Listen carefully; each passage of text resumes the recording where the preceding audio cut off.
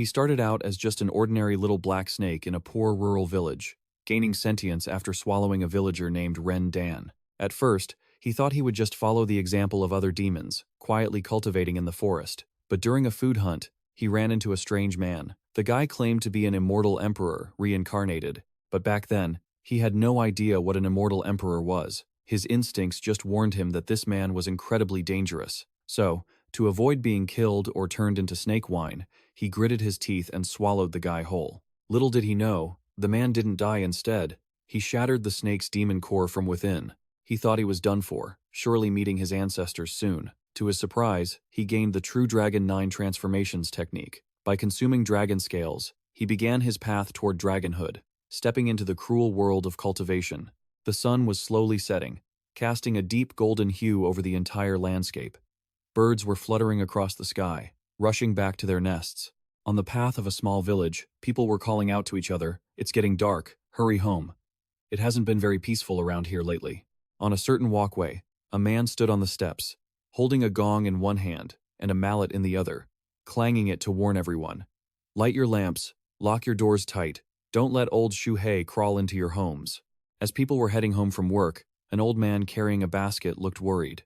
"I heard that a few days ago, old Xu Hei ate 2 people at the mountain god temple," he said. "One of them was even a Taoist." Someone nearby replied, "Well, we haven't heard of him eating people lately, but a lot of chickens and ducks in the village have gone missing."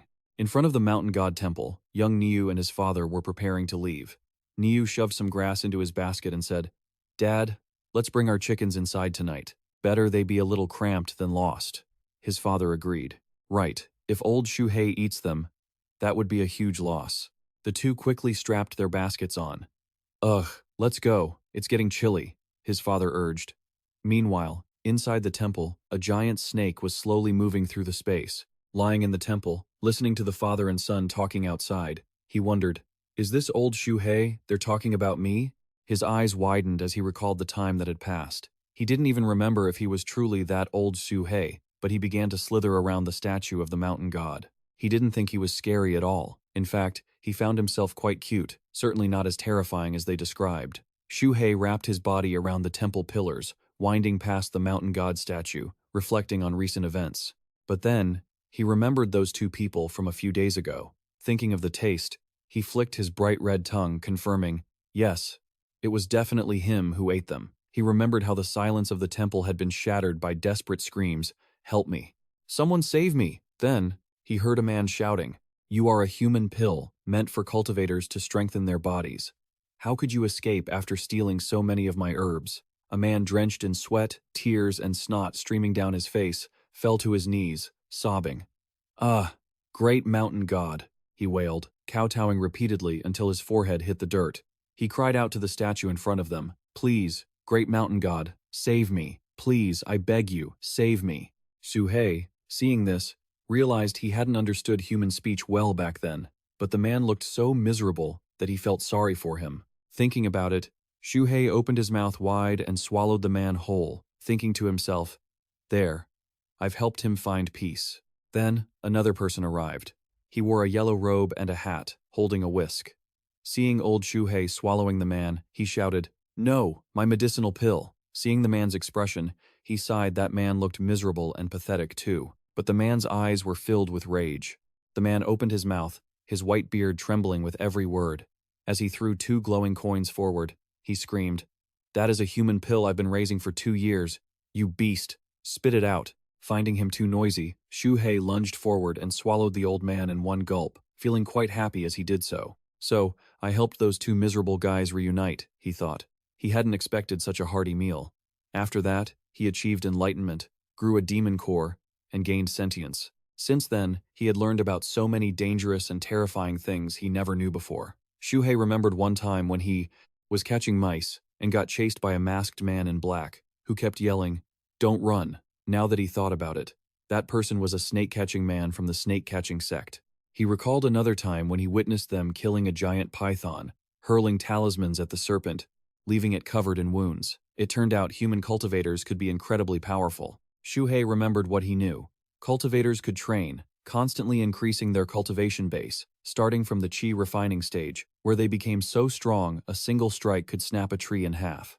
By the foundation establishment stage, their bodies were rock solid, and even birds flying nearby wouldn't disturb them. Then came the golden core and even nascent soul stages. Their physical abilities were transcendent, capable of defying nature itself. Xu Hei reflected on how his past escapes were all due to blind, ignorant luck, because he used to shake in fear just seeing a human. He ultimately concluded, humans are terrifying, and cultivators are even worse. It wasn't easy to gain sentience. I must make sure to live well. Xu Hei fell into deep thought. Hunting birds and beasts near humans was too risky. It was safer to just steal some food. Just then, his stomach let out a loud rumble. "Ah, I'm hungry again," he muttered. Xu Hei continued his train of thought. "Chickens and ducks aren't just insufficient to fill me up anymore. They aren't even easy to steal." He suddenly stopped, his purple eyes flashing. "Wait, I remember now." No sooner said than done, he quickly slithered his body toward the door of the mountain god temple. "I heard there's a wealthy family in Chen Family Town that raises pigs. Let me go check that out." Near the door, Xu Hei tilted his head and stopped when he saw a painting on the wall. He observed it and pondered. He heard that all humans have names, so he should probably give himself one too. Images of the legend of the white snake, Xianxia, and the white lady flashed through his mind. He decided he liked the human story of Xianxia, and since people kept calling him Old Xu Hei, he'd just call himself Xu Hei. Night had fallen over Chen Family Town. The houses were clustered together, with terraced fields nearby and mountains in the distance. A pair of purple eyes glowed behind a wooden fence. A small sound echoed in the darkness, and a pig's tail peeked out from behind the railing. Xu Hei lifted his head high, his bright red tongue flicking out, saliva dripping down. He whispered lowly, "Found you." Looking at the fat, sleeping pigs scattered around the pen, Xu Hei licked his lips. "Nice and plump. Looks like I'll be full tonight." He turned his head and noticed the surrounding houses were dark, with no lights on. "They must be asleep," Xu Hei told himself. He quickly lunged into the pigsty. His massive body smashed into the front of the pigsty, sending debris flying everywhere. Well, no use being polite now, he thought, and Xu Hei opened his mouth wide to swallow a pig whole. The remaining pigs scrambled in panic. Some were so terrified they squealed and tried to bolt. Oinking and squealing erupted from every corner. Xu Hei panicked at the chaotic scene. "Stop making so much noise. You'll attract attention and get me killed." He spotted the largest pig, which was running and squealing the loudest. Xu Hei angrily thought to himself, "Since you insist, fine." He leaned down, baring his sharp fangs, and clamped onto the squealing pig. "I'll just have to swallow you whole." Xu Hei let out a satisfied grunt. "Ugh, stuffed." Then he froze. Maybe I overdid it. My stomach's so tight my eyes are glazing over." Xu Hei looked at the night sky. In a few hours, humans would be waking up, so he figured he should digest for a bit. He curled his large body up and quickly drifted off to sleep. Poor pig, being sat on like that, while the nearby herd stood there trembling. An hour later, a sudden sound tore through the silence of the night. "Who told you to try and steal my woman?" Another voice chimed in. "Boss, stop hitting him." I think Chen Fan stopped breathing. A cold laugh replied, "So what if he's dead? Trying to steal a woman from young Master Qiu? This is what he gets." Xu Hei woke up groggily and grunted. A dark figure appeared by the pigsty fence, calling for help. Xu Hei was wide awake now. "Oh no, I was too careless and fell asleep. People are here." He quickly scrambled up a pillar inside the pigsty. "Humans are terrifying. I'd better hide first." The voices outside drew closer. "Throw this brat into the pigsty." Xu Hei looked down from above, praying silently. "Just stay hidden, hope they don't find me." Two men stood below. Chen Fan lay on the ground, drenched in blood. The man in the brown shirt said, "Boss, he really has stopped breathing." The boss in blue sneered, "Humph. Feed a piece of trash like him to the pigs." Leaving Chen Fan's body in the pigsty, the two quickly left. One urged, "All right, let's go." "It stinks," the other muttered while scratching his head. "Am I hallucinating? Why does it seem like there are fewer pigs?" A pig approached Chen Fan on the ground and sniffed him. Xu Hei poked his head out to get a better look. Seeing Chen Fan remained motionless, he wondered, is he actually dead? Xu Hei crawled closer to see clearly, and realized Chen Fan was covered in blood. It looked absolutely miserable. A pig stood in front of his face, sniffing around. Seeing this, Xu Hei clicked his tongue. Talk about bad luck. Time to scram. Suddenly, Chen Fan's eyes snapped open, bloodshot and terrifying. His entire face was mangled, looking incredibly gruesome. "Xu Hei, watching nearby, was terrified. He opened his eyes wide, his mouth agape in shock. Xu Hei stammered. He came back to life? The corpse stirred. Below, Chen Fan propped himself up with one hand, covered his mouth with the other, and coughed heavily. He muttered, Finally, finally. Suddenly, Chen Fan knelt on the ground, spread his arms, looked up at the sky, and laughed loudly. Haha, finally. This immortal has possessed this body and been reborn. The host is also named Chen Fan? What a coincidence. It must be fate. He checked the host's memories and wore a sinister grin. Broken engagement, trash, Dantian destroyed. Oh well, since I've inherited your body, I'll take revenge for you. I won't let those who humiliated you get away with it. Hanging from the roof, Xu Hei heard him muttering and wondered, who was he talking to? Chen Fan pulled at his sleeve, touching his injured arm. A crunching sound followed. He whispered, the injuries are severe. If I hadn't possessed him, he would have died for sure. But that's not my fault. Xu Hei, from above, watched Chen Fan's movements and prayed, don't see me, don't see me. No good. I have to get out of here. Chen Fan, who was walking, suddenly turned his head, let out a soft huff, his eyes full of suspicion. Xu Hei looked down, baring his 4 sharp fangs, when he saw the man turn back to look, scaring him witless. Chen Fan's voice rang out, there's a spiritual beast up there. Xu Hei panicked inwardly. Crap, did he spot me?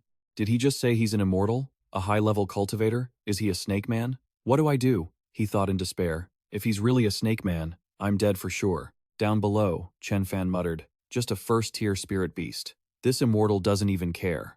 Thinking this, he sat down. Chen Fan sat cross-legged with his palms facing upward on his knees, and 2 streams of spiritual energy rose from his hands. He whispered to himself, I just need to circulate my energy to heal. If I release this spiritual power, it'll be enough to scare it away. Golden streams of energy radiated outward, swirling around Chen Fan. The image of a golden dragon with long horns gradually appeared. It opened its mouth wide, and above its head, a silver-gray cauldron, exuding an ancient aura, floated in the air. Chen Fan felt it and laughed. Haha, I never expected the demon clan's supreme treasure, the demon god cauldron, to be reborn with my consciousness. He then growled, Tai Shu, ancestral dragon, you calculated wrong. Xu Hei, watching from high above, was filled with dread. He felt anxious. It's over. It's over. The snake man is casting a spell. He wants to kill me. He must have realized I stole his pig, so he wants me dead. I don't want to die. His mind began to conjure up gruesome scenes. Images of Chen Fan killing him, skewering him on a stick, and roasting him over a blazing fire, or skinning him to sell for money. The more he thought, the scarier it got. He trembled. No, I can't just wait to die. He started looking for a solution. What if I return the pig?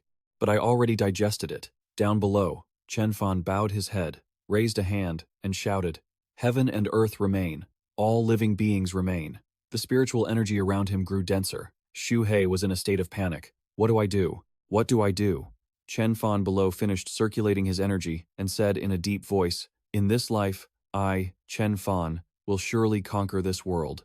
Seeing Chen Fan about to stand up, Xu Hei braced himself. No other choice. As Chen Fan finished his sentence, trampling beneath my feet, Xu Hei opened his mouth wide and lunged down. He sighed. You forced my hand. His massive body hit the ground, causing everything around them to collapse. Xu Hei clamped his jaws around Chen Fan's head, leaving only his legs kicking in the air. The strike caught the man by surprise, and he let out a shocked noise. Xu Hei held his head high and swallowed hard, pulling Chen Fan's entire body down his throat. Xu Hei steadied himself. Success. Success. No. Can't be careless.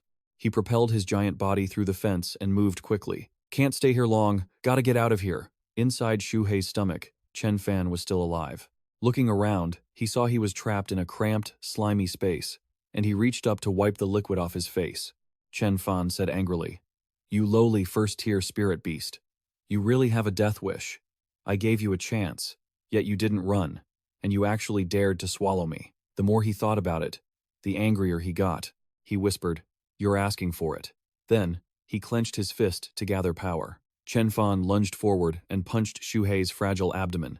This was the Great Ocean Boundless technique. Xu Hei, who was crawling outside, suddenly stopped, his eyes widening in shock. His belly suddenly bulged. Xu Hei raised his head, opened his mouth in agony, and let out a long, pained cry. He was shocked by the pain. What? He's not dead yet? He can still cast spells inside my stomach? Chen Fan moved continuously, throwing his hands forward. Then, using one leg as a pivot, he kicked high into Xu Hei's abdomen, making him moan. Ah, it hurts so much. Xu Hei tried to calm himself down. Don't be afraid. I still have. Inside, Chen Fan charged forward and spotted a purple orb clinging to Xu Hei's flesh. He said, "The demon core, found it." Xu Hei, having just calmed himself, realized Chen Fan had found his demon core and gasped. What? Chen Fan reached his hand toward the glowing purple demon core and sneered. A protective demon core? Do you really think this is enough to eat me? Xu Hei panicked. No, that's my life force. Chen Fan's hand touched the demon core, and as he applied pressure, cracks began to appear on its surface. He raised his voice. Die. The demon core shattered, releasing a pressure that caused Xu Hei's body to explode, leaving his flesh riddled with wounds. He opened his mouth to spit blood, his heart filled with despair. My demon core, this is too terrifying. It hurts so much. Xu Hei thrashed his giant body, kicking up a storm of dust. Every movement only caused him more pain. A sharp tree branch pierced through Xu Hei's upper jaw, and a single thought flashed through his mind. It hurts so much. Am I going to die? Xu Hei tried to move his body, but couldn't. He felt so unwilling. He had clearly formed his demon core. His eyes showed pure despair, tears rolling down. He had finally gained sentience. He couldn't accept this. If he had known it would end this way, he would have let himself be beaten to death rather than coming here to steal pigs. A gruesome sight appeared, a set of teeth tearing into bloody raw meat. Chen Fan stood inside Xu Hei's body, tearing into the meat while saying, "Humph, you're not so tough anymore." Just as he was eating snake meat to replenish his energy, a flash of light suddenly erupted, sending debris flying. He squinted and let out a grunt. The demon god cauldron hovered in the narrow space. Chen Fan wondered, why did the demon god cauldron come out? He reached out, whispering a command to recall it, but the cauldron continued to fly forward. Chen Fan was stunned. Why can't I call it back? What is going on? The demon god cauldron flew toward the shattered demon core, and the light became blinding. Chen Fan shielded his eyes.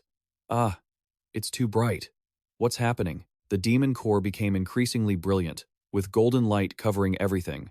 A golden dragon appeared with a ferocious look. It opened its piercing eyes and stared at Chen Fan. Above it, the demon god cauldron moved closer and closer to the demon core. Chen Fan was shocked. What? Is the demon god cauldron absorbing the shards of this monster's demon core? Chen Fan broke into a cold sweat at the scene. My demon god cauldron, why are you helping this beast? Could it be that this isn't just an ordinary demon snake? The golden dragon's head suddenly grew massive, eye to eye with him. Chen Fan shouted, "Something's wrong!" The golden dragon opened its mouth wide to swallow the demon core. Chen Fan was also sucked in, letting out a desperate scream. With a long, loud cry, Xu Hei's body was affected. From his mouth and eyes, a golden beam of light shot out. The burst of energy inside his body caused him to tear in two, with golden light pouring from all his wounds. Chen Fan's flesh was slowly being ripped apart. He screamed in disbelief. I am a dignified immortal. In the end, only a few drops of red blood scattered in the air, followed by a final, desperate scream. The night gradually faded, the sun peeked out from behind the mountains, and the morning light bathed the area. Xu Hei's massive body lay scattered across the ground. Nearby, butterflies were fluttering around. The herd of pigs was still trembling from the night's events. Every single one of them had a look of terror on their faces. A moan echoed, so painful. A tail covered in sharp thorns dragged along the ground, accompanied by a mournful sound. A complete snake appeared, crawling to a puddle before stopping, tears streaming down its face. Strangely, the reflection in the puddle showed the image of a dragon head where his demon core used to be. It's gone.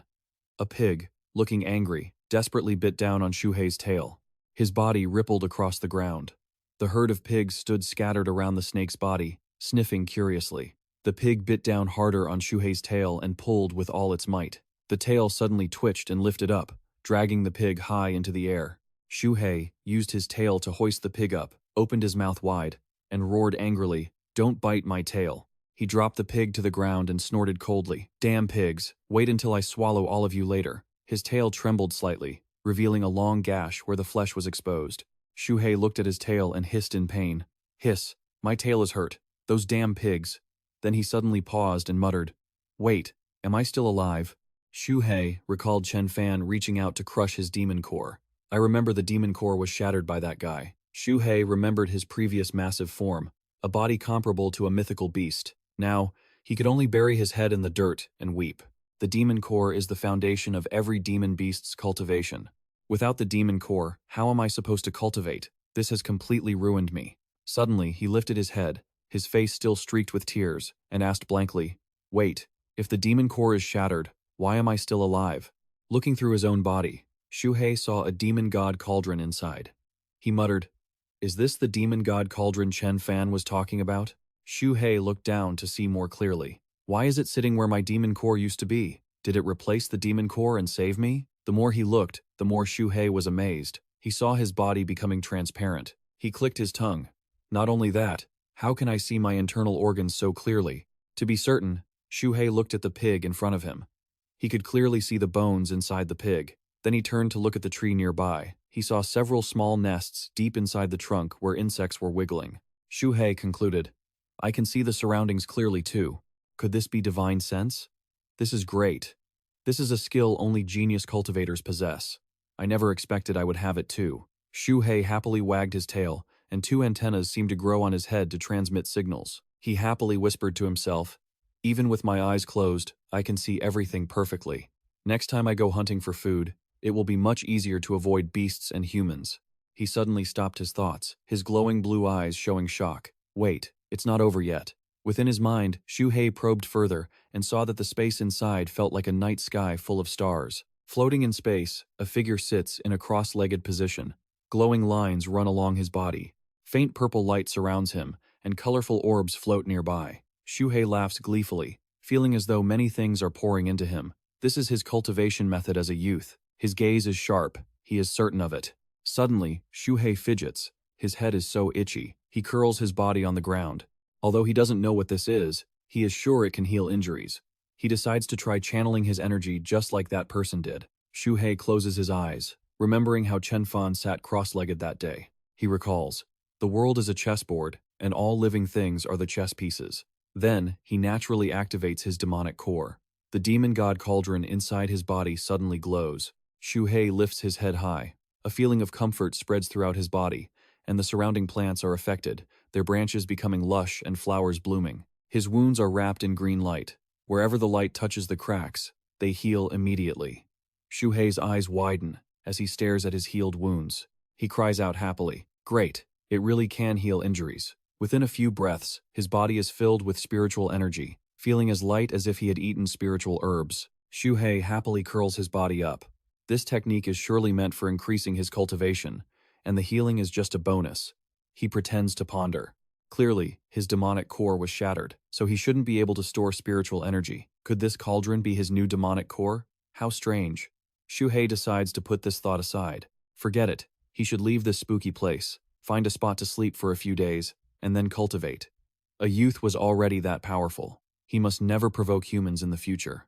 Seeing him preparing to leave, the surrounding pigs breathe a sigh of relief.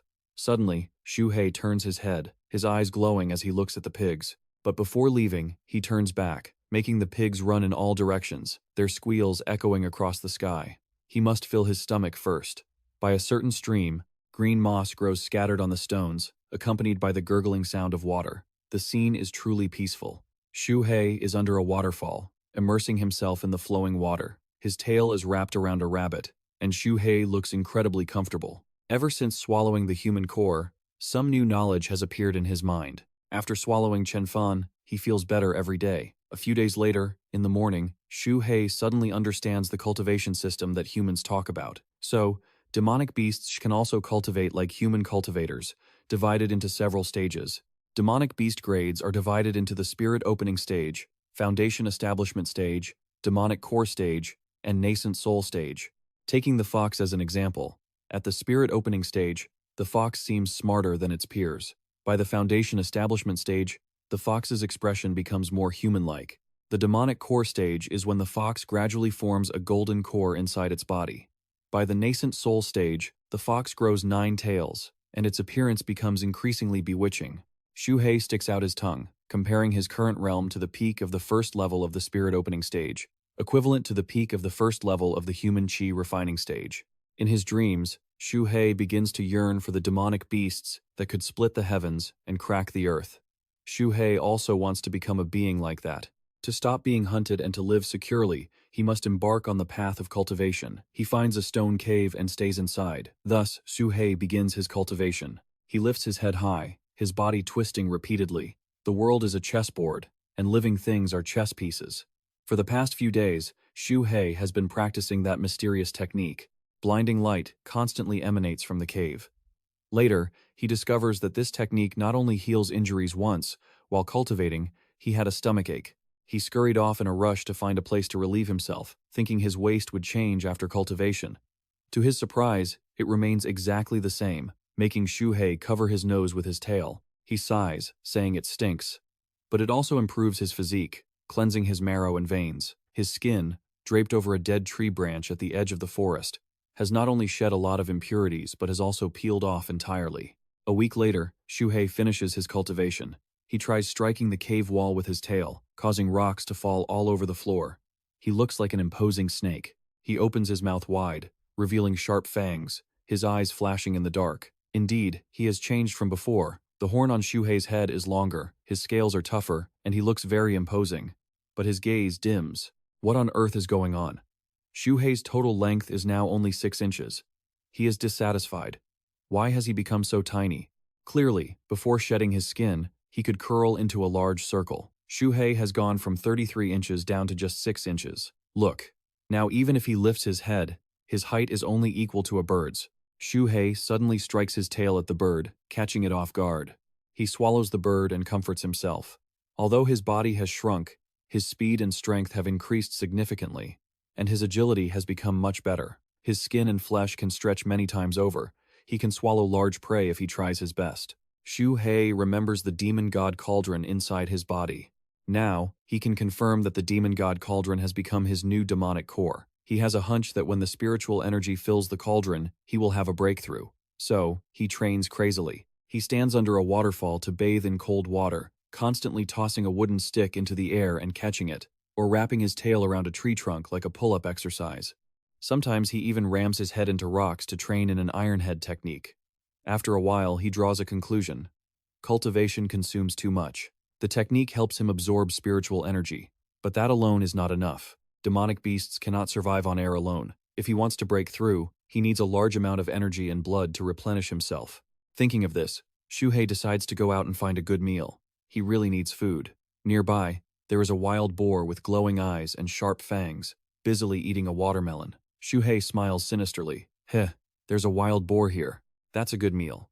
Even though wild boars are large animals and somewhat dangerous, Xu Hei creeps gently toward the back of the wild boar. With his current cultivation level at the peak of the first level of the spirit opening stage, the boar hasn't gained intelligence and is at a lower level than him. The boar hears a rustling sound behind it and spins around, only to see a small snake tail wiggling. Xu Hei hides his body in the grass, whispering to himself that as long as he prepares well, he holds hope in his heart he can definitely have a full meal. Saying this, Xu Hei opens his mouth to bite onto a rock. His tail also grabs another rock, a rock that could kill it.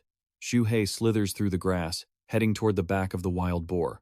He mutters, "Very good. It hasn't discovered me. A little closer. Just a little closer." Suddenly, he makes a sound, dropping the rock from his mouth. The boar turns its head back, its eyes flashing in the dark. Its 2 sharp fangs make it look even more ferocious. Xu Hei breaks into a cold sweat, muttering to himself, "Uh-oh, did I make it angry?" The wild boar opened its mouth wide and let out a deafening roar, saliva flying everywhere. It looked absolutely terrifying. Xu Hei scrambled away frantically, but the boar was right on his tail, making him wail in terror. Whoa. Stop. Don't chase me. Damn it. Why is this guy so scary? A cliff blocked his path, causing Xu Hei to skid to a halt. He muttered, "Oh hell, I'm cornered."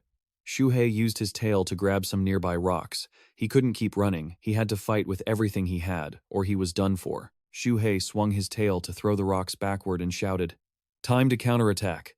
The wild boar looked at the flying rocks with pure contempt. Xu Hei's voice echoed as he struck the beast, injuring it.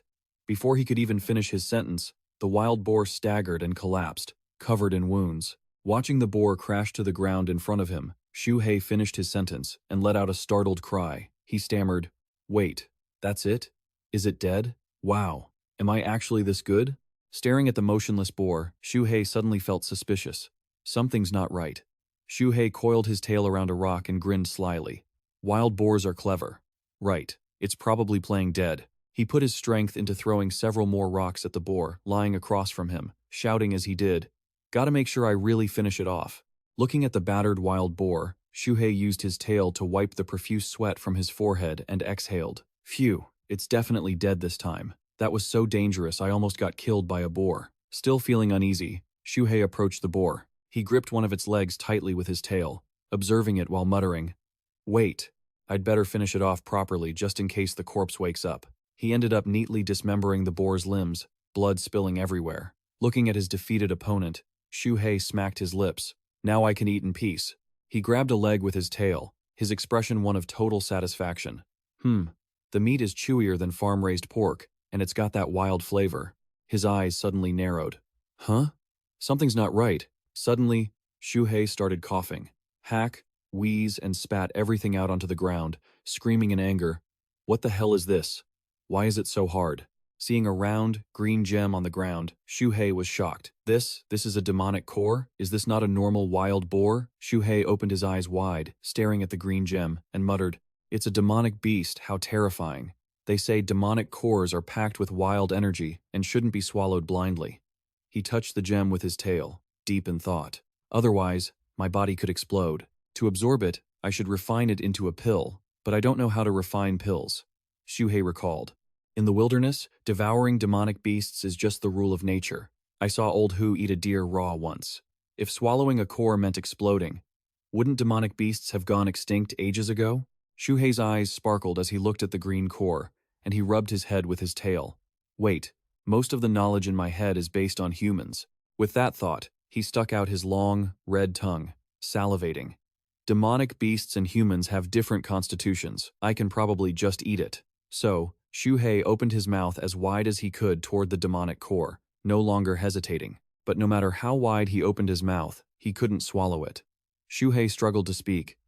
It's so hard to swallow." He used every ounce of his strength to gulp it down, and finally, he succeeded. Suddenly, his stomach started glowing. Xu Hei looked down in surprise and huffed, "My stomach, it's burning." Inside his body, a stream of white spiritual energy connected the demonic god cauldron to the demonic core. Xu Hei watched, stunned. Could the demonic god cauldron inside me be absorbing the core? Xu Hei watched the process nervously. The power of the core was rapidly filling up the cauldron. He shouted excitedly, "It's happening! It's happening! Is this the feeling?" Xu Hei tilted his head back and roared at the sky. Light bursting out all around him, he was about to break through to the next realm. Xu Hei flicked his tail, where two golden scales shimmered brightly. Now, he was a second-level spirit awakened, Xu Hei. Xu Hei wiggled his body joyfully. "I did it! I've reached the second level." He suddenly stopped and looked at his tail. "Hey, are those two scales on my tail gold?" Xu Hei tried whipping his tail against a nearby boulder. The rock split in two, fragments flying everywhere. He praised himself. "Whoa, that's powerful. This is great, it's as sharp as metal now." Suddenly, the nearby grass rustled. Xu Hei turned his head to look. What was that sound? Little Niu was wearing a green tunic, his shirt unbuttoned, revealing a thin chest. He held a trident and was staring at Xu Hei. Xu Hei broke out in a cold sweat and stammered, A human? And a young one at that?" The field was covered in a lush green, and since it was watermelon harvest season, big, round watermelons lay scattered all over the ground, making for a pleasant sight. Little Niu raised his trident in an attacking stance, and Xu Hei opened his mouth wide, preparing himself. He muttered in fear, "Humans." Xu Hei stared intensely at Little Niu, wondering, what is he trying to do? Is that pose meant to attack me? Is this guy a cultivator too?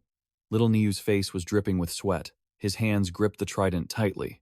Trying to stay calm, he watched as the boy prepared to stab the trident toward him. In Xu Hei's mind, he imagined it was the same way Chen Fan used to attack him, shouting, "You little spirit-awakened beast, take this." Xu Hei muttered, "Don't tell me this is another Chen Fan?" Seeing the trident about to touch him, he jumped and shouted, "Danger!" Xu Hei roared, thrashing his body and snapping the wooden handle of the trident in two. He scrambled to run away, thinking, "Humans are too scary. I better bolt before his buddies show up." He left Little Niu behind, who stood there holding the broken handle, looking bewildered. Suddenly realizing something, Little Niu burst out laughing. Haha. The scene shifted to a small house, and little Niu's voice rang out. Dad, old Xu Hei ate the demonic beast that killed Mom, but he didn't eat me. His father shouted, Boy, what are you talking about? Back in the woods, Xu Hei quickly slithered over rocks until he reached a set of stairs and stopped to catch his breath. Phew, he didn't follow me. That was a close one. Xu Hei suddenly turned his head. Wait, something's wrong. Was he just an ordinary boy? Xu Hei thought about his reaction just now and felt pathetic. He flicked his tongue. Am I cursed or something?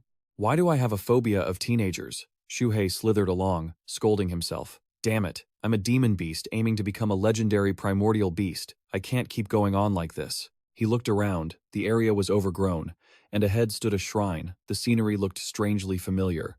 Xu Hei whispered, Since I've reached the mountain god's shrine, I might as well pay my respects and pray for peace like a human. After all, I gained consciousness here. Maybe this place is my lucky spot. In the dim light, the mountain god shrine looked dilapidated, giving off an eerie vibe. Xu Hei stood in front of the mountain god statue, gripping 3 dried twigs with his tail to act as incense, and muttered a prayer. Oh, mountain god, I've come to visit you again. I hear that if you have inner demons, your cultivation path will hit major roadblocks. To purge those demons, one must be sincere. He stopped there, sniffing the air. Whoa, smells amazing. Xu Hei quickly scurried over to the table in front of the mountain god statue, seeing offerings like golden-crusted chicken, steaming buns, bright red apples, and fragrant, rosy peaches. He started drooling immediately. Seeing so much delicious food, Xu Hei was speechless with joy. Where did all these offerings come from?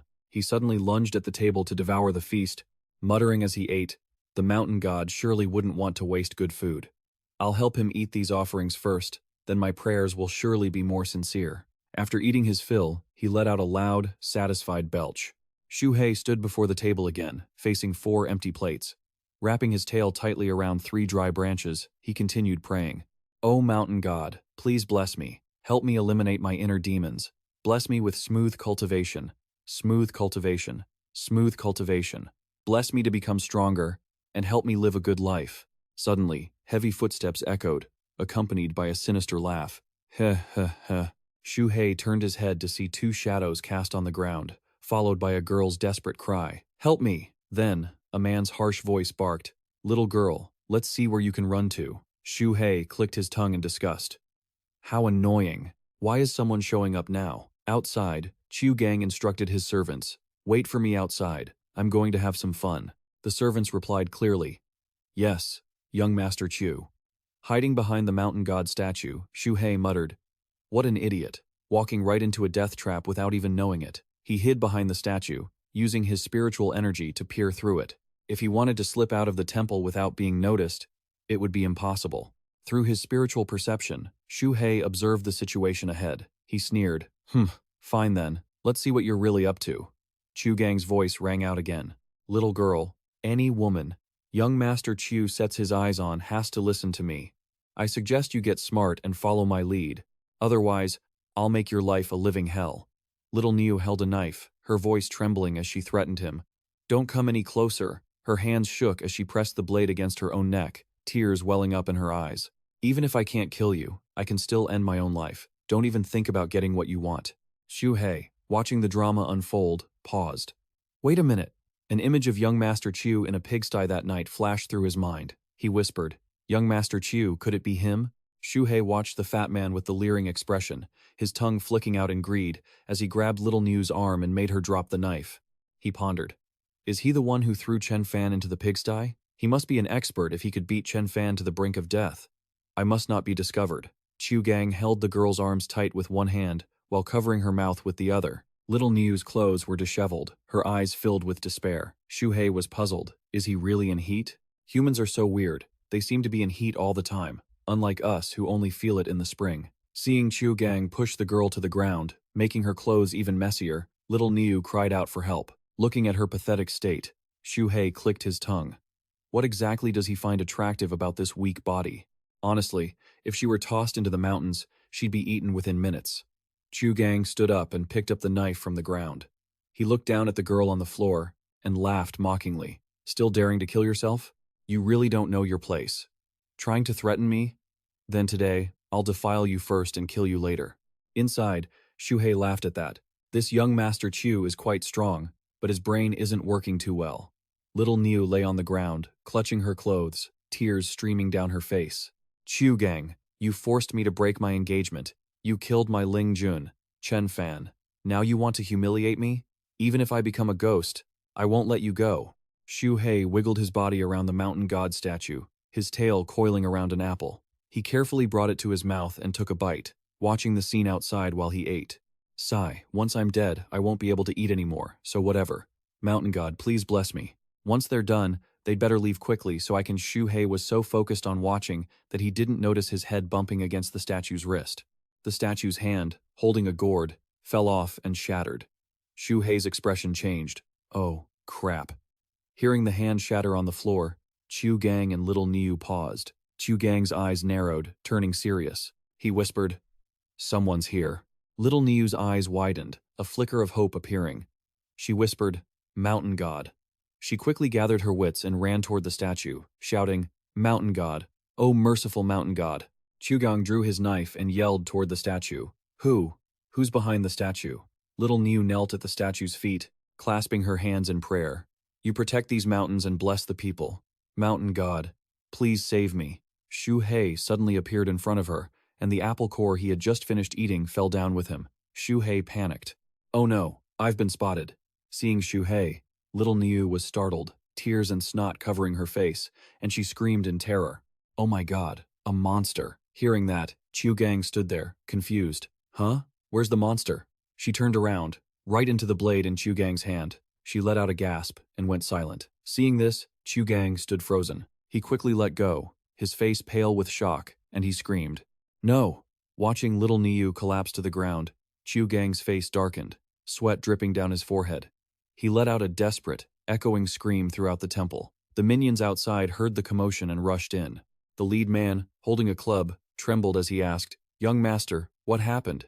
Seeing Chu Gang sitting there with Little Niu lying nearby, he asked, Young Master, you finished that quickly? Chu Gang stood up and shouted, Are you stupid? There's a little demon causing trouble in the temple. Chu Gang's minions gripped their weapons, scanning the area nervously. Chu Gang roared, Come out! Where is the little demon? Hiding behind the statue, playing tricks to ruin my fun. Get out here right now! His voice continued to thunder. I am an outer disciple of the Snake Sect. If you've crossed me, you're out of luck. Hearing this, sweat broke out on Xu Hei's forehead. He stuttered, Snake Sect? Seeing no movement, Chu Gang ordered his men, Are you all just going to stand there? Get in there and drag him out for me.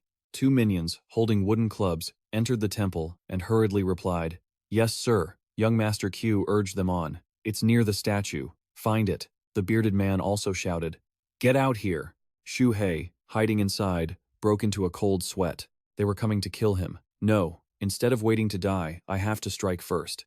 Might as well take a gamble. Xu Hei opened his mouth, revealing his sharp fangs. The bearded man standing nearby jumped and shouted, Ah! He was so scared he fell backward. Loudly, it's a snake demon. Chu Gang stood in the distance, smirking coldly. Humph. You snake demon. Haven't even reached 7 inches yet. What are you afraid of? Hearing Chu Gang's words, he gripped his staff and trembled, telling himself, Nothing to be afraid of. Come here. Chu Gang gave his subordinates a reassuring dose of confidence. Wait for me to gather my chi. 1 strike will kill it. Taking its remains as a gift will surely allow me to formally apprentice at the Snake Sect. He raised his hands to gather his chi. I order you, my subordinates, you lot, go and catch it. Does the Snake Sect's Void Palm technique really need this much time to charge? The 2 men replied in unison.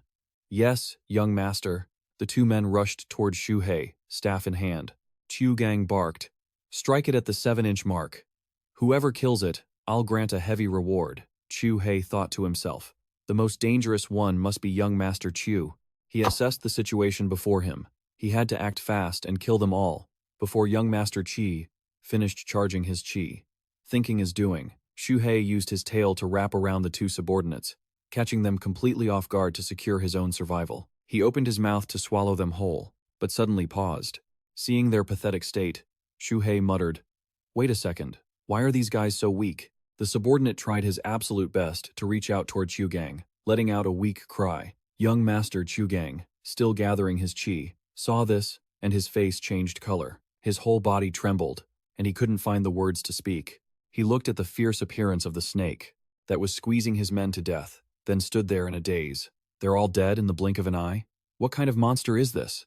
Covered in cold sweat, Xu Gang quickly turned around and fled. As he ran, he shouted loudly, "You just wait, the Snake Sect will not let you off." Xu Hei was surprised to see him like this. Wait, he just ran away like that? He's running for his life, but still hasn't forgotten to threaten me? I want to ask my master to refine you into a medicinal pill. Hearing that, Xu Hei realized, I knew it wouldn't be that simple. No, I can't let him escape. Xu Hei decided from behind. I'll crush your skull. He swung his tail toward Xu Gang's head, causing him to spit blood from his mouth. His face became mangled. The temple returned to its quiet atmosphere, only now there was a corpse lying outside the steps. Xu Hei dragged Xu Gang's body inside the temple. He sighed. Luckily, that guy chose to run instead of finishing his charge, or I might have been in real trouble. I really have 9 lives. He looked up at the mountain god statue, his head covered in sweat, and spoke up. But I ran into such danger this time. Could it be because I stole the offerings meant for the mountain god? No way, right? The mountain god must be angry. Xu Hei hurriedly gathered Xu Gang's group together and placed them in front of the mountain god. He whispered while working, "No, I have to offer some tributes to the mountain god." Xu Hei used his tail to wrap around some tree branches and bowed his head to pray, "Great mountain god, please don't blame me. I offer these people as tributes to you. Please accept them." He looked at the group of people sprawled on the table beneath the mountain god's feet. The mountain god shouldn't be angry anymore, right? Suddenly, the mountain god statue began to glow. A rainbow-colored light illuminated the entire space, and 5 colored clouds swirled around the base of the statue. A voice seemed to come from far away. "Xu Hei, the heavens have bestowed a great burden upon you, a snake. First, you must endure difficulties and trials, suffering through hardship, fatigue, hunger, and deprivation. Only then can you surely become a ferocious snake demon of the demon realm." Xu Hei felt enlightened upon hearing this. Perhaps the great mountain god wanted to use this to remind me to cultivate quickly. Otherwise, I will only know how to hide forever. He hurriedly kowtowed. "I understand. Thank you, great mountain god." Xu Hei decided to return to the deep mountains to cultivate. As he turned to leave, he said his goodbyes. "Don't worry, I am going straight back into the mountains to cultivate." Before leaving, he didn't forget to drag Xu Gang's group along with his tail. Behind him, the mountain god statue seemed to be smiling. 1 week later, in a certain cave, a dazzling light radiated from within. Xu Hei looked at his cauldron, which was only half full, and sighed. Sigh. I've been cultivating for a week, and I'm still a bit short of reaching the second stage of spiritual communication. He looked at the bones scattered all over the cave, his voice full of sorrow. Eating small animals every day not only fails to fill me up, but it doesn't offer any real help to my cultivation either. If only there were a wild boar. That would be great. Xu Hei imitated humans by making a simple bird trap using a wicker basket and a propped-up stick. Looking at the birds standing nonchalantly nearby, refusing to enter the basket, he sighed in frustration. Why isn't any prey coming? Xu Hei was camouflaged in a watermelon field, wearing a grass ring on his head, his tail wrapped around a string to trigger the bird trap. He grumbled. They say you can wait for a rabbit by a tree. Waiting for a boar should be the same, right? So why hasn't a single wild boar appeared in days? Xu Hei used his tail to poke his flat stomach and whispered, I haven't caught any large prey in days. Forget about cultivating. Even getting a full belly is difficult. He looked at the ripe watermelon in front of him and started drooling. Boars eat melons. I eat boars, or maybe I should try eating the melon? Suddenly, a voice sounded. The river water rose so high this year that father caught a lot of fish. Xu Hei, from high up, looked down and saw 2 people moving below. He gave a low, huh? Seeing the 2 people about to head home, Xu Hei focused to get a better look, and suddenly realized it was the youth with the spear. Who is that big guy next to him? So, this watermelon field belongs to his family? Little Niu reached up to wipe the sweat from his forehead. He suddenly felt like someone was watching him. He gave a puzzled, and turned to look. Surprised, he asked in a low voice, Is that Xu Hei? Caught spying on people from above, felt guilty, and quickly lowered his head. Did he actually spot me? Little Niu suddenly shouted, Hey! Grabbed his basket of fish, and ran off. His father saw this and asked, You rascal, where are you going? Seeing the youth run off without looking back, he wondered, why is he running in that direction? Xu Hei quickly scrambled up the tree, telling himself, Better hide. Little Niu left the basket full of fish beneath the tree and said, I'll leave it here then. Xu Hei, looking down from the tree, was surprised. What on earth is this kid trying to do? Little Niu finished and turned to run away.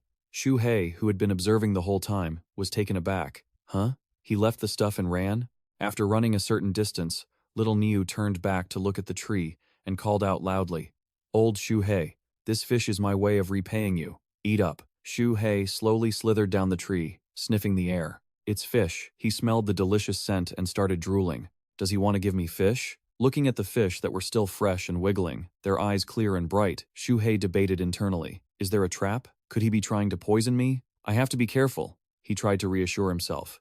But the fish were still alive. I'll just look. I won't eat. He couldn't resist the delicious smell. He pretended, fine then, and took a bite. A fish slid down his throat. Xu Hei felt satisfied. Can't even taste it. Not having satisfied his craving, Xu Hei stuck his whole head into the basket, tricking himself again. Ah, I'll have one more bite. Just one more. As he ate, he groaned with satisfaction. Oh my god, so good. Little Niu saw Xu Hei eating happily and turned away, smiling. He. Turns out old Xu Hei really likes eating fish too. A foot appeared right in front of him, followed by a shout. Hey kid. Little Niu looked up at the person in front of him and asked, who are you? The man was Ding Hai. He was dressed entirely in black, wearing a hat with a veil covering his face and a mask that left only his eyes visible. He asked, I've got a question for you. Have you seen Xu Hei around here lately? Little Niu looked up to get a better look at him, marveling at his stature. He's so tall, he thought. He noticed a finely crafted token hanging from the man's waist. Ding Hai pressed on. Did you see him or not? Seeing the boy remained silent, he snapped. Well, cat got your tongue? Little Niu stammered. I've never seen any Xu Hei. Standing next to the man was another person in similar attire, a man named Zhao Wenshuo. He was busy searching through the nearby grass. Little Niu realized these must be men from the Snake Sect here to hunt down Xu Hei. Zhao Wenshuo chimed in. Brother Ding, what would a kid know? You're just wasting your time. Ding Hai clicked his tongue in disdain. Suddenly, a bird's cry shattered the quiet atmosphere. The sound startled a nearby flock of birds, sending them scattering. Zhao Wenshuo looked up, surprised. What's going on over there? Seeing this, Ding Hai urged, let's go check it out. As the two walked off, they discussed the possibility that Xu Hei was hiding there. Little Niu, worried, prayed to himself, Run, Xu Hei, run, please, don't let them catch you. A voice suddenly echoed through the air. He's eating someone. Xu Hei is eating people in the river. Both men looked toward the source of the voice. Zhao Wenshuo whispered, Brother Ding, that bastard is in the river. They rushed off, their voices trailing. Hurry, don't let him get away. The other replied clearly. Understood, Brother Ding. Little Niu was stunned. Wait, what? Xu Hei was just eating fish here a moment ago. How could he possibly be eating someone in the river at the same time? Meanwhile, looking at the broken eggs on the ground, Xu Hei grumbled, Stupid birds. I only cracked a few eggs, and they pecked my head until I got lumps. With 2 small lumps on his head, he slithered away, crying, having almost been caught by the Snake Sect. But when did I ever eat anyone in the river? And why did that kid say he hadn't seen me? He climbed onto a ridge, his movement so vigorous that rocks tumbled down behind him. Xu Hei thought to himself, Forget it. Human society is too complex. I'll never understand it. The most important thing now is that the Snake Sect is onto me. If I want to survive, I can't stay around here any longer. Xu Hei stood on the bank, looking ahead. I'll jump into the river, swim to the other side, and hide for a few months to be safe. As he swam, he sighed. Sigh. Winter is only 3 months away. What a shame I haven't stored any food yet. It looks like my cultivation won't be making much progress anytime soon. Just as he reached the middle of the river, he saw a massive head swimming toward him. Xu Hei was shocked. It was a gaping maw filled with rows of tiny, razor-sharp teeth. Xu Hei felt tiny compared to the size of his opponent. He muttered a curse under his breath. Damn it. Xu Hei twisted his body to dodge the strike, wondering, why is there a monster in this river? He dove into the water to get a better look at his opponent. Is that an eel? It must have come from upstream. It looks just like a snake. Could it be that this thing ate someone in the river and framed me for it? He noticed bits of half-eaten fish scattered in the water and saw the eel's body was covered in various wounds. Xu Hei marveled at the injuries. It must have fought the Snake Sect. So why attack a passerby like me? Xu Hei watched the eel swimming toward him with a sinister grin, still holding a fish skeleton in its mouth. He suddenly realized, Wait, is it trying to escape and decided to eat me to replenish its energy? Xu Hei put on a vicious expression of his own and muttered, "In that case, I guess I can just consider you my winter food storage, right?" He suddenly turned and swam away, his mind racing. No, if it managed to escape the Snake Sect, it can't be weak. Trying to make a meal out of it is too dangerous. Staying alive is more important. Better to run away, he thought, leaving the eel, which had been preparing to strike, behind. Feeling insulted, the eel angrily lunged at him, mouth wide open. Xu Hei gasped, "Crap, this isn't good. It's really determined to eat me." Xu Hei darted toward a rock. As the eel closed in, he abruptly changed direction, causing the eel's head to slam hard into the stone. Xu Hei grumbled, "Why is it so persistent?" Feeling his stamina fading, he thought, "This won't work. I'm out of breath. If I put all my strength into a strike on its soft underbelly, maybe I can escape." Xu Hei swung his tail with all his might, slamming it into the eel's stomach while biting down on his attacker. "If that's how it's going to be, I'll risk it all." Before he could even swallow, he spat the meat out, grimacing. "Ugh, this eel's meat is so slimy, and it smells weird." Suddenly, Xu Hei felt heat all around him.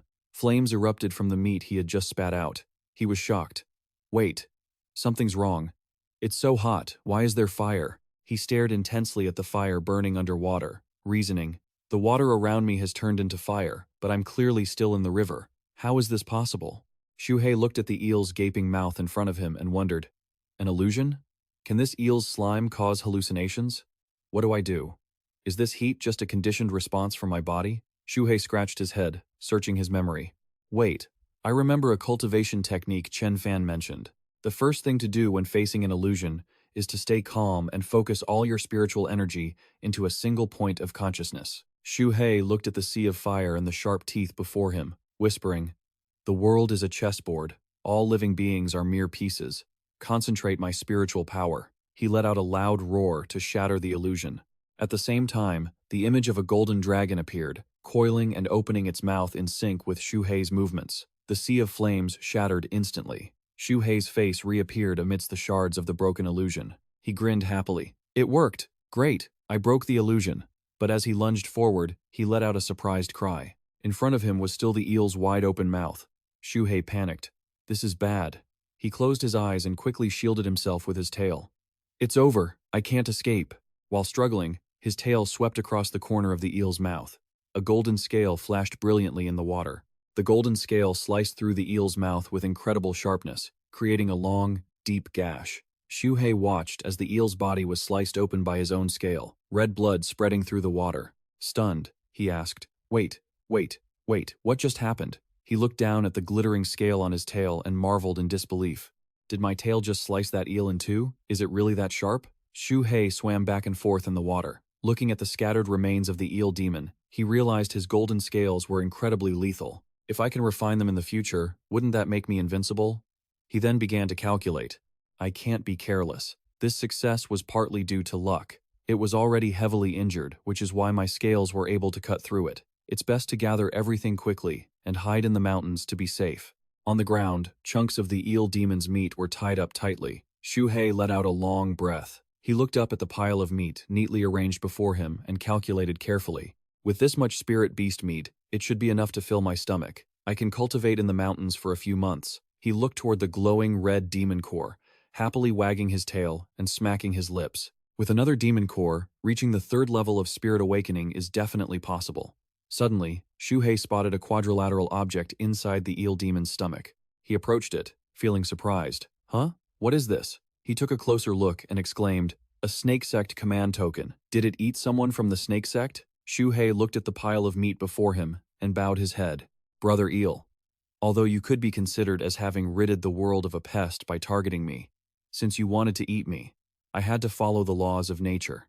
But rest assured, Brother Eel," he said, pausing to look toward the glowing red demon core, "I will certainly make good use of you, Brother Eel, and won't let your death be in vain." With that, Xu Hei held the demon core tightly with his tail. "Including your demon core, I'll eat that too." He opened his mouth wide and tried to swallow it, but no matter what, it wouldn't go down. Xu Hei grumbled angrily, "Darn it, this is a bit hard to swallow." Feeling that he couldn't swallow the demon core in one go, he decided to tie the eel meat to his tail and quickly moved away, holding the demon core in his mouth. "Whatever, I'm afraid the Snake Sect people are coming soon."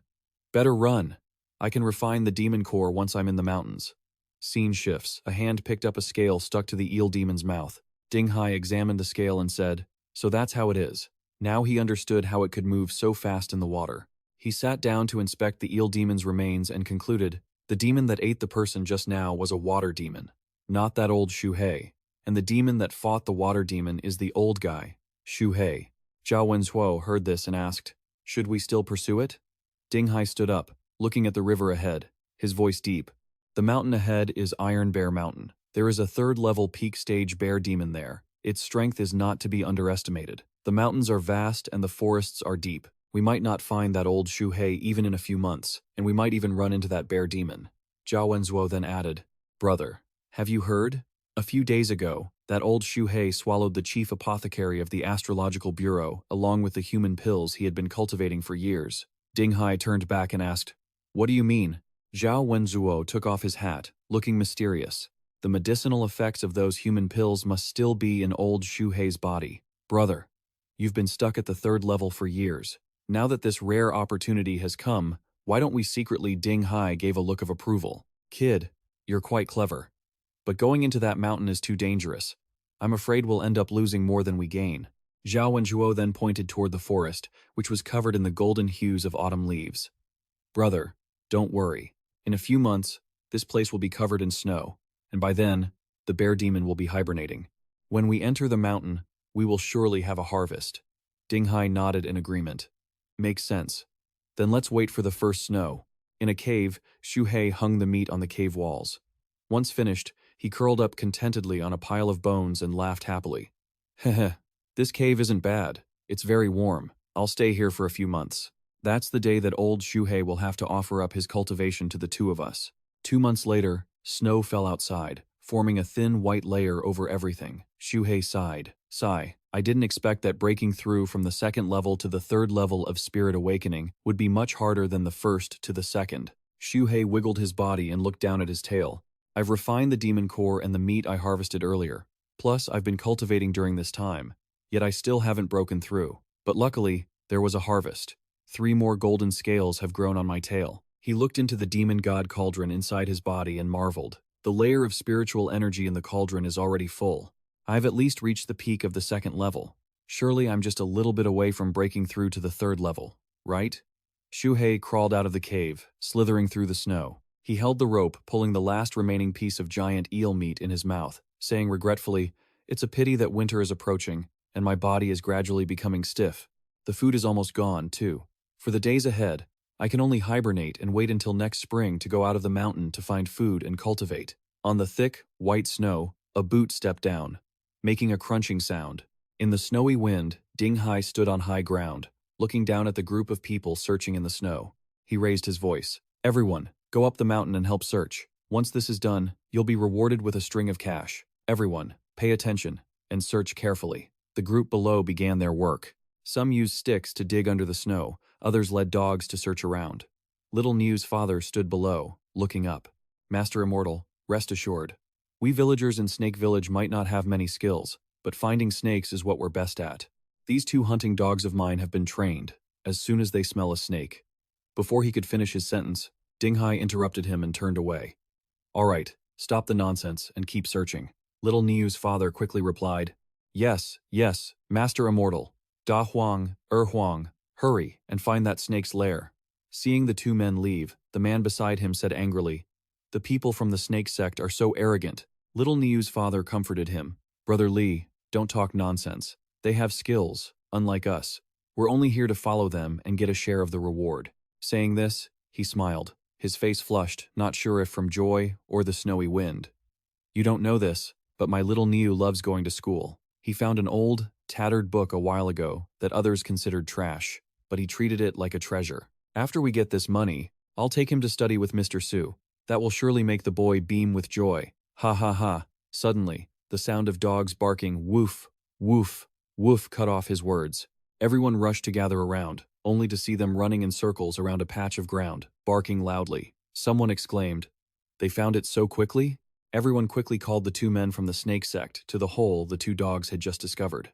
Little Niu's father pointed in one direction and said, "Master Immortal, look, This den is definitely the lair of that old Xu Hei. Liu Yifei gestured with his hand and signaled, "Everyone move back, let me see." Xu Hei was currently in an underground cave. Hearing the commotion outside, he broke into a cold sweat. Oh no, did those snake men really lead people up the mountain? Is that dog's nose really that sharp? Did it find me? My body is currently frozen stiff, and I'm at my weakest. I'm worried that even running away would be impossible, let alone fighting. Above ground, Liu Yifei picked up a piece of dung to examine it. Little Niu's father said softly, "Immortal Master, look, here is even more of old Xu Hei's dung, our target, Immortal Master." Suddenly, Liu Yifei shouted, startling everyone, "You idiot, that's bear dung. Does your dog even know how to track?" Little Niu's father was stunned upon hearing this. That's impossible. My dog has never been wrong before," Liu Yifei snapped. "Who knows better, you or me?" At that moment, he pointed toward a cave and said, "Hey, I just spotted a large cave over there. Take all the villagers and go search that one." Everyone felt they had no choice but to agree. "Oh, yes, sir." Immortal Master Xu Hei, down below, wiped his sweat with his tail. He thought about the cave he had camouflaged with rocks, branches, and bear dung, and exhaled in relief. That was way too close. Good thing I'm smart and cautious. I blocked the cave entrance with stones earlier, covered it with branches, and even put bear dung on those branches. He continued to reason. Besides, I dug 6 other caves. They definitely won't be able to tell the difference. Even if I'm just scaring myself, I should quickly gather my energy to let my body recover for a bit, just to be safe. Above ground, the group from the snake village was standing around arguing, thinking this place didn't look like a snake den. The people from the Snake Sect were truly impatient. Forget it, just listen to what they say. The group continued toward the cave on the other side. Over there, Zhao Wenzuo looked at the person in front of him and lowered his voice. "Senior brother Liu, even though it's hidden quite deep, that is clearly a snake cave, right?" Liu Yifei smiled upon hearing this. "Of course, but our goal has already been achieved. These stupid villagers are useless now. One less person means one less coin spent." Zhao Wenzuo realized. "So, senior brother, you let them go to the bear cave?" Liu Yifei calmly replied. "If you figured it out, then you know what to do next, right?" On the other side, the crowd standing in front of the cave whispered among themselves, "I heard that old Xu Hei is over 10 meters long." Another person stood in front of the cave entrance and exclaimed, "Is the cave really that big?" Zhao Wenzuo held a talisman and launched it from high above down to the bottom. "Senior brother, don't worry, I will lure the bear demon out. First, we'll use a borrowed knife to kill, then we'll join forces to deal with the bear demon. And finally, we can capture the frozen snake demon. It won't be too late then." Xu Hei, curled up on the ground, felt his heart turn cold at these words. They want to kill the people who came with them? Ordinary animals wouldn't do something like this. Humanity is truly unfathomable. The human heart is just too terrifying. Seeing that Liu Yifei hadn't left yet, he refocused. No, that's not what I need to worry about right now. The important thing is that they know I'm in a very dangerous situation." Xu Hei imagined himself fighting the bear demon, then wrapping his body around it and biting the bear's neck. He weighed the pros and cons. They just said they want to fight the bear demon first. If I can seize that moment to rush out and eat the bear demon, I could break through to the 3rd level of spirit awakening, and then I could fight the snake men. He suddenly slammed his head against the ground to stay awake, whining helplessly. "Oh my God, what nonsense am I thinking in the middle of such danger? They said they had to join forces to defeat the bear demon, and killing me wouldn't be too late afterward, so the bear demon's strength must be far greater than mine. Besides, how could I swallow a bear demon right in front of them? Wouldn't that just be asking for death?" Liu Yifei watched Zhao Wenzuo walk away and laughed coldly. "Humph, you stupid junior brother. It's a shame that the 2 spirit beasts this time are only enough for one of us to break through. Otherwise, I might have spared your life after defeating the bear demon." Xu Hei was shocked to hear this. "Wait, it seems like they're about to have an internal conflict. Is there a chance to change the tide of war?" He slowly crawled up toward the cave entrance, seeing that Zhao Wenzuo had returned. He would slowly make his way to the door and silently observe, waiting for the right moment to act. On the other side, Zhao Wenzuo reported, "Senior brother, everything is set. In less than half an incense stick of time, the bear will wake up." A moment later, a shrill scream erupted from the other side. "Ah!" Someone warned, "Run, quickly. This is a bear cave." A giant black bear stepped out of the stone cave. It was furious, its eyes bloodshot as it glared around, and it swung its sharp claws, causing the crowd to scatter in chaos. Someone asked in surprise, "A bear cave? Didn't the Immortal Master say it was a snake cave? Little Niu's father shouted as he ran. Run first! Go find the Immortal Master! Someone pointed toward the high ground where the two members of the Snake Sect were standing, and yelled, Immortal Master! The two Immortal Masters are over there. Little Niu's father turned back to beg for help. Immortal Masters, you two came just in time. Please save us. Liu Yifei looked down from above with a look of disdain. Humph, you useless peasants. You caused such a big scene and you still have the nerve to call for help? You can just die there.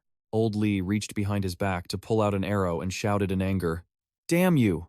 They did this on purpose. They deliberately lured us to the bear cave. Little Niu's father was equally furious. Just to kill us to save money? What? Those two beasts. Old Li knocked an arrow into his bow, aiming toward the Snake Sect members. If you want us dead, don't even think about living either.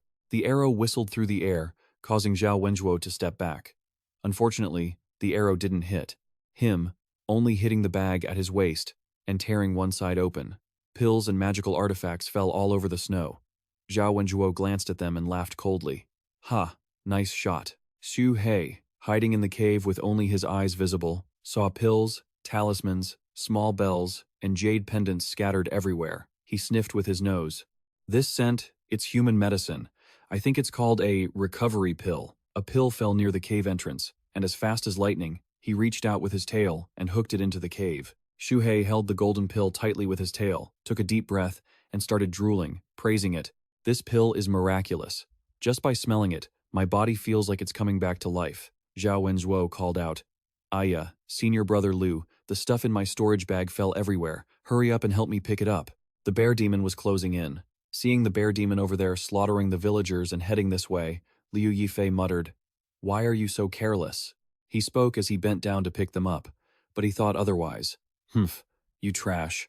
Whatever you pick up will be mine in the end anyway. Zhao Wenzuo watched the bear demon, one person in its mouth, and its foot stomping on another. He marveled, Senior brother's plan is brilliant. Those peasants are about to be wiped out. I didn't expect that old man to hold on for so long, though. He bent down to pick it up while thinking to himself, Humph, even if this piece of trash picks it up, it's still mine in the end. Zhao Wenzuo watched as the bear demon kept one person in its mouth while trampling another underfoot. He sighed in admiration. That was a brilliant plan, senior brother. Those lowly commoners are about to be wiped out. I didn't expect that old man to hold on for so long, though. Ha ha. Ding Hai gloated, scoffing. If you can give your life for the sect, it's a life not lived in vain. Suddenly, Zhao Wenzuo changed his tone and called out, Senior brother Ding, you should go join them as well. He then recited a spell like a royal decree. Ding Hai, who had been listening, looked up, his voice filled with astonishment. You! Zhao Wenzuo held up a talisman and shouted, Start! Centered on Ding Hai, the surrounding snowstorm grew increasingly chaotic, sending him flying far away until he crashed down right where the bear demon was standing. All around it were corpses scattered across the snow. Ding Hai tumbled onto the snowy ground. The bear demon saw the movement and stood tall, its blood-red eyes fixed in this direction. Ding Hai held his other arm. It seemed the fall had severely injured one of his arms. He glared at Zhao Wenzuo in anger and cursed. Damn you, Zhao Wenzuo. You dared to set me up. You'll have a miserable end. Zhao Wenzuo mocked him softly. Senior brother Ding, anger is bad for your health. Zhao Wenzuo hovered in midair using a wind control spell. He crossed his arms over his chest and laughed coldly. Heh, senior brother. You have no idea how much I spent just to put on this little show for you. Didn't you also want to swallow this spirit beast all for yourself? Did you really take me for a fool? Now, everything belongs to me. Ding Hai was in such pain that cold sweat covered his face, and he cursed under his breath. Bastard. Zhao Wenzuo continued. I don't need the snake demon or the bear demon. I just need you to die, and that's enough. Having said that, he reached his hand out forward. The bear demon, with its savage red eyes, lunged toward Ding Hai. Zhao Wenzuo's loud laughter echoed. Ha ha. Senior brother Ding, the resources to help you break through are right in front of you. If you're skilled enough, come and take them. Ding Hai sat on the ground and cursed angrily. You son of a bitch. With that, he held up a yellow talisman toward the bear demon and shouted, As the decree commands, ignite the explosion. Following an explosion, thick smoke and fire erupted. The flames engulfed the bear demon, causing it to howl in pain, and the surrounding ground shook violently. Zhao Wenzuo stood in midair and spoke, Even before dying, you still do such crazy things. Then, He laughed heartily. Haha, not a bad performance, senior brother. I should head back to the sect to report this. The bear demon has been completely enraged. I wouldn't want to get caught up in this. Saying this, he turned and left, leaving the bear demon screaming in a sea of fire, while Ding Hai's body was burned to a crisp from the force of his own explosion. Zhao Wenjuo's voice echoed from far away. What should I say when I get back? Xu Hei slowly poked his head out of the cave. He listened to the ongoing battle and speculated. The snake demon died? And the bear demon is severely injured too. Oh, is this the moment to turn the tide? He used his tail to hold a medicinal pill and tossed it into his mouth. His body quickly began to change. Xu Hei nimbly slithered across the snow. He opened his mouth, revealing sharp fangs, his purple eyes glinting with ferocity. Right, now it's my turn to make an appearance. Just as Xu Hei was about to leave, he spotted 2 more yellow medicinal pills on the snow. He didn't know why, but his stomach felt incredibly hungry. Xu Hei muttered, there are 2 more recovery pills at the cave entrance. If I take 3 in a row, will I be able to absorb them properly? Not daring to be sure, he used his tail to pick up the 2 pills and tuck them into his mouth. I'll just hide them behind my teeth and save them for a critical moment. Just then, a rustling sound echoed. Xu Hei glanced over and saw a pack of wolves approaching. Every single one of them had glowing green eyes, radiating malice. He said in a deep voice, "Did this pack come here because they smelled the blood? Perfect timing. I'm hungry again after eating the recovery pill, and I don't really want to eat human corpses." Xu Hei opened his mouth wide and clamped down on the nearest one. The surrounding wolves were still stunned because everything had happened so fast. He thought excitedly that he might as well have a light snack. When the wolf pack finally realized what was happening, they saw their companion lying stiff on the ground, covered in blood. Xu Hei licked the fresh blood off his mouth with his red tongue, his eyes never leaving the pack. Xu Hei grinned wickedly as blood dripped onto the ground. With the demon god cauldron, I can quickly digest whatever I swallow, but he still felt unsatisfied. Thinking one wolf wasn't enough, he ferociously attacked the pack, forcing the remaining ones to fight back aggressively. Looking at the wolf carcass he had torn into pieces on the snow, Xu Hei wondered, what is going on? I'm so hungry.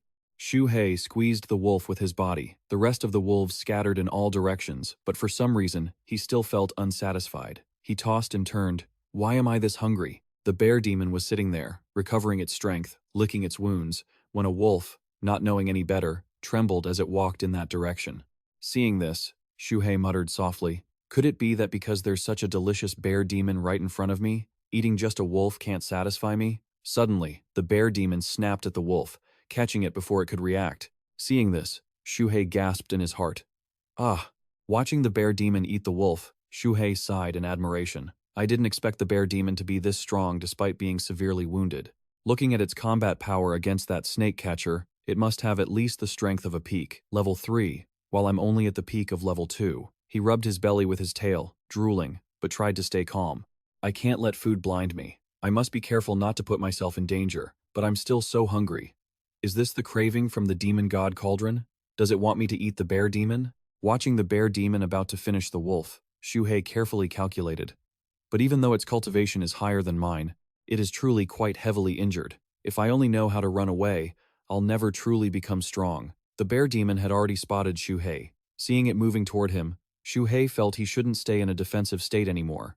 It just finished off the wolf pack. It might have used up its last bit of strength. As long as I'm smart and cautious, the chance of winning is definitely very high. The snowstorm swirled, and both lunged into a battle, neither yielding to the other. The bear demon grabbed Xu Hei by the middle of his body and lifted him toward its mouth, which was full of sharp, blood-stained teeth. Xu Hei struggled frantically, with only one thought in his head: to become strong. I'll risk it all. Xu Hei bit the bear demon's weak spot, its eye, and followed up with a tail whip to its chin, causing it to howl in pain and hurriedly throw Xu Hei aside. The snake saw the bear demon sitting down, frantically rubbing its eyes with both hands, and growling in pain, "Ah, ah," while he himself had been thrown into the snow, carving a long trench. Xu Hei winced. "Ah, it hurts. This bear demon must be 10 times stronger than the previous fish demon. But luckily, I've blinded its eyes. The next part will be much easier. Just one more time, no. Wait." Suddenly, Xu Hei lost all his strength, and his head slumped. The effect of the previous medicine seemed to have worn off, and his body was starting to turn stiff again. He hurriedly used his tongue to take one of the medicinal pills hidden behind his teeth and swallowed it. As he swallowed, Xu Hei told himself, "Swallow another pill. I'm sure I'll warm up again." With his body finally surging with energy again, he coiled himself up, lowered his head to the ground to brace, and launched forward like a gust of wind, disregarding his minor injuries. Xu Hei sank his fangs deep into the bear demon's neck with all his might, causing it to howl in agony, echoing across the forest. He could tend to his wounds after he finished the kill. Its eyes already wounded, the bear demon shrieked in pain as Xu Hei clamped down on its neck, thrashing its massive body so violently that Xu Hei was spun around in circles. Xu Hei was stunned by the opponent's combat prowess. No way, it was blind, yet still this strong? The bear demon reached out and grabbed Xu Hei's body with both paws. It dug its razor-sharp claws deep into his flesh, making him hiss in pain. It hurts, that hit was brutal. My bones must be shattered, he thought. Xu Hei's eyes sharpened. No, I can't let go until I tear its throat out. He mustered every ounce of his remaining strength and bit down harder, driving the bear demon into a desperate, roaring frenzy. Ugh. Only one thought burned in his mind. Don't let go. Die. Just die already. Severely wounded, the bear demon could only throw Xu Hei aside, sending him tumbling across the snowy ground. Like a rag doll, Xu Hei groaned. Ow. Ow. Ow. Seeing the bear demon collapse onto the ground, Xu Hei muttered, its throat is shredded. It definitely won't last much longer. Now, I should just finish it off from a distance. Throwing rocks probably won't do much. Thinking this, he used his tail to wrap around a wooden branch. Let's use this. Xu Hei slammed the sharpened end of the wooden branch into the bear demon's head, causing blood to splatter everywhere, staining the snow red around his opponent. Xu Hei observed the bear demon in front of him. Is it finally dead for real now? To be safe, I'll start circulating my energy to heal while I keep a close watch. But before he could even begin, rustling sounds emerged from all around. Xu Hei raised his head to listen.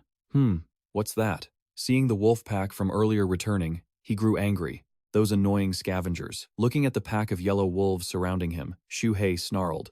Get lost. Are you back here to pick up the scraps? This is all mine. Don't even think about taking my spoils. Seeing that the wolves weren't afraid, and with the wound on his head still dripping blood, Xu Hei had no choice but to consume his final medicinal pill. As he swallowed it, he thought, no other choice. Time to take the last soul recovery pill and wipe the lot of you out. 2 hours later, the sky remained as blue as ever, and snow continued to blanket the trees, leaving a long, bare patch of frost. Xu Hei looked at the carcasses of the wolves he had slaughtered, now scattered everywhere. Panting heavily, Xu Hei slithered away with a piece of cloth held in his jaws, feeling exhausted. That should be safe now. Expertly using his tail and mouth, Xu Hei turned the piece of fabric into a long rope, eyeing the massive carcass of the bear demon, which was now lightly dusted with snow. He calculated, the effects of the pill won't last long, and I'm still injured. I need to find a safe place to hide before I start refining this, just in case the snake hunters come looking again. Dragging the bear demon's body with his tail, he passed by the corpses of villagers strewn across the snow. He couldn't help but sigh at the bodies scattered about. Sigh, who knows how many lifetimes of reincarnation it takes to be born human, only to end up like this. As he passed a body, he suddenly stopped. This is the hunter's father lying here, with the big yellow dog and the second dog around him. They're covered in a thick layer of snow, but looking closely, there aren't any wounds on them. Looks like they've been lying here for quite a while. Xu Hei remembered. This must have been the boy's father. He's dead, so why didn't you guys run? Xu Hei urged. You're going to freeze to death. He reached out with his tail to touch the dog, only to realize its body was already stiff. He whispered, frozen solid. Looking at the two dogs, so loyal to their master even in death, Xu Hei felt a deep sense of unease in his heart. Even after the master is gone, you still wouldn't leave? He didn't know why he felt such a strange sensation. Xu Hei pulled the bear demon's body, now torn into smaller pieces, along, pondering as he went. In this battle, only the most ruthless and cunning will remain. I have to live well, no matter what the future holds. In a certain cave, rugged rocks were everywhere, and the humid air had caused moss to grow in every corner. This was the cave Xu Hei had spent a long time finding. Xu Hei's voice echoed. Outside this cave is a marsh. It's very hard for others to find, so it should be safer here. He wrapped his tail tightly around a piece of bear meat and brought it to his mouth. He opened his jaw wide to take a bite, praising it as he ate. While I still have the energy to move, I'll refine this bear demon first. It smells so good. This guy actually tastes great. No wonder the demon god cauldron is always so frantic. As the demon god cauldron inside his body heated up, Xu Hei carefully felt the process, beginning to absorb it. That familiar sensation had returned. After a loud roar of success, Xu Hei joyfully flicked his tail, where several gleaming golden scales had sprouted. He looked at his tail and wept with happiness. Third level of spirit connection. I've finally broken through to the third level of spirit connection. Xu Hei stroked his face with his tail, his cheeks flushed with joy. He was visibly pleased. Not only that, I've reached the peak of the third level, and 10 golden scales have sprouted on my tail. Indeed, the bigger the waves, the more precious the fish. This fight wasn't in vain. Xu Hei recalled the story of Journey to the West. He wanted to be like Sun Wukong, wearing a golden headband, holding a Ruyi Jingu Bang, and draped in a tiger skin while standing at the pinnacle of life, though he didn't know why a grasshopper appeared on his head in that vision. Xu Hei closed his eyes to continue his sweet dream. Who knows, by next spring, I might even be able to take over the mountain and become king. 3 months later, winter faded and spring arrived. The forests shed their white winter coat, replacing it with a fresh, vibrant green. The streams thawed, with water bubbling through the crevices of the rocks. Xu Hei woke from his hibernation. He patted his face with his tail as water dripped from the cave ceiling, helping him clear his head. Xu Hei gave a long yawn. Has spring arrived without me even noticing? He was different now. He had grown to 8 kun long and sprouted 11 golden scales. Using his divine sense to peer outside the cave, he pondered. A few months have passed. Not only has my body grown, but my divine sense can see much further now. Observing the scene outside, he muttered, "There are 2 wild boars nearby. Let me grab a meal first to get moving." Xu Hei darted out like an arrow, attacking one. The opponent only let out a brief squeal before falling silent. He looked at the dead boar, blood staining the ground, then looked at the remaining one trembling nearby, noticing its belly was quite large. Xu Hei was surprised. Huh? It's a female? It's pregnant, so I can't eat it. I'll just eat this one to fill my stomach. Xu Hei recalled the profound new knowledge he had learned over the last few months, something called ecosystem balance. Xu Hei dragged the boar away, leaving the female with a giant question mark above its head, probably wondering why on earth the snake had spared its life. Xu Hei walked while deep in thought. I can't go back into the village now. I have to find a way to be self-sufficient on this mountain. Just occupying the mountain as its king isn't enough. I need to hunt constantly, but I can't kill the young ones. Xu Hei found a comfortable spot to feast on the wild boar. As he ate, he used nearby stones to help him count the animals in the forest.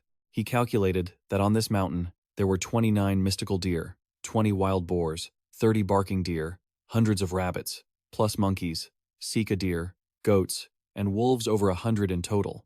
As long as I'm not gluttonous and plan my meals properly, I won't have to worry about food. He finished the last piece of meat and looked at the river in front of him. It was dusk, and the sun was slowly sinking behind the mountains, casting a hazy, twilight glow over everything. Xu Hei pondered. But cultivation can't rely solely on these things. The last incident showed that cultivation always comes with both fortune and danger. It's about time I made a trip back home. In a certain place, large and small, snakes slithered everywhere, crawling all over each other. This was 10,000 Snake Valley. Just as the name suggested, thousands of snakes lived here. It was their territory. In the center of the cave stood a colorful tree. Its trunk was twisted in a very strange way. The surrounding snakes were all staring fixedly at it. Xu Hei's voice resonated. Spring has come, and all things are flourishing. It's mating season again. Xu Hei kept his upper body perfectly still, but his tail wouldn't stop wagging. He was breaking into a cold sweat, trying not to focus on the feeling of Xiao Bai wrapping herself around his body. But Xu Hei, you are a snake with unwavering willpower. Every time I return, Xiao Bai always comes to find me. Feeling a bit sentimental, he gently pushed Xiao Bai's face away with his tail and whispered, "It's a pity. We live in different worlds, and from now on, we must go our separate ways." Xu Hei looked at the female snakes, eyeing him with inviting gazes, then glanced at the surroundings and sighed. Sigh. If I were the me from a year ago, I would have gone to mate. He used to shamelessly spread his seed everywhere, but since gaining sentience, he had lost interest in such base desires. This trip back to 10,000 Snake Valley is strictly for cultivation.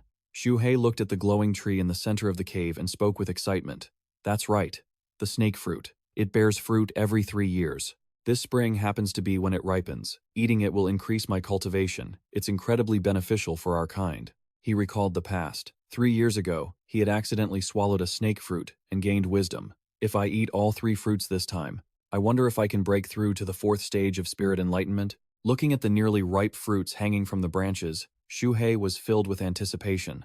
Once I reach the middle stage of spirit enlightenment, I'll be able to use actual spells instead of relying solely on physical strength like before. Suddenly, two figures appeared at the entrance of the cave, and Zhao Wenjuo's voice echoed. Senior Sister Song. This is the 10,000 Snake Valley that Senior Brother Ding and I discovered earlier. The snake fruit tree was inside the valley. Xu Hei used his divine sense to peek outside and was startled. Oh no! People are here. He paused, his ears twitching. The voice sounded very familiar. The two people slowly entered the valley. It turned out to be Zhao Wenjuo and a breathtakingly beautiful woman in red named Song Jiyu. Zhao Wenjuo sounded extremely apologetic. It's just a pity that Senior Brother Ding, in order to save me. Before he could finish, Song Jiyu cut him off. Don't bring up the past. Besides, you didn't do a bad job this time. Consider your contribution a way to make amends. Xu Hei realized they were acquaintances and muttered, the snake people again. Zhao Wenjuo fawned. Senior sister, we're almost at the Snake Valley. This harvest of snake fruit belongs entirely to you. Song Jiyu refused. There's no need for that. I won't take it all for myself. I only need 2 of the fruits. Zhao Wenjuo whispered. Thank you, Senior Sister. Zhao Wenzuo seemed to remember something. But Senior Sister, every spiritual herb is guarded by a demonic beast. We must be careful. Song Ziyu covered her face with a veil, and then sprinkled some powder toward him, saying gently, Here, apply this realgar. Don't worry, I borrowed a very powerful magical artifact from our master. Song Ziyu rubbed her thumb and index finger together and analyzed. The only snake demon here is that old Snake King. If it dares to show its face, we'll just take its gallbladder for medicine. Xu Hei hung his head low, listening to them, and grew furious. They came for the snake fruit and even brought a weapon to deal with me. What should I do? Should I run? He asked and answered himself. No way, the fruit is almost ripe. If I run, they'll just reap the benefits. Xu Hei thought about his recent fight with the bear demon, and felt a surge of confidence. I'm already at the peak of the 3rd stage of spirit enlightenment. Besides, these snake people aren't necessarily stronger than me. Remembering the look on the eel demon's face before Xu Hei felt even more confident. Even the eel demon and bear demon could kill those snake people. Suddenly, a gust of wind blew in, carrying a strange scent. Xu Hei quickly lowered his head and covered his nose with his tail. Wait, something's not right. Ugh, what is that awful smell? He scrambled into the water, splashing everywhere. This smell is too strong. I'd better hide and watch. Who knows? They might end up fighting each other. Based on what he had witnessed before, Xu Hei concluded that humans were always prone to infighting. Even though he was underwater, Xu Hei felt that the unpleasant odor was still clinging to his nose. He lay in the water with his mouth agape, looking like he was about to die. The 2 humans gradually approached his hiding spot. Zhao Wenzuo asked, Senior Sister Song, what if the old Snake King doesn't show up? Song Jiyu crossed her arms and replied coldly, Humph. If it doesn't appear, I'll just pick the fruit directly. But I actually want it to appear. The old Snake King has lived for over a dozen years, and its lifespan is nearing its end. It needs the snake fruit to extend its life. It's a shame about Xu Hei. The closer they got, the more uncomfortable he felt. Finally, unable to bear it anymore, he opened his mouth and bolted. When he reached a bend, Xu Hei surfaced to breathe, but he still smelled that strange odor. Xu Hei covered his nose with his tail again. He cursed angrily. Your life is nearing its end. Your whole family's lives are nearing their end. My body is perfectly healthy and growing steadily. That woman is clearly spouting nonsense. Seeing the 2 standing near the snake fruit tree, Xu Hei recalled what they had said and wondered, but the villagers always call me old Xu Hei. Why is that? He shook his head. Now isn't the time to think about that. They're about to pick the fruit. Song Ziyu suddenly gestured for Zhao Wenzuo to stop. She crossed her arms and said, Don't go over there yet. It's about to come out. Zhao Wenzuo looked around and asked, Where? Xu Hei hid to the side, sweat pouring down his head. He thought in terror, No way has she really spotted me. Suddenly, the ground nearby began to tremble. Cracks appeared and spread, sending rocks flying everywhere.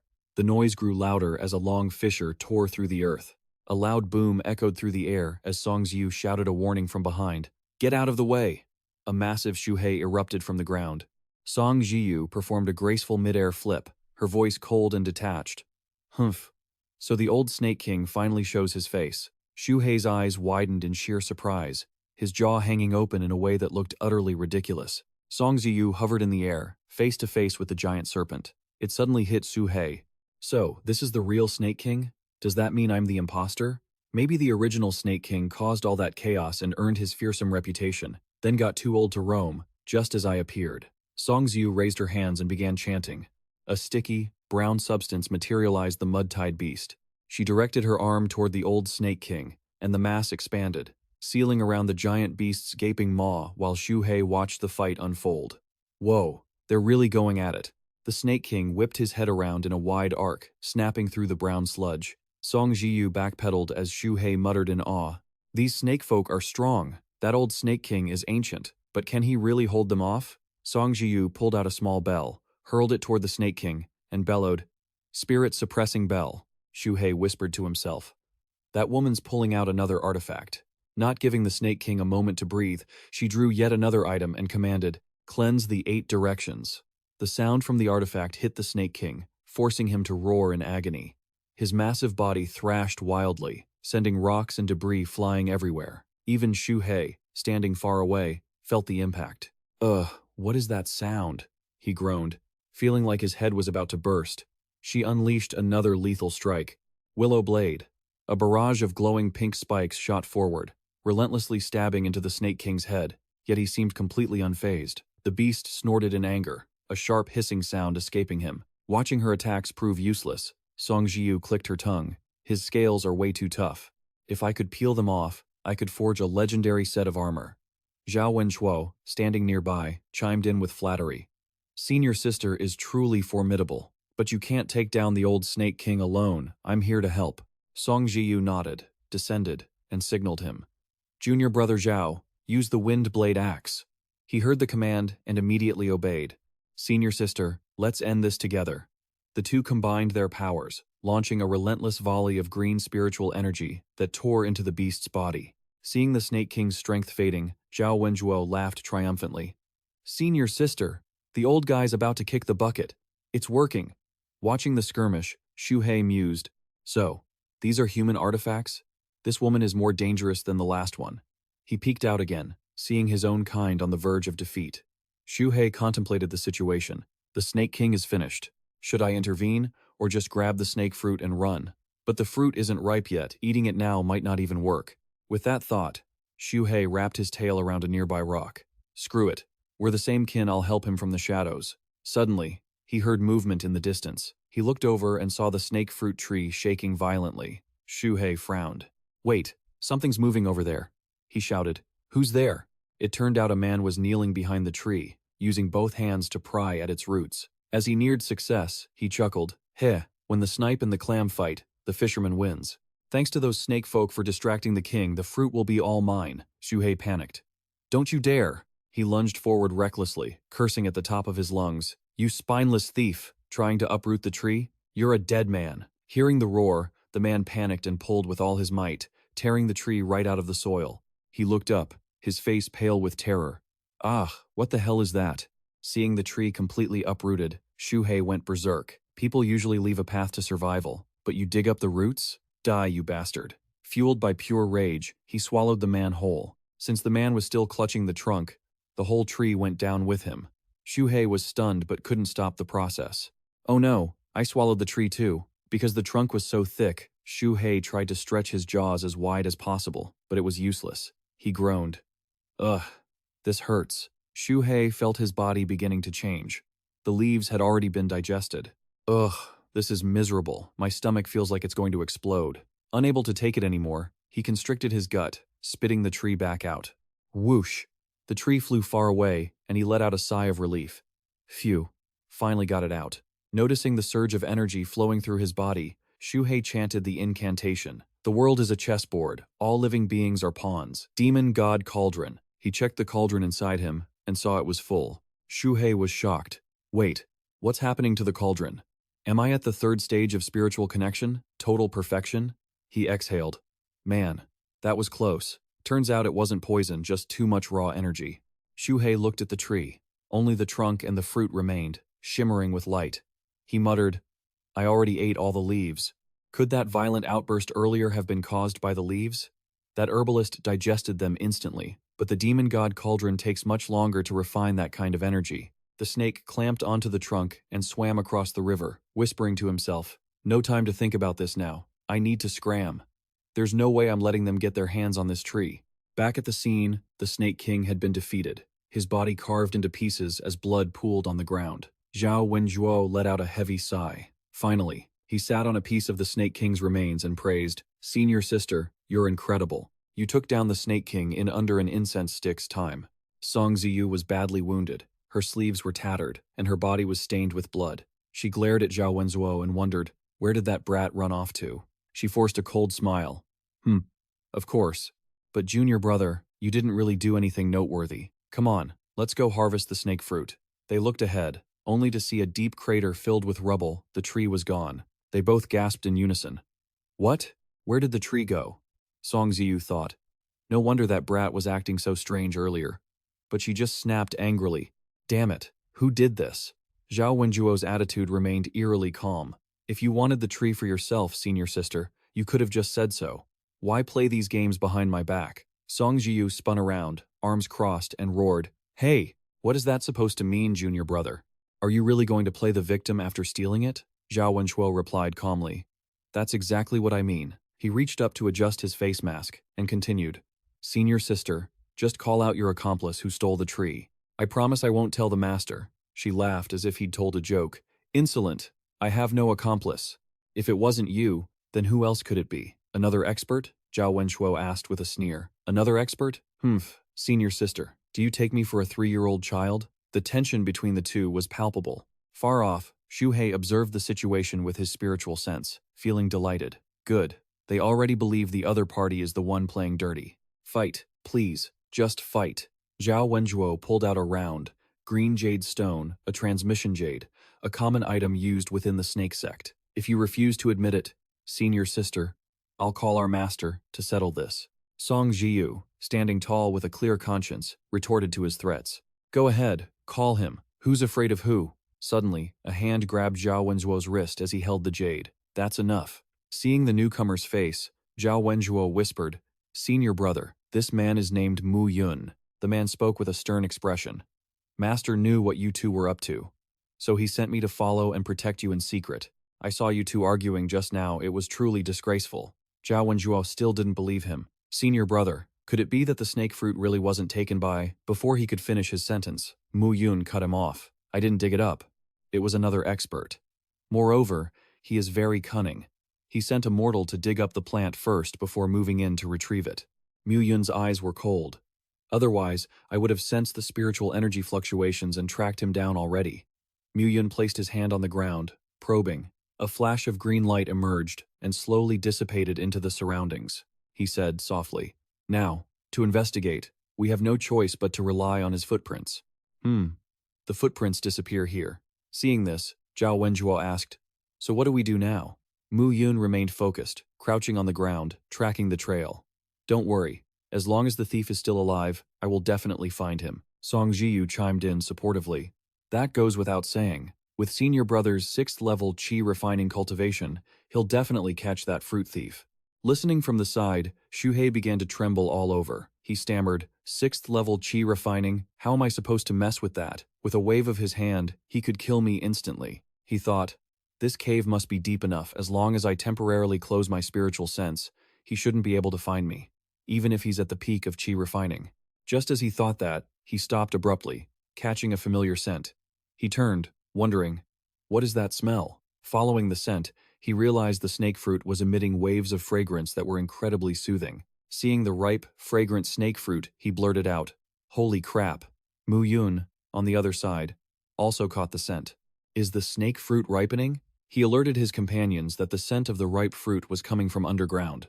Zhao Wenjuo gasped in surprise. Suddenly, Mu Yun used an earth evasion technique and dove into the ground. Xu Hei was shocked. He's coming down. Mid-stage cultivators all know spells. This is one of the 5-element spells, earth evasion. Afraid of running out of time, Xu Hei frantically used his tail to shovel the ripe snake fruits into his mouth. Swallow first, hide later. Eat it all, he told himself. Xu Hei hurriedly shouted, Heaven and earth are a chessboard. All living things are mere pawns. Demon God Cauldron, refine for me. The Demon God Cauldron opened its mouth to consume the streams of energy released by the snake fruit. Xu Hei urged, Refine it faster, please. Mu Yun descended from above, spotting the small hole in the ground where Xu Hei had hidden.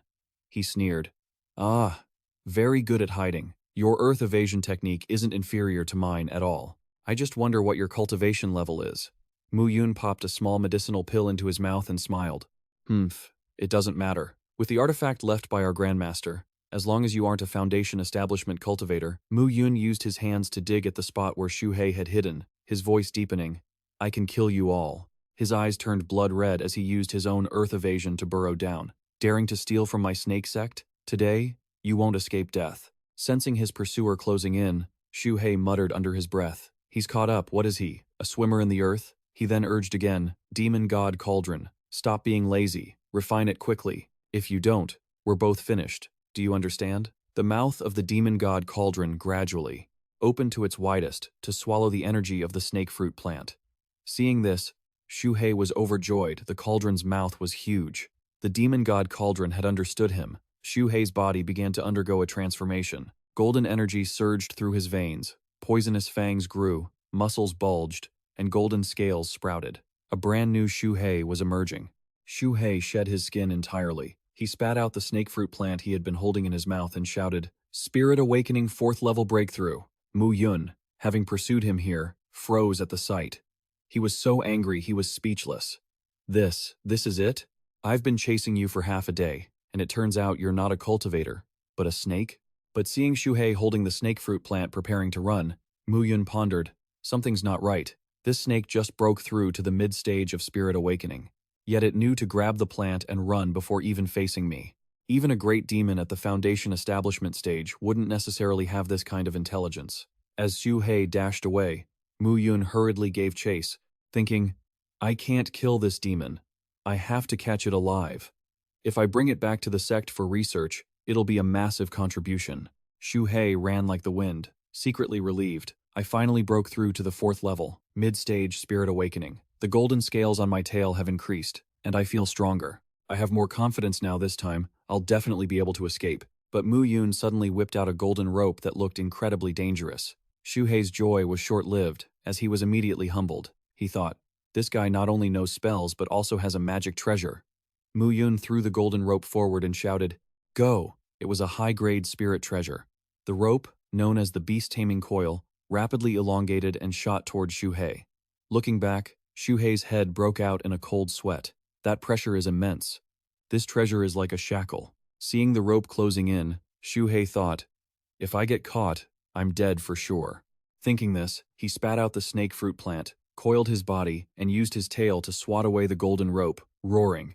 Get lost. It was the first time his tail had acted with such intent, but the result wasn't what he hoped. Xu Hei was shocked to see his tail simply slide off the rope. Seeing Mu Yun retract the rope and launch it at him again, Xu Hei grew grave. What? My golden scales couldn't break it? I couldn't even knock it away? Seeing Xu Hei's failed counterattack, Mu Yun sneered. Humph. A high-grade spirit treasure, let alone a mid-stage Spirit Awakening demon. Even a late-stage spirit beast would have to surrender. Xu Hei thought angrily.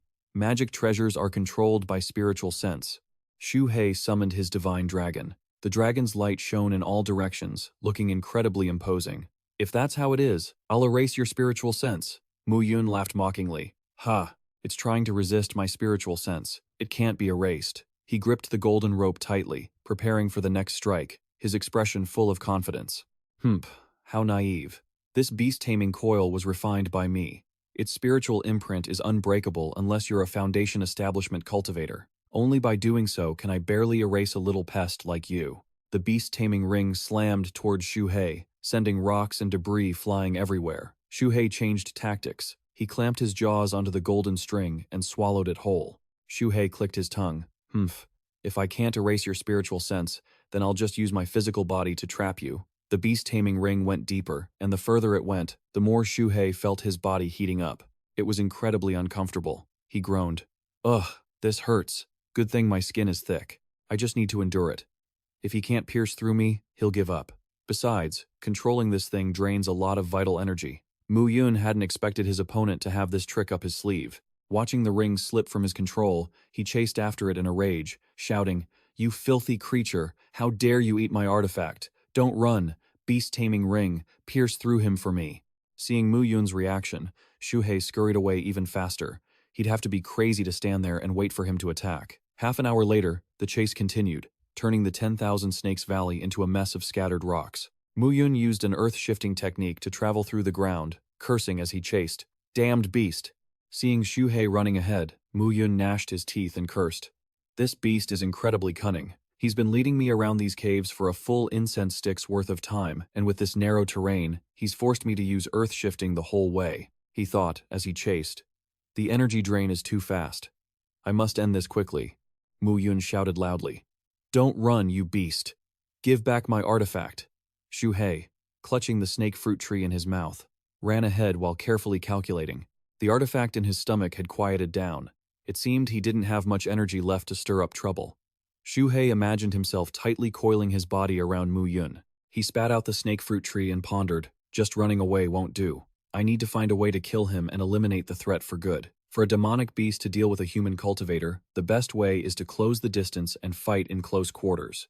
Although he's chasing me, he always strikes from over 10 meters away.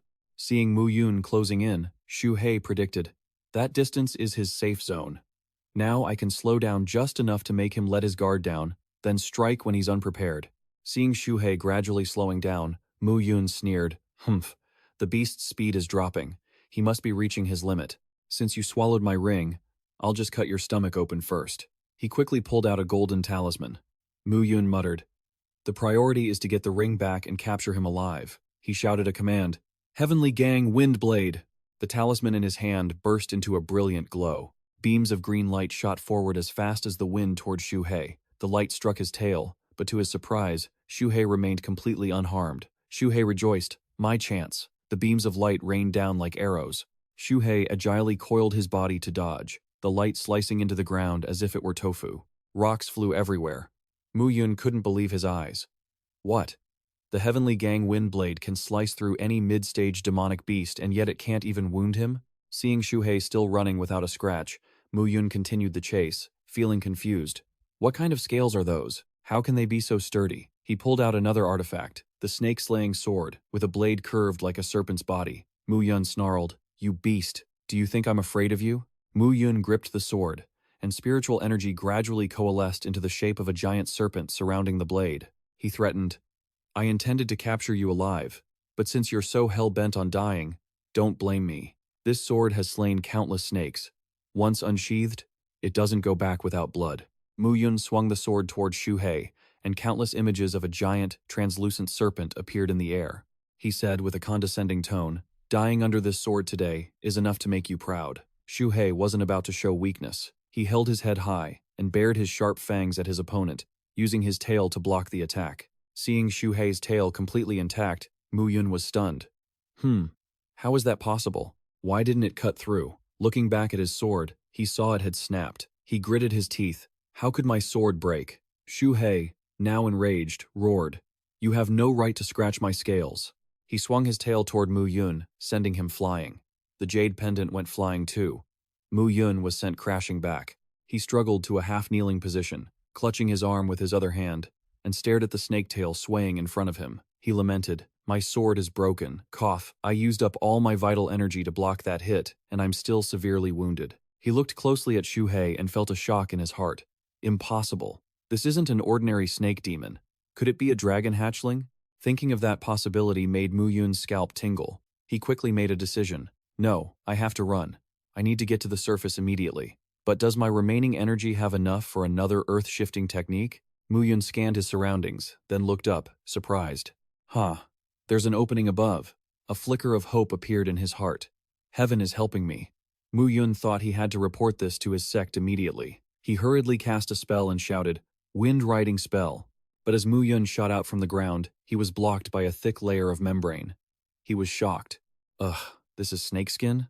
Mu Yun remembered the snake spitting out the tree and its body changing. So that's when the beast was leveling up. As he struggled to break free, he suddenly felt a pair of eyes watching him. Mu Yun thought about the skin the beast had shed, and a sharp pain surged to his brain. Mu Yun looked back and saw Xu Hei had bitten off his arm and lunged downward. Only then did he realize, could this beast have planned this all along? The two people standing above waited until they heard a piercing sound. Ugh, Song Jiyu said. That sounds like the elder brother's scream. Zhao Wenjuo countered. How can that be? What kind of cultivation level does the elder brother have? A large fire suddenly erupted near them. Smoke filled the air, accompanied by the familiar sound of an explosion. Zhao Wenjuo looked over. Mu Yun leaped out from the smoke. Seeing him, they both shouted in unison, "Elder brother!" Mu Yun's face was full of terror. Clutching his wounded arm, he yelled while running. "Run! There's a dragon hatchling down there," Song Jiu asked in shock. "A dragon hatchling? If one appears, it's at least at the nascent soul stage. If that's true, none of us will survive." Hearing this, Zhao Wenjuo looked terrified. He grabbed Song Jiu to pull her away.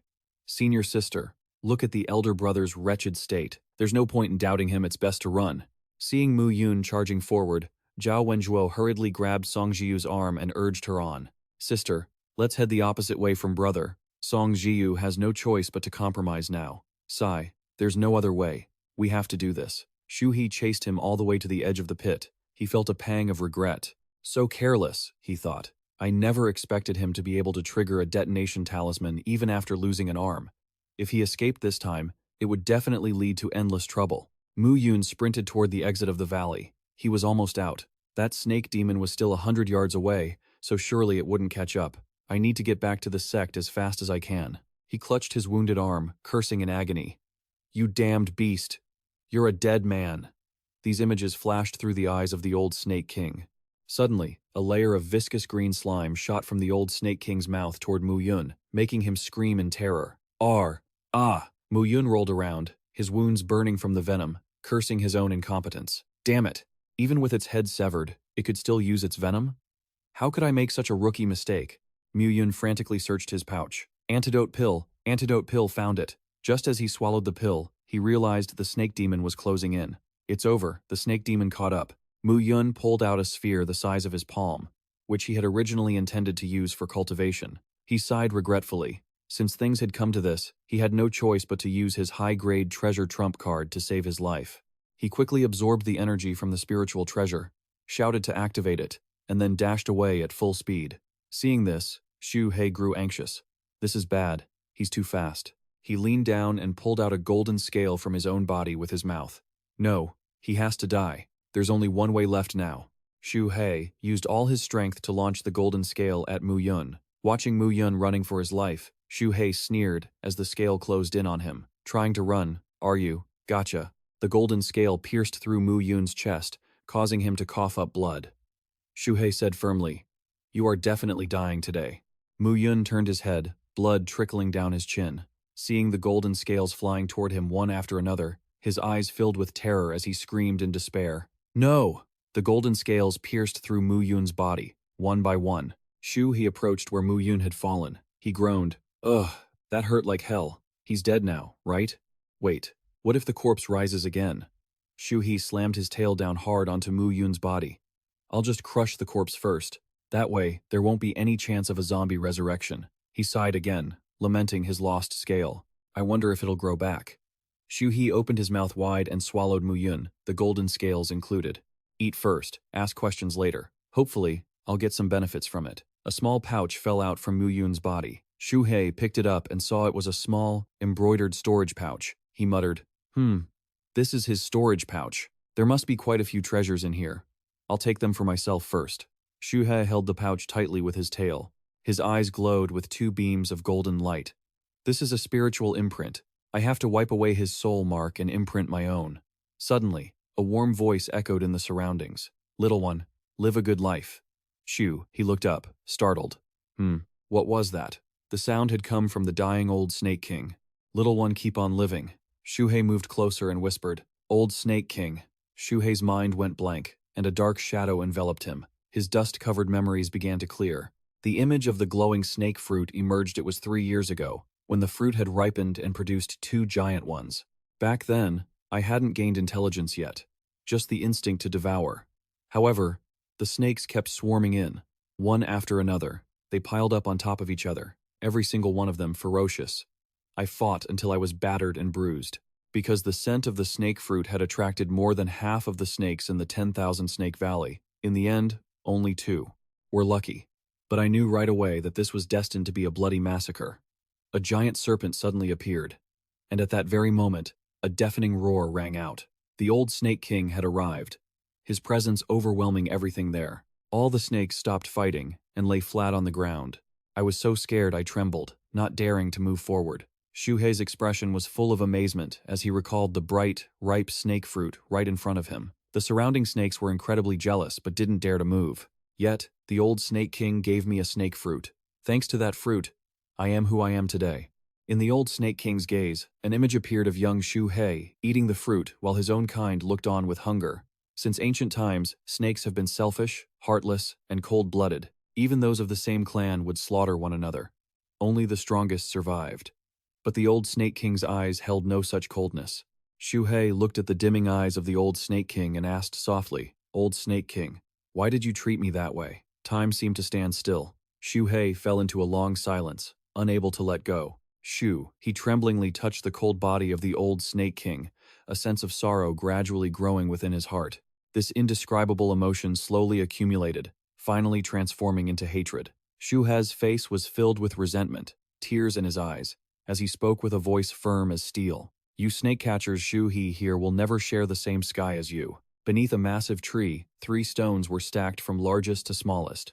Xu Hei breathed out a sigh. "Whew, that'll do." Xu Hei stood before the 3 stones and bowed his head. "Old Snake King, I'm following human custom by building you a grave.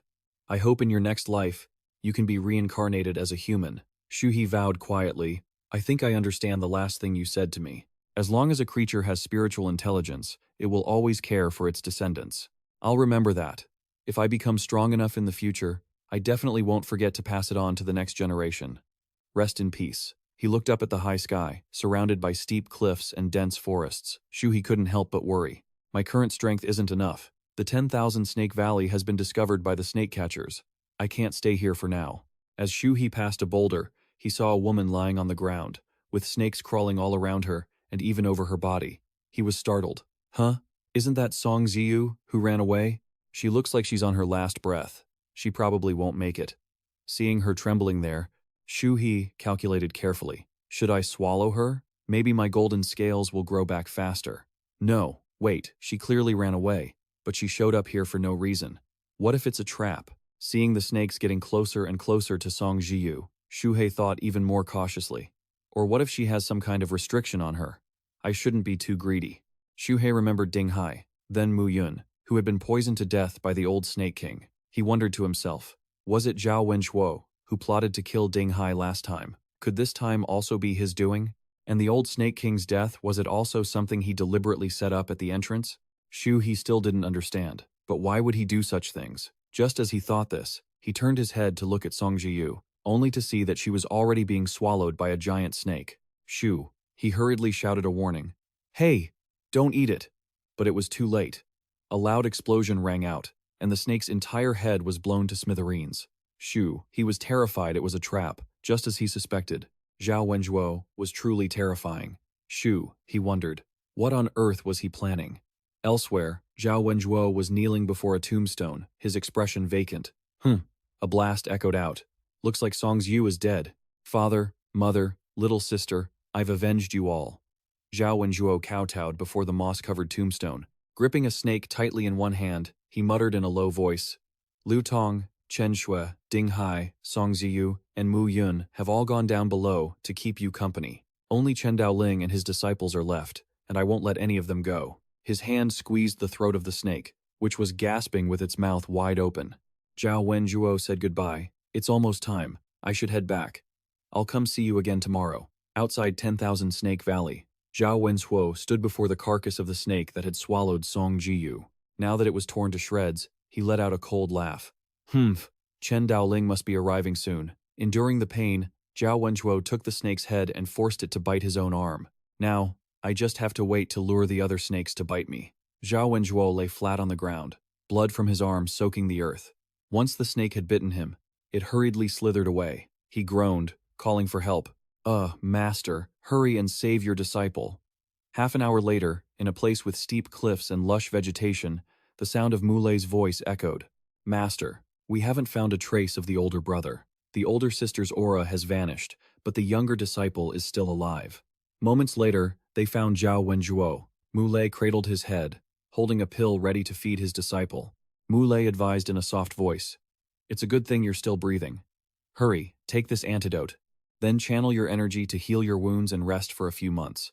Your life will no longer be in danger." Zhao Wenzuo spoke weakly. Master, this disciple is incompetent. Mu Lei cut him off. Don't say another word.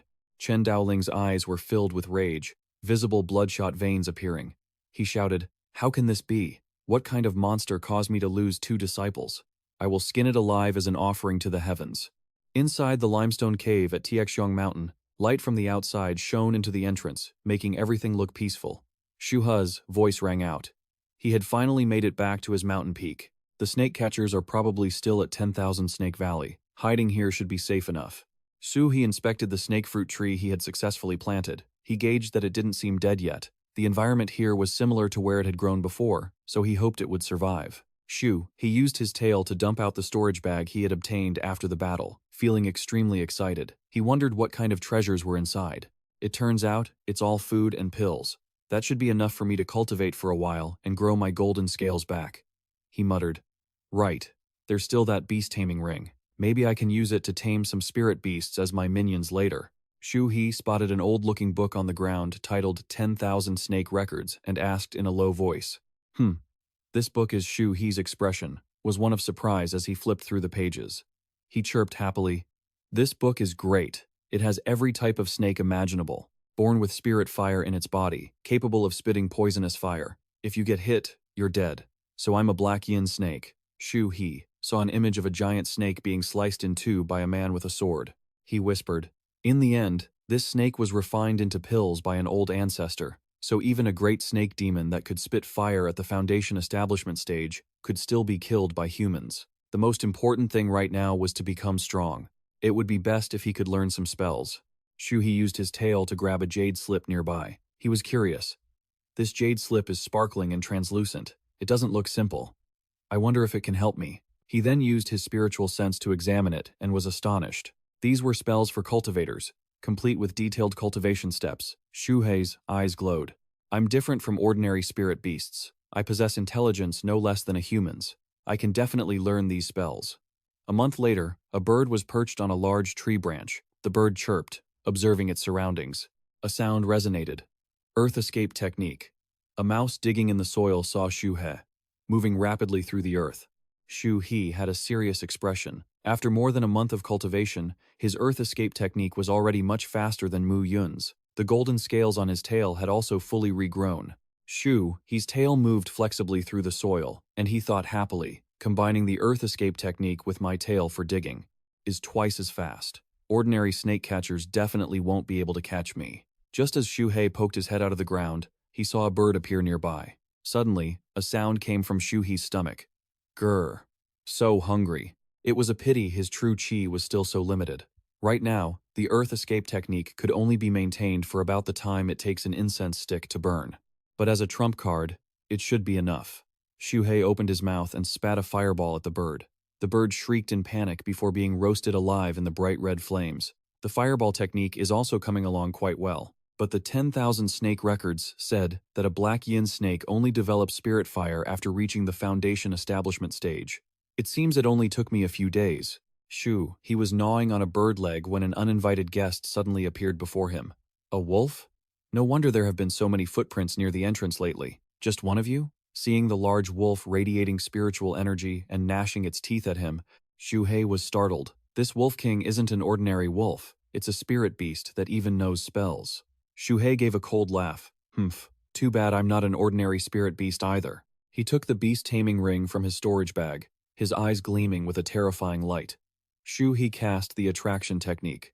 He thought to himself, today is just the right time to take in a subordinate to patrol the mountain. Xu Hei looked at the Black Emperor, surrounded by spiritual energy, and felt a moment of alarm. This Wolf King isn't an ordinary wolf. It's a spirit beast that even knows spells? Pity that I'm not an ordinary spirit beast either. He held his head high. He used the attraction technique to manifest the beast-taming ring, thinking, today is the perfect time to recruit a minion to patrol the mountain. Sensing danger, the Wolf King opened its mouth and let out a loud roar. He flung the ring out. Beast-taming ring, go. Clamp onto it for me. You won't be escaping this ring. The ring quickly locked firmly onto the Wolf King's neck.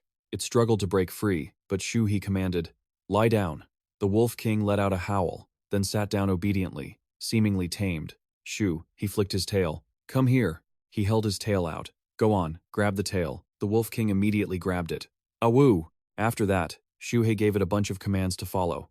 Wish me wealth, play dead. His expression gradually became mischievous. Hey, this beast-taming ring is really fun. Xu Hei climbed onto the Wolf King's back. Let's go, take me to patrol the mountain. The Wolf King took him past a waterfall. Xu, he observed keenly. The wild boar has given birth, and the deer and the mountain goats have added over a dozen more. Not too many, not too few. Looks like the wolves already ate a few. Over 100 rabbits left. Not bad at all. This self-sufficiency plan is working out great. Suddenly, he caught a scent. He thought to himself, that's strange. Why does this smell so familiar? Xu Hei watched a small white snake, making a silent judgment. Did that little white snake from Myriad Snake Valley track my scent all the way here? In her current form, she must be a dark sound snake. She just lost her color. He approached Xiao Bai. She hadn't officially cultivated into a demon or gained full sentience yet, so she couldn't speak. Based on her physique, he guessed, she must be my junior, right? Xiao Bai happily coiled around Xu Hei. He felt embarrassed and explained to the Wolf King, since she is a junior and we have a bond, it is only right for a senior like me to take care of her a little. Honestly, act a bit more decent in public. Suddenly, the Wolf King let out a fierce howl, scaring Xiao Bai. Xu Hei immediately ordered, Hey, why did you scare her? Shut your mouth and smile. The Wolf King had to obey, though the resulting smile looked quite horrific. Xu Hei flicked his tail to remove the beast-taming collar. Forget it. Better stop smiling. I can take off the collar and set you free, but you have to agree to one condition.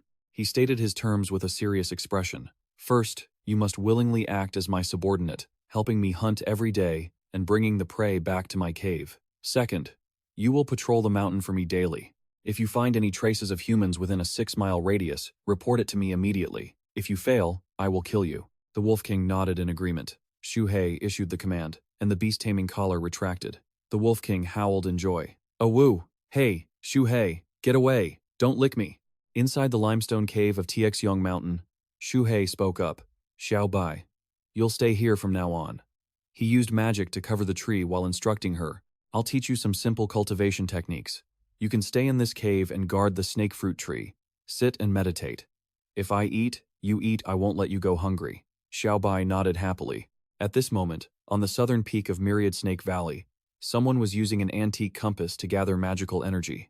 Chen Daoling said, It's a pity that after Zhao Wenjuo woke up, he could only provide an inaccurate phantom image of the demon beast. Otherwise, with the power of the compass, why would we have to search for so long? Mulei replied, My junior brother said that when he escaped from underground, the opponent was a juvenile flood dragon. Chen Daoling dismissed this as impossible. If it were really a flood dragon, let alone them, even I would be dead if I encountered it. There would be no chance to escape. I suspect it's just a snake spirit that has gained sentience, or perhaps it was possessed by a cultivator and has a bit of spiritual wisdom. Mulei explained. Maybe my brother just told them that because he was embarrassed about losing. Just then, the compass detected a beam of light inside the forest. Chen Daoling responded, Found it. It must be in the mountain ahead. He commanded, We'll split up and search from both sides of the mountain. If you spot the snake demon, signal immediately. Mulei quickly jumped down. Yes, master. Sunlight poured down. As Mulei ventured deep into the woods, he sensed something. He could feel the aura of a snake demon nearby, though he wasn't sure if it was the right one. Suddenly, the Wolf King appeared, drooling and howling. Mulei quickly hid behind a tree, watching the pack of wolves approach and howl. He frowned and began casting a purple spell. A pack led by a wolf demon? What does a bunch of rabid animals have to do with a snake demon? You idiots don't know your own limits. He cast a lightning seal on the nearest wolf. Instantly, the wolves were convulsing from the spreading electric shock. Seeing this, the Wolf King quickly fled. Awoo! Mulei took note of it. Trying to run? Die. As the Wolf King ran, it thought, So powerful, I have to warn Xu Hei. I'm doomed! Ahead was a cliff.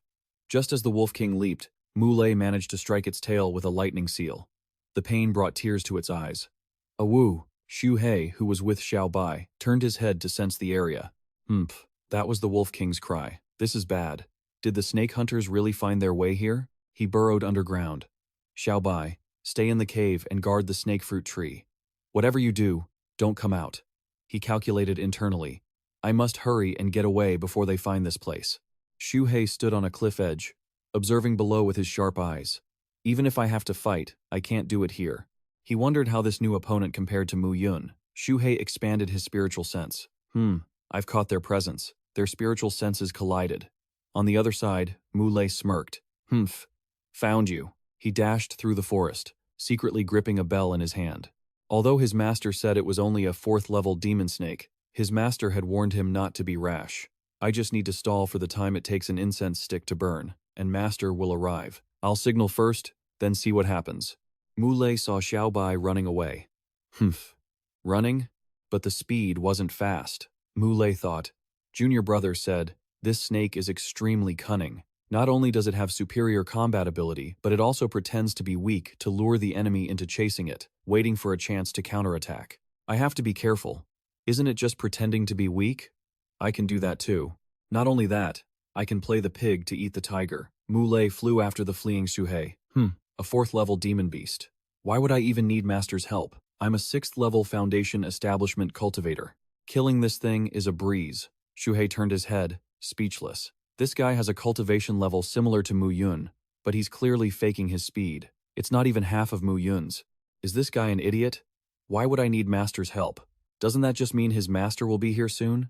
Xu Hei had to use the earth escape technique. He thought, this guy is smarter than Mu Yun, though not by much, but I can't take the risk. I'll run at full speed first and see how he reacts. If he dares to chase at full speed, then I'll… Mu Lei prepared to use the lightning seal. Suddenly, the target accelerated. Is it really trying to run? Where are you going, little thief? Stop right there. He flew up and launched lightning bolts. The seal exploded. Xu Hei was startled. He's impatient. He's losing his cool. The power of this magic tool is already half as strong as my fireball technique. Mu Lei quickly dug through the earth to chase him. Earth escape pursuit. You killed my brother today. No matter what, I won't let you escape. You little beast. If you have any guts, stay and fight me. I don't even need a magic tool to kill you. Xu Hei noticed this and abruptly changed direction. As expected, he's exhausting all his speed to chase me. Now you've got no path back. Mu Lei froze, stiff as a board. He glanced at Xu Hei, who was rushing toward him at lightning speed, and felt a surge of panic. What? He turned his head sharply. Oh no, I can't stop. I'm going to crash. After his sudden change in direction, Xu Hei thought smugly, he really exhausted everything to chase me. Now, you've got no energy and nowhere left to run. Mu Lei was startled. He thought frantically. What? A sudden turn? Damn it, I can't brake. I'm going to collide. Mu Lei reached out his hand, ready to unleash his thunder seal. He cursed inwardly. This wretched beast actually dared to charge at me. Mu Lei shouted, be blown to smithereens. Xu Hei's eyes blazed. From the pouch at his neck, he pulled out a spirit talisman, the Earth Escape Force Guidance Talisman. Mu Lei gripped his hand, desperately trying to control the thunder seal, but it had no effect. What? How is he resisting it? Mu Lei thought. That wretched beast actually stole my brother's storage pouch. He gritted his teeth, veins bulging in frustration and fear. This is bad, it's about to explode. A massive blast erupted, sending chunks of rock flying everywhere. Mu Lei was thrown off balance and sent reeling. He thought. Luckily, the explosion was caused by my own thunder essence. Otherwise, when had Xu Hei opened his mouth so wide? Using the fireball technique, he created an orb. A black orb surrounded by red flames appeared right in front of Mu Lei. He flinched in terror. Oh no, my life-protecting jade. Mu Lei hurriedly used the force guidance technique to shift his jade pendant. Damn it, the position of the jade shifted, he realized. It was supposed to cover my whole body, but now the protection won't be complete. Xu Hei unleashed his attack, the black flame fireball. The sphere of fire shot straight at Mu Lei, erupting into a massive pillar of flame that scorched him and everything around him.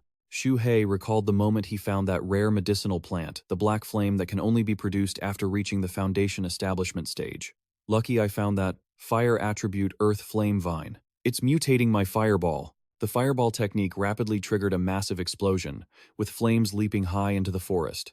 Black flames snatched Mu Lei's jade pouch. Your storage pouch belongs to me now. He watched Mu Lei frantically trying to escape after losing an arm, and raised his voice. So, except for your left arm, your jade protected everything else? Consider yourself lucky. Now, it's time to deliver the killing blow. Trapped in the pit of black flames, Mu Lei screamed desperately, Master, save me. Just then, Chen Daoling flew in. Mu Lei, Master is here. Seeing him, Xu Hei hurriedly bolted. He actually arrived at the most critical moment. His master definitely isn't someone to mess with. I have to run. Chen Daoling cast a spell, weaving red threads together to shield Mu Lei. Quickly, by the order of the law. Amidst the wind and rain, Mu Lei groaned weakly. Master Chen Daoling cautioned. This is a golden origin pill. Stay here and circulate your energy to heal. I will pursue that little monster. Wait until you've stabilized before regrouping with me. After speaking, he rushed into the forest, silently regretting. This is all my fault. Having cost Mu Yun an arm, he roared, You wretched beast. Old man will kill you for sure and smash your altar. Chen Daoling chased at his highest speed. Xu Hei gauged him in his mind. Based on his spiritual sense range and the speed of his killing intent, I'm afraid he's at least at the great perfection of qi refining. Chen Daoling shouted from behind. You little monster, if you surrender now, I might spare your life. Xu Hei used an earth escape technique to dive underground. He sighed. He's stronger than me, and he's pretending to think I'm cornered? I have to run at full speed. I absolutely cannot clash with him. Chen Daoling used his spiritual sense to track him. Underground? He's actually proficient in the earth escape technique? How strange, he remarked, not expecting the little monster to be this clever.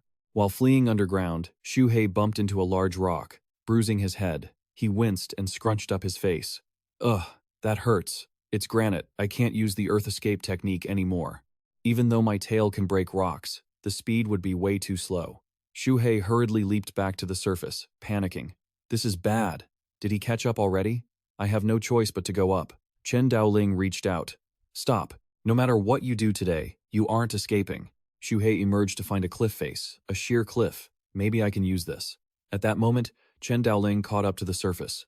Where are you running to, you wretch? Suddenly, the air in front of him went dark. Huh? The cliff in front of Chen Daoling exploded, and massive rocks crashed down onto his head. This is Chen Daoling hurriedly used his golden body protection against the falling rocks. Is that little monster playing tricks on me? Humph. Arg. Xu Hei muttered a spell under his breath. A protective Dharma treasure. Huh? If I can't smash you to death, I'll bury you. He detonated explosive talismans. The explosion lasted for the duration of half an incense stick. Trapped under the rubble, Chen Daoling roared in fury. You little wretch. Xu Hei breathed a sigh of relief. This should be enough to trap him. Inside the pile, Chen Daoling pushed hard against the rocks. Humph. You think a pile of rocks can hold me? I can't push it. The earth escape technique isn't working. What kind of rock is this? Damn it, this brat is trying to bury me alive. To think I have to use the treasure my master left behind for a moment like this, it's infuriating. He covered his mouth, straining until his veins bulged, his eyes bloodshot. For the greater good of the great Tao, heed my command. This was the burst god pill his master had left, which could trade 20 years of his lifespan to temporarily boost his cultivation to the foundation establishment stage. The rubble was shattered instantly. Chen Daoling aged rapidly, and a terrifying red aura surged around him. Foundation establishment? First stage of foundation establishment. Furious, Chen Daoling held a compass to search. Humph, you wretch. You forced me to use a life-extending secret art to burn 20 years of my life. I've tracked your demonic aura. You won't escape. He used a wind-riding spell to soar out of the rubble. I, Chen Daoling, will peel your skin, strip your bones, and suck your marrow today. He used a tracking spell to quickly locate the fleeing Xu Hei. Xu Hei cursed. Are you kidding me? How did he get out? I'm dead. I'm absolutely dead. With that killing intent and speed, did he break through to foundation establishment? Chen Daoling reached out to pursue.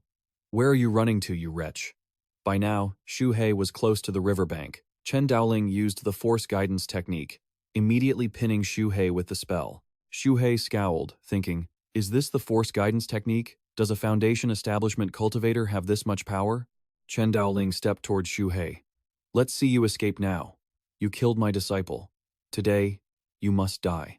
Hearing this, Xu Hei felt a deep sense of injustice. You shameless old man, you clearly tried to snatch the snake fruit first. No, I can't just wait here to die. He threw a glowing jade orb directly at Chen Daoling. Drop dead, you damn old geezer, he said with contempt. Humph, so he knows how to use hidden weapons? Just a death rattle. But while he was busy mocking him, a tiny hidden weapon, or so he thought, was sent by Xu Hei, using a gravitational technique to make it swell abnormally. Chen Daoling was caught completely off guard. What's going on? He thought in a panic. Is the gravitational technique failing? What kind of hidden weapon is this? To think it could actually shatter my protective aura. Seizing the moment, Xu Hei dove straight into the river. Water style. Escape, he thought. Time to bolt. Only then did Chen Daoling realize what happened. What? He's running away again? Underwater, Xu Hei quickly calculated his next move. He's at the foundation establishment stage. His water techniques are definitely stronger than mine. I need to reach the shore and hide. But where? Right. The mountain deity shrine in the village. Yes, that's my sanctuary. The old mountain deity will protect me. He headed toward an old, long-abandoned shrine. Chen Daoling soon arrived, spotting the place. So this is where he went. That little monster is full of tricks. Why would he run into a dead end to hide? Is it a trap? He shouted. You little beast! I know you're in there. Get out here. Hiding inside, Xu Hei listened to the man shouting outside. Come out and die. Xu Hei gasped for breath, silently praying. Please, mountain deity, show yourself and save my life. Even if the mountain deity doesn't appear, I just need to hold him off for a while. If I can recover my spiritual energy, that'll be good. If that doesn't work, I'll just pull out my golden scales and fight him to the death. Outside, Chen Daoling began throwing talismans. Fine, if you won't come out, I'll just destroy this whole shrine. Seeing this, Xu Hei panicked. Damn it, he's gone crazy. He's trying to blow up the shrine. As he tried to burrow deeper into the dirt and rocks, a sudden sound echoed. Hey! The Black Emperor, also known as Black Emperor, appeared right before Chen Daoling's eyes.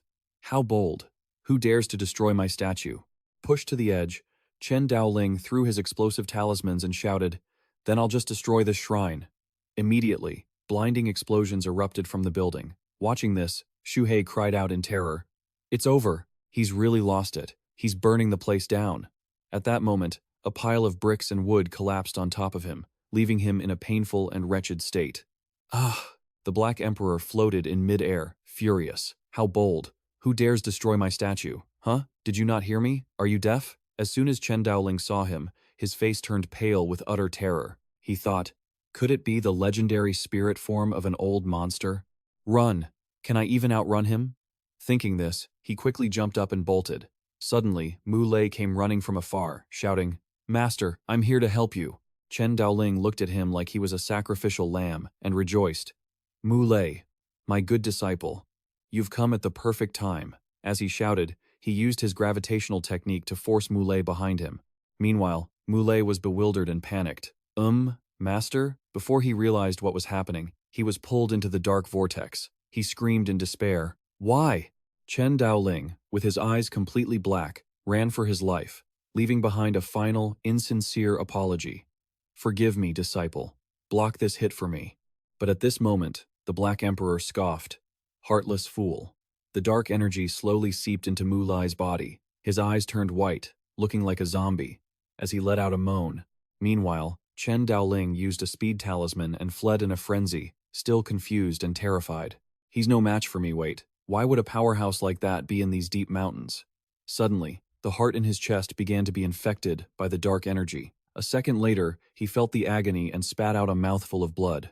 While Chen Daoling was reeling, the Black Emperor issued a warning. If you ever appear before me again, I will scatter your soul so you can never be reincarnated. The old man's face twisted in a hideous mask of fear and rage. He can hurt me from so far away? Fine, just you wait.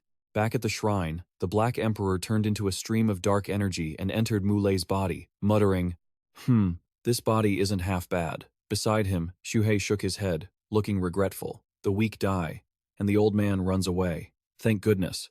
But I was right. The mountain deity really is divine. Suddenly, Mu Lei's body stood up, his eyes glowing like floodlights, radiating dark energy. Seeing him stand up, Xu Hei was startled and panicked. Playing dead? The ferocious, terrifying face turned to look behind him. Xu Hei quickly spat out a fireball to burn the body charging at him, screaming, Don't bother pretending. I'll tear you apart. Let's see you try to fake it again.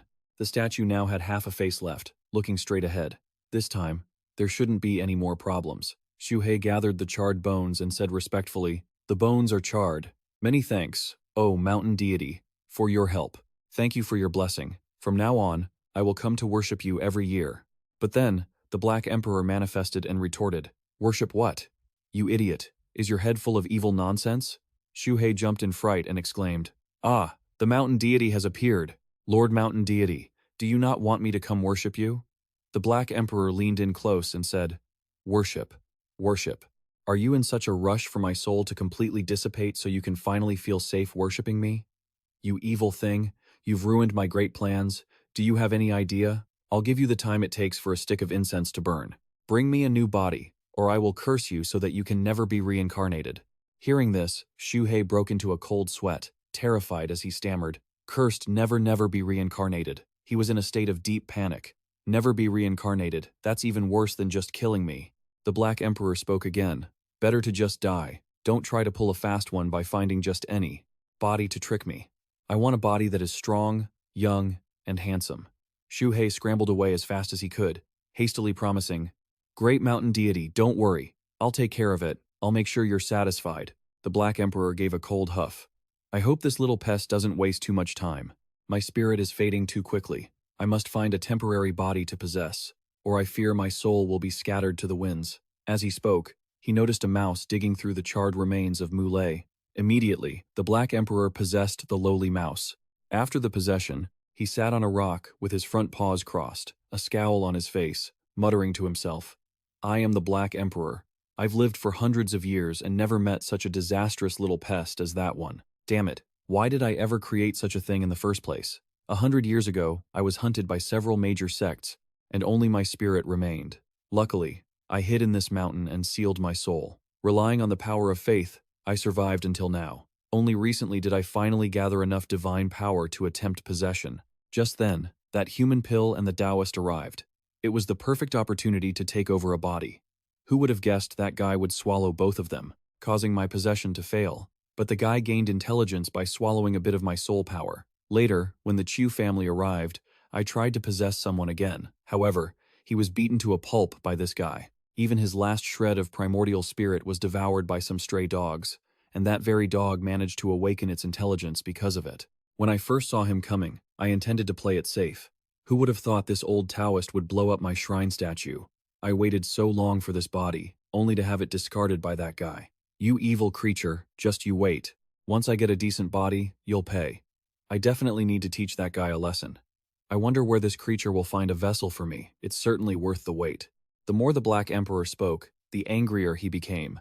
He hoped he would grab some strong young men from the village for him to choose from. Meanwhile, on Xu Hei's side, he was looking down from above, searching for something, his expression looking rather sour. Seeing a bleached skeleton wearing tattered robes, he couldn't help but complain.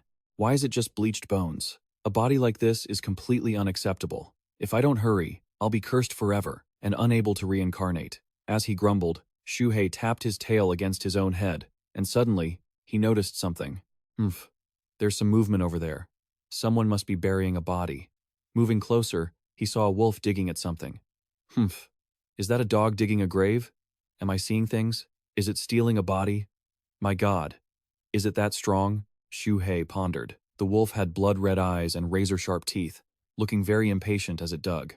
Xu Hei took a look and assessed the situation. The killing intent is too heavy. It already opened the coffin and found a body. No mistake, it's young, handsome, muscular, and poised. Truly a perfect specimen. Nearby, he saw the corpse in the coffin and immediately had the idea to steal it. The wolf seemed to sense something dangerous and looked over cautiously. It started to think. A snake demon? Did it come to steal the body? Indeed. In front of it, Xu Hei's eyes shone like two spotlights, staring unblinkingly at the wolf, thinking, is it starving to death? Its eyes were heavy as it looked this way. Wait, that's not right. Why do I feel like it's not looking at the body? It turned out Xu Hei wasn't looking at the corpse, but at the wolf's body instead. He looked at it so seriously that the wolf began to fear. Is it looking at me? It's looking at me. Sweat poured down its face, and it spat out the unfinished bone it was gnawing on. Without hesitation, it turned and ran. Xu Hei slithered across the ground in pursuit, shouting, "Hey kid, where do you think you're going?" The wolf spirit screamed in terror while running. "Murderer! Someone's killing! Help! There's a snake demon killing!" Xu Hei's eyes brightened even more. This dog has spirit? Not only is it young, strong, and handsome, but it's also a spirit beast that has unlocked its intelligence. He gave chase with all his might, thinking contentedly, there is no better body in this world than this one. He then immediately used his beast-taming technique, and a burst of power swept forward to strike the Wolf King. The energy formed into a rope, binding its neck. The Wolf King roared in anger. "What are you doing? Let me go, or I'll eat you," Xu Hei thought. This black dog must have eaten too many corpses, which is why its resentment is so heavy. He then barked angrily, "Stop barking and follow me." Moments later, a scream echoed through the deep forest. "Spare my life, please, great snake, spare me." Xu Hei reassured it. "Shut up. The mountain god wants to see you. It's a good thing." On the other side, the Black Emperor was pacing anxiously. "Time is running out. This mouse body is already showing signs of collapsing. I need to possess a new body quickly if he doesn't come back soon." Just then, Xu Hei appeared and called out loudly, "Great mountain god, I have found the perfect body for you. Look, it's young, strong, handsome, and poised, perfectly suited for your requirements." As he spoke, he proudly presented the wolf spirit. The Black Emperor fell silent for a moment. Xu Hei asked confidently, "Well, isn't it perfect?" The Emperor erupted in anger, exiting the mouse body as he shrieked, "You evil creature, why don't you just die, die?" Xu Hei was startled and panicked. "Great mountain god, did I do something wrong? I followed your instructions exactly." But by then, the Black Emperor had lunged at him, deciding, "There's no time left. Fine, fine. Better to take a dog's body than to be stuck with you, you blockhead." He swirled into a ring of light, intending to possess Xu Hei's body. Xu Hei instantly transformed into a fierce, mature figure with sharp fangs. But the Black Emperor was immediately ejected, completely unable to enter. He exclaimed in disbelief, "Spirit rejection? How can this be? I'll try again. You monster, stop struggling." A fierce struggle ensued. The Wolf King stood to the side, watching and exclaiming, "Is this really the mountain god?" After a while of failing, the Black Emperor stopped, gasping for air, and sighed. "Phew, this karma is truly powerful. Why is its spiritual sense so strong? Every time I try to enter, I get kicked out. Suddenly he noticed the Wolf King with its glowing red eyes. Behind it lay countless vengeful spirits, with thick resentment radiating out. He couldn't help but gasp, "What is this? This aura, it feels so familiar. Is it coming from him? No way. Could this black dog be a fiend body?" A moment later, he decided to possess the Wolf King's body, exclaiming, "It really is a fiend body, just like mine in the old days." Looking into its memories, he realized it had eaten all the previous sacrifices. No wonder it had awakened its spirit. After awakening, it had constantly dug up graves and stolen corpses to build this physique. It was actually a decent vessel. Satisfied, the Black Emperor gently snapped the restraint on its neck, acting with disdain. This beast-taming ring belongs to that stupid snake? How could something like this hold me?" Meanwhile, Xu Hei was scared and tried to quietly sneak away. "I better run. Even the beast-taming ring is useless." But the Black Emperor noticed and shouted, "Stay where you are. Well, since you helped me find this body, you're not half bad. This seat has decided to take you as a disciple." Xu Hei's eyes lit up, and he felt a surge of surprise, thinking to himself, "The mountain god wants to take me as a disciple?" But the Emperor boasted, "It is your good fortune to be a disciple of the Black Emperor. Why aren't you bowing to your master yet?" As soon as Xu Hei heard those words, he was both shocked and sweating bullets. What did you say?" he asked loudly. "What fiend? Aren't you the mountain god?" Black Emperor laughed heartily, placing a foot on his head, and said, "Ha ha, have I ever said I was the mountain god? I'm just borrowing the mountain god statue to use for a bit. You're the one who believed I was the mountain god. What does that have to do with me?" Xu Hei thought angrily. Damn it, so the mountain god I was worshipping was just a scam? Xu Hei then threatened, "You fake god, aren't you afraid of retribution? Afraid of going to hell when you die?" Black Emperor scoffed. "Ha ha, retribution?" He laughed. Then, he shifted into his terrifying form and said eerily, "The memories I gave you contain no mention of retribution, right? And descending into hell is just a baseless consolation for insects like you. Why would you even think of that? Look at this dog, robbing graves and stealing remains, fearing neither God nor me, truly the successor of my Black Emperor self." Xu Hei broke into a cold sweat and asked back, "Successor? You mean someone doomed to die? I devour everything." The space fell silent, and the scene shifted to the humid valley of Taihung Mountain. He was frowning in dissatisfaction, so Black Emperor immediately said, "What's wrong? Hurry up and move." Then, he couldn't help but roar, "This is my territory. Who allowed you to follow me?" He suddenly declared, "So what? Just because it's your territory, your master can't come?" He was still fuming, thinking, "Who's your disciple?" Black Emperor continued, "The pond ahead leads to an underground cave, doesn't it? That must be your lair." He felt extremely aggrieved but could do nothing, so he could only curse internally. "This dog. I've been trying to shake him off with my full speed all day, but I still can't lose him." Meanwhile, he was lying on a tree, sporting a cunning grin. Tired already? After his anger subsided, Xu Hei furrowed his brows and calculated in his heart. It was clear the dog's power was unfathomable. Furthermore, it seemed that after turning into a dog, he no longer held any malice. Fine, I'll give him some benefits and chase him away. Suddenly, the Wolf King appeared, dragging a goat and bleating. Oh? Ho! Xu Hei exclaimed excitedly. A fat goat. Wolf King, good job. I'm starving. With that, Xu Hei opened his wide mouth and swallowed almost the entire fat goat in one bite. Black Emperor, seeing this, said indignantly, You ungrateful brat. Regardless, I am half your master. Aren't you going to offer me some? He turned back with gleaming eyes and teased Black Emperor. Wolves eat meat, dogs eat shti. Wolf King, go take a dump so he can eat it. The Wolf King immediately lowered its legs, preparing to defecate. Black Emperor was speechless for a few seconds, then furiously lunged to bite the Wolf King. You brat! I'll bite you to death. He panicked and called out to the Wolf King. A moment later, both the Wolf King and Xu Hei curled up and stood obediently in front of Black Emperor. He sat down and spoke. Hey, let it be. It's been a long time since anyone dared to insult me like this. Disciple, do you know what happens if you don't respect your master? But Xu Hei still stubbornly retorted. I'm not refusing to respect you. It's just that dogs naturally like to eat THT. Hearing this, he unleashed his massive aura. Oh? So you admit you're my disciple then? He was furious but helpless, able only to protest. You're smiling so slyly, I definitely didn't admit that. But Black Emperor the Sage calmly recounted, I gave you the gift of enlightenment, helping your cultivation go smoothly. You should be bowing to me in respect. Your stubbornness is useless. I am your master. That is the truth. These logical words seemed to brainwash Xu Hei. He could only sweat and reply, That actually sounds somewhat reasonable. Yet, a second later, he broke into a sly smile. To hell with that. I'm not falling for it. Water escape technique. Finished, he immediately dove into the ground.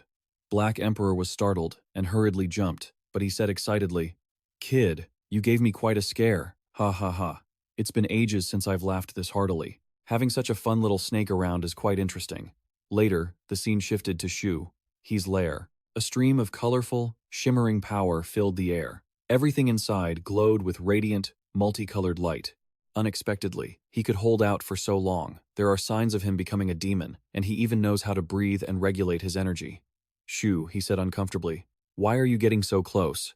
Get away. On his neck, he still wore the storage bag from Mulei. Black Emperor looked at it with disdain, but kept looking forward. Just a pile of trash. You thought these were treasures to give to me? I don't even want them. Xu Hei didn't care anymore and dumped the contents of the storage bag out, happily listing the pills, spirit talismans, herbs, and jade slips. These are pretty much the same as Mulei's, but this pill furnace isn't half bad.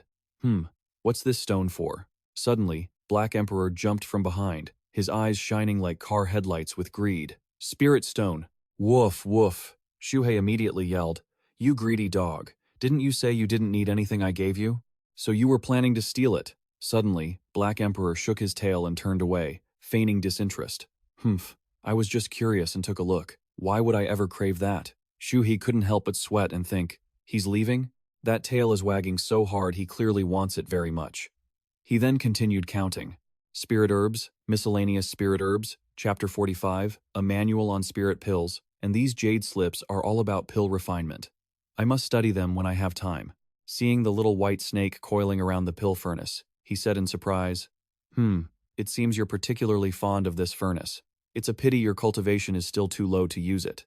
The little white snake just hissed in response. In another space, someone was using a telekinesis technique, causing small and large puffs of smoke to appear.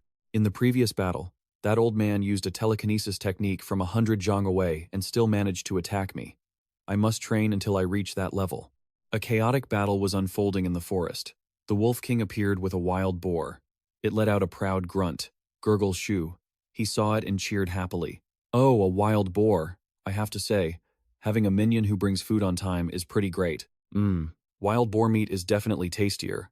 Goat meat always has some kind of weird smell, he lamented while munching away deliciously. Just then, Black Emperor stood on a tree branch and looked down. Disciple, if you keep eating this stuff every day, when will you ever break through? He replied dejectedly. Oh, why is he back? Black Emperor flicked his eyes in disdain. Even a dog would shake its head at this trash. So tell me, what should you be eating? Xu, he asked back. He hurriedly replied, obviously, spirit beasts and spiritual herbs, he retorted. Easier said than done. Where are there any spirit beasts here? If you count spirit beasts, there's only the Wolf King left. Eating him wouldn't increase much power, and keeping him is more useful. The Wolf King in the back had a grimace on its face, only able to whine. Black Emperor the Sage then held out a storage ring and said calmly, that's your problem. If you just stay in one place, how will you ever eat well? Let me show you the storage rings I collected last night and this lunch. Seeing the items, Xu Hei exclaimed in surprise. This is a late-stage spirit beast. Black Emperor landed on the ground and smiled smugly. Heh. This thing is called a spirit secret shell. This is a spirit bird recently raised by a nearby sect, specifically for food. It's way tastier than any wild beast. I happened to pass by and just swiped 2 of them. Xu Hei immediately used an earth tunneling technique, sinking into the ground with only his face visible, and asked in a panic, are you insane? Did someone track you here? The Black Emperor reassured him, relax, I'm a professional. No one in this world can track the Black Emperor. Ahem. Anyway, no one followed me, so just relax. Saying that, he immediately started plucking the spirit bird with great excitement. Let's start by plucking it. Look at how plump this chicken is. Xu Hei stopped being cautious, crawled back out of the ground, and thought with a craving look, it really is plump. A flame erupted from the Black Emperor's paw. His eyes glowed, and as he spun the bird around, he hummed a tune while the fat sizzled on the fire. Sizzle, sizzle. Oh my disciple, you're drooling. Want a bite? It's easy, just pay me in spirit stones. Xiaobai seemed to hear something appetizing and let out a chirp. Xu Hei said, see, even Xiaobai woke up after smelling that aroma. He couldn't help but swallow his saliva, his face flushed from the irresistible smell, but he still acted tough. You want spirit stones, dream on. Even if I starve to death, I won't eat your roasted chicken. But the Black Emperor, knowing he was tempted, kept sticking his tongue out and drooling while teasing him. He looked at the chicken, which was so fatty that the grease was dripping off. Good disciple, you've certainly got guts. In that case, just watch me eat. Having said that, the Black Emperor took a bite of the bird's leg and tore it off right in front of Xu Hei, shouting, ah, it's hot. The chicken fat splashed into my eyes. Huff, huff. He was so reckless that he gnawed the leg down to the bone. Even though it was hot, when he spat it out, only a clean bone remained. He continued to eat voraciously, tossing the bones behind him. He didn't forget to throw in some mockery. You guys can have the bones, don't be shy. Xu Hei turned his head away in resentment. I don't want any. Kesk, disciple. You're really not going to eat? Suddenly, the Black Emperor pushed a large drumstick towards Xu Hei, as if it were a siren call. This plump chicken leg is a rare delicacy. Come on, eat up. Xu Hei was furious and roared while spitting out a ball of fire. Get lost. The Black Emperor ran away casually, calling out, don't be angry. I'm your master. How could I ever lie to you? You have to know, if you took this spirit tail chicken to sell, it would fetch at least 300 spirit stones. You've landed a huge bargain, Xu Hei countered. Oh, then why didn't you go sell it yourself? You think I'm stupid? The Black Emperor looked at him as if to say, you're pretty clever. He replied, I'm in the form of a dog right now. It's not convenient. As for whether I'm lying to you or not, just turn your head and see for yourself. Xu Hei turned around, puzzled. Huh? The Wolf King's eyes were white with shock, his mouth wide open as he tilted his head toward the sky. An astonished voice rang out. The Wolf King just broke through to the 3rd level of spirit connection, and even Xiaobai reached the 2nd level. Xiaobai was breaking through with a bit of ferocity, a new surge of power enveloping the 2 of them. The Black Emperor said with authority, see? Did I lie to you? The 2 of them broke through just from eating some bone scraps. That's the power of the spirit tail chicken. Seeing this, Xu Hei didn't hesitate anymore and took out a large spirit stone. Fine, money talks, goods follow. The Black Emperor held out his hand, looking satisfied. That's more like it. After the exchange, he immediately received a massive spirit tail chicken. It smells so good, my whole body feels warm. At that moment, the strange cauldron absorbed the chicken. Xu Hei thought, the god-devil cauldron is spinning, and spirit energy is overflowing inside. He opened his mouth wide to inhale the energy. 5th level of spirit connection. Ah! After absorbing it, Xu Hei let out a satisfied belch, sighing inwardly. This spirit tail chicken truly lives up to its reputation as a late-stage spirit connection beast. Just refining one piece helped me break through, and the rest should be enough for me to cultivate for several days. The scene shifted back to Xu Hei's lair, which remained as mystical and dazzling as ever. Xu Hei was curled up under that magical tree, his body emitting faint ripples of energy. He finally finished refining. Not only did he reach the peak of the 5th level of spirit connection, but more golden scales had also sprouted. That old dog didn't lie to me this time. This spirit stone was well worth the cost. The 3 of them are still cultivating. This old dog's attainments are no joke. The Black Emperor looked smug. Oh, done already. Disciple? How was the effect of the spirit tail chicken? Although Xu Hei was thrilled, he still answered with indifference. It was all right. The Black Emperor then began to propose a partnership. So, how about we work together to catch a few more? We'll split them 50-50. I guarantee you'll reach the late stage of spirit connection within a month. And within a year, you'll reach the great perfection of spirit connection. Xu Hei gasped. Reach great perfection in a year? How is that possible? The Black Emperor played with a spirit stone, looking very happy. Your master never makes empty claims. Xu Hei refused. No way. Those are late-stage spirit connection beasts. It's too dangerous. If you want to go, go yourself. He said with contempt. Humph. You call that chicken a spirit beast? It's been raised by humans for so long that it's lost its fighting spirit. It's not even as strong as a mid-stage one. Xu Hei remembered a terrifying memory, broke into a cold sweat, and refused. Even so, I'm not going. Last time I went to steal a pig, I almost died. The Black Emperor found it funny. You kid, what kind of pig did you run into? Then he opened his mouth and laughed boisterously, saying something shameless. Fine, I'll go myself. Anyway, if I get chased by someone, I'll run to your place. Xu Hei couldn't help but scold him. I've never seen a dog as thick-skinned and shameless as you. He patted Xu Hei on the shoulder and pulled him along gently. Haha, don't worry. Following your master is absolutely safe. Would I lie to you?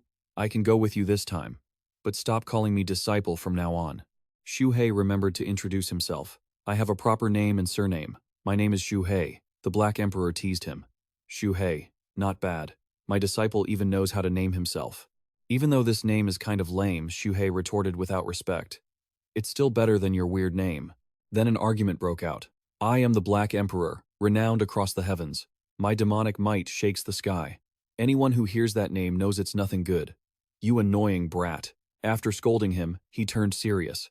Sigh, never mind. There's no point explaining things to a stubborn person like you.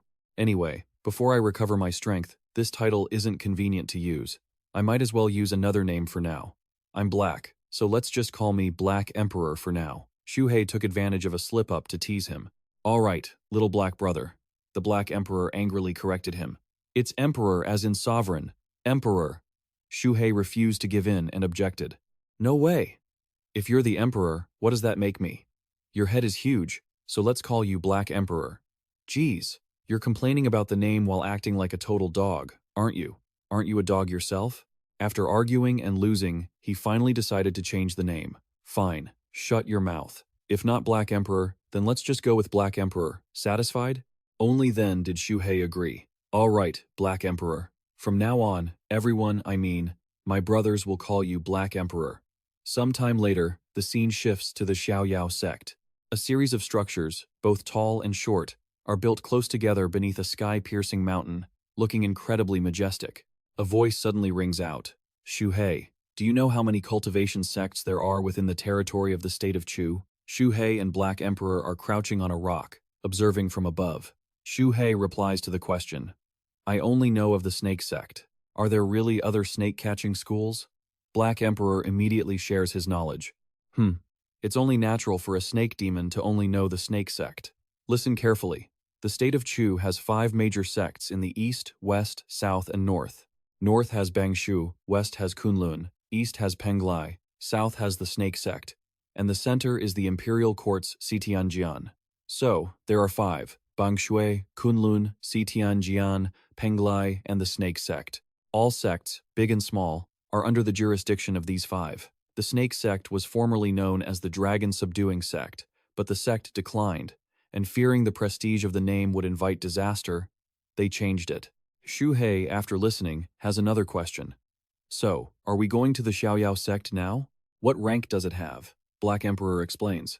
The Xiaoyao sect is a lousy, minor sect, subordinate to the Snake Sect. There are only 5 puny Foundation establishment cultivators there. Upon hearing this, he sighs in awe. Oh, 5 Foundation Establishment cultivators. Then, as if he regained his senses, he bites a tuft of grass and refuses. Let me go. I'm not going. You can beat me to death, and I still won't go. 5 Foundation Establishment cultivators? You want to get me killed? Black Emperor bites his tail and drags him along while scolding. What are you so afraid of? Can you show some progress? For heaven's sake? Then, he points in a direction. Over here. See that slope ahead? Those are the spirit-tailed chickens raised by an old Foundation establishment geezer. Xu Hei quickly perks up and says, let's go closer and take a look. Black Emperor can't help but feel speechless. This kid flips his attitude so fast. After seeing a flock of spirit-tailed chickens, Xu Hei can't help but gush, wow, so many. There are over 100, aren't there? Do they just free-range these spirit beasts like this? Aren't they afraid they'll run away? Black Emperor replies dismissively, run? Ha! Why don't you try catching one and see? The two are hiding on a tree branch, and seeing Xu Hei hesitating to answer, he provokes him. What's wrong? Too scared? Xu Hei takes the bait. Humph, I'll show you. He then uses his spiritual sense to probe, but his power is deflected back by some kind of barrier.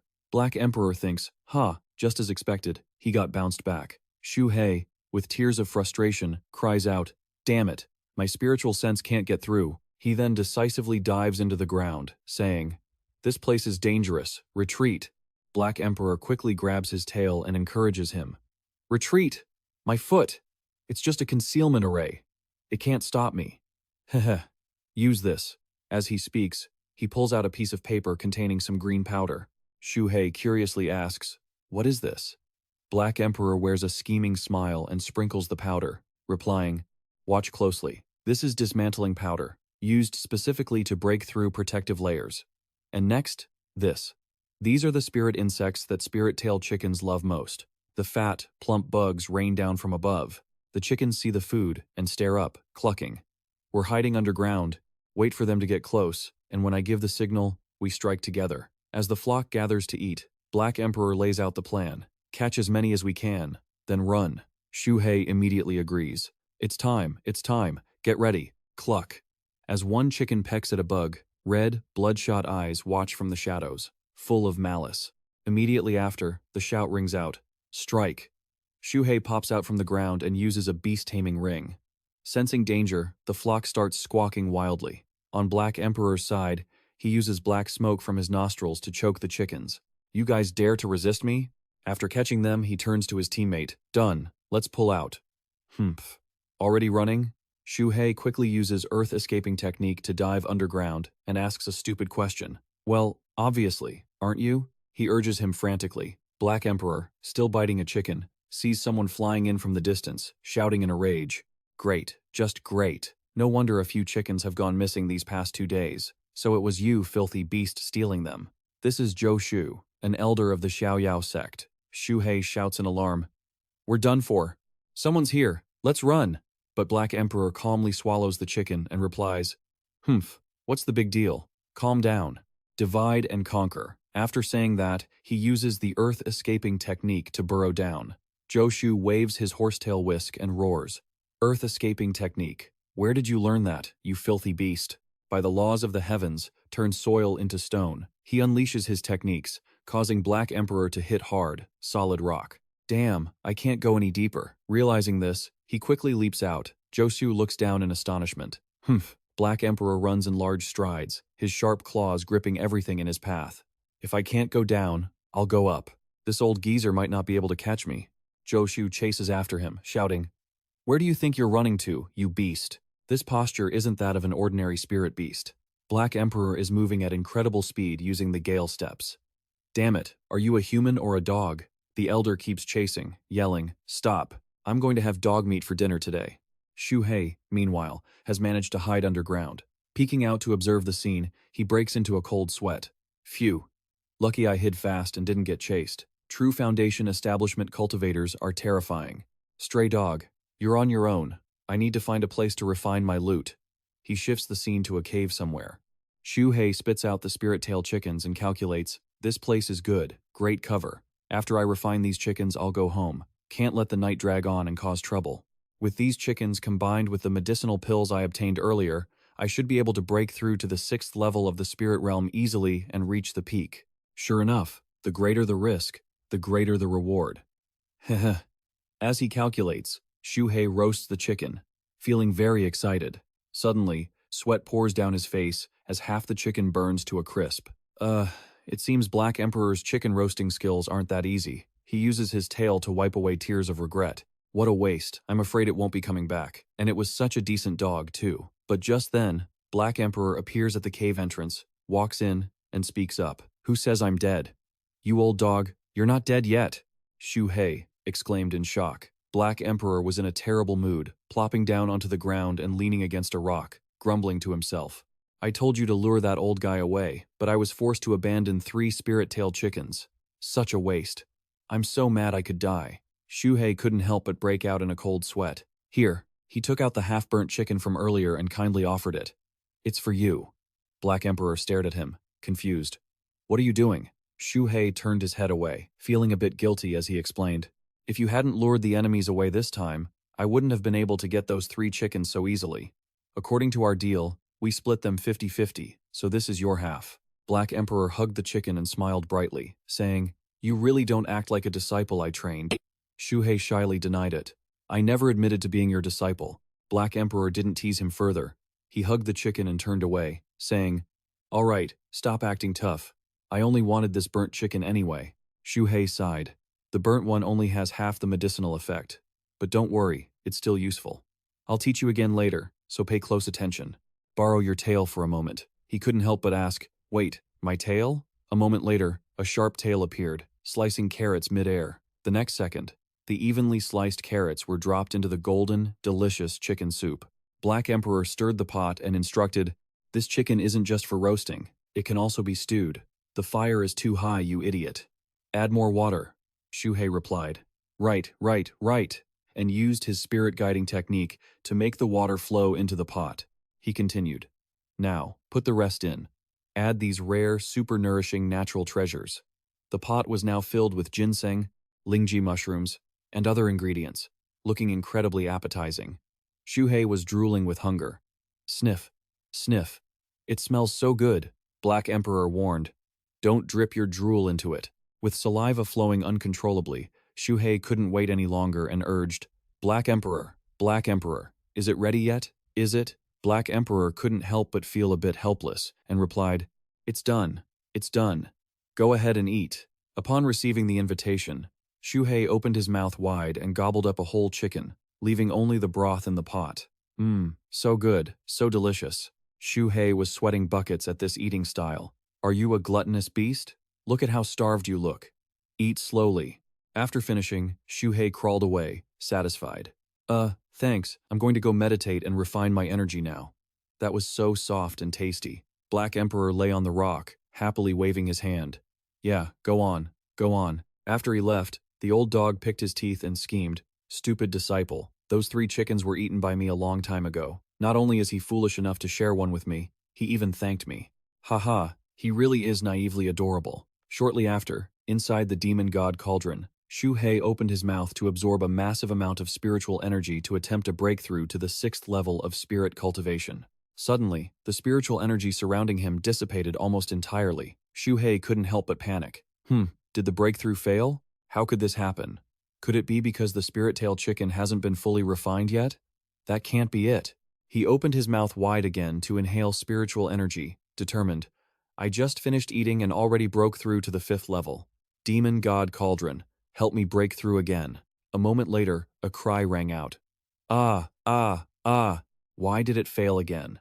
Is it because the last breakthrough was too recent, so my foundation isn't stable? Black Emperor then dragged a rock over, saying, Hey, you idiot, let your master give you a hand. He tossed the rock down and shouted, Converge! A stream of energy was reined in by Black Emperor's control, gathering and burning around his feet. He then explained, This is the medicine residue from the bottom of the pot, condensed into a pill. Before Xu Hei could ask what it was, Black Emperor quickly shoved his hand into the young man's mouth, saying, This is a spirit-piercing pellet. Eat it and try again. After swallowing it, Xu Hei felt the taste and grimaced. Ugh, why does it taste burnt? Let me try again. A moment later, Xu Hei's body began to glow. His eyes lit up, and he cheered. Old dog, I broke through.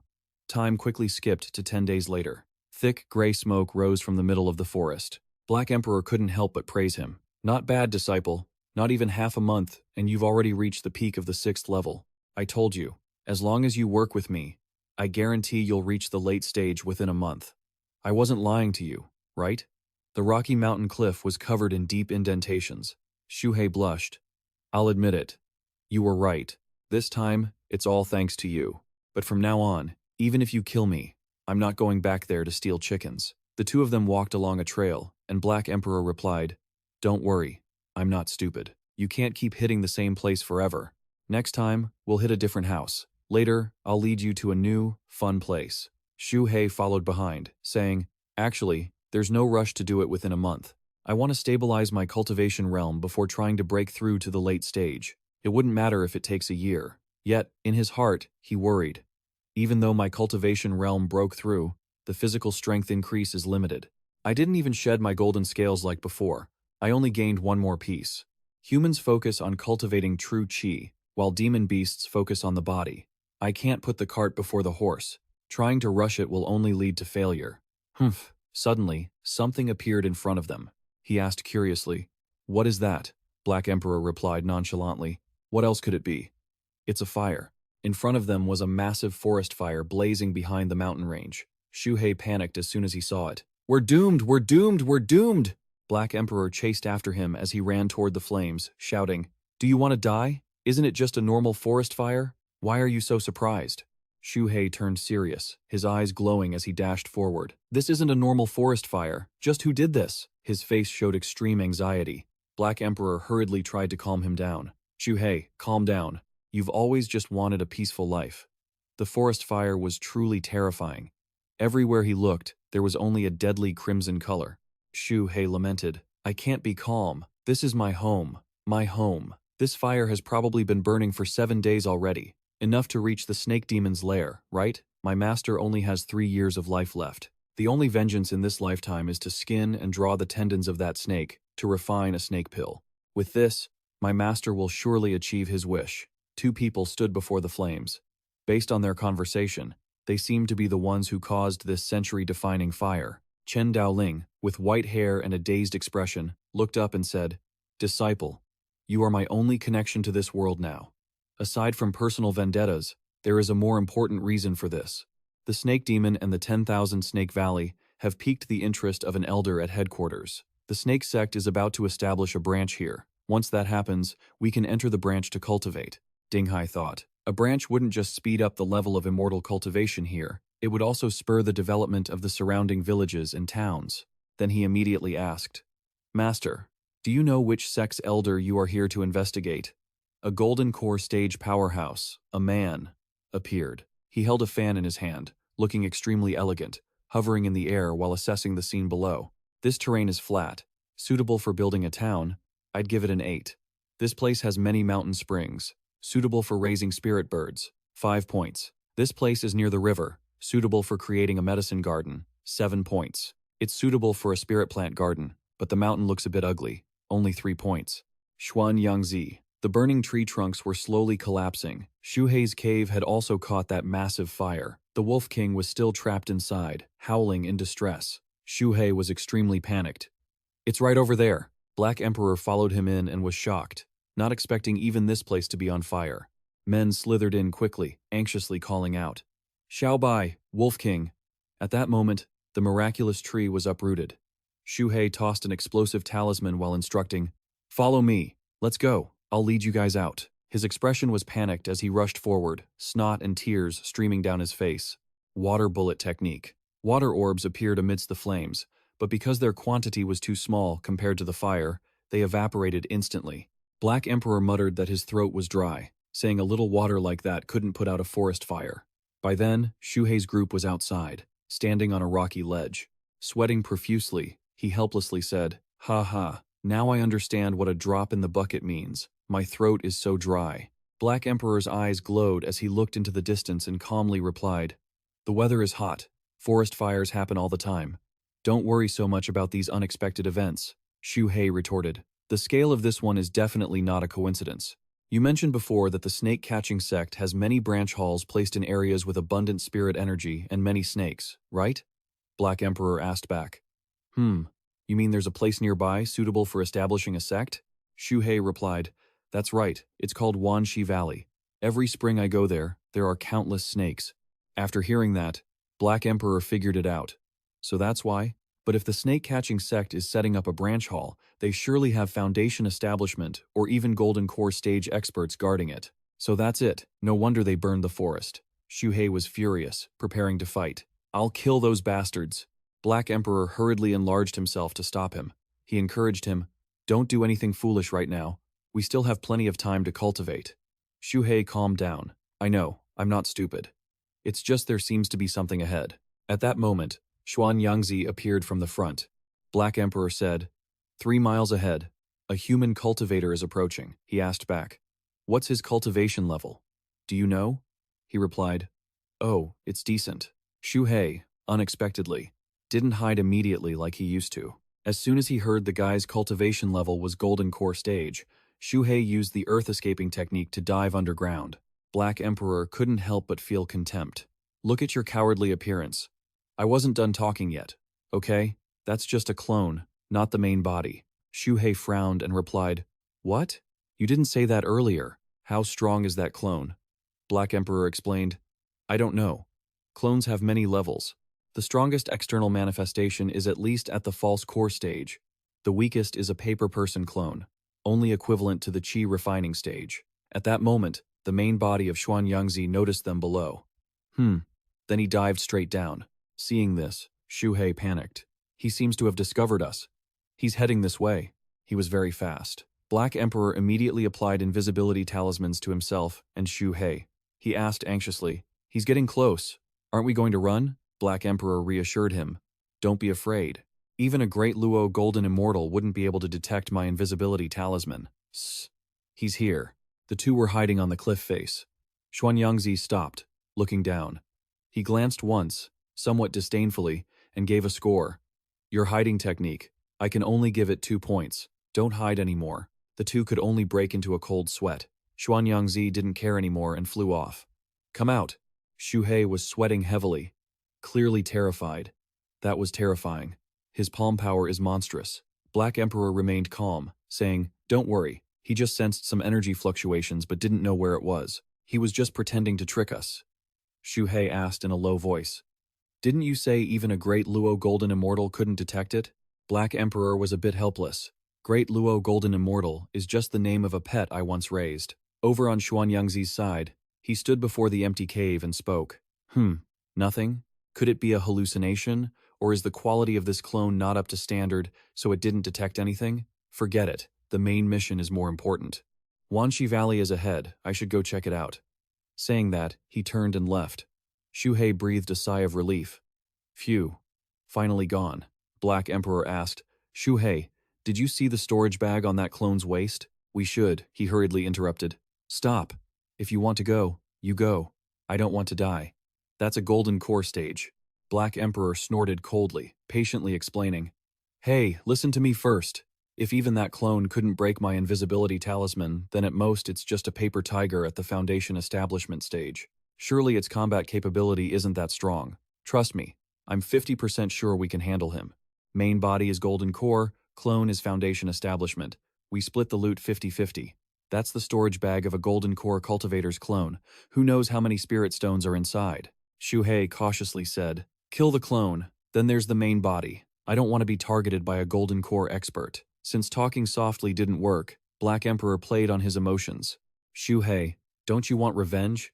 Your home has been burned to ashes. Xu Hei, who was preparing to sneak away, had to stop. Later, he managed to pull Xu Hei back and coaxed him. Xu Hei, your home was burned down by someone. Aren't you hateful? Do you want to be a stray dog forever? Xu Hei angrily cursed. You're the dog, Black Emperor asked. The point is, I'm just asking if you want revenge or not. Xu Hei affirmed. Of course I want revenge, but a 50% chance of winning is too low. This is a scale I plucked from my tail. Although its power is halved compared to when I first shed it, but fortunately I have plenty. If we add these things, how high are our chances? As he spoke, he took out the storage bag he was carrying. Black Emperor was extremely excited and replied, 70%. No, 80%.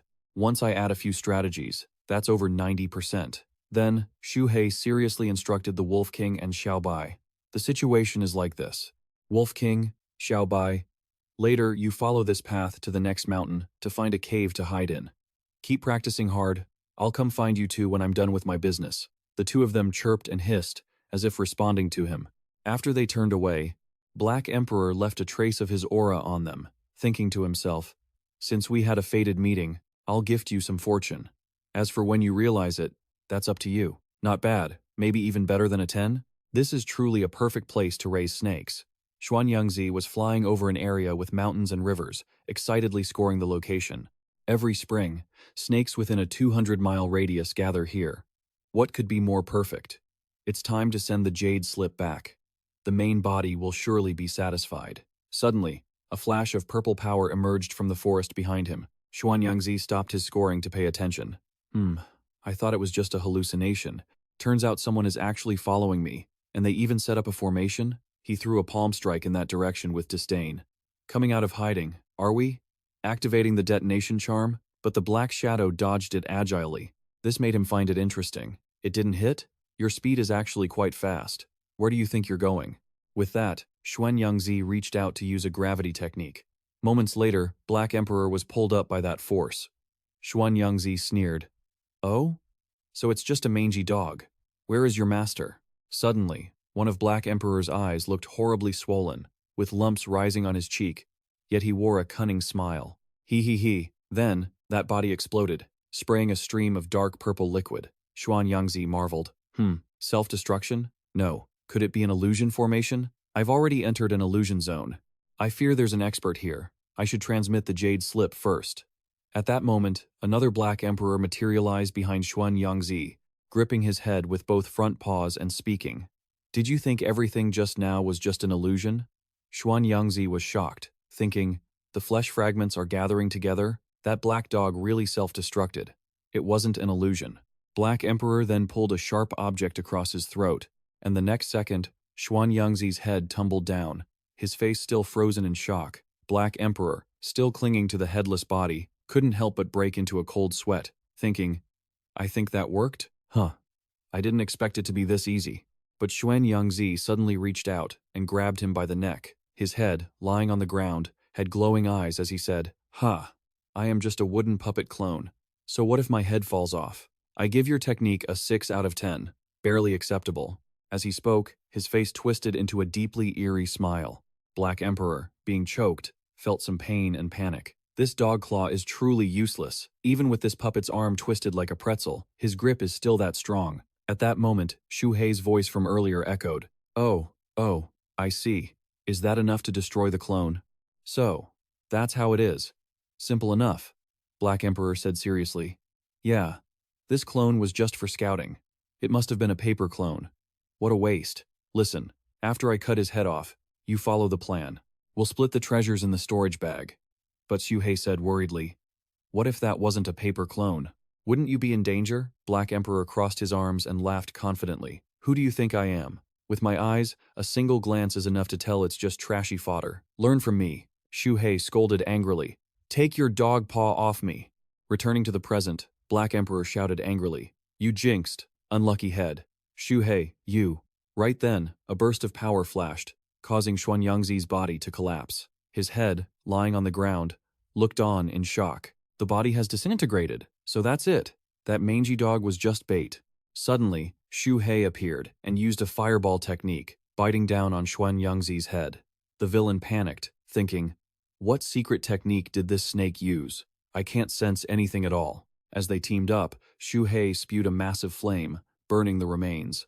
The head shouted, go to hell. Meanwhile, Xianxia gave one final score of 10. Moments later, a shadow fell from the sky, accompanied by a groan. Damn, that hurts. Black Emperor sat flat on the ground, rubbing his head and complaining. My calculations were off. It turned out to be a wooden puppet clone. Those aren't cheap. Using them just for scouting is such a waste. In front of him, Xu Hei kept using the fireball technique to burn the area. Black Emperor hurriedly reached out a paw to stop him, yelling, wait, he's already dead. If you keep spitting fire, we're going to get roasted too. Hearing that, Xu Hei turned around and cheered happily. Ah, Black Emperor, You're still alive. Black Emperor wiped away tears, replying, Xu Hei, you brat. 1 second it's a touching moment, the next you're being so cold. The two started bickering over the loot. Xu Hei shouted angrily, was this the 80% certainty you talked about? Why was it so pathetic? You dog, did you scam me? Black Emperor quickly retorted, what do you know about weakening his strength? I paid a heavy price, but Xu Hei refused to give in. If I hadn't used the array to seal his consciousness, do you think you could have ambushed him? Xu Hei clutched the storage bag, wary. I could have handled him easily even without you. You're just full of hot air, aren't you? Black Emperor broke into a cold sweat over this half-baked disciple. Where did you learn such arrogant, annoying habits? Then he shouted, hot air? I even blocked his jade slip communication. If that message had gotten through, we'd be dead for sure. Xu Hei panicked and reminded him. Then hurry up and destroy it. A moment later, a spark ignited it. Black Emperor marveled. Your black fire is impressive, even burning a jade slip. After it was gone, Xu Hei asked, what now? Are we safe? Black Emperor replied calmly, not yet. Even though the message didn't get out, this guy is still a core formation cultivator. He knows his clone died here. He will definitely come to investigate himself. Hearing that, sweat poured down Xu Hei's face uncontrollably, and he quickly dove into the ground. Black Emperor looked on with disdain. You coward. Stop running around like a headless chicken, Xu Hei argued. If I don't run, should I just wait to die? The snake-catching sect's influence is too huge. To avoid being hunted down, we can only hide in a neighboring country for a while. Meanwhile, at the snake-catching sect's headquarters within the Immortal Cave, Xianxia sat inside, looking up. That scoundrel's face darkened with displeasure. To think that my wooden clone was destroyed, and even the jade slip recording the data was left behind. Who on earth did this? How intriguing. Xianxia stood up, unable to hold back a sigh. Although the wooden clone's actual combat power wasn't very strong, but his aura and spirit sense were disguised perfectly, just like a core formation expert. Not only did he see through my clone, but he also dared to strike back. This is getting more and more interesting. Then, he called out to Xu Bei. Xu Bei knelt down and replied, Master. He gave the order, take 5 inner sect disciples to 10,000 Snake Valley and investigate whoever attacked my clone. Understood. At the same time, Xu Hei and Black Emperor were on the run. While fleeing, Xu Hei asked, Black Emperor, we've run for hundreds of miles. Why haven't we reached the Qin state border yet? Black Emperor replied, we're still far away. It will take another few days to reach the border. It takes that long? Xu Hei couldn't help but sigh in exhaustion. I'm so tired. Black Emperor jumped along while grumbling in annoyance. You're just asking for trouble. You could clearly run on the ground, yet you insisted on using earth tunneling. He was sweating profusely, but still tried to justify himself. I just wanted to train my physical strength. Black Emperor then suggested, this place is desolate and remote. There's an abandoned cave up ahead. Let's rest there for the night. That works. It's also a good time to see what's in the storage bag, Xu Hei replied. He anxiously warned, hey kid, don't just sleep right on the ground like that. Then, there was an image of the master dragging his disciple's tail toward a tree root while complaining, I give up on you. You're just too heavy. Black Emperor dragged Xu Hei into the cave and went hunting. The scene shifted to deep inside a cave. He slept soundly. After waking up, Xu Hei stretched his body contentedly and shouted, tunneling underground for hundreds of miles, my body feels much tougher than before. Xu Hei was full of energy. Now, let's get down to business. Storage bag, storage bag. Erase the spiritual imprint. My spirit sense is being blocked. I can't open it. After realizing he couldn't open it, Xu Hei used all his might.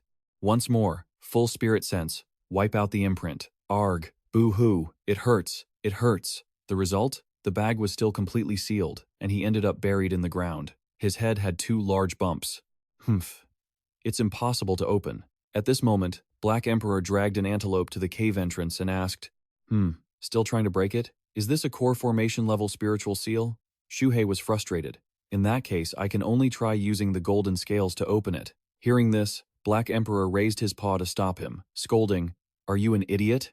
If you use that, you'll ruin the treasures inside. Give it to me. It's just spirit sense. I can easily handle it. Xu Hei tried to snatch it back and asked cautiously, are you sure? You aren't planning to hide some for yourself, are you? He replied with an air of authority. Nonsense. Do I look like that kind of person? Give me 3 days, and I guarantee I'll open it for you. 7 days later, in the desert, The two were on their way when Black Emperor spoke up. Xu Hei, we've reached the border of Qin State, Xu Hei exclaimed in surprise. We finally made it. Black Emperor brought out his black claw and said, let's set up camp here tonight and cross the river tomorrow morning.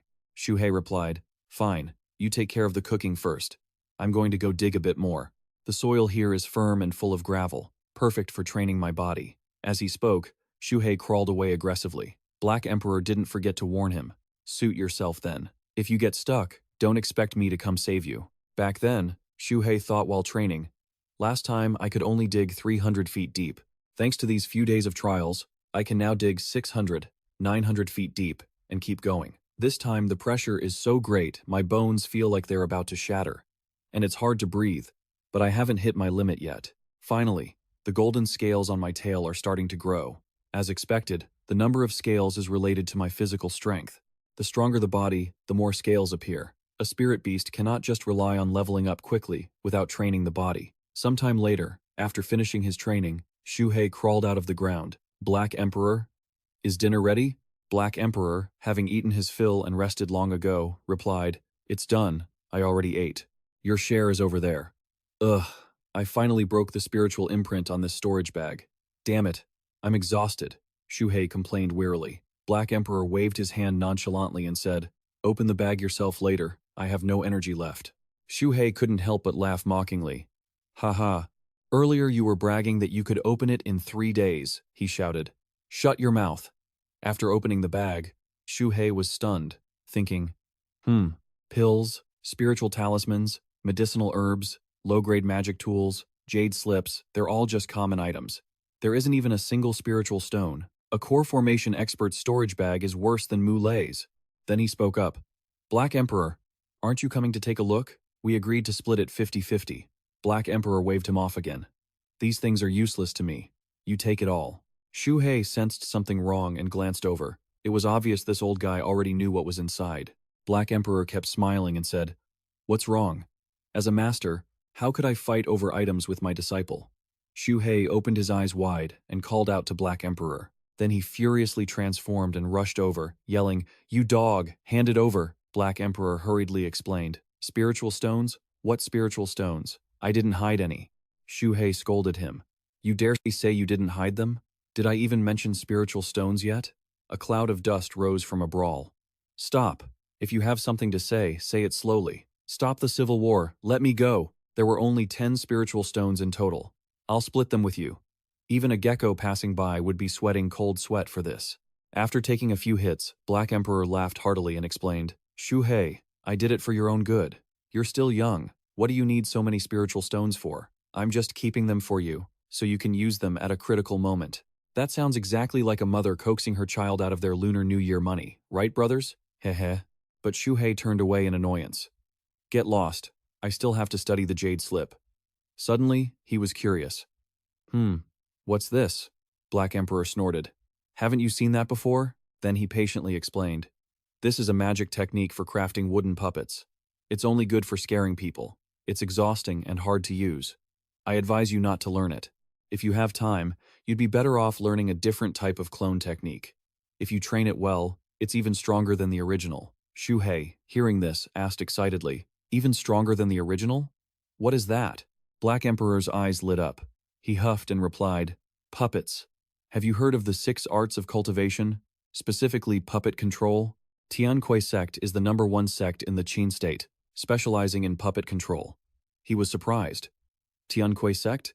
Xu Hei seemed to have heard of it. I heard that every puppet they have is far more powerful than its master. Puppets don't feel pain, and their bodies are as sturdy as a spirit beast's. One person can release hundreds, even thousands at once. Forget being invincible at the same rank. Even defeating opponents of a higher rank is no challenge at all. You imagine the scene if a best friend possessed that kind of power. If you really learned it, when fighting others, you wouldn't need to think twice, just release hundreds of puppets and have them gang up on the enemy.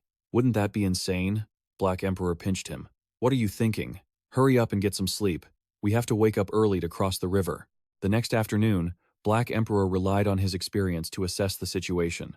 The Nyaklak River, the name alone, tells you that even wild geese can't fly across it, let alone ordinary cultivators. Xu Hei had an idea. Can we swim across? Black Emperor replied. Don't even dream of using water arts. This river is full of deadly whirlpools. He was bewildered. It's that dangerous? Black Emperor warned. I advise you not to act tough for no reason. Just obediently pay for the boat. There's only one trip to the Qin Kingdom each day. A voice spoke up. I want to board the boat. The man wondered. Huh? Who said that? The voice came from right under his feet. I didn't bring any silver. He realized. Oh, so it's down there. A person wearing a wide-brimmed hat with fabric wrapped carefully around it offered something in exchange. Is this spirit stone enough? The man was excited. Enough? Absolutely. Welcome aboard. Honored guest. He was meticulous. Honored guest. Mind the steps. You're quite generous with that spirit stone. Suddenly, 3 disheveled guys appeared, looking like thugs, laughing loudly. A tall, bald guy teased, "Oh my, where did this little midget come from? Not even a meter tall, right?" Another guy chimed in, "Who knows, he might get blown away by the strong winds on the river later." Probably not though. Look, he's short, but he sure is fat. They laughed like it was the funniest thing ever. The little person seemed to be getting angry. Suddenly, the 3 of them were swept away by an incredibly powerful gust of wind. It was just perfect. The people around started whispering, "Oh my God, a cultivator. This person is a cultivator." Some marveled. He flew so far. Black Emperor was furious. Ignorant mortals, daring to mock me. Xu Hei was confused. Didn't you say not to act tough and not to stir up trouble? Voices called out, Elder Zhou Shu, the young prince of the Qin Kingdom has boarded. Another person spoke. Please lead the way for this old man. Miss. Black Emperor felt it sounded familiar. Why does that voice sound so familiar? A beautiful, polite girl led the way. Elder Zhou Shu, this way please. Black Emperor remembered the person before him. It was the old man who raised chickens at the little sect. Xu Hei panicked. Run, Black Emperor warned. Shh, don't run around right now. That would just draw attention. We're disguised. As long as we don't act suspicious, we won't be recognized. He looked flustered, unable to keep his cool. I thought your dog nose was super sensitive? Why didn't you give a warning when someone got so close? The voice drew Zhou Shu's attention, and Black Emperor quickly covered up. Who has time to remember the sour smell of that old guy all day? Zhou Shu started to get suspicious. This person's aura is familiar. Could it be an old acquaintance? The 2 of them were about to rush off, but before they could go far, Zhou Shu called them back. Wait, fellow cultivator. Have we met before? The girl was skeptical. You know him? Xu Hei was already panicking, and being suspected made his fear even worse. It's over. It's over. He recognized me. Should he run? Run to the shore or jump into the water? Black Emperor thought quickly and whispered, Don't panic. Watch how I handle this. Black Emperor spoke up. Elder Zhou Shu's memory is truly amazing. We only crossed paths once at the auction house, yet you still remember. Zhou Shu was doubtful. The auction house? Black Emperor sighed. I didn't expect you to still remember. Xu Hei whispered angrily. What kind of stupid excuse is that? Zhou Shu pondered. I remember now. The old man laughed happily. Oh, so it's you. I met you at the auction house 6 years ago. Black Emperor followed up. That's right. Haha. Elder Zhou Shu's memory really is good, he thought in surprise. Can he really just blurt that out? Someone walked over and interrupted. Elder Zhou Shu, the young prince has been waiting a long time. Please come to the second deck. Zhou Shu excused himself. As you can see, I have business to attend to, so we shall part ways here. Black Emperor bowed. Safe travels, Elder Zhou Shu. Xu Hei was stunned. Is that it? Was it true that you 2 met before? Black Emperor explained. Anyone in a sect has likely been to an auction house at least once.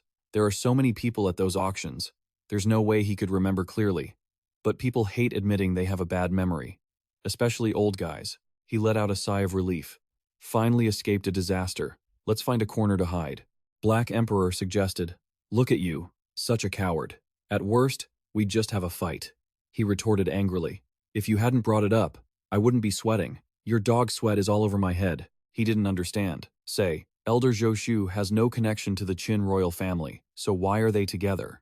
Black Emperor analyzed.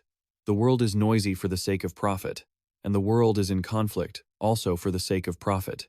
He wondered. What profit? Black Emperor replied wearily. For example, betraying one's country for glory. Why am I even talking to a snake like you? By evening, they reached Linjiang City, at the border of the Qin Kingdom. Black Emperor urged, This place is chaotic at night. Let's find a place to rest. In the brightly lit rooms, the sounds of rowdy feasting echoed. Come on, bottoms up. The burly guys downed jar after jar of wine. Give me a premium room. Bring all the best wine and food up here. The scene was incredibly messy. Who dares to pickpocket me? Black Emperor and Xu Hei were busy ordering, especially the spirit beast meat. Bring plenty of it. Around them, mocking voices rose. Look at that midget. Shopkeeper, take good care of your guest. Yes, honored guest. Please head upstairs. A while later, the table was overflowing with delicious dishes.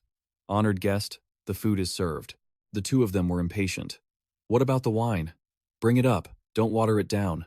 The waiter agreed. Yes, sir, right away. The waiter smiled and introduced, honored guest, your meal is complete. Both of them were drooling. He was overjoyed. Black Emperor, it really is spirit beast meat. I can't take it anymore. Despite drooling, Black Emperor still acted tough. Look at you, losing control over something like this? Hold it in. All right, get out of here. If it's not enough, I'll order more. A loud thud sound signaled the door closing. They were so excited. Immediately, he and Black Emperor devoured the fragrant food on the table. Who eats greens? Get out of here. The two of them couldn't resist the allure of the food. Xu Hei kept praising it. So delicious. This is true spirit beast meat. It's so good. Black Emperor lifted the wine jar to take a sip. It's been a while since I've had wine. He wondered, what does the wine taste like? Let me try. Just as he finished speaking, Black Emperor spat out the wine he had just swallowed and complained. The wine is terrible. Not even a dog would drink this. He was confused. Wait a minute. You are a dog. The smell is strange. Could there be a sleeping drug in the wine? Black Emperor praised. I didn't expect you to know about sleeping drugs. Not bad. Black Emperor threatened. But your perception is too poor. It's not just in the wine. It's in the food too. Did you know that? He was terrified and gagged, vomiting up the food he had just eaten. What? Why didn't you say so earlier? Black Emperor said happily. This is a lawless wasteland. Don't overthink it. Linjiang City. It was just a little sleeping potion. After saying that, he handed him a pill. Here's the antidote. Since you chose to be heartless, don't blame me for being unrighteous. The boss received a report from his staff. Not enough. Not enough. Bring in another whole spirit beast. Manager. This guy has already eaten nearly 1,000 taels of silver and 2 spirit beasts. Should we keep going, since he's asking for more? The boss ordered him to keep serving the strongest paralysis powder, thinking this guy hasn't collapsed yet. So his cultivation must be extraordinary. He calculated that the guy must have a lot of magical treasures and wealth on him. A little food and wine won't make us lose money. The staff followed the orders. Yes, manager. Black Emperor was triumphant. Heh. These idiots actually roasted the whole thing and brought it out. Black Emperor was delighted, thinking that the leftover meat was enough for them to eat for 2 days. Xu Hei wondered. Are we just going to leave like this? Black Emperor retorted. Don't talk nonsense. Do you want to pay? This shop is obviously a black spot. There are human bones hanging all over the kitchen. Can't you see them? He replied. I meant, why didn't you kill them and rob their money? I was even planning to burn this place down. Black Emperor laughed, thinking, sometimes you're less like a human than I am. He retorted, I'm not human to begin with. I'm a snake. The boss's men rushed into the room, and he was confident, thinking that a dose that strong could knock out even 4 cultivators. But contrary to his expectations, in front of him was a battlefield, and the two of them were nowhere to be seen. I don't believe it. Everyone scrambled to search. Huh? Where are you? They ran away. The innkeeper was furious that those two had dined and dashed. He told the servant to inform the people of the Xianxia sect to search the entire city. Anyone who dares to eat my blood wolf meat for free deserves to die, even if they were the heavenly king himself. The servant obeyed. Yes, Black Emperor, and he arrived at a secluded place. This abandoned house should be safer. You go ahead and refine your energy. I'm going out to do some things and we'll be back in a while. He agreed. Deep down, this snake was fuming. What the hell was that about? What is that old dog planning to do behind my back? Black Emperor also thought, no. What if he brings enemies here? I have to follow him closely. He. Black Emperor walked up to a house with its lights still on and exclaimed joyfully, oh, so, this is where it is. Xu Hei, who was tailing him, was suspicious and thought, a weapon shop? Black Emperor walked inside and shouted, 3 high-grade weapons, 8 spirit stones in total. Are you buying? The old man saw this and said, bring them here and let me see, little dwarf. Xu Hei cursed inwardly. That bastard kept me in the dark. How treacherous. He watched Black Emperor pocketing the spirit stones all by himself, and thought angrily, that stuff was in the storage bag of the mid-stage Foundation establishment clone. All that talk about splitting it 50-50, it was all a lie. I have to follow him. I'll make him spit it all out once he finishes selling everything. He went to another shop and shouted, "Is this batch of medicinal pills worth 15 spirit stones? Will you buy them?" Xu Hei followed him, muttering, "Is there a pill shop behind the weapons store?" A while later, Black Emperor went to another place and asked loudly, "High-grade beast materials, 13 spirit stones. Are you buying?" He couldn't help but shout, "I didn't expect there to be a beast material shop too." Xu Hei was furious and thought, "This old dog hid quite a lot of stuff from me. I'll make him pay when we get back." Black Emperor suddenly felt a chill down his spine. "Why do I feel a killing intent?" Suddenly, a voice came from afar. "The curfew is almost here, and we still have to help that trash look for someone. Stop complaining." Xu Hei was startled. "Oh no, someone's coming." Wu Qiang of the Xianxia sect sighed. "Damn it, I didn't expect to be sent to this godforsaken place. I have to guard this place for 3 years before I can go back. What bad luck." Zhao Yiduo of the Xianxia sect spoke gently. "Nothing we can do. Who told us we couldn't break through to the Foundation establishment stage? We just have to follow orders. Although Linjiang City is chaotic, if we handle things properly, we can still make a profit." Wu Qiang looked at Black Emperor's back and asked suspiciously, "Isn't that the dwarf who was reported for dining and dashing?" Yida immediately confirmed, "It's definitely him. What a nuisance. Why do we have to deal with such trivial, unlucky things?" Wu Qiang shouted decisively, "Senior brother Zhao, wait here. I'll go catch him and end this." Yida sighed softly. "Hold on, junior brother Wu. Can't you use your brain for a moment?" he asked confusedly. "What's wrong, senior brother?" Yida watched Black Emperor and explained, "Look, he went into Wanbao Pavilion. He might have something valuable on him. Let's follow him and see what happens before we decide." Wu Qiang nodded. Senior brother's thinking is always thorough. Xu Hei, hiding on the roof, was silently observing. Disciples of the Xianxia sect. The old dog is being followed, but luckily they haven't reached the Foundation establishment stage yet. Maybe I can use the mantis stalks, the cicada, the oriole behind strategy. Wu Qiang remarked. Senior brother seems very happy. Zhao Yiduo smiled and replied, "This is the valuable profit I was talking about." Black Emperor stepped inside and cleared his throat. "Manager, since you've come out personally, take a good look. See how much this item of mine is worth." He replied, "All right," he warned. "Look carefully, this bag of mine is full of good stuff." The manager saw the bag and exclaimed in shock. "This?" Black Emperor asked anxiously. "What's wrong? Is there a problem with the items?" He said excitedly. "Fellow Taoist, why don't we go inside to discuss the details? Come inside and let's talk." He nodded. "All right, I suppose you have a discerning eye." The manager gritted his teeth and ordered, "Old Leezy, close the door." He hesitated and spoke. "Manager, it seems that outside still," he shouted loudly. "Stop talking so much. Of course I know. How could I let them disturb my business?" The two disciples of the Xianxia sect outside saw the shop door closing and muttered to each other, "I didn't expect this Dine and Dasher to be a big player. He probably killed someone and robbed them, then came here to dispose of the evidence.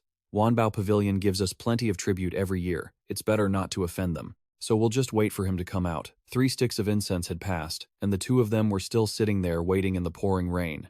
Wu Qiang shouted angrily, "Senior brother, how much longer do we have to wait? Is he not coming out?" They decided, "Let's just open the door." At that same moment, the manager opened the door and said excitedly, "Buying so many treasures for just over 100 spirit stones today is truly a stroke of good fortune." He looked at the two people in front of him and asked blankly, "Oh, you two are? How can I help you too?" Wu Qiang asked irritably. "What the hell are you pretending for?" Ida asked in a low voice. "Where's the dwarf who sold the items just now?" The manager replied softly. "He sold many treasures of the Bushi sect in exchange for a large amount of body-tempering pills and spiritual meat from a late-stage spirit beast." Wu Qiang grabbed him by the collar and shouted, "Nonsense! Who asked about that? Where did he go?" The manager stammered, "He just left through the back door." After saying that, they shoved him to the ground and turned to leave, not forgetting to threaten that they would come back to settle the score with him later. The two of them leaped onto the rooftop and sped away. Zhao Yiduo warned, "Hurry and chase him, he must be heading for the outskirts." He spread his divine sense toward the south gate. He began to use his spirit vision, and instantly, the hurried figure of He Huang trying to escape was spotted.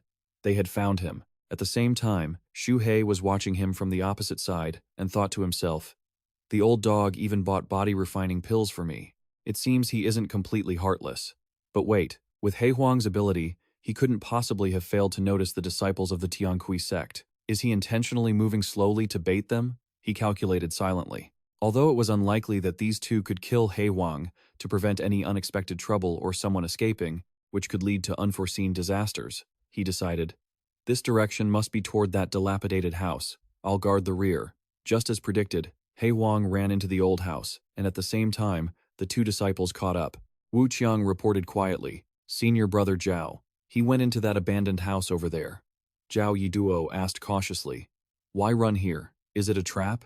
They kicked the door wide open. Zhao Yiduo looked at the desolate scene inside and asked, "Where is he? That's strange. His aura should be nearby. Why is there no sign of him?" He scanned the surroundings. "Something's not right. This place is deserted. Better be careful." Zhao Yiduo cupped his hands respectfully and spoke, "Fellow Taoist, we are outer disciples of the Tianqi sect, responsible for maintaining order in Linjiang City. We mean no harm. Please show yourself." Wu Qiang felt annoyed upon hearing this. "Senior brother Zhao, you're being too polite. He might not even understand. Let me try a different approach." He shouted sternly, "You dwarf from earlier, I'll give you 3 seconds to crawl out here and answer to us. Otherwise, your fate will be." Suddenly, Hei Huang appeared and relieved himself in a corner of the house. Wu Qiang lunged forward and slashed at him. Blood splattered everywhere along with a loud roar. He held the wolf's head up and counted in a low voice. 1, 2. Suddenly, Hei Huang leaped up, baring his sharp teeth at Wu Qiang. Hei Huang sneered. As expected, Wu Qiang threw Hei Huang aside and mocked. "Did you think we wouldn't know it was you? Fool!" He shouted an order. "Toad puppet, take him down."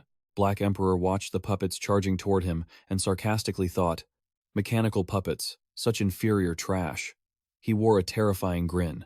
"Did you think I didn't know that you knew it was me? Fool." On the other side, Xu Hei was using his divine sense to probe and saw the scene, wondering, why is this Hei Huang suddenly laughing like an old villain? Wu Qiang spoke with contempt, "Playing with dolls against me, stumbling over your words. Aren't you going to die anyway?" The toad puppet began to open its mouth to form a fireball. Black Emperor panicked and screamed, "Fireball!" In just a split second, the entire abandoned house was engulfed in flames. The two disciples asked anxiously, "Is it done?" A terrifying laughter echoed from within the thick black smoke. They were alert. "No, he's still alive." They stared blankly at the strange objects appearing continuously in midair, thinking, "That chunk of meat, it's dangerous. Junior brother Vu, let's retreat." The toad puppets were now lying sprawled on the ground, their bodies burning. Wu Qiang screamed in panic. "My toad puppet touched his flesh and ended up like this? What kind of crooked, evil cultivation technique is this?" Black Emperor, now in a bizarre shape, challenged them. "Keep it coming, you old men." They roared in anger. "You monster!" After observing, Xu Hei nodded. So, Loose Cultivator is taken quite literally. He thought to himself that it wasn't necessary to go down and help Hei Huang. On this side, Hei Huang was happily teasing Wu Qiang. "I'm right here," Xu Hei said to himself. "This guy with the sword can't hurt the old dog, and the one further away isn't making a move yet. I should just keep an eye on the other one," he said excitedly. At the critical moment, it would be great to have Hei Huang owe me a favor, wouldn't it? Black Emperor mocked. "Little brat? Tired already? I'm just getting started." Wu Qiang begged desperately. "Senior brother, this Hei Huang's magic is extremely bizarre. Swords and blades are useless. It's my incompetence. I have to ask for your help." Zhao Yiduo sighed, and had no choice but to pull out his weapon. Wu Qiang quickly complied. "Yes." He immediately unleashed a giant toad, holding gold in its hands, and shouted, "Giant toad puppet." Hei Huang mocked. "Little brat, tired already? I'm not finished yet." Wu Qiang gripped his sword tightly with a look of helplessness. "Senior brother, this Hei Huang's magic is extremely bizarre. Swords and blades are useless. It's my incompetence. I have to ask for your help." Zhao Yiduo ordered, "There's no other way. Pull out your weapons." Wu Qiang quickly pulled out his storage bag. "Yes." From the bag, Wu Qiang summoned a massive toad. "Giant toad puppet. Senior brother Zhao, let's combine our attacks." Hei Huang sneered when he saw the creature. "A giant toad, eh? Just a toad? Fool." Hei Huang licked his lips. "This puppet looks so stupid. They're planning to deal with me together, huh?" Zhao Yiduo waved his magical fan, the Qiangkun fan. Hei Huang thought to himself, "Quite interesting." Before he could finish his thought, the power of the Qiangkun fan created a massive gale that blew everything away. "Die!" Xu Hei, standing outside watching, was also gasping for breath from the wind. Gasping for air, Zhao Yiduo called out, "Junior brother Vu." Wu Qiang took the opportunity to command the toad. "Giant toad!" Wu Qiang yelled, "Swallow him whole." Immediately, The toad opened its mouth wide, creating a vortex that sucked everything in front of it into its belly. Once finished, it even let out a satisfied belch. Wu Qiang exhaled. Phew, he must be dead for sure this time, right? Zhao Yiduo was still shielding his junior brother. Likely, but don't let your guard down. Xu Hei was panicked. Oh no, Hai Wang has been eaten. Suddenly, the toad started shedding tears, and a plume of smoke escaped from its mouth. Zhao Yiduo warned quickly, Junior brother, your giant toad puppet seems to be acting strangely. Wu Qiang was confused. Huh? He Huang suddenly used his strength from inside the toad's belly to blow up its carcass and emerged. Wu Qiang couldn't believe it. What? My giant toad is unbeatable by anyone below the Foundation establishment stage, yet it was defeated in an instant. Seeing He Huang continuing to strengthen his power, Zhao Yiduo quickly grabbed Wu Qiang's shoulder. This is bad. Junior brother, retreat, quickly. But He Huang spoke up. Want to run? I haven't had enough fun yet. He Huang transformed into a giant form and appeared behind them. Today, you two will die here. Both of them thought in terror. Our escape route is blocked. Wu Qiang tried to act tough. I am a disciple of the Xianxia sect. You dare kill me? Zhao Yiduo quickly interjected. Junior brother Wu, no need to waste your breath on him. He can suppress puppets, but he can't resist magical artifacts. Both of them charged forward with their swords. Kill this villain, He Huang said with contempt. You think you can kill me based on your cultivation? Daydreaming, are we? Black Emperor channeled his power, humming, trying to hit a rock with an egg. How foolish. Blood blade gale. Immediately, a whirlwind of Black Emperor's dark power coiled tightly around the two men, making them scream in agony. Ugh. Huh. Black Emperor gloated with a sinister cackle. Chop them into mincemeat. Xu Hei, watching from the rooftop, sighed. Their internal energy was completely chaotic. Failure and destruction were just a matter of time. There was nothing left worth seeing. Too bad this place is blown to bits. Where do I go now? He lamented. He hadn't expected Black Emperor to be this formidable, acting so stealthily. Damn it, no way. I need to focus on my own cultivation too. Suddenly, Xu Hei sensed a spiritual ripple nearby. Why does that aura feel so familiar? He sneaked toward the source, his mind on high alert. This was where that beggar was. Xu Hei saw the beggar waving his arms and acting strangely. He was baffled. What is this beggar doing, flailing around like that? He observed the man intently. Is he an idiot? No, that's not right. That look, that scar. An image of Zhao Yiduo flashed in Xu Hei's mind. He gasped. He looks exactly like that Xianxia sect cultivator from earlier. Xu Hei grew suspicious. Could it be that Black Emperor is using a soul-snatching technique on Zhao Yiduo right now? But why is there no reaction? A guess formed in Xu Hei's mind. The one Black Emperor killed earlier was just a puppet. This must be his true physical body. Xu Hei hurriedly stepped back, his heart full of caution. Rumor has it, the puppet arts of the Xianxia sect can craft perfect replicas to fool the enemy. This must be his real body, but what if this is a puppet too? He took out his jade pouch, thinking to himself, no, there's no one else suspicious within 100 meters. It's just him, but he might have life-saving artifacts. I must strike carefully and swiftly. I can't leave him any way to survive. Just then, Zhao Yiduo's mental transmission echoed in his head. Zhao Yiduo frowned. Damn it. The puppet is dead. And Wu Qiang is dead too. Just what kind of background does this Black Emperor have? Just then, an explosion rocked the roof above, startling Zhao Yiduo. He squinted. Ugh, the light, it's blinding. Zhao Yiduo looked at the flames Xu Hei had conjured with his talismans. What on earth is that? Xu Hei, while spitting out fire, wiped away sweat. Damn it. I didn't expect him to wake up right now. The fireball grew larger and larger. Xu Hei shrieked. This isn't good. My mouth is burning, and my head feels heavy. Zhao Yiduo crouched, shrouding himself in energy. I don't care who you are, just die already.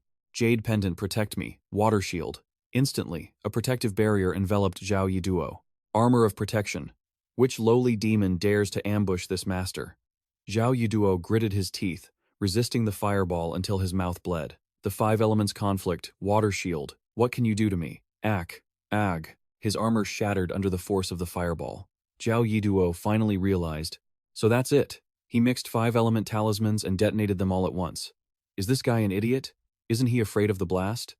Zhao Yiduo was pushed back against the wall. His hand brushed against a pile of talismans, and he gasped in shock. Huh? Talismans on the wall too? Is this something a human can even do? Right then, Xu Hei seized the opportunity. Too late to realize, you fool. He commanded the talismans to activate. Fire Blast, Wind Blade, Lightning Strike, blow it all to hell. But Zhao Yiduo reacted quickly, summoning a protective bell. Xuanhuang Bell. You despicable insect. Don't think you'll get what you want. With this artifact, you won't be able to scratch me. But just then, the talismans on the wall easily shattered the bell. Zhao Yiduo was horrified. It's broken. Instantly, the remaining talismans detonated, turning everything into rubble amidst Zhao Yiduo's agonizing screams. No! His limbs were scorched by the fire as he lay flat on the ground. Cough, cough, how is this possible? The Xuanhuang Bell's defense. He struggled to look at his opponent. Those scales, what are you? Xu Hei was startled. He's still not dead? He immediately reverted to his giant form, mouth filled with fire. Damn beast! Explosions rocked the area, and Xu Hei's voice roared repeatedly. Fireball technique! Fireball technique! Fireball technique! Xu Hei kept the bombardment going for the time it takes an incense stick to burn. People nearby were panicked by the loud noises. Which sect is fighting in the suburbs again? Run! Run! Isn't that the sound of immortals fighting? Black Emperor heard the noise too, thinking to himself, that noise is from that brat Xu Hei. What has him so terrified now? Meanwhile, Zhao Yiduo's soul had been reaped. Black Emperor muttered to himself, I need to pick up the pace too. That brat is useless without me. On the other side, Xu Hei happily clutched his loot. Heh, gotta hide these treasures. Black clouds gathered, and fierce winds sent leaves swirling. Humph, so that's it. A voice echoed in the quiet space. It was Black Emperor. He took a deep breath, savoring his new body. Black Emperor held a small pouch. His signature red eyes glowed as he stood over the body of a fallen Tianqi sect disciple. He sounded disappointed. Working all day, and only managed to loot the first level of the puppet arts? The Tianqi sect is truly stingy, teaching a cultivation method but holding back the rest. The scene was one of ruin and decay, with Black Emperor standing tall among the debris. I can't possess another body in such a short time, he mused. Plus, being in a dog's body is just inconvenient. Black Emperor sighed, contemplating his next move. He had intended to kill and harvest souls, then use the puppet arts to forge human-like dolls. But that plan had failed. This first level only allows for mechanical beasts. I can't expect to make human puppets yet. He imagined himself succeeding and basked in the imaginary admiration of Xu Hei. Unless I find Zhao Yiduo's main body and force his soul out. Just a thought, but he turned and strutted away, leaving the ruin behind him. He said calmly, whatever, let's go find Xu Hei first. Zhao Yiduo's body must be in the city. When the time comes, I'll just stir the pot and have Xu Hei help me deal with him. That should settle it. The ruin scene played out again, dust swirling in the wind. Black Emperor stared into the smoldering darkness, not knowing whether to laugh or cry for Zhao Yiduo. He stepped into the ashes and demanded, Did you kill Zhao Yiduo? Xu Hei felt guilty, sweat pouring down his face as he dodged the question. Zhao who? I've been here cultivating this whole time. He trembled, eyes squeezed shut, pretending to be innocent. I haven't been out fighting any Tianqi sect disciples at all. But as expected, there's no fooling an expert. Black Emperor noticed immediately. He stood behind Xu Hei, his eyes glowing red with fury. Did I even mention the Heaven Profound sect? You can't even lie properly. Then, Black Emperor grabbed Xu Hei by the neck and demanded answers. Xu Hei avoided his master's gaze, breaking out in a cold sweat. What are you talking about? You've already killed 2 disciples from the Heaven Profound sect. We need to run. I'm getting out of here first. With that, the cunning old snake, Xu Hei, hurried to make his escape, but Black Emperor was on his tail in an instant. Stop right there! Don't you run! He grabbed Xu Hei by the collar and yanked him back, growling threateningly. You're so clumsy. Hand over the spoils so we can split them.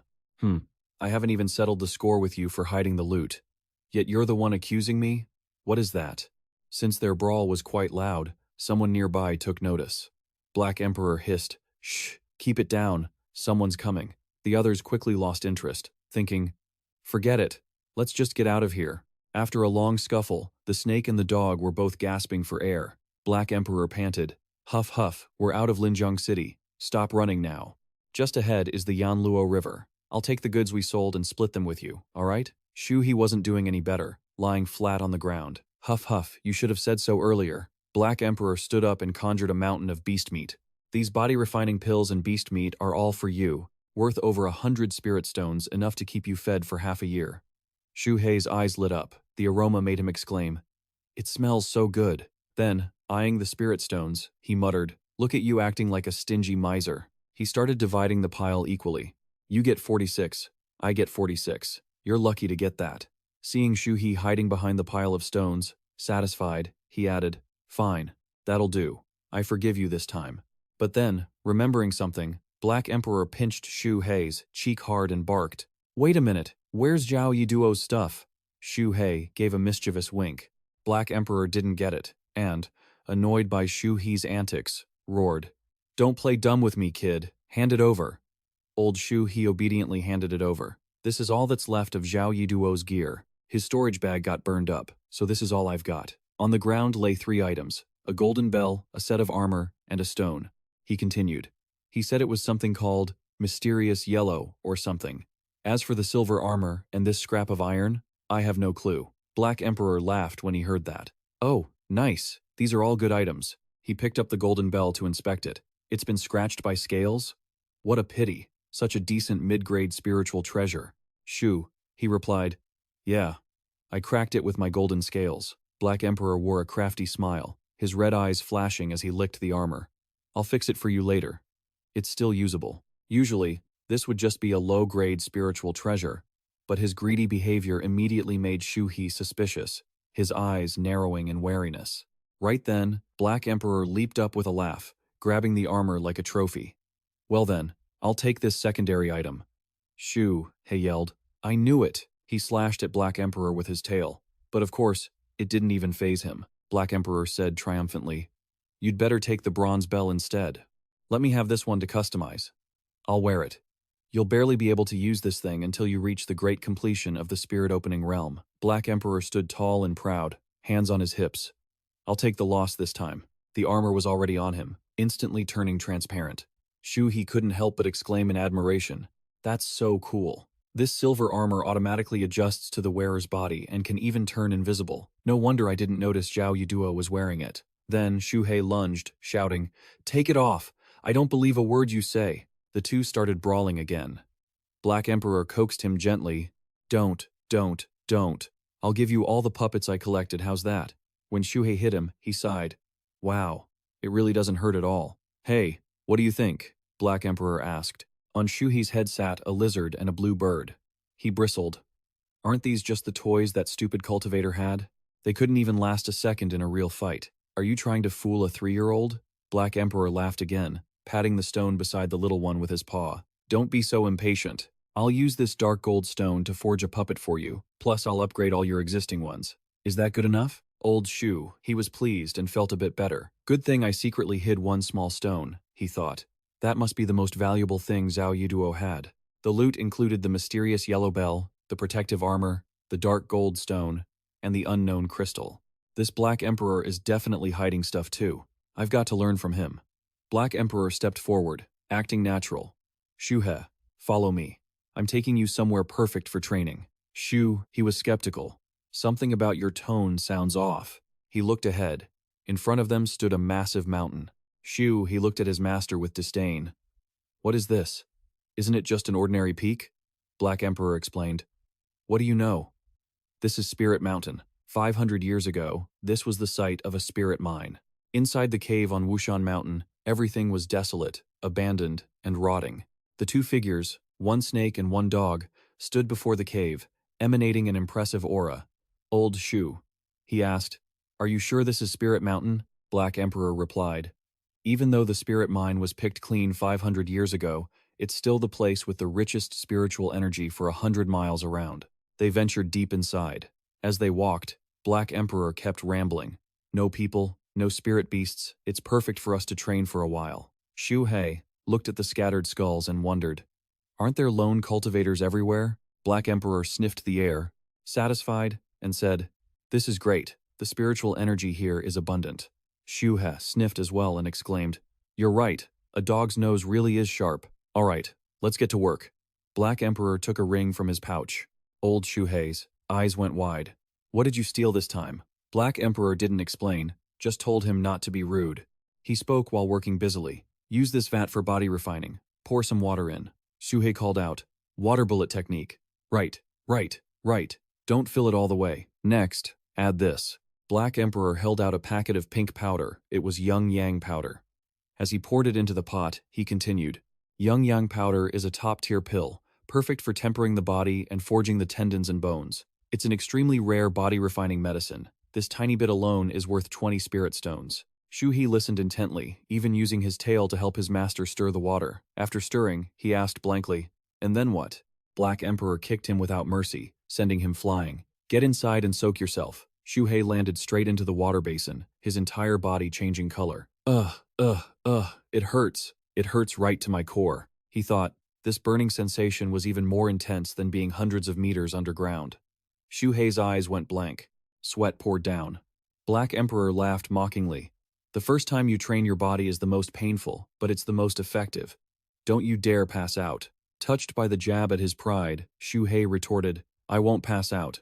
My willpower is 100 times stronger than the average person. Soon after, Xu Hei's appearance began to change. His old snake skin was dissolving in the blood water, while he excreted a large amount of impurities. Xu Hei excitedly poked his head out and laughed.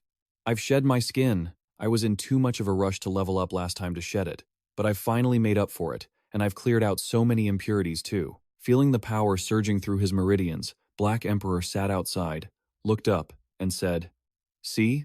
I told you this stuff was effective. This training session needs to last 7 days. Since you have beast meat here, you don't need to go out. I'm going to go study this ore vein and see if there's anything else hidden. Black Emperor said only that and wiggled his tail as he left. Xu Hei didn't pay it much mind and just gave a short confirmation. 7 days later, Xu Hei's body had grown larger, spilling out of the original basin. He thought, I've grown another meter. Xu Hei was now 4 meters long, but this time it was completely different from before. He lay in the basin, his face showing clear satisfaction. He felt great, thinking, I just hope I can shrink whenever I want now, at least down to 1 meter. After finishing, he leaped out of the basin to test how well his body had upgraded. Not only could he control his size at will, but his strength and speed were also more than 3 times what they were before. Even though his cultivation remained at the 6th stage of the spirit communication realm, his actual power was on a different level. Looking toward the end of his tail, golden scales appeared. He mused, Quite a few more golden scales have grown. They've started spreading from my tail to my body. I bet once my body reaches the great perfection of spirit communication, they'll cover my whole body.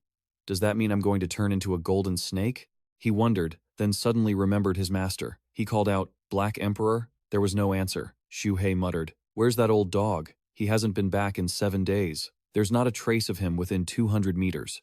But after only a few seconds of worry, he let it go. Whatever. It's actually good that he's not back for a bit. I can take this chance to study the small jade stone I hid earlier. Xu Hei smiled, grabbed the pouch hanging around his neck, looking quite thrilled. Let me see what this is, he thought, while using his spiritual sense to probe it. A pitch-black void suddenly engulfed him. Huh? Why is it so dark in here? Xu Hei stared in surprise. Even his spiritual light was swallowed up. Xu Hei panicked. Is something wrong with my cultivation? My spiritual sense shouldn't be acting up. He reasoned it away and slithered forward. Maybe it's just dark in here. No need to scare myself. As he moved, Xu Hei suddenly bumped into something. Thud. He hit a wall. Then, a thought flashed through his mind. Could this jade be a massive storage bag? How is that possible? As he pondered this, Xu Hei suddenly rammed his head into a spirit stone in front of him. Ow, that hurts! Before he could even form a thought, a mountain of spirit stones appeared before his eyes, looking blindingly bright. What is this? Xu Hei was stunned. Spirit stones? What are these? Before he could even form a thought, a mountain of spirit stones appeared before his eyes, looking blindingly bright. Xu Hei was dazed. Spirit stones. Seeing the pile, he couldn't help but gasp. Oh my god, there must be over 1,000 of these here. This guy Zhao Yiduo was really embezzling a lot. I'm rich. Unable to resist the temptation, Xu Hei lunged forward. Drool was unconsciously dripping from his mouth, his eyes shining with obsession. There were some square-shaped ones that looked like they had much denser spiritual energy than the others. His tail was even twitching uncontrollably. He was shouting in his excitement, I can't let the old dog find out, or he'll definitely snatch them away. Suddenly, a few spirit stones wiggled. Xu Hei was confused and dumbfounded. Huh? Why are these spirit stones moving? In a flash, those square-shaped ones shot straight toward him. Taken by surprise, Xu Hei couldn't react in time and could only let out a few meaningless noises. The high-grade spirit stones flew into Xu Hei's wide-open mouth, as if they had a mind of their own. Xu Hei was tearing up, his face pale green. His whole body trembled in pain. Ugh, I'm going to die. My stomach hurts. It's going to burst. His little belly was now distorted, the shape of the spirit stones clearly visible.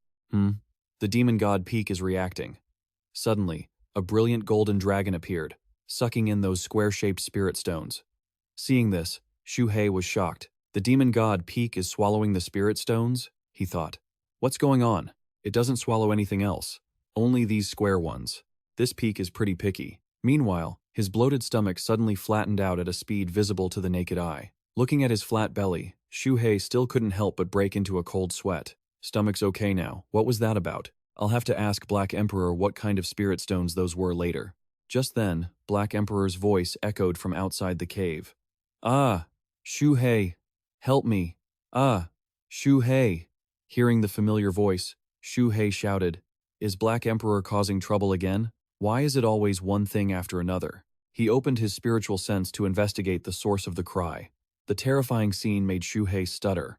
This is Black Emperor, was running for his life toward the cave, tears streaming down his face, screaming as he ran. Xu Hei, hurry out here and help me breathe fire. He was completely swarmed by ants, with a massive army of them trailing behind him. Xu Hei cursed in surprise. Holy crap, did you blow up an ant nest? If you want to commit suicide, don't drag me into it. If you want to breathe fire, go do it yourself. Black Emperor struggled as he fled the ants, sweating profusely and crying his eyes out. Xu Hei, these things are different. My fireburst talismans are almost gone, and my chi is running dry. Xu Hei vaguely remembered something, and hurriedly asked, Don't you have a protective magic treasure? Black Emperor cried out helplessly. They can crawl into the gaps of the silver armor. You damned idiot, Xu Hei roared, using an earth-burrowing technique to reach Black Emperor. If I die one day, it'll be because I got dragged down by you. Black Emperor activated his protective armor. As soon as Xu Hei arrived, he signaled, Black Emperor, get ready to breathe fire. Seeing his savior, Black Emperor struggled even harder to dash forward. Xu Hei, you finally made it. I'm counting on you. This is my last bit of chi. His eyes turned red, his body emitting a wave of energy, and his legs moved rapidly. A fireball technique was unleashed, the massive flames engulfing Black Emperor and lighting up the entire cave. Black Emperor looked back and asked, Did that take care of them? Your fireball technique power has leveled up again? Just when they thought they'd wiped out the ants, they suddenly crawled up from under the ashes. Oh no! More are swarming up from the ground. Xu Hei hurriedly wrapped his tail around Black Emperor. Get over here, quick! Even I can't handle this many. Black Emperor cursed. Damn it! You were acting so cool just a second ago. Why don't you use your earth tunneling technique and get us out of here? Black Emperor laughed heartily. You're fast, Xu Hei. Your earth tunneling has really improved. Xu Hei scolded him, annoyed. What good does that do? These ants are glued to us. We can't shake them off. Black Emperor remained calm. Once we reach the Yanla River, we'll be safe, ignoring the swarm of ants aggressively pursuing them from behind. At the Yanla River, Xu Hei looked at his master, confused. What now? Are we supposed to swim across? Wouldn't that be suicide? Black Emperor shook the dirt off his body and boasted, What are you afraid of? Watch this. With a flash of speed, he suddenly pulled out a giant fan. Come on, hop on. Xu Hei gasped. That's Zhao Yiduo's fan. He jumped onto it, shouting angrily, You sly dog. You were hiding treasures behind my back. I knew I couldn't trust you. Black Emperor retorted, Quit yapping and let's just get across the river first. Xu Hei looked back, worried. Wait, the ants. Then, something unexpected happened. The ants just crawled up to the surface and then scurried back into their cave. Xu Hei's eyes widened. They aren't coming out? Black Emperor laughed triumphantly. Haha, turns out they're afraid of the sunlight. We're safe now. Only then did Xu Hei get a chance to ask, What was with those termites? Why did you provoke them? Black Emperor replied, Those are spirit-swallowing ants. They feed on spirit stones. Usually, they hibernate in the mines, but the moment a spirit stone appears, they go into a frenzy. Black Emperor boasted proudly, and a physique with abundant spiritual energy like mine is their absolute favorite treat. Hearing that, Xu Hei suddenly felt a jolt of panic. He trembled and asked, So you mean they went berserk because of spiritual energy? How far can they sense a spirit stone? Black Emperor patiently answered, They can sense ordinary spirit stones from about 100 meters away.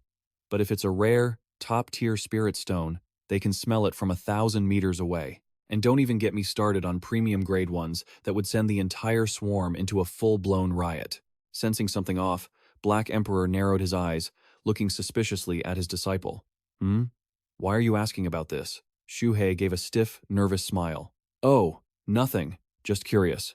But inside, he was already thinking. Those stones I have, they're probably premium grade. I'm the one who caused all this. The calm sea suddenly turned stormy with thunder and lightning. Xu Hei asked anxiously, the weather's turning. Is your fan going to hold up?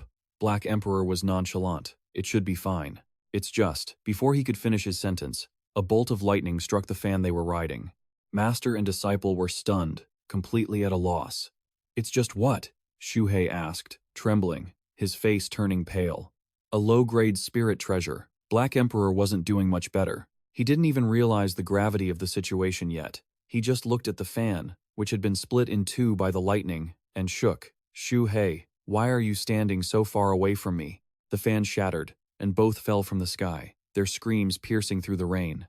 Ah! The powerful current swept them both away. Xu Hei struggled to shout. Oh my god! Why is the current so strong? Black Emperor yelled back. This is that whirlpool I told you about. Both were helpless in the vortex. The suction was too strong, and there was nothing to grab onto for leverage. Xu Hei's eyes bulged. No! At this rate, we're actually going to die. He dove into the water, shrunk his body, and used a technique to propel himself upward. I have to try shrinking first. Reducing the surface area would help him resist the current. Then he could use the water bullet technique to burst out. Once he broke the surface, Xu Hei tried not to panic. Even though he couldn't swim against the current yet, he could at least stabilize himself. He shouted to his master, Old dog.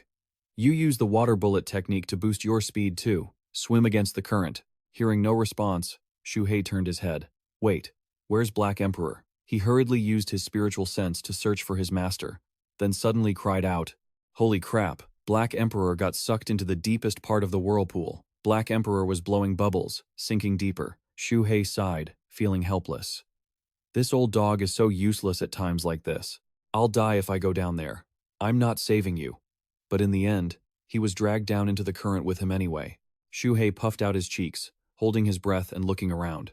Strange. Why did I get pulled down too? He saw several mountains ahead. He realized the circular mountains at the bottom of the river. Are these what's causing the whirlpool? Xu Hei grew to his full size, grabbed his master with his tail, and smashed those mountains. My golden scales can't cut the water, but can't they at least smash you? He finally dragged Black Emperor up and panted. Phew, finally saved. Why is Black Emperor still unconscious? Watching Black Emperor lying there passed out, his stomach bloated with water, Xu Hei turned pale. Do I have to do CPR like a human? No, that's too gross. I'd rather die. Just then, the phrase beat a drowning dog popped into Xu Hei's head. Thinking of that, he immediately went for it. This fits perfectly. An incense stick's time later, Black Emperor woke up. His whole body was bruised from Xu Hei's merciless beating. He didn't know whether to laugh or cry. Old Xu Hei shouted excitedly, It works! From now on, I'm your savior. Got it? Are you still out of it? Not awake yet? Seeing Black Emperor silent, a thought flashed through his mind. Should I take advantage of him being dazed and ask about the premium spirit stones? Action followed thought. He asked Black Emperor, Let me ask you something. With a swollen face, Black Emperor replied, What is it? Xu Hei whispered into his ear, I had a beast friend once. He saw a square-shaped spirit stone. As soon as he heard that, Black Emperor's eyes turned blood red, his reaction incredibly intense. You have a premium spirit stone, cut from a spirit vein? After an hour, with the rain still pattering down, Black Emperor stood in front of Xu Hei with two huge bumps on his head. He looked a bit sulky. Seeing this rapid change, Xu Hei couldn't help but gasp, shouting, It actually worked! That surprise made Black Emperor stand there looking dumbfounded, not understanding what was happening. Xu Hei hurriedly continued, To confirm if Black Emperor is all right, is this idiot still not awake? Looking at the dazed and silent expression on the other's face, a thought flashed in Xu Hei's mind. I have to take advantage of him being confused to ask about the premium spirit stones. He quickly asked, but couldn't hide his anxiety. Black Emperor, let me ask you something. Huh? What? What did you say? Black Emperor asked, still groggy. Seeing that the guy was a bit more coherent now, Xu Hei leaned in close and asked, I used to have a beast friend, who once saw a square-shaped spirit stone. Black Emperor groggily asked back. Seeing he was finally coming to his senses, old Xu Hei leaned in close and asked, I once had a friend who was a spirit beast, and he claimed to have seen a perfectly square spirit stone. That kind of spirit stone? Old Xu Hei's voice slowed with caution. while Black Emperor couldn't hide the panic spreading through him. His bright eyes were bloodshot, veins popping out on his face as his chubby cheeks puffed up. He shouted, "Do you actually have a top-tier spirit stone? One taken completely intact from a spirit vein." Black Emperor displayed the primal hunger and greed of a dog upon hearing those words. He leaned in, baring his fangs in a fierce snarl as he growled, "Where is it?" As he spoke, he breathed heavily into Xu Hei's face, making the man flinch and hurriedly explain, "I don't have one. I was just asking on behalf of a friend. How would I ever be able to find something like that?" Hearing old Xu Hei's seemingly sincere words, Black Emperor slowly backed off. He sat down on the ground, shaking the raindrops off his thick, warm fur. While drying himself, Black Emperor spoke in a knowledgeable tone. "Humph. You saved me today, so I owe you a favor. Let me tell you, to get a spirit stone like that, you'd probably have to kill a Foundation establishment cultivator. Or, you could try your luck at an abandoned spirit mine. Say, aren't you the one interested, not your friend?" Watching the animal shake water everywhere, and faced with a question he didn't know how to answer, old Xu Hei brushed it off. "Don't ask me. Let's just find a cave and rest first." Time flew by in that forest, and 2 months had passed since the rainy season began. Behind Iron Bear Mountain, though the rain kept pouring down, flames were relentlessly burning through the canopy. The once lush green forest was now stained black. The color of ash and the blazing red of lingering embers created a scene that felt incredibly desolate and bleak to a nature lover like me. And those fires were ignited by none other than a large group of snake-hunting cultivators. Beneath the pouring rain, these cultivators wore heavy cloaks, some breathing fire to find snake dens, while others hunted and slaughtered them one by one. They constantly rummaged around, overturning the very earth to plant herb gardens or hunt for treasures. Within the group, a man who seemed to hold significant authority, sporting a pointed beard, spoke up. "What? It's lost? Tai Hu, you can't even handle a simple task like this? This monster has already swallowed 5 disciples of our Banshan sect. Today, I must kill it. Otherwise, our Banshan sect will truly become a laughingstock for the Snake Sect at headquarters.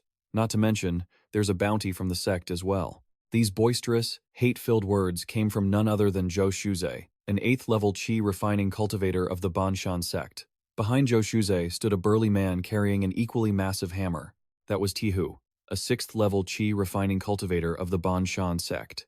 Raindrops pelted the surface of the dense lake, but that couldn't stop the Banshan sect group's hunt. The sound of their searching made the entire forest noisy. "Senior brother, I'm certain that white snake disappeared right around here.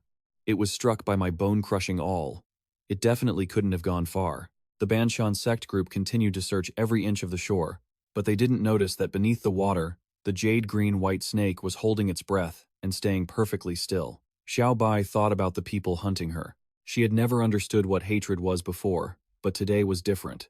This blood feud for destroying her home had to be avenged, but for now, she just hoped to survive this disaster. In the back of Xiao Bai's mind, the voices of the people hunting her on the shore still echoed. "Senior brother, it's in that direction. Let's go check it out." It seemed the two brothers, Zhou Shuzhe and Tie Hu, had no intention of sparing Xiao Bai. They reached the edge of the pond. Zhou Shuzhe crossed his arms, staring into the water. "Is it here? Is it really here? You idiot. Why didn't you check the swamp?" Tai Hu, standing behind him, hesitated slightly.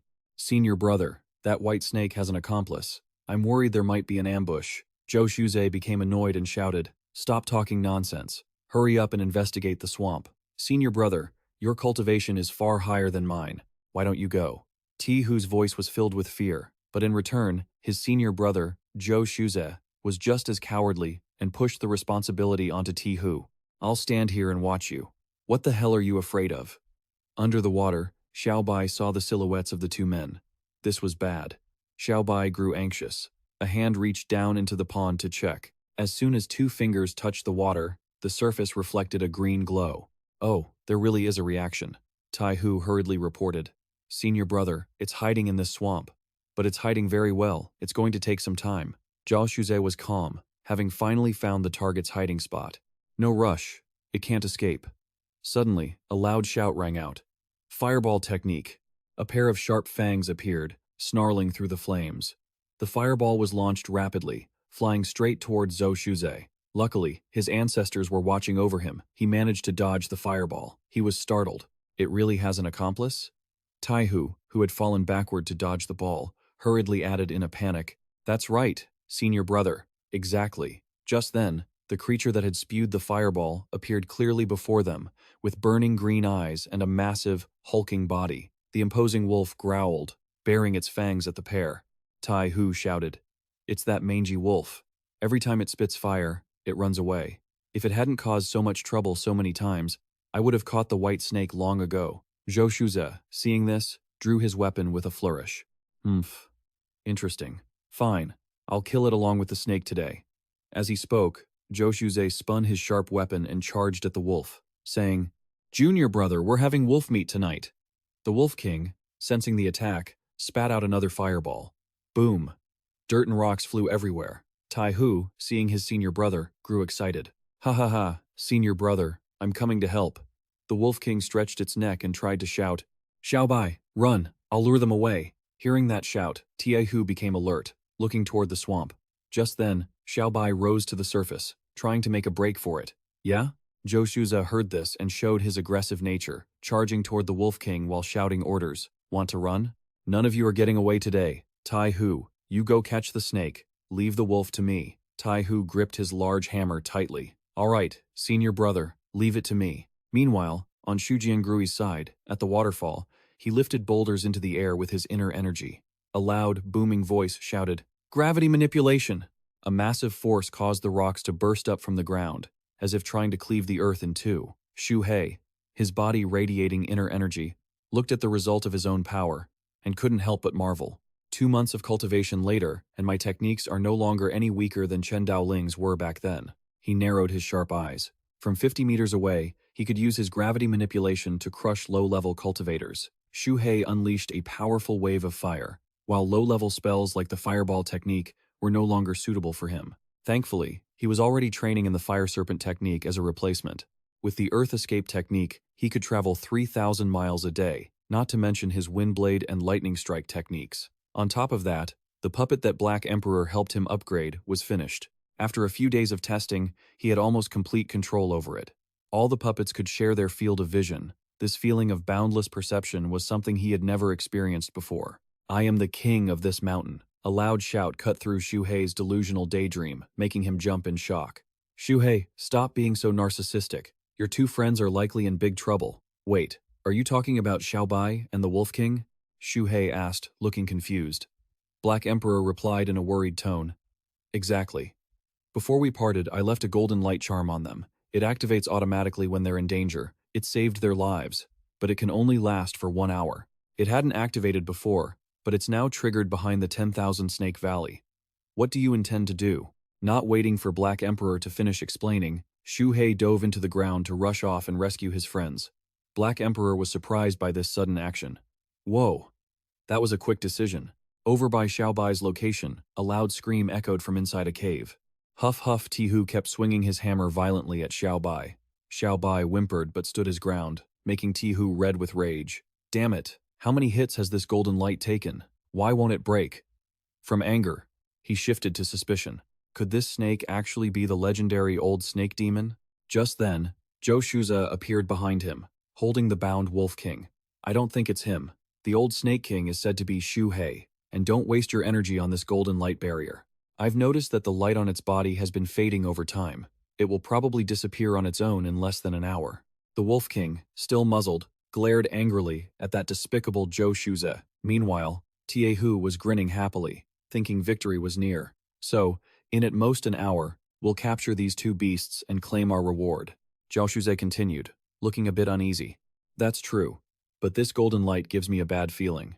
He asked, "Is there a martial uncle from our Banshan sect nearby?" Zhou Shuze's eyes darted nervously to the chains in his hands as he heard Tihu's question. "Martial Uncle Ye should be at the camp 100 miles away." "Why do you ask?" Hearing that, he replied, "Martial Uncle Ye? That's enough." Zhou Shuze then pulled out a jade summoning slip, a communication jade. Taihu didn't quite understand his plan, so he said, "Brother, if you invite Martial Uncle Ye over now, our share of the credit will decrease." Zhou Shuze replied, "Not at all. I'm calling Martial Uncle Ye here to block any potential backup these two beasts might have. If they don't have any, Martial Uncle Ye won't arrive for another hour anyway. The two of us will kill these beasts, and no one will be able to take the credit from us." With that, they left the cave, and sealed the entrance with the earth prison technique. Tai Hu followed behind, unable to help but praise him. "You're always so cautious." Zhou Suzhe remained alert, knowing that Marshal Uncle Ye would scout the area before arriving. 1 hour later, Black Emperor sat against a tree, panting. "Huff huff, that little Black Emperor is way too fast. I can't keep up with him. I wonder if he's reached the place yet? Could this kid be a sacred body with a top-tier earth spirit root?" Back with the little Black Emperor, he had already surfaced from the ground. "Finally, I'm here. I can sense the aura of the Wolf King and Xiao Bai nearby." Xu Hei used his spiritual sense. He could feel the two of them inside the earth prison, but he couldn't see the snake catchers. The intruder's cultivation level definitely hadn't reached the foundation establishment stage. Otherwise, the golden light charm wouldn't have been able to protect them. But the intruders were extremely cautious, surely hiding somewhere nearby. Xu Hei hid carefully beneath the soil. He used his techniques but thought, "I can't just use my spiritual sense to probe around. I have to avoid alerting the enemy. Using the puppet is the safest bet." Zhou Suzhe waited for a long time, saw no movement, looked over, and spoke up. "It seems I was overthinking it. These two beasts don't have any help at all." Tai Hu was very excited now. "Then let's go kill them quickly, before our martial uncle gets here." Before he could finish, Zhou Suzhe noticed something strange on a tree branch opposite them. "Wait a second, what is that, brother? You're so bold, it's just a lizard. Why are you so jumpy?" Tai Hu replied naively, "Brother, look at this." I just glared at it, and it was scared out of its wits. But immediately after, the lizard opened its mouth and spat out a massive burst of fire. A voice rang out, assessing the monster. It looked like a frog cowering on the ground, its eyes rolling back, as if it had just suffered a massive shock. "Brother, look." I just stared at it, and it got scared and jumped. Suddenly, the monster stood up, opened its mouth to roar, and condensed a powerful fireball as if to say, "Never underestimate others. Behold my power." Before the group could even react, they noticed countless red sparks appearing all around them, just like the ones from the monster earlier. Zhou Suzhe screamed in terror. "Oh no, this is bad. Tai Hu, use the hardening technique and earth shield." He said this while channeling power into his hands, cold sweat pouring down his forehead. Seeing that many frog monsters were now attacking, Tai Hu yelled, "Big brother, there's no time left." As he finished, the forest erupted in a fierce explosion of red fire. Tai Hu was seen lying on the ground, his face charred black and unconscious. Zhou Suzhe screamed in agony. "Tai Hu." Zhou Suzhe crawled on the ground, terrified, and continued. This is the mechanism art of the Heaven Ghost Sect." He thought, "Damn it, why are cultivators from the Qin Kingdom here?" In front of Zhou Suzhe, a purple snake appeared, along with a white wolf, its muzzle chained shut, growling incessantly. Xiao Bai spoke up loudly. "It's him. He's back," the purple wolf replied. "Are you sure?" Seeing this, Zhou Suzhe quickly knelt, cupped his hands, and said while dripping with cold sweat, "I am Zhou Suzhe, a disciple of the Banshan sect, fellow Taoist from the Heaven Ghost Sect. Surely there's been some misunderstanding." A snake with mesmerizing purple eyes in the shadows secretly scoffed. "A misunderstanding? What kind of misunderstanding could there be?" He then silently ordered, "Continue the bombardment." After receiving the command, those frog monsters opened their mouths and launched more fireballs. Just then, the ground exploded, and massive rocks went flying in every direction. Zhou Suzhe quickly used his hands to deflect the boulders hurtling toward him. His earth shield maneuvered to defend him. "I'm at the 8th level of Qi refining. My defense is more than enough now. Your puppet beast can't hurt me." With that, Zhou Suzhe used his divine sense to investigate. Zhou Suzhe looked at the purple light, thinking to himself, "All the puppet's divine senses are focused on one spot. That person is underground." Zhou Suzhe quickly blasted several rocks in that direction. Hiding underground. Are you? This is the signature earth attribute magic of our Banshan sect. Now, you've got nowhere left to hide. No sooner had he thought that than he said, "If you still refuse to talk." Fellow Taoist Zhou Suzhe stomped on the ground, using an earth tunneling technique, adding, "Then I'll come and find you myself." The purple snake underground saw Zhou Suzhe and spoke up. "Your attire doesn't look like the Xie sect." Zhou Suzhe gritted his teeth, thinking, "So you found me? Whatever. These little lizard puppets can only pose a threat to mid-stage Qi refining cultivators. They're far too weak against late-stage cultivators with defensive specialties. If you're not going to run, do you really want to spar with me underground? You Qin Kingdom mutt." Zhou Suzhe launched his iron chains, shouting, "Tai Hu, your senior brother is here to avenge you." Stone-piercing technique. gathering earth into sinkholes. The snake felt annoyed, thinking, what is this idiot rambling about? He's just begging to die. With that thought, he unleashed a green spell. Xu Hei scoffed. He's actually using Windblade, which has almost no effect underground. What a fool, like a moth to a flame. But before he could even feel smug for 2 seconds, the wind technique arrived and shattered his iron chains. Stung by the sudden reality, Xu Hei screamed in shock. He immediately used his earth armor technique to pull nearby rocks together to form a protective suit against the incoming attacks. Long thought, the Windblade actually broke through my stone spear technique underground? No way. This power, I'm in trouble. But before the stones could fully cover his body, a blue light pierced through, slicing off Xu Hei's arm. Xu Hei went pale and shrieked, "My arm! My arm!" Suddenly, Xu Hei felt a jade talisman glowing, a glimmer of hope flashing in his eyes. The communication jade is reacting. Junior Uncle Ye is nearby. I just need to hold on a little longer so Junior Uncle Ye can save me. He pleaded, "Please, please hurry." Xu Hei quickly shouted, "Senior, have mercy." But before he could finish, the purple snake bared its fangs, gathering a blue orb in its mouth. He gasped, "What? Who are you?" Just as the snake used its tail to wrap around him, Xu Hei unleashed blue rays that shattered his stone armor. A voice boomed, "How dare you touch my people? Die!" Xu Hei, hearing this, screamed, "Junior Uncle Ye!" Suddenly, the ground exploded, and rocks flew everywhere. The purple snake crawled out of the rubble, still holding rocks in its mouth. As it spat the rocks out, it gagged. The shockwave from that thunderstrike spell was way too big. I've been through this once before. Why did I forget?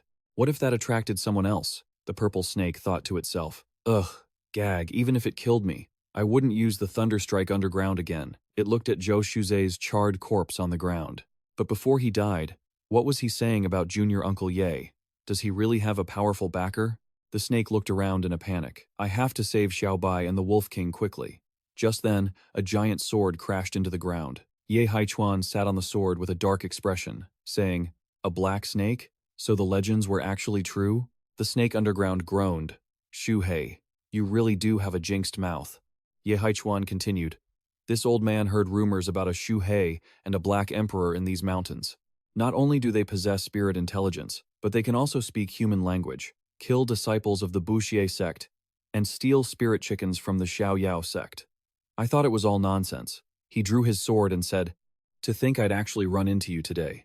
You killed a disciple of my Banshan sect. Don't even think about leaving here alive." The snake thought, idiot.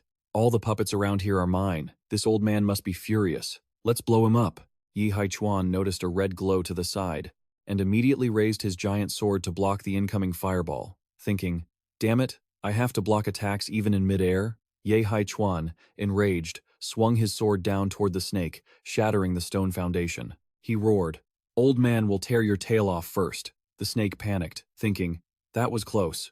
This old man is too dangerous. Ye Haichuan channeled his power, slamming his hand to the ground. "Bone-crushing art, mechanism technique, you brat. You know quite a few tricks, but these are just low-level toys." The snake stared in shock. "What the hell is this?" A voice boomed, "Storm Gale art." The sand and dirt quickly formed a vortex and thrust forward. The sandstorm instantly blew everything away. Even the monsters were blasted into pieces. The wind was so strong that even tree roots were ripped from the earth. Xu Hei's lizards were blown away and crushed in midair by the dust. The little snake curled up in a corner, horrified, thinking, 100-meter radius, this power is truly that of a Foundation establishment cultivator. It looked at Ye Haichuan, who was swinging his sword toward it with eyes full of murder. How on earth am I supposed to deal with him? Xu Hei was scared out of his wits, huddled in a corner. A multi-100-meter radius. This is the true power of a Foundation establishment cultivator. He looked at the massive figure before him, wondering, how am I supposed to deal with this guy? Without giving him time to think, Ye Haichuan gathered all his strength and slashed down hard. Ice Mountain Slash. After that, Ye Haichuan kept putting Xu Hei through the ringer, scaring him so badly he almost wet himself. First form, Xu Hei used everything he had to dodge. This relentless barrage of attacks didn't give him a second to breathe. After a while of struggling and a bit of luck, he managed to dodge all of Ye Haichuan's consecutive strikes. Xu Hei told himself, "No, I can't take him head on. Xu Hei, hurry up and think. That's right. I still have the thing the Black Emperor made for me. Before Xu Hei could finish his thought, Ye Haichuan quickly used the second form, Ice Mountain Strike, and slashed decisively, terrifying Xu Hei. Again? Seriously? Due to Ye Haichuan's impact, the ground shattered, and debris fell everywhere. Xu Hei noticed his chance. Ye Haichuan realized he had missed. Where did the snake go? Xu Hei took advantage of the moment and scurried off to tunnel underground. Seeing this, Ye Haichuan was furious, preparing to finish Xu Hei off. Trying to run, he threw his sword forward with all his might. You'll have to see if my sword agrees to let you go. Facing a desperate situation, Xu Hei didn't have time to think. He couldn't tunnel in time, and was forced to face the attack head-on. Pushed into a corner, Xu Hei shifted into his true form to fight back. You damn old man! I'm going to risk it all and take you down with me. After an explosion, Ye Haichuan's sword was knocked away. He stood there, completely stunned and caught off guard. What? My precious sword was actually knocked away? Xu Hei, gasping for air on the ground, thought, is this really the power of a Foundation establishment cultivator? He's on a completely different level than that Chen Daoling guy. The gap in our cultivation levels is just too huge. There's only one way to win this. Ye Haichuan stared at the chipped sword in his hand, terrified. To be able to chip my sword, what kind of secrets are you hiding? While he was lost in thought, Xu Hei quickly used an earth tunneling technique. Seeing this, Ye Haichuan flew into a rage. You little beast, where do you think you're going? Trying to use an earth morphing technique on me? But after unleashing his move, nothing happened, leaving Ye Haichuan confused as to why the beast hadn't surfaced yet. Deep underground, Xu Hei was digging fast. Black Emperor never suffered a loss because of this move before. But I'm not him, and things aren't like they used to be. Not even rocks can stop me. Up on the surface, Ye Haichuan was feeling incredibly helpless. Is my earth-to-stone technique useless? Impossible. This beast is too abnormal. No wonder my two disciples died by its claws. Unable to take it anymore, Ye Haichuan growled. You've finally met your match this time. No matter what, you're not getting away. Earth-splitting spike. Down below, Xu Hei was scurrying to hide, his eyes wide with pure shock. Huh? What the? With his quick reflexes, Xu Hei narrowly dodged, but he still got grazed, nearly being run through. Seeing nothing appear, Ye Haichuan was stunned. No body? How did it dodge that? Its reflexes are way too sharp. Ye Haichuan continued to command his technique. Earth-splitting spike. Surround and trap it for me. Deep underground, Xu Hei was terrified, not knowing what was happening. Damn it. He's not planning on letting me stay underground anymore. I can't stay here. Even if I compress my body, I won't be able to hide. He then made up his mind to use the gale cover to burst out. Seeing Xu Hei surface, Ye Haichuan looked smug. Haha, you finally decided to come out.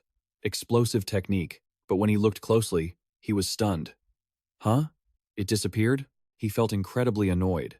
It must be an invisibility talisman or some kind of artifact.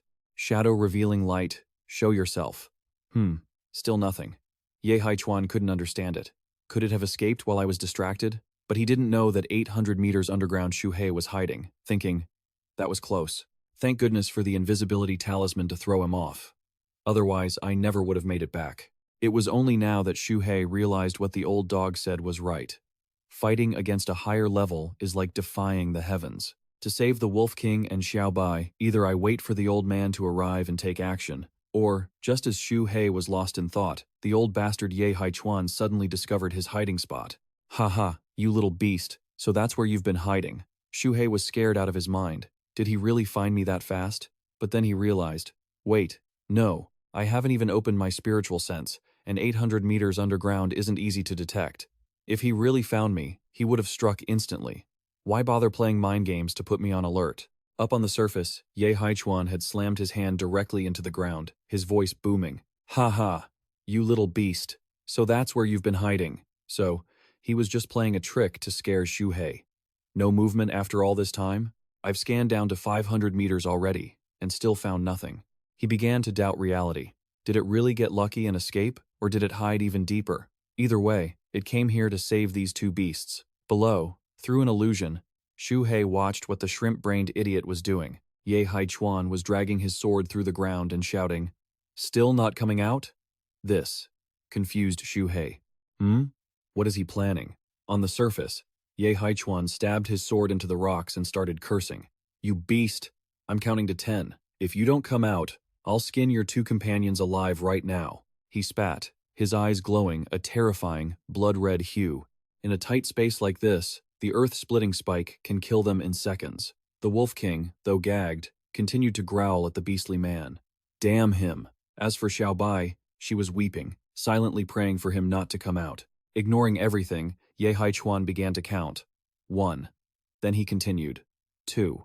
Xu Hei was extremely frustrated with this blockhead. Damn it, who counts like that? Unable to stand it, Xu Hei showed himself. I'm here. If you've got guts, come down here. Don't you dare hurt my friends. Seeing this, Ye Haichuan was overjoyed. Finally showing your face. I knew you were hiding underground. Without another word, he immediately used an earth tunneling technique to descend. As he went down, he kept count. 100 meters, 300 meters, 500 meters, 700 meters. Are you really hiding 800 meters underground? You're truly suicidal. Aren't you afraid of being crushed into pulp? After spotting Xu Hei, he prepared to strike. Past 500 meters, I still have to be careful. Light barrier shield. I found you. He struck with immense power, the crushing pressure making Xu Hei scream in pain. Seeing this, he looked smug. Let's see where you run to now. Driven into a corner, Xu Hei shifted into his true form, determined. I'm going to take you down with me. Seeing this, Ye Haichuan looked on with utter contempt. Take me down? What do you even have to fight me with? He then plunged his sword into Xu Hei's head for a lethal blow, causing Xu Hei to let out pained, hissing sounds. Seeing Xu Hei stop moving, Ye Haichuan felt suspicious. Is it dead already? A bit of a pity. I originally wanted to catch it alive, but oh well, dead is fine too. Its whole body is a treasure I can take back to the sect. But while he was monologuing to himself, inside the body of the snake, a piece of metal fell out, making him question reality. Huh? This is refined gold stone? The gullible fool finally realized he had been tricked. Damn it all, it's a puppet. Ye Haichuan stared suspiciously at the object in front of him. Huh? He looked at what he was holding, his face turning pale with rage. Refined gold stone, it's a puppet. But then, what is all this blood and flesh? While distracted by the puppet, Ye Haichuan suddenly sensed a projectile, a sharp scale. Oh no, it's a trap.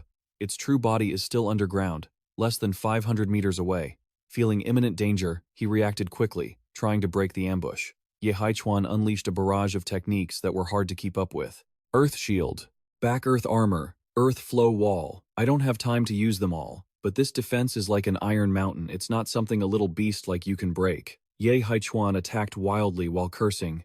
You filth! Don't you dare think you can even scratch me. But no sooner had he finished speaking than a wave of energy sent him flying.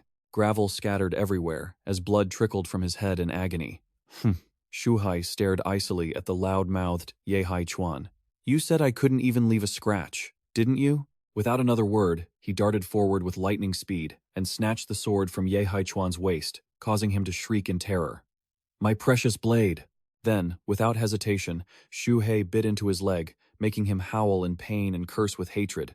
I just want you dead. At least leave my leg intact. Even under such a barrage of attacks, Ye Haichuan quickly launched a counterattack against Xu Hei. Trying to run from the mountain peak? You clearly still have some magic artifacts on you. After being countered, Xu Hei immediately pivoted and unleashed a combo of moves, the Fire Serpent technique, Wind Blade technique, and Lightning Strike technique. Seeing he was outmatched, Ye Haichuan immediately fled. Damn it! Xu Hei, now exhausted and covered in wounds, panted heavily with a look of regret. Huff huff, my body has reached its limit. What a pity, just one step short, huff huff. Meanwhile, Ye Haichuan, having successfully escaped, couldn't help but sigh in relief. Good thing I escaped quickly, and I still had the blood spirit pill to save my life. Despite his injuries, he didn't rest for a second, intending to return to his sect immediately to report the news. This snake cannot be underestimated. I must return to the sect quickly to report this. If this demon isn't eliminated, it will surely cause trouble later. But Black Emperor was already waiting ahead to block his path. What is this? He questioned. The legendary Black Demon Beast? Black Emperor just laughed calmly. Heh. Thinking this, Ye Haichuan turned around in fear, trying to flee. How could this be such a coincidence? It was lying in ambush here, damn it. I have to run. But while glancing back to see if Black Emperor was chasing him, he didn't watch where he was going and slammed face first into a tree, screaming in pain. Arg! Whoosh! This collision knocked Ye Haichuan completely unconscious. Black Emperor ran over, climbed onto him, and laughed triumphantly. What is this? Did he stop breathing? A dignified Foundation establishment cultivator, yet you look rather pathetic. I haven't even done anything yet. Xu Hei, you're quite something yourself. While rambling on, Black Emperor heard Xu Hei's voice. Black Emperor, move. Black Emperor didn't understand what was happening and kept laughing casually. Oh, Xu Hei. You just said Black Emperor hadn't finished his sentence. When Xu Hei lunged to attack the corpse of Ye Haichuan beneath his feet, leaving Black Emperor with no time to react. Fire Serpent Technique. Seeing him trying to destroy Ye Haichuan's body, Black Emperor hurriedly tried to stop him. Don't. This body is still. Under Xu Hei's sudden attack, Ye Haichuan instantly woke up, groaned in pain, and immediately passed out again. Arg, no. Black Emperor, hearing the desperate scream, finally understood. So he was using the breath-holding technique to fake his death? Ye Haichuan now lay still like a corpse, slowly being incinerated by Xu Hei's Fire Serpent technique. Black Emperor snapped out of it to see Xu Hei struggling to stand and watch, completely exhausted. He hurriedly ran over to support Xu Hei, who was about to collapse. Enough, enough, he's burned to a crisp. Xu Hei finally let out a heavy sigh of relief. Huff, it's over. Black Emperor observed the wounds, ranging from deep to light, all over Xu Hei's body and asked with concern, Xu Hei, were all these wounds on you caused by those from the Banshan sect? Seeing his master worried about him, Xu Hei immediately replied, only part of it. The rest I did to myself. I tore into my own flesh and organs, he explained seriously, to disguise the puppet, otherwise I wouldn't have been able to win. By this point, Xu Hei was completely drained. Unable to hold on any longer, he lay down on the ground in exhaustion. I'm going to sleep for a bit. After hearing Xu Hei's explanation, Black Emperor gnashed his teeth in anger. His face dark, he growled. Banshan sect, you bunch of mongrel bastards, daring to hurt my disciple. I, the heavenly demon, will definitely play with you this time. In a cave, Black Emperor watched Xu Hei curled up peacefully in Xiaobai's arms, and instructed, the medicine is applied. I've set up a concealment barrier around us. This place is safe for now. You guys stay here and recover from your injuries in peace. I have to go out for a while. Xiaobai heard this and looked at Xu Hei with worry. But he still hasn't woken up. Black Emperor pulled out an incense stick. Don't worry, I'll definitely be back before this incense stick burns out. Then, the tiny incense stick suddenly grew several stories high. Black Emperor sat on top of the pillar and ordered Xiaobai and Black Emperor below to adjust the incense. Right. Move it a bit to the left. Seeing this, Black Emperor couldn't help but complain. Ugh, this incense of yours is too big and long. Xiaobai, standing nearby, was also speechless and couldn't say a word. Seeing their attitude, Black Emperor shouted, stop talking nonsense. This is healing incense. You're all seriously injured. If it isn't big and long, how would it work? Saying that, he jumped straight onto Black Emperor's head. Besides this incense, do you all have the healing techniques inherited from me? Xiaobai obediently replied, yes, we do. Black Emperor waited for exactly that and gave the order. Good, start circulating it. Black Emperor and the little white snake obediently complied and immediately began practicing the healing technique. Seeing this, Black Emperor was satisfied. The wounds are showing improvement. Then he turned to the pile of loot Xu Hei had collected and marveled. Xu Hei, all these things belong to you. I won't touch them. Included were the 3 pouches from Tie Hu, Zhou Shuze, and Ye Haichuan. After saying that, he muttered to himself, from here on out, it's time to take revenge for Xu Hei. That night, darkness covered everything. In the Soul Lamp Hall of the Banshan sect, a furious voice erupted from within. How can this be? Inside the hall, the Banshan sect leader, Xianxia, an early-stage Golden Core cultivator, yelled angrily. Junior brother Ye's soul lamp has gone out. A Foundation establishment elder had died in the wilderness. For 10 years, our Banshan sect has never had something like this happen. As soon as Xianxia finished speaking, the great elder, Fengzi, voiced his suspicions. The great elder of the Banshan sect, Fengzi, a mid-stage Foundation establishment cultivator, said, this place isn't far from the 10,000 Snake Valley. Could this be the work of the branches of the snake-binding sect? Although they were all under the management of the snake-binding sect, internal strife between the factions was rampant. Elder Chen Daoling of the snake-binding sect was also present in the hall. Hearing his sect being suspected, he immediately spoke up to clarify. Before the 5 factions of our snake-binding sect entered the mountains, we all signed a peace treaty. Even if there were conflicts, they were only between disciples. There is no way anyone would dare to kill a Foundation establishment elder. Xianxia heard this and agreed. Brother Daoling is right. You traveled from far away to negotiate here, yet such a thing has happened to our Banshan sect. Even if there were a conflict, it would only be between disciples. There's no way anyone would dare to kill a Foundation establishment elder. Shi Yizi nodded in agreement upon hearing this. Brother Chen Daoling is right. You traveled from so far away to negotiate, only for this to happen at the Banshan sect. You're too kind, Chen Daoling replied courteously. Sect Master Thoch, what are you saying? We're all one family, from the same origin. After some back and forth, Shi Yizi suddenly realized a new possibility. If it's not a cultivator, could it be a demonic beast? Shi Fengzi immediately countered after hearing his question. That's impossible, Sect Master. You aren't aware of the situation. Not long ago, a clone of the senior Xuanyangzi was killed nearby, and at that time, a 300-mile radius around Wanxi Valley was thoroughly investigated. There were no great Foundation establishment stage demons. Shi Fengzi presented arguments to refute Shi Yizi's speculations. Even if there were, with junior brother Ye's skills, there's no way he couldn't have escaped. Besides, the body was incinerated, not devoured. That doesn't fit the behavior of a demonic beast. Chen Daoling suddenly recalled something as he heard this, his face filled with resentment. He immediately spoke up. I know who did it. It's definitely him. Xu Hei the Snake Demon. Even though that Snake Demon hasn't reached the Foundation establishment stage yet, its strength is not to be underestimated. Not only does it have intelligence, but it's as cunning as a fox. Several of my disciples died at its hands. Even I barely survived. In short, it's definitely him. Shi Fengzi sighed as he looked at Chen Daoling's expression, thinking he was truly fed up. It seemed like Daoling's use of forbidden drugs was connected to this snake demon. Shi Yizi, seeing Chen Daoling so adamant, immediately believed him. I've heard a little about this snake, since Brother Daoling has fought it before. Then you're just in time to help us track and kill it. Chen Daoling felt a sense of wicked delight in his heart. You damn snake, you're done for. Shi Yizi immediately ordered his subordinates. Spread the word for all disciples to follow me and scour the mountains. Anyone who finds a clue will be rewarded with 50 spirit stones. Tonight, the Banshan sect must hack that snake to death to wipe away this shame. Black Emperor stood on a hill not far away. Hearing these words, he snorted in disdain. As expected, those brutes from the Banshan sect can't swallow their pride. We act tonight. Luring the tiger away from the mountain, this tiger doesn't need me to lure him. With that, Black Emperor activated his blood essence protective barrier. He was standing right before the tomb of the Banshan sect's ancestor, Wu Niao, and he dared to bully little Xu Hei. Then don't blame me for digging up your ancestral grave. Black Emperor entered the mausoleum of the Banshan ancestor, Wu Niao, all by himself. The grand, luxurious, yet solemn scene inside the ancestral tomb left him unable to help but sigh in admiration. Not bad. Suddenly, his eyes lit up as he looked at the body of ancestor Wu Niao, placed inside an ice coffin.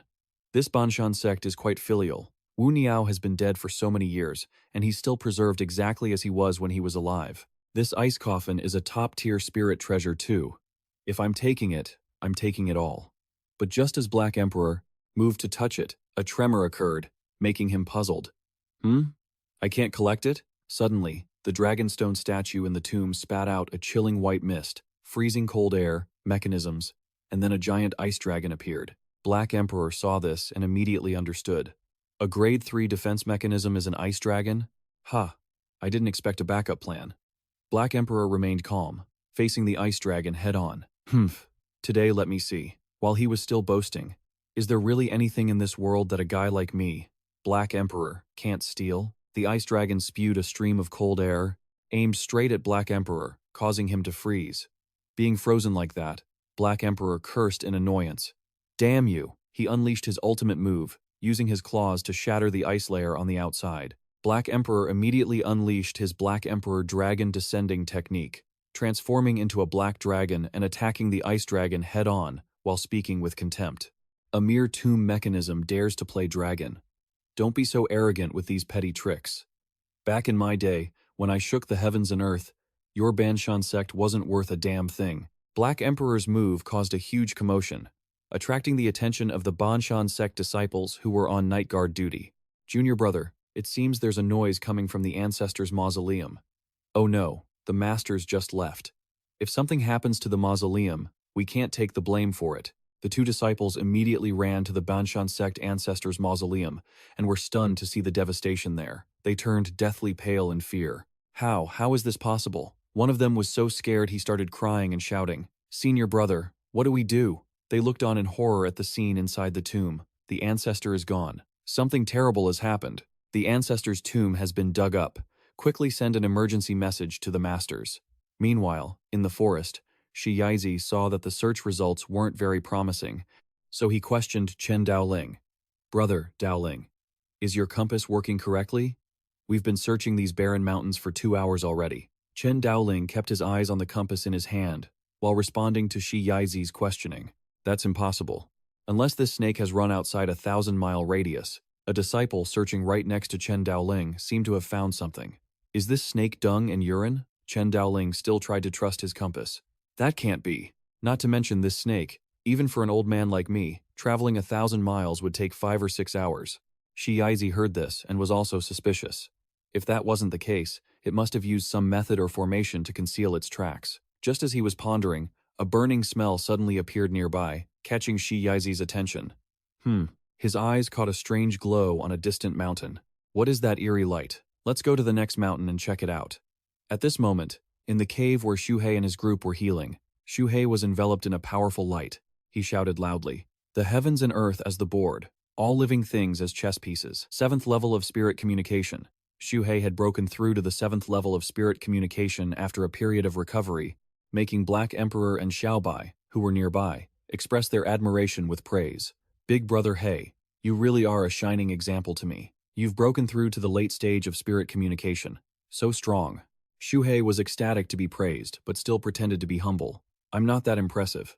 But the happiness didn't last long. Xu Hei turned to look at his scaly body and couldn't help but worry. Come to think of it, gold scales have already covered half my body. If I continue to break through, will my whole body be covered in gold scales? Xiaobai saw him suddenly become silent and asked, "What's wrong?" Just then, loud insults echoed from outside the cave entrance. "Audacious snake demon! You've harmed my Banshan sect disciples. Come out and die." Black Emperor heard the dangerous sounds and wanted to warn them. "Big brother, there are," but before he could finish his sentence, Xu Hei covered his mouth. "Shh, the Banshan sect has tracked us to our door. Ambush." The three of them immediately peeked outside the cave to check the situation. It sounded like they were still a distance away, and their spiritual sense couldn't detect any figures, so it was highly likely they were just bluffing. "The old dog set up a shield for me. Surely it's not that unreliable. Keep watching quietly. If things go south, we fight for our lives." Xi's group had now reached an area quite close to the cave. Logically speaking, why is there no disturbance around here after that flash of light earlier?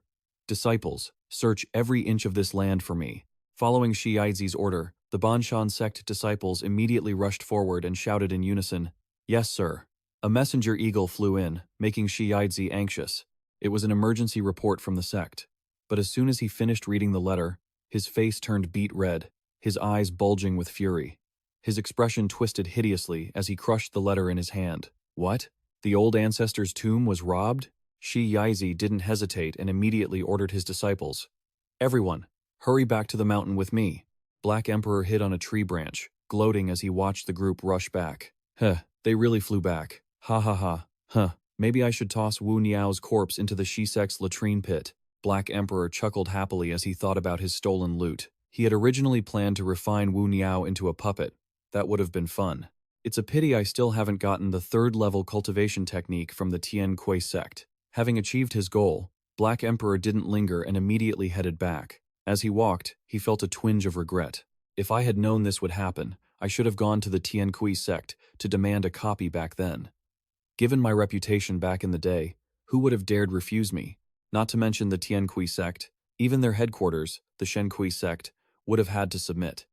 Xizi's group quickly returned to Wu Niao's tomb, and he wailed in despair. Unfilial disciple. Unfilial disciple. After kowtowing to apologize, Xizi immediately screamed his question. They even stole the coffin. Who in the world did this? The disciples standing behind him whispered among themselves. Our old ancestor was an omnipotent golden core stage expert, a half-step nascent soul powerhouse. To dare steal his corpse, the culprit must be at least a golden core cultivator. But if they are at that level, why would they do something like this?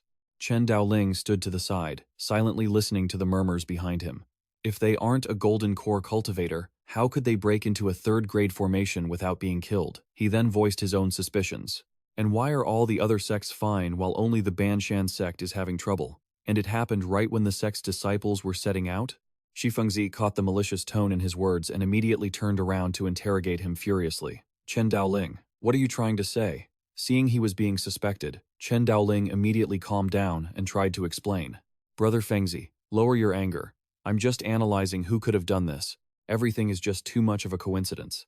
The ancestor's tomb was robbed the moment we left. Whoever did this is likely trying to defy us on purpose or standing up for that snake demon. He continued. Do you know that the snake demon has an accomplice, a Black Emperor? They've been raiding tombs and stealing corpses all over the villages at the foot of the mountain. Xu Hei could no longer suppress his anger and screamed crazily. The whole sect, listen up. Put out a bounty for the snake demon and the black dog demon. Anyone with a lead gets 100 spirit stones. Anyone who kills them gets 200 spirit stones. No matter what, we must reclaim our old ancestor. Black Emperor had already returned to the cave by now. He walked in and called out, Everyone, you've recovered pretty well, right? Where are you all? Show yourselves and pack your things quickly to follow me. He boasted as he called out, I found another cave suitable for cultivation 100 miles away. The group, including Xu Hei, appeared. Black Emperor looked at them, puzzled. What's wrong with you guys? Xu Hei replied, panting from exhaustion. But there are people from the Banshan sect outside. Hearing Xu Hei's concern, Black Emperor reassured him. Don't worry, I already lured them away. Hearing that, Xu Hei panicked. What? How did you lure them away? How is that even possible? Black Emperor didn't answer immediately.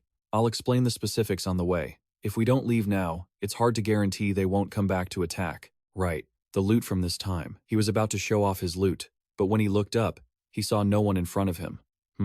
Where are they?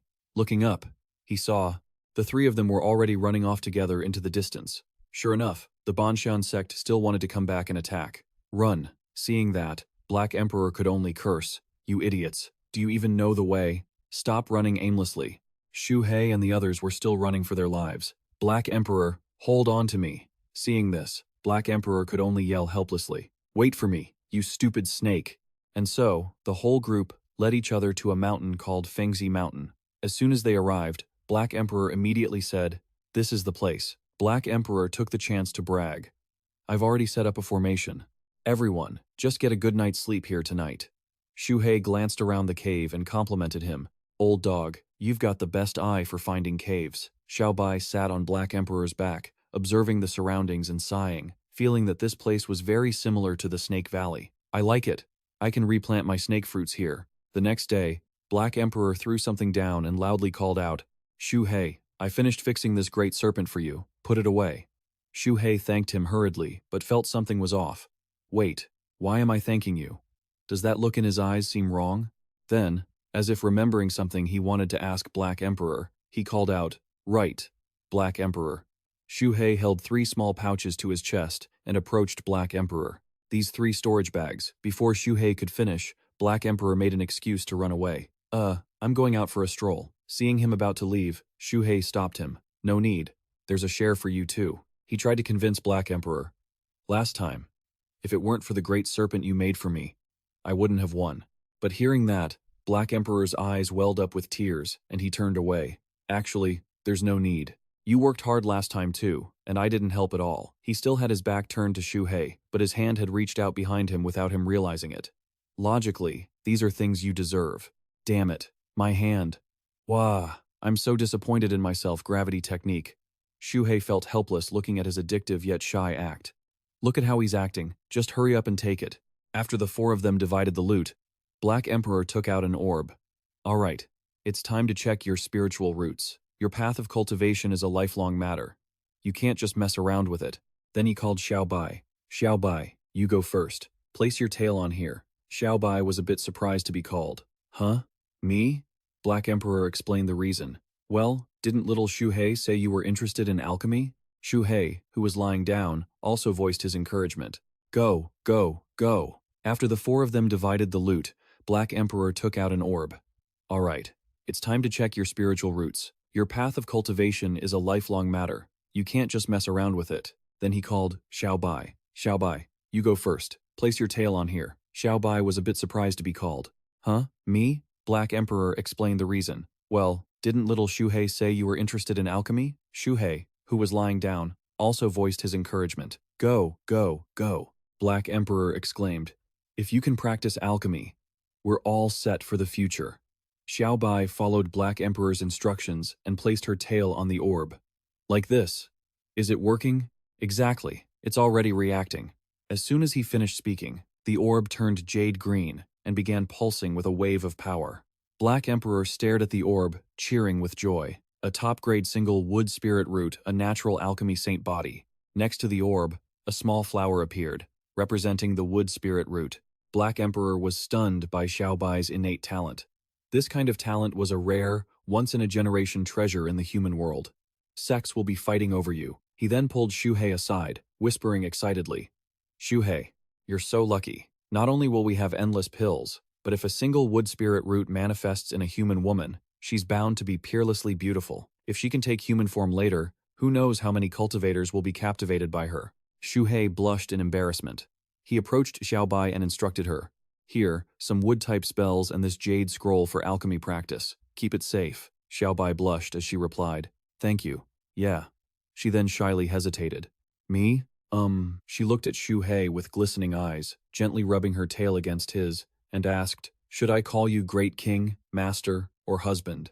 Xiao Bai's question left Xu Hei stunned, and he turned to confront Black Emperor. What kind of nonsense did you put in that inherited memory you gave her? Black Emperor was amused by his bashfulness and replied, it's just basic human knowledge. Why are you so shocked? Besides, before you gained sentience, didn't you already have a husband-wife relationship with her? Black Emperor saw everyone chatting and decided to join in. If I remember correctly, husband is the right way to address him. It's more intimate and friendly. But no sooner had he finished than Black Emperor, who was sitting on his head, scolded him. You idiot, don't mess this up. Xu Hei couldn't take these two anymore. You take this and go. Just then, Xiao Bai nudged closer, rubbing against him affectionately, making Xu Hei almost lose control. She softly called out in a sweet, sugary voice, husband. Xu Hei tried his best to stay composed. My name isn't husband, it's Xu Hei. From now on, just call me Xu Hei. Xiao Bai looked up at him with those beautiful, glistening eyes. Xu Hei, can I take the name Xiao Bai? Xu Hei's face was beet red. He couldn't handle it anymore, and just gave in. Fine. From now on, your name is Xiao Bai. Black Emperor was interested in getting a name, too. I deserve a name as well. How about the name Xu Lang? Black Emperor scoffed at the suggestion. That's terrible. You'll take my surname Black. Your name is Black Emperor. He then glanced at the bewildered Xu Hei. Xu Hei, you're so useless. He ignored Black Emperor's whimpering. Hey, I don't get a choice? Black Emperor coldly barked. Shut up. It's your turn to check your spirit roots. Black Emperor placed his paw on the orb, and it immediately flashed with a mixture of red, blue, and yellow. Black Emperor shouted as if he wanted the whole world to know. Look, I'm a top-grade triple-colored spirit root. Black Emperor then spoke up, crushing his dreams. Metal, fire, water, a triple-mixed spirit root. The quality is terrible. He then turned, laughing at Black Emperor's pain. The more spirit roots you have, the worse the quality. Having a mix is like knowing a little bit of everything, but mastering nothing. Black Emperor felt so dejected that he sat facing the wall, leaving Xiao Bai to comfort him. All right. Xu Hei, eager now, stepped toward the orb. My turn. As soon as he placed his tail on it, the orb turned into a rainbow of 7 colors. Xu Hei wondered, why are there so many colors? Just as he finished speaking, the orb shot a beam of light straight up, piercing through the cave roof and catching them all off guard. Arg! What the hell is that? Black Emperor was struggling to hold on so he wouldn't be blown away, still unable to help but exclaim, is it really that powerful? Black Emperor was terrified and shouted, Xu Hei, take your tail off. The crystal orb can't take it anymore. Xu Hei pulled his tail away, but he was immediately thrown backward by the orb's power, landing right on Black Emperor's sensitive spot, leaving him speechless in pain. Xu Hei didn't notice and immediately jumped up, anxiously asking Black Emperor, was I a 7-color mixed spirit root just now? My quality is worse than Black Emperor's? Boss Black, do I have no dignity left? Black Emperor calmly replied, no, your spirit roots are very mixed, but the quality is extremely high, especially your earth spirit root top grade, isn't even enough to describe it. Black Emperor finally sighed in relief. You scared me to death. I've never seen anything like this. but thinking about how fast you learn, it all makes sense now. Xu Hei was happy to hear that. If my Earth Spirit root is the strongest, then I should focus on practicing Earth-type spells from now on. Then he turned to Black Emperor. Black Emperor, you're the only one left. Aren't you going to check? Black Emperor followed suit, but the orb turned black. Black Emperor remained calm. Metal, wood, water, fire, earth, wind, lightning. I guess I don't fall into the 5 elements or 7 origins. Xu Hei, finding it strange, asked curiously, Black Emperor, do you have no spirit roots, or is it a dark spirit root? Black Emperor heard the term and repeated it to himself. Dark spirit root. He then broke into a satisfied smile, looking smug. Dark spirit root. That sounds pretty good. Let's just say I have a dark spirit root. Xu Hei, my power has recovered a little more. I want to go into seclusion for a while to make a breakthrough. Before entering, Black Emperor gave instructions. Feeding and guarding. I'll leave that to you two. No issues? Xu Hei didn't hesitate. Sure, there's plenty of food in the storage pouch. And as for guarding, as long as no Foundation establishment cultivators come, it shouldn't be a problem. A month later, in a deserted forest, Xu Hei was diligently practicing the ground-shattering spike. He practiced with great enthusiasm, showing how skillfully he could use his moves. Earth Flow Wall. He was secretly delighted. He didn't expect to succeed on the first try. Then, Xu Hei came up with a bold new idea. I wonder, if I attack my own wall with my spike, which one is stronger? As soon as he said it, the giant spike easily pierced through the sturdy wall, causing it to collapse in an instant. Still, the spike is more powerful. Just then, the broken stone fragments were surrounded by a golden light. Xu Hei cast the Earth Sovereign armor, and the debris instantly fused onto his body, forming a thick, sturdy suit of armor. Even though the Earth Flow wall couldn't block the attack, Xu Hei didn't hesitate. Inside that armor, he charged straight toward that massive giant nail. But with the rabbit ear technique combined with the Earth Sovereign armor, it's not a problem. There are 16 rabbit-type spells in total. I've mastered 1 offensive technique, and 2 defensive ones. Later, when facing Foundation establishment cultivators, even if I can't win, running away won't be an issue. After a long, hard training session, Xu Hei sat on the ground, panting from exhaustion. He felt a bit disappointed reflecting on it. Though his spells had improved, his cultivation level hadn't made much progress. The small Peiyuan pills and high-level beast meat were the only things that helped, but he'd eaten them all. He'd have to find another way to get some meat. Then he thought of Xiaobai, wondering how her alchemy research was coming along. As if she had telepathy, Xiaobai, over there, seemed to hear his inner thoughts and replied, Don't worry, Xu Hei. I'll definitely be able to make some small Peiyuan pills for you. But at the thought of her pitch-black concoctions, Xu Hei suddenly felt a shiver down his spine. Looking at the pile of miscellaneous herbs Xiaobai had mixed together, he decided to let the Black Emperor test the pill first. He had a bad feeling about this and decided to head home for a bit. Meanwhile, Xiaobai was frantically searching for the Black Emperor, calling out, Black Emperor, Black Emperor. After searching for a while, she found him in a dark corner, and her face lit up with joy. Found you. So you were here, huh? Come on, try the pill I just finished making. As she held the dark, mysterious-looking pill in her hands, she gave the Black Emperor a gentle smile. A desperate scream from the Black Emperor echoed throughout the mountain. Awoo! The Black Emperor collapsed to the ground, his face twisted in agony. Help me. Seeing the Black Emperor like this, Xiaobai was incredibly worried and asked anxiously, Black Emperor, what's wrong? The Black Emperor was in too much pain to speak, only managing to gasp out, the pill, it's poisoned. Xu Hei, who had just returned, was hiding behind a bush and witnessed the whole scene, his jaw dropping in shock. Is that the fabled innate alchemy saint body? Seeing this, I think I'd better stick to hunting spirit beasts. No sooner said than done. Xu Hei immediately found a herd of mammoths grazing leisurely in the vast grassland.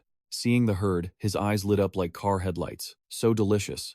Xu Hei scanned the herd and nodded in satisfaction. These mammoths are perfect. Aside from the calves and the pregnant ones, even the weakest has the cultivation of a 3rd-level spirit awakening beast. Any one of them could feed me for days. Xu Hei glanced at the most majestic elephant in the herd and couldn't help but sigh. That alpha, in particular, it must be a full-circle spirit awakening beast. Such a powerful tonic. Just as he was busy admiring the herd, he suddenly spotted human footprints. Xu Hei immediately went on high alert. Human footsteps? Who's there? A group of people led by Hua Yuntian, one of the inner disciples of Xianxia, who was at the early Foundation establishment stage, entered the grassland. Xu Hei recognized their identities immediately. Oh great, it's the snake catchers from the Xiao sect. Watching them spread out to surround the herd, he felt incredibly indignant. They aren't even sparing the herd? Xu Hei immediately activated his puppet technique, preparing to get closer to the group to see what was going on. One of the men in the group began to flatter and butter up Hua Yuntian. I didn't expect there to be so many mammoths. Uncle Master Hua, you truly are worthy of being the master's inner disciple. Hua Yuntian, clearly pleased with the praise, replied arrogantly, Humph, obviously. My talent is exceptional, and my foresight is like a god's. Mammoth tusks are extremely precious. The flatterer continued enthusiastically. If you carve them into treasures for the ladies of the Xianxia sect, they will definitely love them. With these as gifts, wouldn't dual cultivation with them be as easy as pie? He kept spouting off indecent comments, but the herd seemed to react to something. They seemed to hear the human voices and became enraged at those boorish men. The group just stood there blankly until the alpha mammoth charged forward. Roar! It slammed its trunk hard against the ground, though those nearby managed to dodge. So it is the leader. Hua Yuntian seemed even more excited by the alpha's reaction. Interesting. Everyone, set up the formation. Don't let a single one escape. The men each grabbed a stone and split up to plant them in the ground. The stones were planted in a circle, and as soon as they let go, the formation was activated. All the mammoths were trapped within the barrier. The alpha didn't want to submit, and began crazily ramming the formation. Seeing this, the group laughed mockingly. Struggling in vain. Hua Yuntian summoned his weapon. Spear. Come. He fired a shot that pierced through the barrier and struck straight toward the alpha. All of you. Die. The wounded mammoth let out a shrill cry. A woo. Then, he aimed at another one. A woo. Watching from the sidelines, Xu Hei was on the verge of intervening. Wait, that one is a calf. Thankfully, an adult mammoth rushed out to block the vicious attack. Roar. Xu Hei, disguised as a gecko, was seething with rage. This is too much. Are these cultivators trying to wipe them out? No. I have to find a way to help them. At least protect the pregnant ones and the calves. Otherwise, I won't have anything to eat later. But then Xu Hei hesitated, feeling anxious. There are too many of these snake catchers, and they're strong. I can't be reckless. If I become a target, I doubt I'll be able to save myself. After a moment of weighing the pros and cons, Xu Hei decided to wait. He had to wait for the perfect opportunity. Meanwhile, Hua Yuntian was still enjoying tormenting the herd. Oh, pretty thick skin, huh? Still standing after being hurt this badly. He couldn't help but admire the herd. They had excellent resistance to injury. He watched the herd working together to ram the formation and pondered. Brute force might not be as easy as luring them out and killing them. Just then, a subordinate reported the situation to Hua Yuntian. Uncle Master Hua, the formation is about to collapse. Even though the mammoths are injured, they won't stop. They keep slamming into the light barrier. After hearing the report, Hua Yuntian just clicked his tongue, staring at the herd without being able to come up with a solution.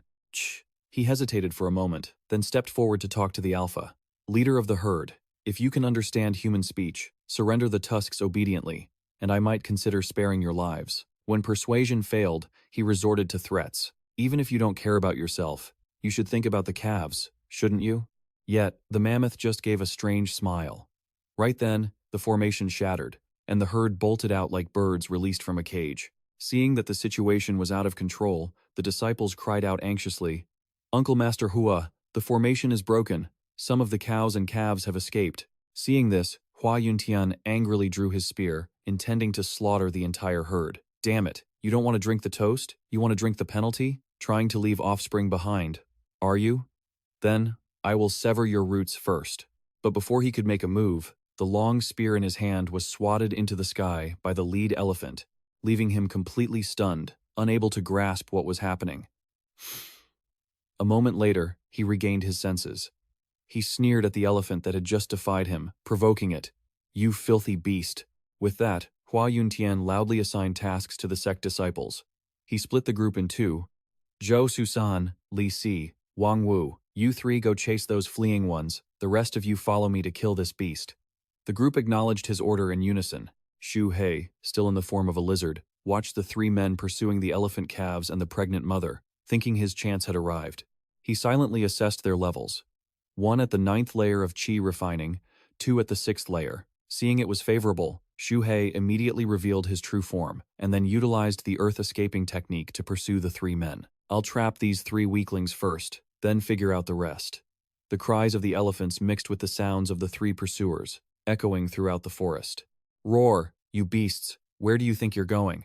A baby elephant suddenly stumbled, unable to continue running due to exhaustion. One of the 3 pursuers immediately seized the opportunity and alerted the other 2. "Junior brother Joshu, this elephant can't run anymore."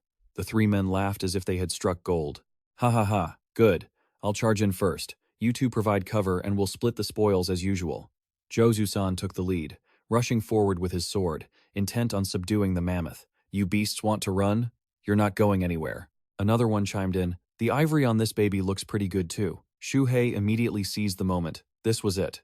Xu Hei gave a sinister smile, planning to take him down while he was mid-strike. Thinking and acting, Xu Hei didn't hesitate and immediately unleashed his move.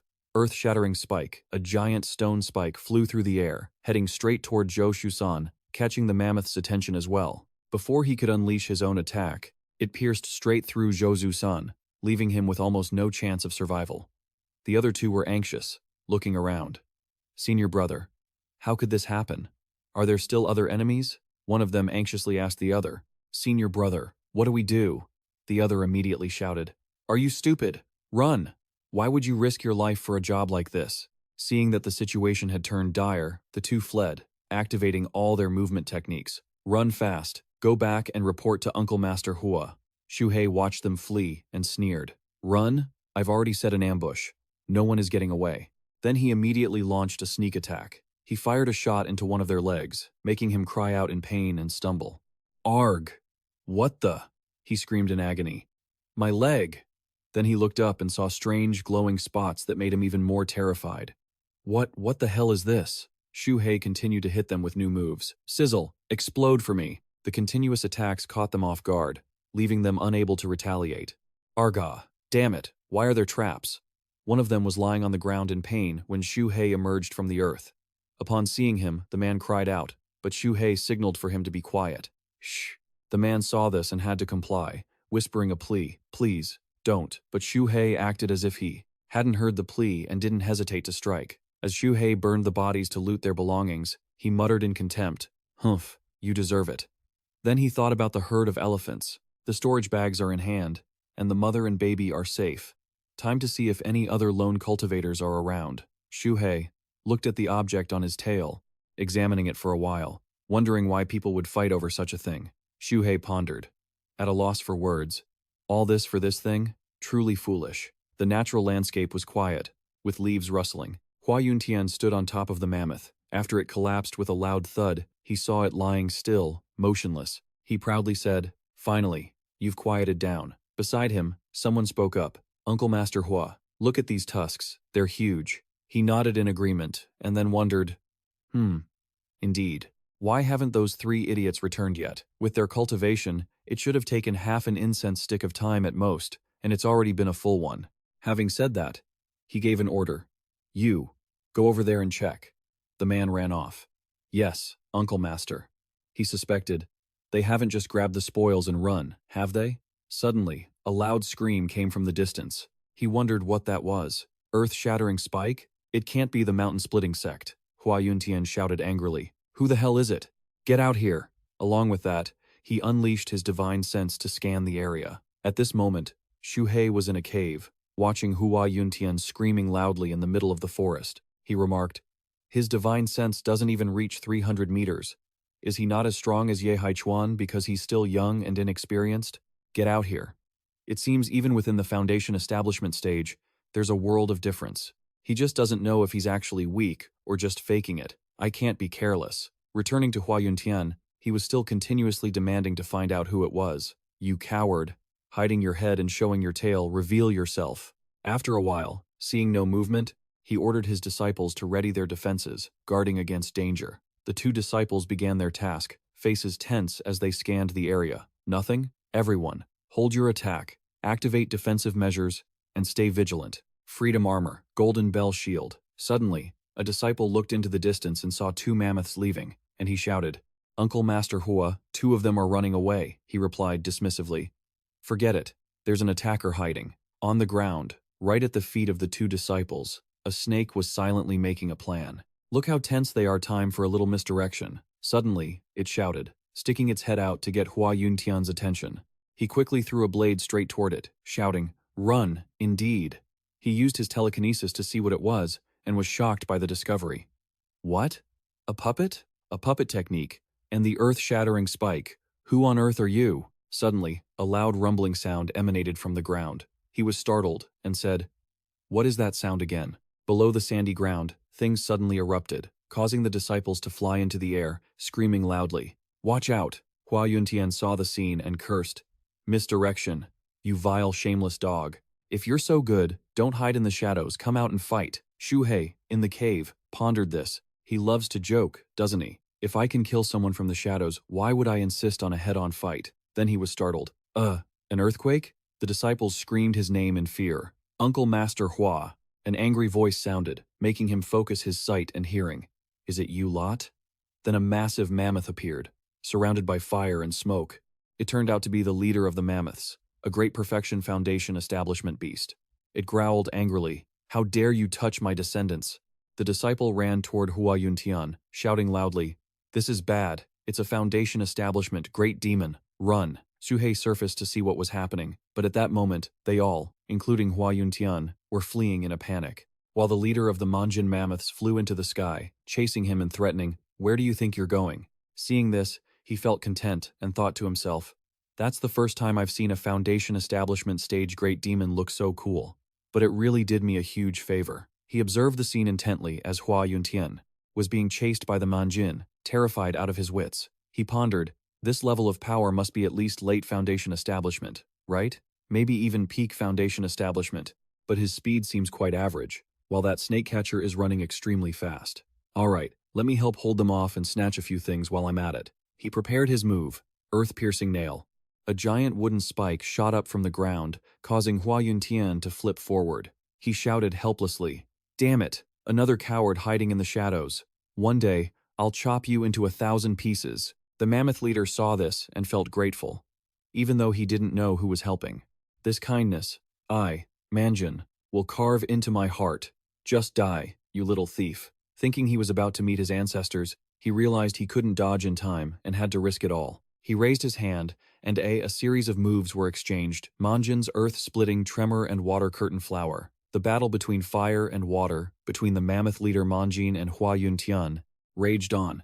Manjin spoke with disdain. "Trying to block me with such petty water tricks? You're going to die today." Suddenly, his power weakened, and his techniques faded away.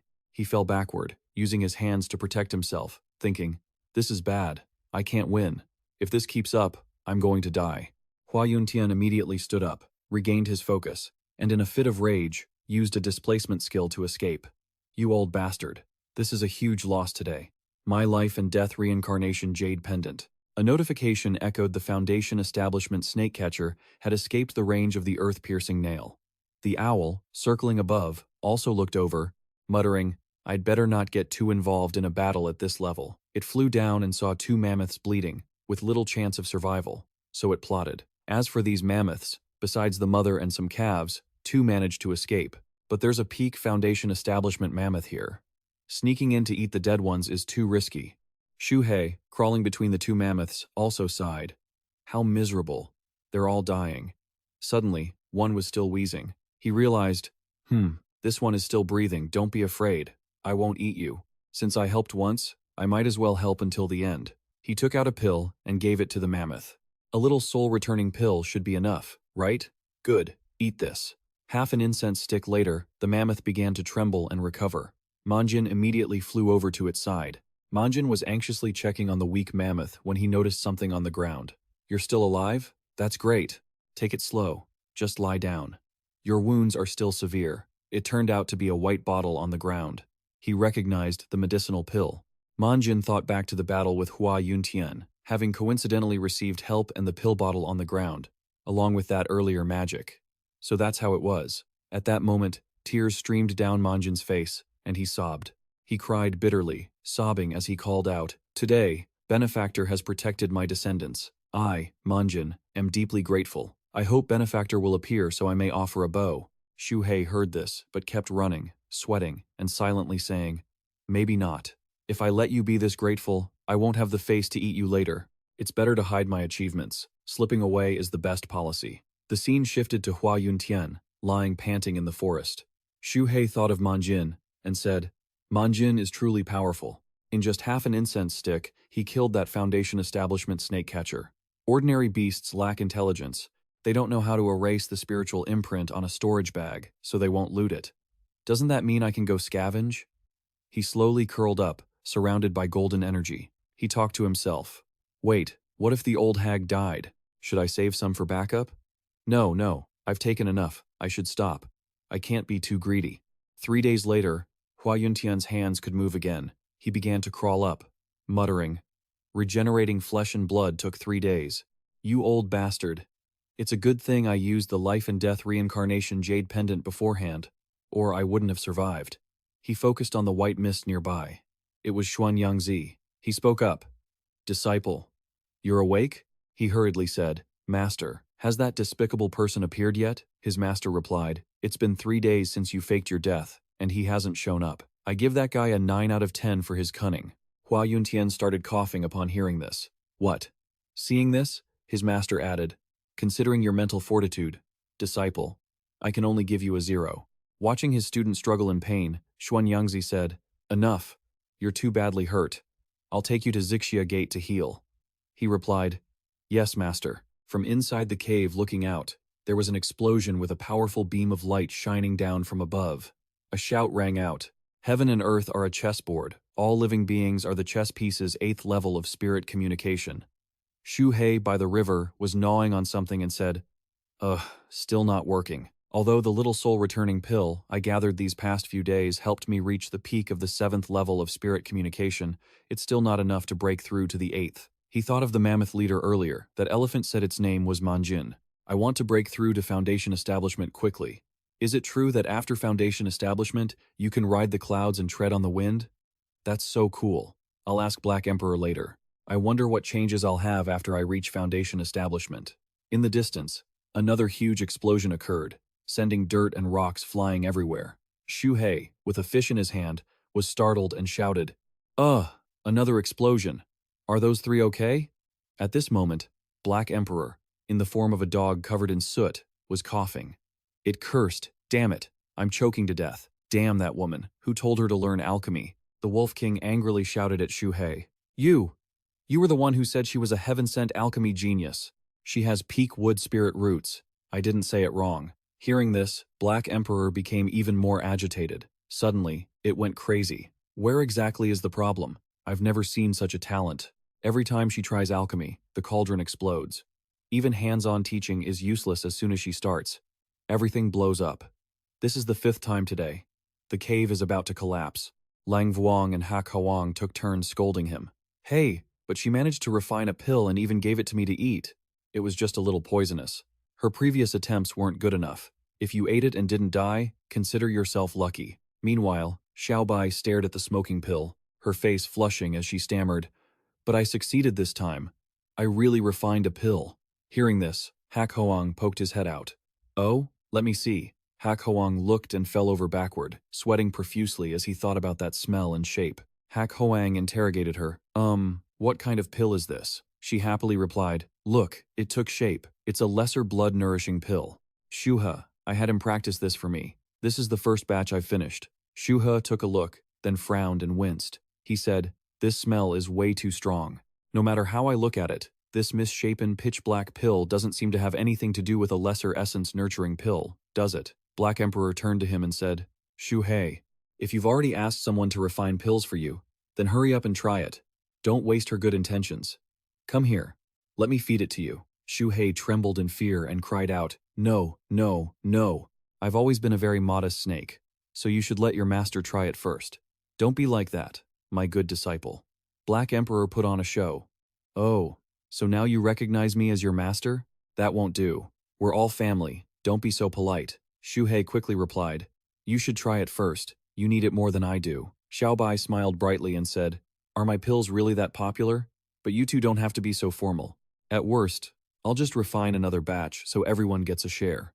Hearing this, both masters, Xu Hei and Black Emperor, said in unison, no thanks. Then, Black Emperor did a complete flip and turned to Xu Hei. Wait, We're still best buds. I'm sure you've agreed with me for a long time, right? Exactly, second brother. Suddenly, the Wolf King walked away, muttering to himself, I only have poor talent. I'm not actually stupid. Seeing this, Black Emperor said, there's no other way.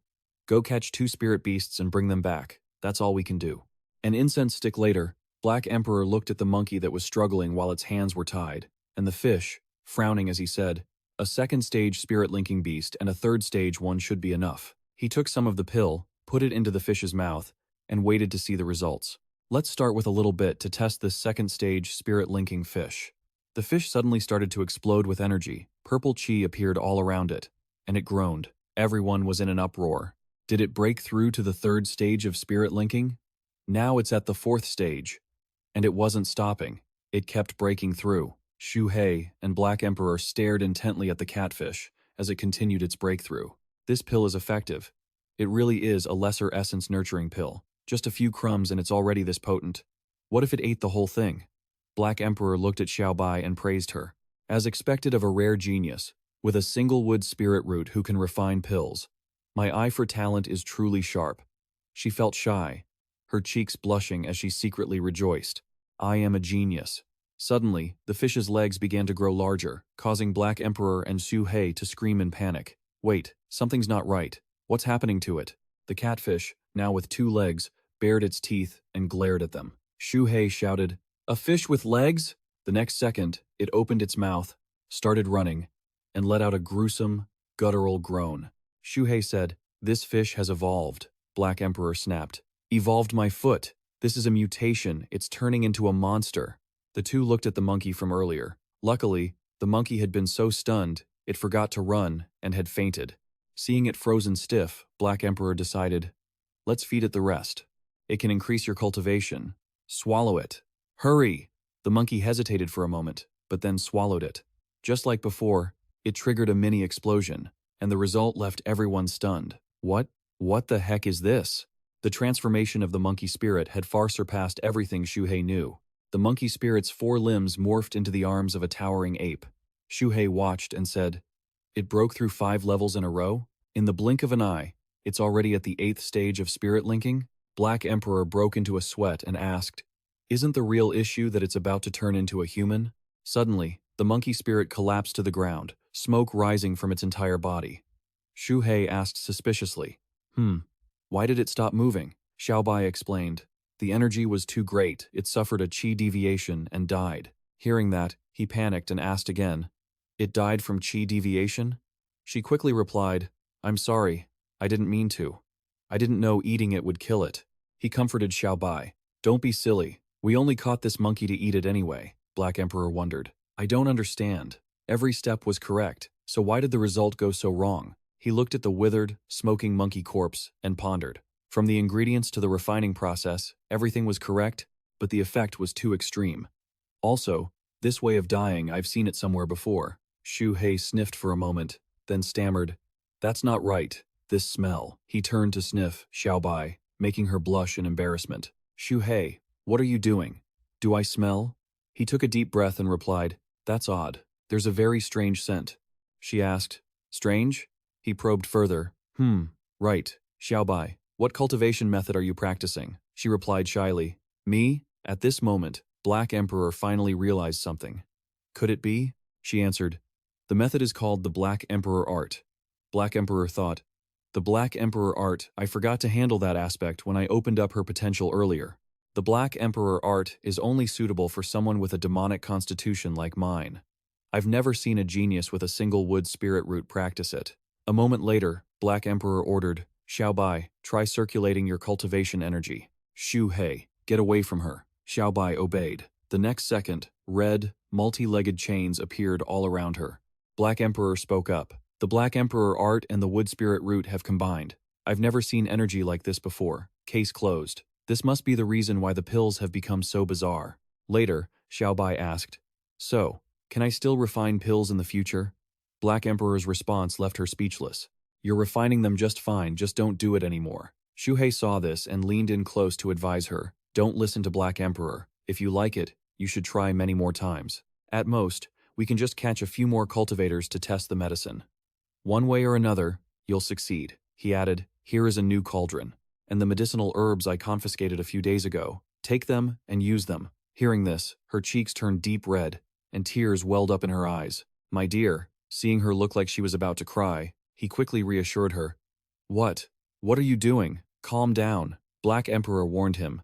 "Xu Hei, remember, you're the one who told her to refine these pills. Later, you have to remember to eat the pills that she worked so hard to refine." Late at night, Xiao Bai went to rest. Xu Hei breathed a sigh of relief. Finally managed to coax this girl. At this moment, Xu Hei and Black Emperor were heading somewhere. Black Emperor said, "Xu Hei, aren't you anxious to get your hands on some pills? I have a way to get enough lesser essence nurturing pills, guaranteed to get you to the great perfection stage, maybe even more."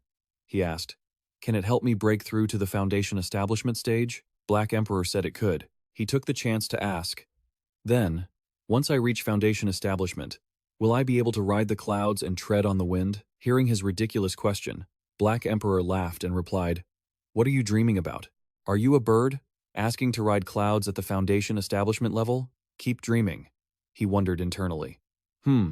So what does foundation establishment actually mean? He didn't ask anything else and just shouted, "Fine, just tell me what the plan is." Then, Black Emperor brought out something circular and said, "Let's be bold and take a gamble the pill refining room at the cleansing sect."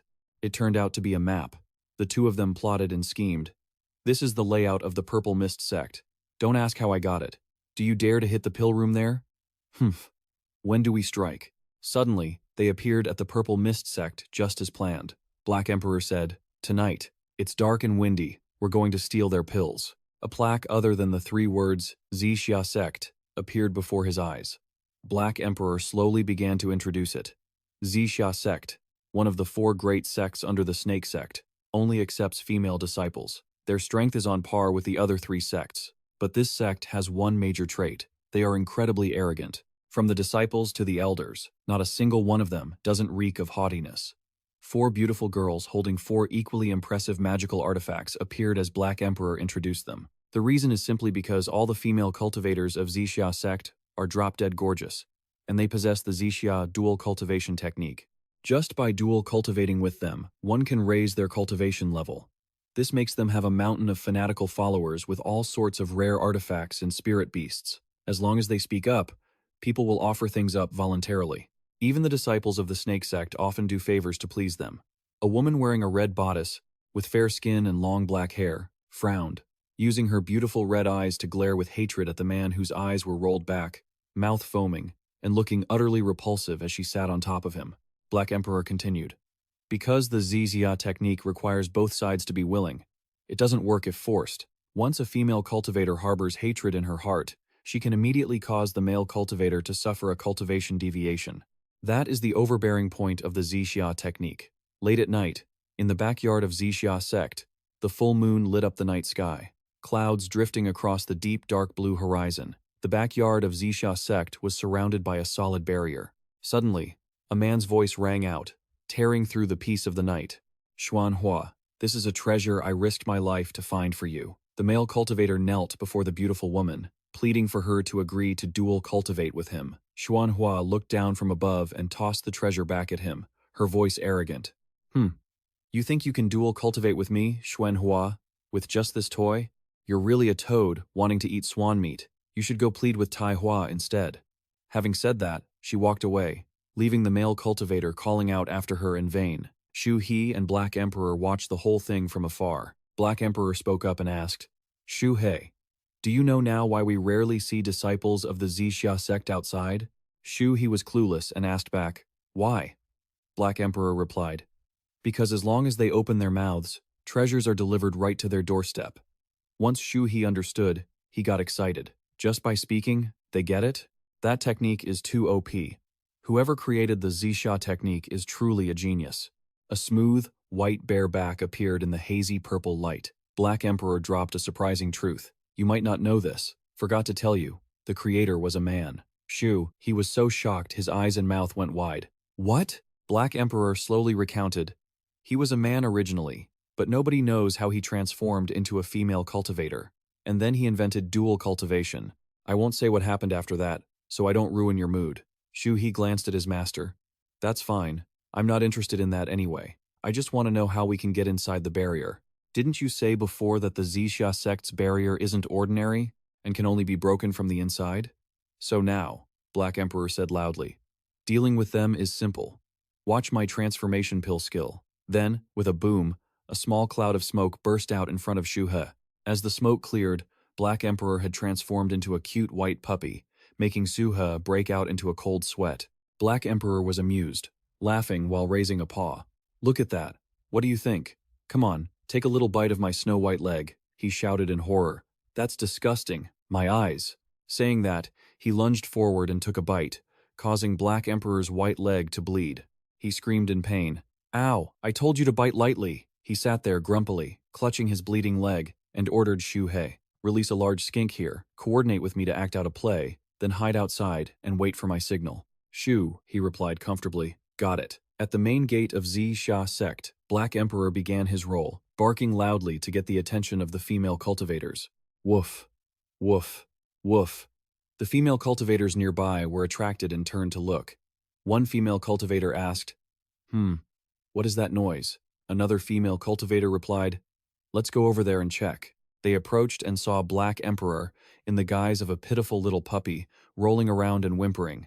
The skink Xu Hei released was sticking its tongue out, threatening him.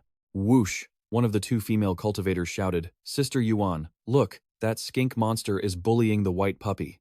Inside, Black Emperor was furious, tearing up. Xu Hei, are you actually beating me for real? The two female cultivators rushed over, waving their swords to chase away the monster. Stop right there, you filthy skink. It ran away fast. One held Black Emperor and felt sorry for him. Poor little puppy. You're already hurt, and you're being bullied. You're covered in wounds. The other female cultivator suggested, we have to take him in and treat him.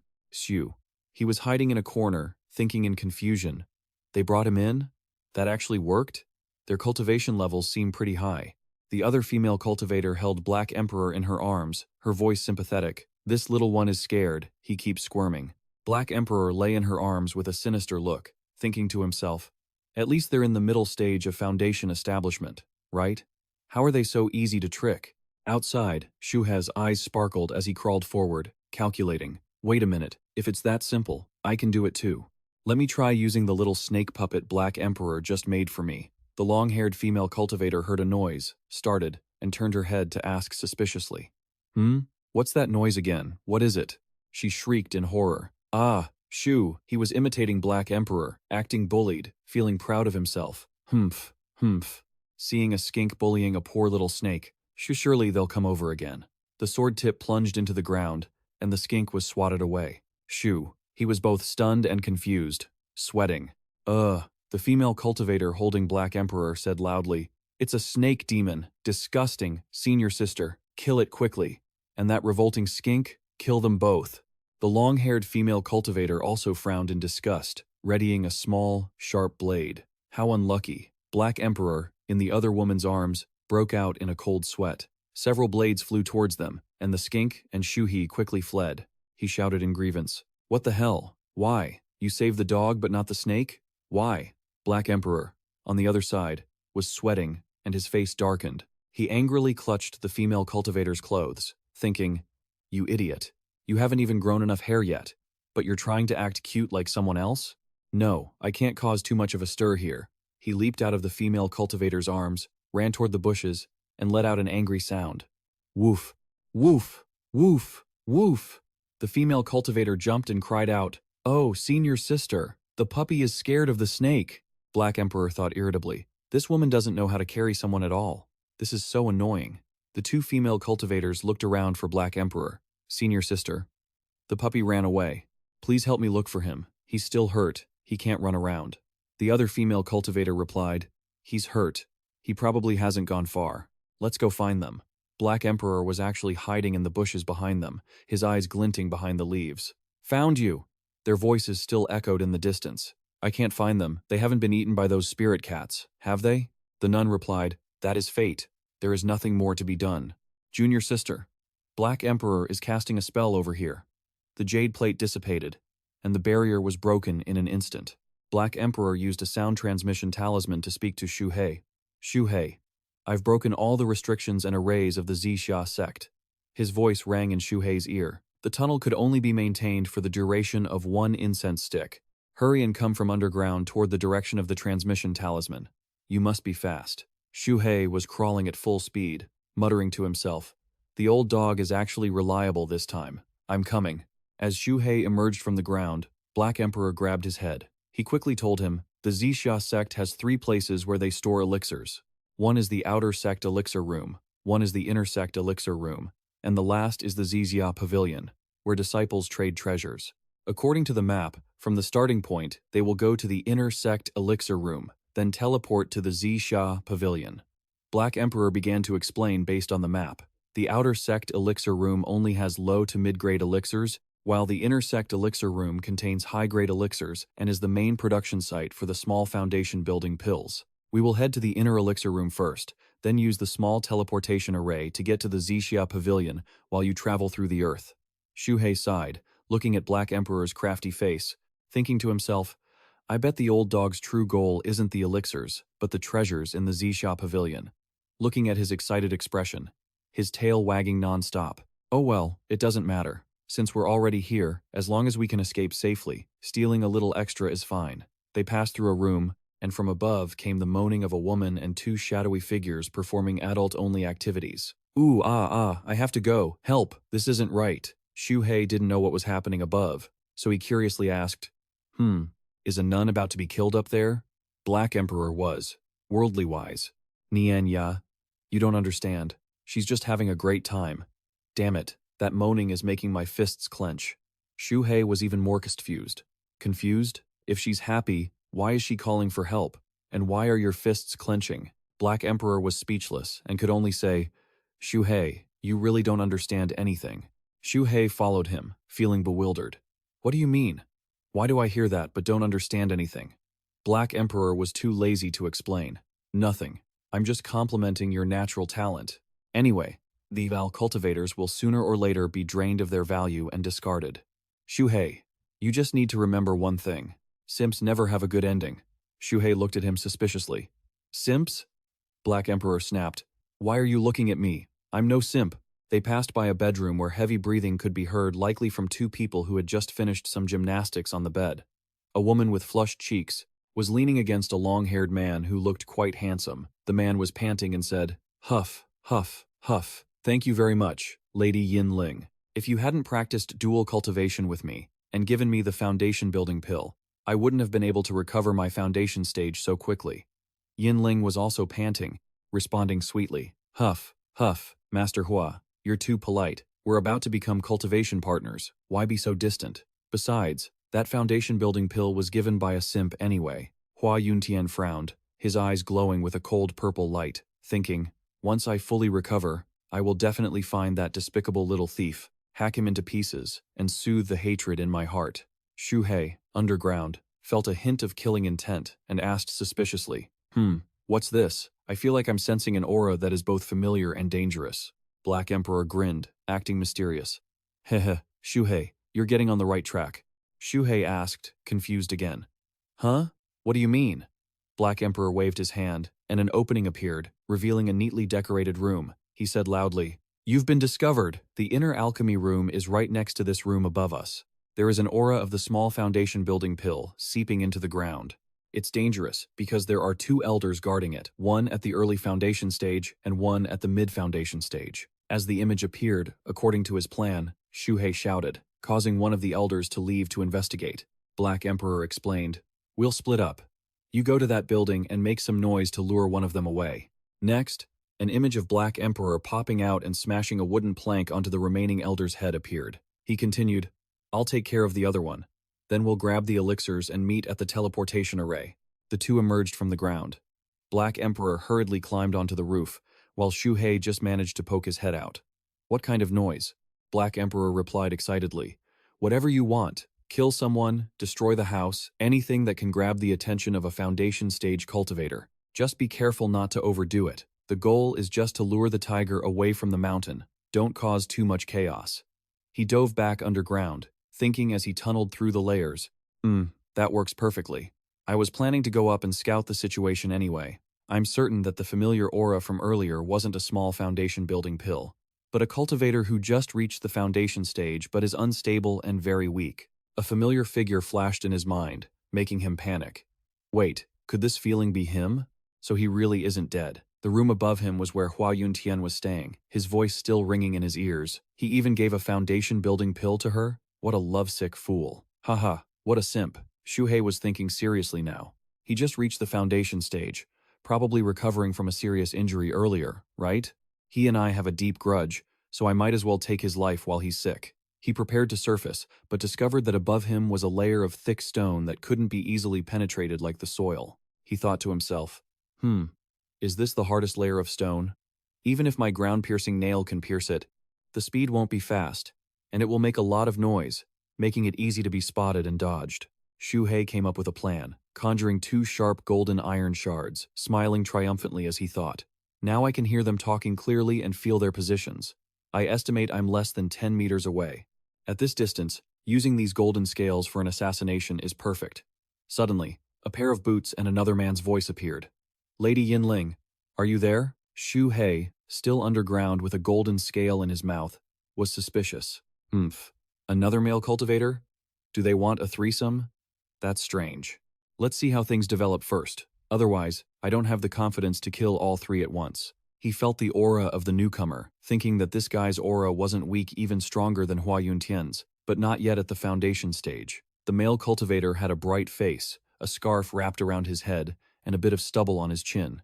You are Xiao Chu, an inner disciple of the Banshan sect. Xiao Chu held a large, steaming bowl in his hands. Tenderly, he said, Miss Yinling, I heard you weren't feeling well, so I brought you some tonic. I simmered it myself for several hours. Inside the room, Yinling heard him and replied awkwardly. Just leave it at the door. You can, go now. Xiao Chu's voice echoed back inside. Oh, is there someone else in there? He asked. Flustered, she quickly made up an excuse. Master Hua is helping me with my cultivation. Outside, a few female disciples whispered and giggled. Ha ha. Xiao Chu forced a smile. Ah, I see. My apologies to Master Hua for the trouble then.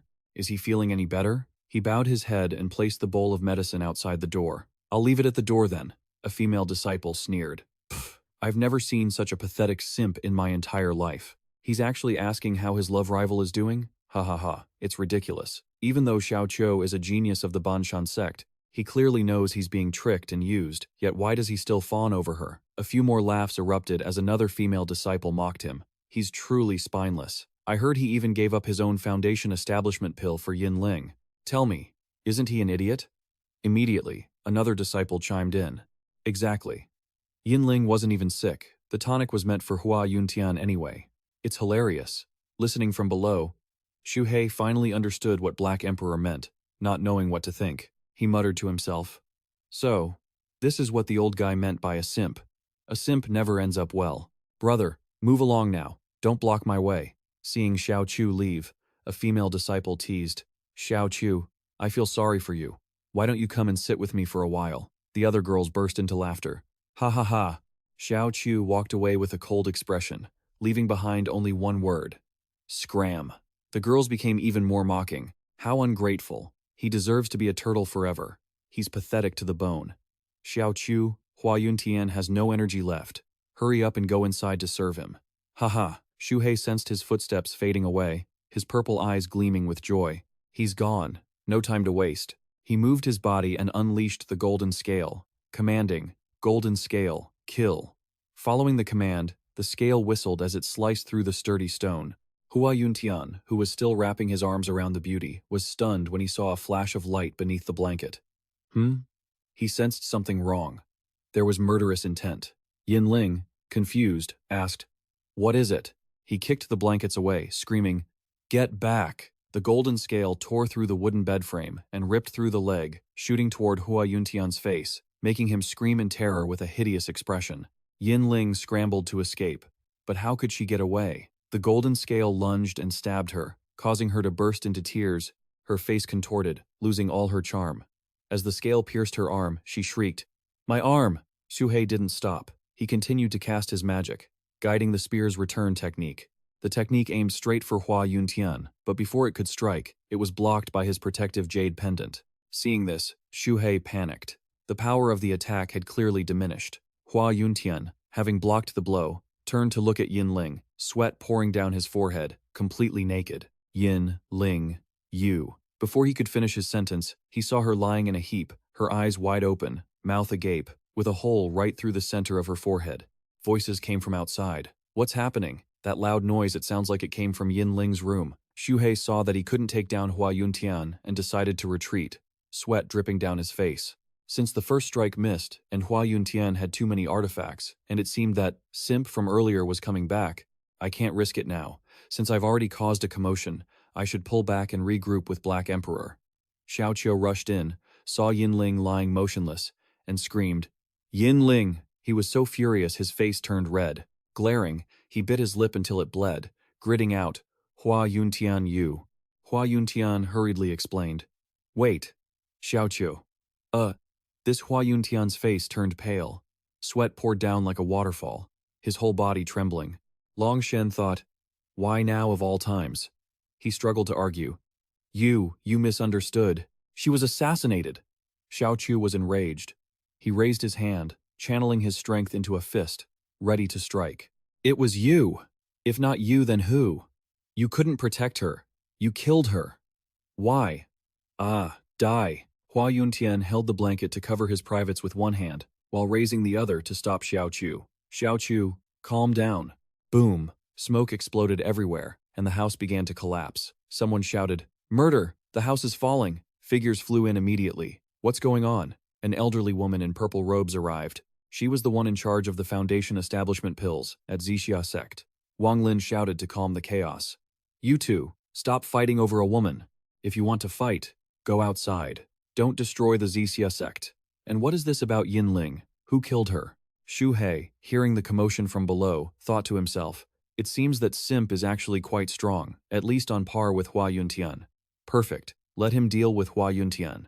It looks like the master of the pill room has arrived too. My mission is as good as complete. At the same time, Black Emperor was lurking in the pill room, spying on the expert sitting by the furnace. The expert grew impatient since Wang Lin hadn't returned. Why is my senior sister taking so long? What is she doing? This person was also an elderly woman in purple with silver hair, like Wang Lin.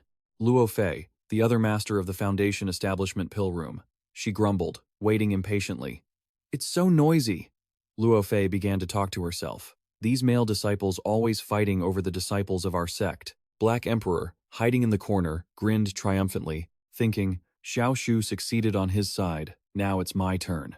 He waved his hand, creating a surge of dark purple energy. It's a waste not to use such a large pill furnace, he thought. A burning smell made Luo Fei jump.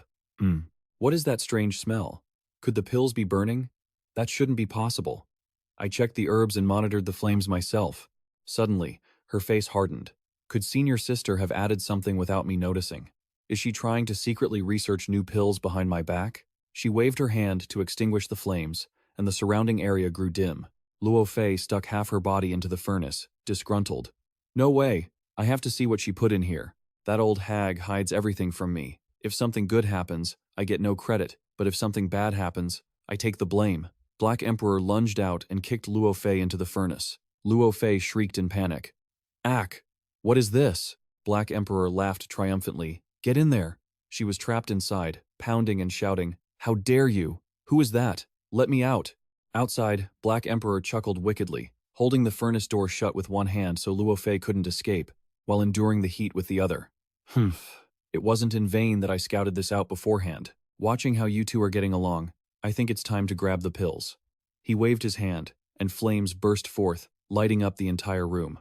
Fireball technique. Inside, Liu Fei struggled furiously. Who are you? Caught red-handed, he barked, Get out here! Let me out! The leading Black Emperor, seeing her screaming so wildly, just taunted her. Keep screaming. There's a huge commotion going on outside right now. You could scream until your throat rips open, and nobody would pay you any mind. Just then, Xu Hei arrived. Popping his head up from the ground, Black Emperor turned to look. Oh, you're here. Well done. Seeing the scene before him, Xu Hei was startled. Black Emperor, did you stuff the remaining Foundation establishment cultivator inside the pill furnace? Black Emperor replied, We'll talk later. Let's grab the loot first. Xu Hei used his telekinesis to ransack the pill room. His eyes lit up with excitement as he shouted, Wow, so many pills. We're rich. Haha. We'll keep the pills, and take the herbs for Xiao Bai. Black Emperor laughed along happily. It's rare to see you laugh like that. This trip was well worth it. Haha. Hearing them laugh, Lu Fei flew into an even greater rage. So it's just a couple of thieves stealing pills. If you're so good, let me out. Come out and face me properly if you dare, and see if I don't hack you to pieces. Finding her noisy, Xu Hei opened his mouth and breathed fire. I'm not so good, but I do have the fire serpent technique. Liu Fei shrieked in agony as she was burned. Ah! Seeing his action, Black Emperor felt proud. Heh, not bad for my apprentice. Livid, Liu Fei unleashed a spell with her razor-sharp claws, sending purple energy lashing through the pill furnace, which made Xu Hei panic a little. Damn, it's about to blow. Run! Black Emperor grabbed Xu Hei by the tail, holding a metal ring glowing with faint golden light in his other hand. What are you afraid of? Watch this. He shouted, Mystic Yellow Bell, seal it for me. The bell appeared, descending to seal the pill furnace tightly. Seeing this, Xu Hei remarked, Is this the Mystic Yellow Bell we confiscated from the Heaven Zenith Sect? You finished repairing it? Black Emperor boasted. Repaired it? I even upgraded it. Let's go. To the lesser teleportation formation outside the Purple Mist Gate. Under the starry night sky, the two leaped over countless rooftops, and Xu Hei's voice rang out. Yeah, okay. A nun struck a massive bell, signaling everyone nearby. The two were currently crawling under layers of stone. Hearing the bell, Xu Hei panicked. Wait, that bell, did that old woman get out of the furnace? Moving in front, Black Emperor quickly replied. No, that's not the sound of the Mystic Yellow Bell. That's the emergency assembly bell of the Purple Mist Sect. That makes no sense. Theoretically, they shouldn't have discovered us this quickly. Did you cause too much of a scene on your end? Xu Hei answered. Not at all. I only killed one person. Black Emperor shrugged it off. That's strange, but whatever. Ignore it. Xu Hei sensed something was wrong and urged him. Black Emperor, I have a bad feeling. Let's not go to the Purple Mist Pavilion anymore. We should just run. Black Emperor snapped at him. Run? Why run? We've already reached the lesser teleportation formation. I spent so many spirit stones and materials to set up this formation. It can bypass the Purple Mist Pavilion's restrictions and get us back in an instant. Plus, we planned to go to the pavilion while everyone was distracted by the pill room. Getting more panicked, Xu Hei shouted, No, this assembly bell clearly wasn't in your plan. It happened earlier than expected. One change will lead to a chain reaction of countless others. I don't want to keep taking risks. Annoyed, Black Emperor stood on his hind legs, his golden eyes flashing with ferocity, as he asked him, Oh, Xu Hei, are you trying to kick down the ladder once you've climbed it? The two small creatures dashed forward toward the formation. Black Emperor yelled, Why the hell are you running? We've already reached the lesser teleportation formation. I spent so many spirit stones and materials setting this up. And besides, we planned to hit the pavilion while everyone was distracted by the pill room. Xu Hei retorted, sounding urgent. No, this assembly bell was clearly not part of your prediction. It happened early. He also seemed fearful. One change leads to endless consequences. I don't want to keep risking our lives. Black Emperor pondered with a grave expression. Oh, Xu Hei, you really want to abandon me now? Xu Hei felt cowardly, but he was resolute. He said loudly, Black Emperor, trust my judgment. If you trust me, let's leave immediately. If you don't, I can use the automaton to go with you. Hearing this, Black Emperor grew angry and shouted, An automaton? Are you mocking me? Looking very serious, he asked Xu Hei. Xu Hei, on what basis do you think there will be an accident? Do you have evidence, or are you just relying on your intuition? Xu Hei was firm. Intuition. Black Emperor frowned, clearly frustrated. Countless thoughts raced through his mind, recalling his difficult journey of cultivation. Black Emperor knew full well that everything had its risks. Without risks, what is there to steal? Without risks, what kind of cultivation is that? Black Emperor loved a path of cultivation riddled with danger. Forget 90%. Even if he only had a 30% chance of winning, he would still take the gamble. It was precisely because of this that Black Emperor was able to rise from a mere mortal to become one of the most supreme beings in the world. But it was also because of this that his body was destroyed, turning the once feared Black Emperor into his current form. He thought, maybe I should learn something from Xu Hei. Black Emperor waved his hand, and two effigies of him and Xu Hei appeared on the ground. He told Xu Hei, Fine, I'll trust you for once. But this formation is already set up. We can't let it go to waste. Xu Hei was confused. Didn't you say the materials were only enough to make one? Black Emperor replied, You use the automaton, and I'll use the automaton. Black Emperor chanted the incantation. and the lesser teleportation formation activated, their figures blurred. It seemed to be a success. In a flash, they arrived at the Purple Mist Pavilion. Black Emperor was overjoyed. It worked. Let's see what we need, and be quick about it. Xu Hei let out a sigh. The teleportation had left his vision dizzy. Black Emperor climbed up the ladder. Xu Hei looked around and said, Lesser Origin Pills. Mid-grade, 50 contribution points each. Superior grade are 70 points each. And the restrictive barrier for the Foundation Establishment Pill is 10,000 points. Xu Hei continued. As long as you have enough of these contribution points, you can trade for anything. Human cultivators are truly blessed by the heavens, unlike us beastkin. Meanwhile, sweating profusely, Black Emperor climbed to where he needed to be. His hands trembled as he held the disc used to break the barrier. Xu Hei asked from below, Black Emperor, did you find it? Inside was a black disc with intricate patterns, surrounded by a blinding red light at the edges. Black Emperor thought, the item I left behind all those years ago is indeed here. Black Emperor called down from above, Xu Hei, I've deactivated some of the barriers. See if there's anything you need, and hurry up. Don't just stare at the pills. This place has a copy of Xianxia Absolute Arts worth 300,000 points. It's perfect for your cultivation. Hurry up, Xu Hei. Get moving. Xu Hei pulled out a spellbook and pondered for a moment. The medicinal pills I took from the alchemy room are enough for me to train until the Foundation Establishment Great Perfection stage. Being too greedy will likely just waste my time. Xu Hei flipped through the spellbook. Countless incantations appeared in his mind. He mused that he might as well take this chance to learn new spells, just in case the puppets couldn't carry this jade slip out. Black Emperor raised his head and spotted something. It's a treasure gourd, engraved with a giant phoenix. It's very valuable, he thought to himself. A treasure gourd. It's worth 2 million contribution points. Could it be a core formation level magical treasure? I'll take the most expensive one just to be safe. Outside, everything the two of them were doing was being relayed by the two puppets. Black Emperor was currently stepping on Xu Hei's head, saying, the restrictions aren't easy to break. Damn it. We were so close. Xu Hei was bewildered. What was going on? The more he looked, the heavier he felt, as if his mind was about to expand. Finally, Black Emperor reached it. Yes, I reached it. Xu Hei was still intently reading the spells when he heard a noise. From far away, a terrifying demonic force erupted. Black Emperor thought, did the formation break? He quickly shouted, it's an ambush. Cut the connection immediately. Did someone cast an earth evasion technique? Xu Hei panicked. What's wrong? I haven't finished reading yet. Black Emperor hurried. Someone was coming, and they were very strong. Black Emperor screamed, it's a core formation stage expert. She appeared with a smug look on her face. Humph, you old rats. I've been waiting for you for a long time. She was an ancestor of the Xu Hei sect.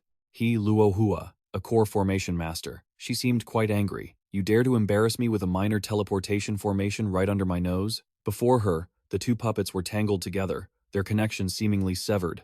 She spoke. What exactly did you come to the Xu Hei pavilion for? No resistance? She seemed to have discovered the truth and roared in anger. Puppet mechanism beasts. You dare to trick me? Ridiculous. Today, none of you are leaving this place. The furious core formation expert ordered the immediate activation of the sect-protecting Grand Formation, sealing every exit of the Xu Hei sect. Don't let a single mosquito escape. All disciples, assemble at the square immediately. Black Emperor and Xu Hei scrambled to escape. Xu Hei said with regret, it's a pity I only finished half of Xianxia Absolute Arts. Black Emperor interrupted. My calculation was off. It's a good thing you were clever, sending the puppets in instead. At worst, we'll just try again later. Xu Hei asked. Didn't you say before that a core formation expert wouldn't make a move? Black Emperor retorted. Who could have known this Xu Hei sect was so crazy?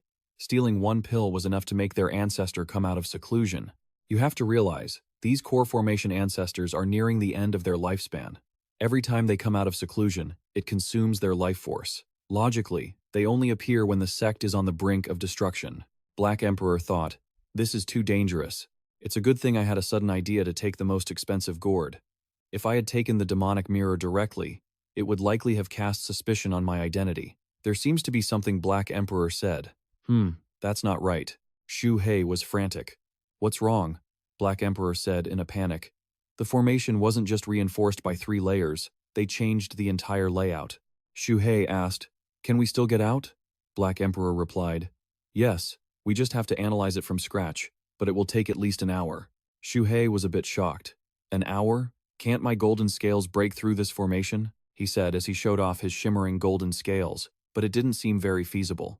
Black Emperor replied, No, your scales are pretty impressive, but they can only handle the foundation establishment stage. For this formation, it's a bit of a stretch. Besides, if I tried to force it open, I could do it, but I'd definitely be discovered by that old hag immediately. A hazy aura encroached upon them. Black Emperor shouted, Wait, this is bad, dodge. That old hag's vast sea of consciousness was surging. Xu Hei was terrified. We weren't discovered, were we? Black Emperor replied, Don't worry, my concealment talisman has been upgraded. As long as you don't move, she won't find us. Xu Hei said, This ancestor set an ambush at the Ziha Pavilion. She's definitely a schemer. Who knows, she might even be able to guess where we're hiding while we analyze the formation. The two made a plan. Xu Hei spoke first. We can't just sit here and wait for death.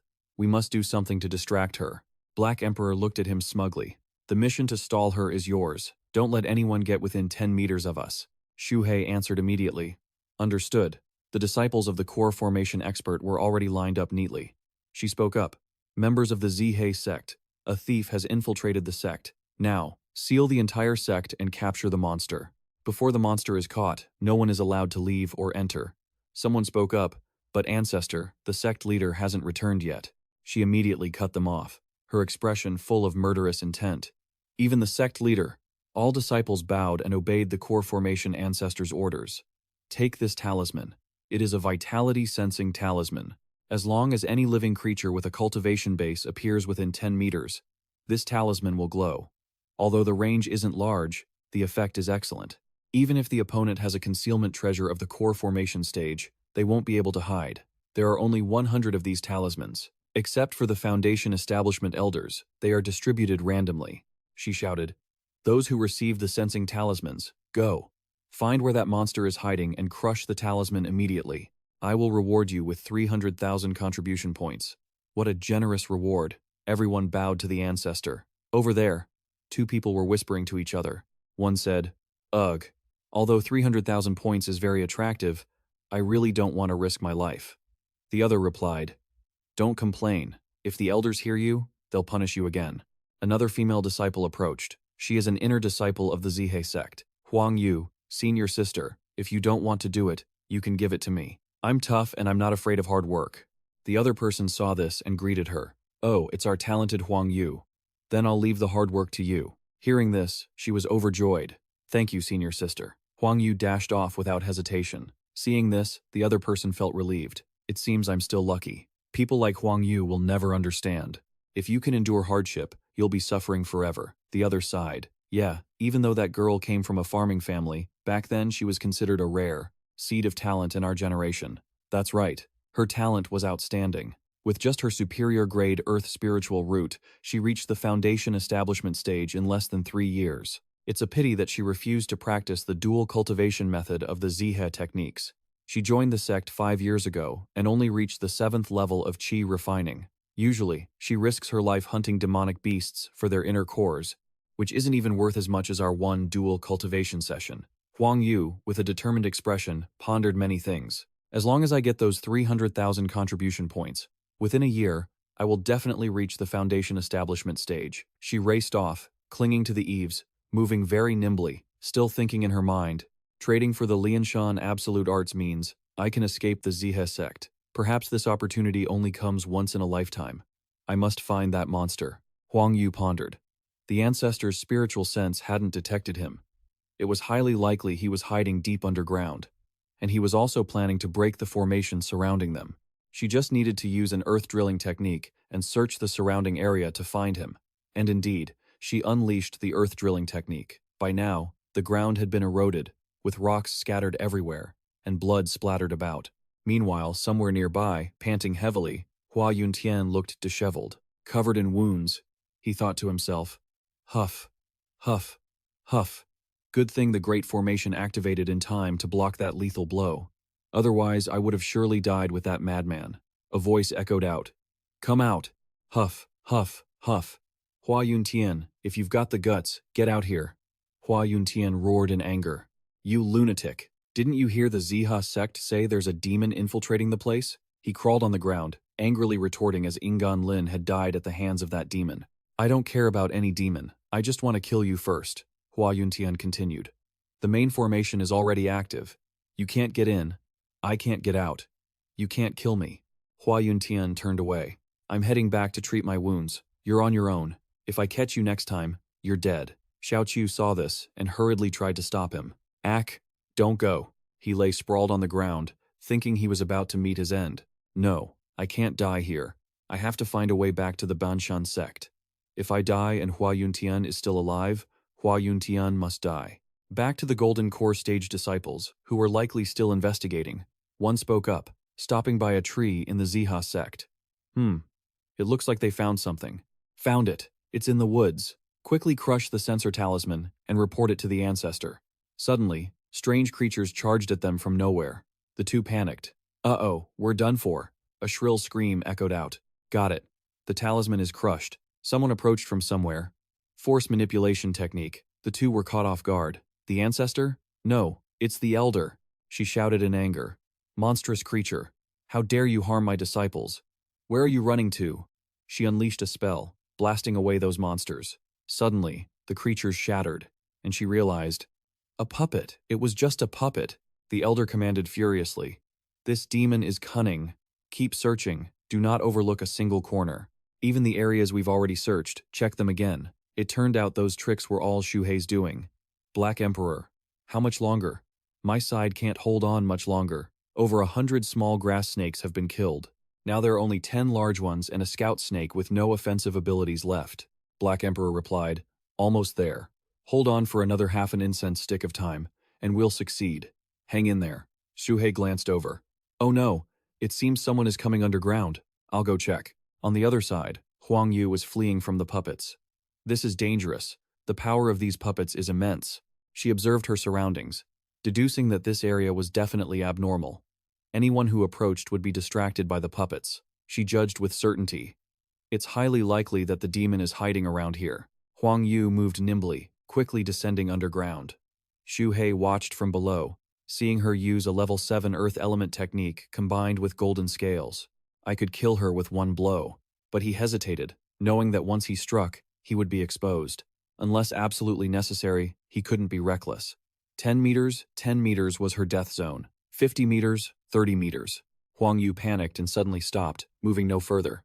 Her face turned pale, revealing fear as she thought, huh? This isn't good. I have a bad premonition. It was indeed a bad premonition. Behind her, the skeleton of a giant creature was coiling around her. Its eyes flashed, revealing a mouth full of sharp teeth. Huang Yu was terrified, her face deathly pale, sweat dripping down as she trembled. It feels like I'm being targeted by an incredibly strong killing intent. Any moment now, it could take my life. If I take one more step, I'm surely done for. She hesitated, thinking of the 3,000 contribution points. 3,000 points. In front of her was the murderous gaze of a strange creature. It flashed, and Huang Yu pondered for a moment. But if I'm dead, what meaning do these 3,000 points have for me?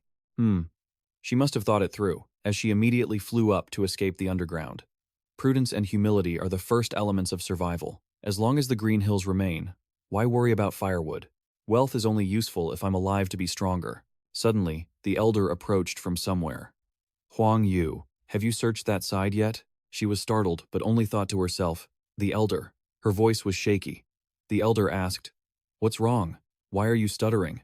Huang Yu explained. Cough, cough, I just came up from underground and feel a bit tired. It was true. Right at her side was a sharp wooden spike. She was terrified, thinking to herself, this is bad. I can't tell the truth, or at this distance, I'm a goner. She hurriedly covered it up. The area ahead has already been searched. There's nothing. She continued to think. Doesn't that mean what I just did actually benefited the others? The elder was furious. Where exactly did this demon run off to? How strange. Xu Hei watched from below, breathing a sigh of relief. Whoosh. If she had dared to reveal the anomaly, I would have killed her for sure. He wagged his tail. The ground spike is withdrawn. I thank her for her caution. Not only did she save herself, but she saved us too. Xu Hei was impressed. This girl is no ordinary person. Given her earth element magic, her spiritual root is clearly top tier. Why is her cultivation only at the 7th level of qi refining? Black Emperor shouted from the other side. Stop babbling. We've succeeded. The two small creatures seized the opportunity to run, ready to leave. Phew, it was terrifying, but there was no immediate danger. They escaped safely. Black Emperor yelled, Xu Hei, wait for me. The Golden Core stage cultivator sat on her throne in a room filled with killing intent. The space was silent. The southwestern formation is broken. She curled her lips into a cunning smile. So you've escaped after all. I don't believe you can escape from my grasp. I bet you didn't expect that I'd added a layer of spiritual sense film over the Great Formation. She seemed extremely angry, flying straight through the wall. Any living creature, as long as they pass through that screen, will have my spiritual sense tagged on them without even realizing it. The disciples below watched, stunned. The ancestor smiled triumphantly. Let's see how you hide this time. She quickly pursued the two small creatures. Where do you think you're running? Black Emperor panicked. Damn it, they caught up already? Xu Hei was confused. How did she find us? The two ran for their lives. Black Emperor was suspicious. Could there be a spiritual sense seal on the formation? The Golden Core cultivator finally spotted them. So it was just two beasts. She triumphantly unleashed her move. Don't worry, none of you will escape. The Great Luo Golden Bowl caused the ground to seemingly shatter, with pieces hovering in midair. What the hell is that? She used her move, commanding, Great Luo Golden Bowl, absorb. Everything on the ground was sucked in, along with the two of them. Xu Hei felt terrified. Black Emperor, didn't you say you had some kind of trump card earlier? Hurry up and use it. If you don't, we're done for. Black Emperor was dragged into the chaos. What trump card? I'm about to get sucked away myself. Xu Hei thought, crying tears of frustration. Damn it, if I ever come out with you again, I'm a total idiot. Black Emperor pondered, waiting for that old hag to get closer. But since she was using a soul-sucking treasure, he was out of options. He shouted loudly, Fine, let's do this. Come on out. Suddenly, a burst of power erupted, knocking away her Great Luo Golden Bowl. An old man appeared, stunning the core formation cultivator. Banshan Ancestor Wu Nie, the old man replied triumphantly. That's right, I am Banshan Ancestor Wu Nie, founder of the Banshan Sect. At the half-step nascent soul stage, old hag, a person should always leave themselves an exit. I advise you not to push me. If we go down together, you won't have a good ending either. She had already realized it. So, the remains of Banshan Ancestor were stolen by your moonseed? Black Emperor immediately replied, Yes, and not only that. I've refined him into a puppet that can still cultivate and absorb energy. Even if his combat power isn't what it was in his prime, he can easily kill a beginner core formation cultivator like you. If you don't want to die, scram. Black Emperor turned to urge Xu Hei. Xu Hei, you go first. I'll hold her off. But Xu Hei seemed hesitant. Black Emperor, is everything you just said true? Black Emperor replied, Of course. Just go. Stop dragging your feet. He looked at Xu Hei and said, I just removed the spiritual imprint on you. Use an invisibility talisman and get far away. That old hag won't be able to find you. Xu Hei was overjoyed and immediately burrowed underground to escape. You old dog. Why didn't you say that sooner? I'm out of here. The core formation cultivator stood frozen, observing the corpse. Is this old dog just trying to bluff me? But when the corpse appeared, my Great Luo Golden Bowl was actually destroyed. Black Emperor hid behind the puppet, breathing a sigh of relief. He turned around, but then startled, quickly ducked back. She was standing still as a statue, radiating murderous intent. Is that old hag still here? Does she really want to attack? Unfortunately, his current strength wasn't enough to fully refine Wu Nie into a proper puppet. The best I can do is place a spiritual imprint on him to manipulate his movements. The corpse hung its head, looking soulless. Black Emperor racked his brain. I'm using the remaining energy in his golden core to trigger a few frightening spells. I can't do much more.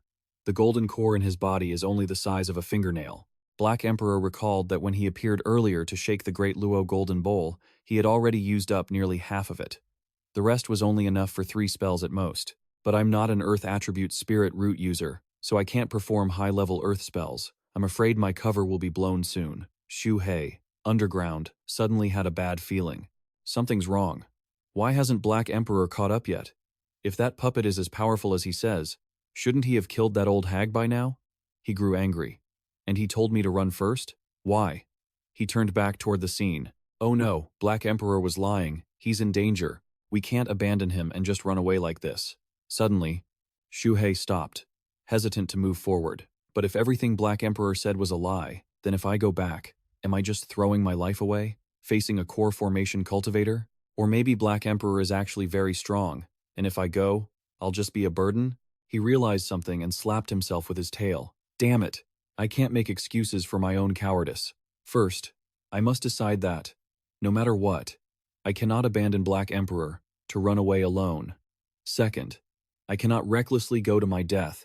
Based on these 2 points, I need to figure out what I can actually do. The scene before them was terrifying, a person and a puppet facing each other, with the wind blowing through the silent space. Both remained quiet. The core formation cultivator thought to herself, standoff isn't a good strategy. She launched her purple haze silver needles, deciding to probe him first. The white sparks looked formidable. Black Emperor didn't take it lightly, using the puppet to counter her attack, exhaling a mysterious cloud of pitch-black smoke. Old hag, you walked into your own death, so don't blame me. Ha ha. He calculated internally, I'll use a flashy spell to scare her, and while she's stunned, I'll bolt. The black smoke transformed into a gigantic skull, opening its mouth in a terrifying display. The core formation cultivator was shocked. My silver needles were eroded? How does Banshan Ancestor know this spell? You must be a demonic cultivator, whether righteous or demonic. If you can kill, that's the only path that matters. She angrily unleashed her move. You truly are a demon. Today I will eradicate you to protect the righteous path. Primal Golden Radiance. Couldn't even take one hit. The core formation cultivator unleashed her attack, and all the black smoke dissipated. She was surprised. Where did he go? Fine, you dare to trick me. The old hag was furious and hurried off to find Black Emperor. I've set up a spiritual tracking formation. Even a tiny squirrel wouldn't escape. Today, I'll make sure you have nowhere to hide. Black Emperor ran as fast as he could, his heart still pounding with fear over the old hag's spells. I didn't expect her to have such an extensive spiritual tracking spell. It's impossible to guard against. Invisibility is useless. He looked up at the sky, seeing the purple light from her spell. At that speed, she would catch up to him soon. Black Emperor kept running non-stop, thinking about many things. That purple nightmare from before was too weak. Aside from a little power at the start, it was just flashy window dressing. The next attack must be stronger to hold her off longer. Life gates? No, that's too powerful. I'm afraid my golden core would be depleted before I could even cast it. Black Emperor was worried, trying to think of something else. Frozen Ghost Night Walk? That won't work either. My Earth Spirit root body can't cast it. I'll just have to cast it myself, but my strength hasn't recovered yet. Suddenly, a tree trunk crashed down in front of him. Black Emperor braked hard. Scree. It was the old hag. She hovered in the sky, surrounded by several swords, ready to pierce through Black Emperor at any moment. Stupid beast.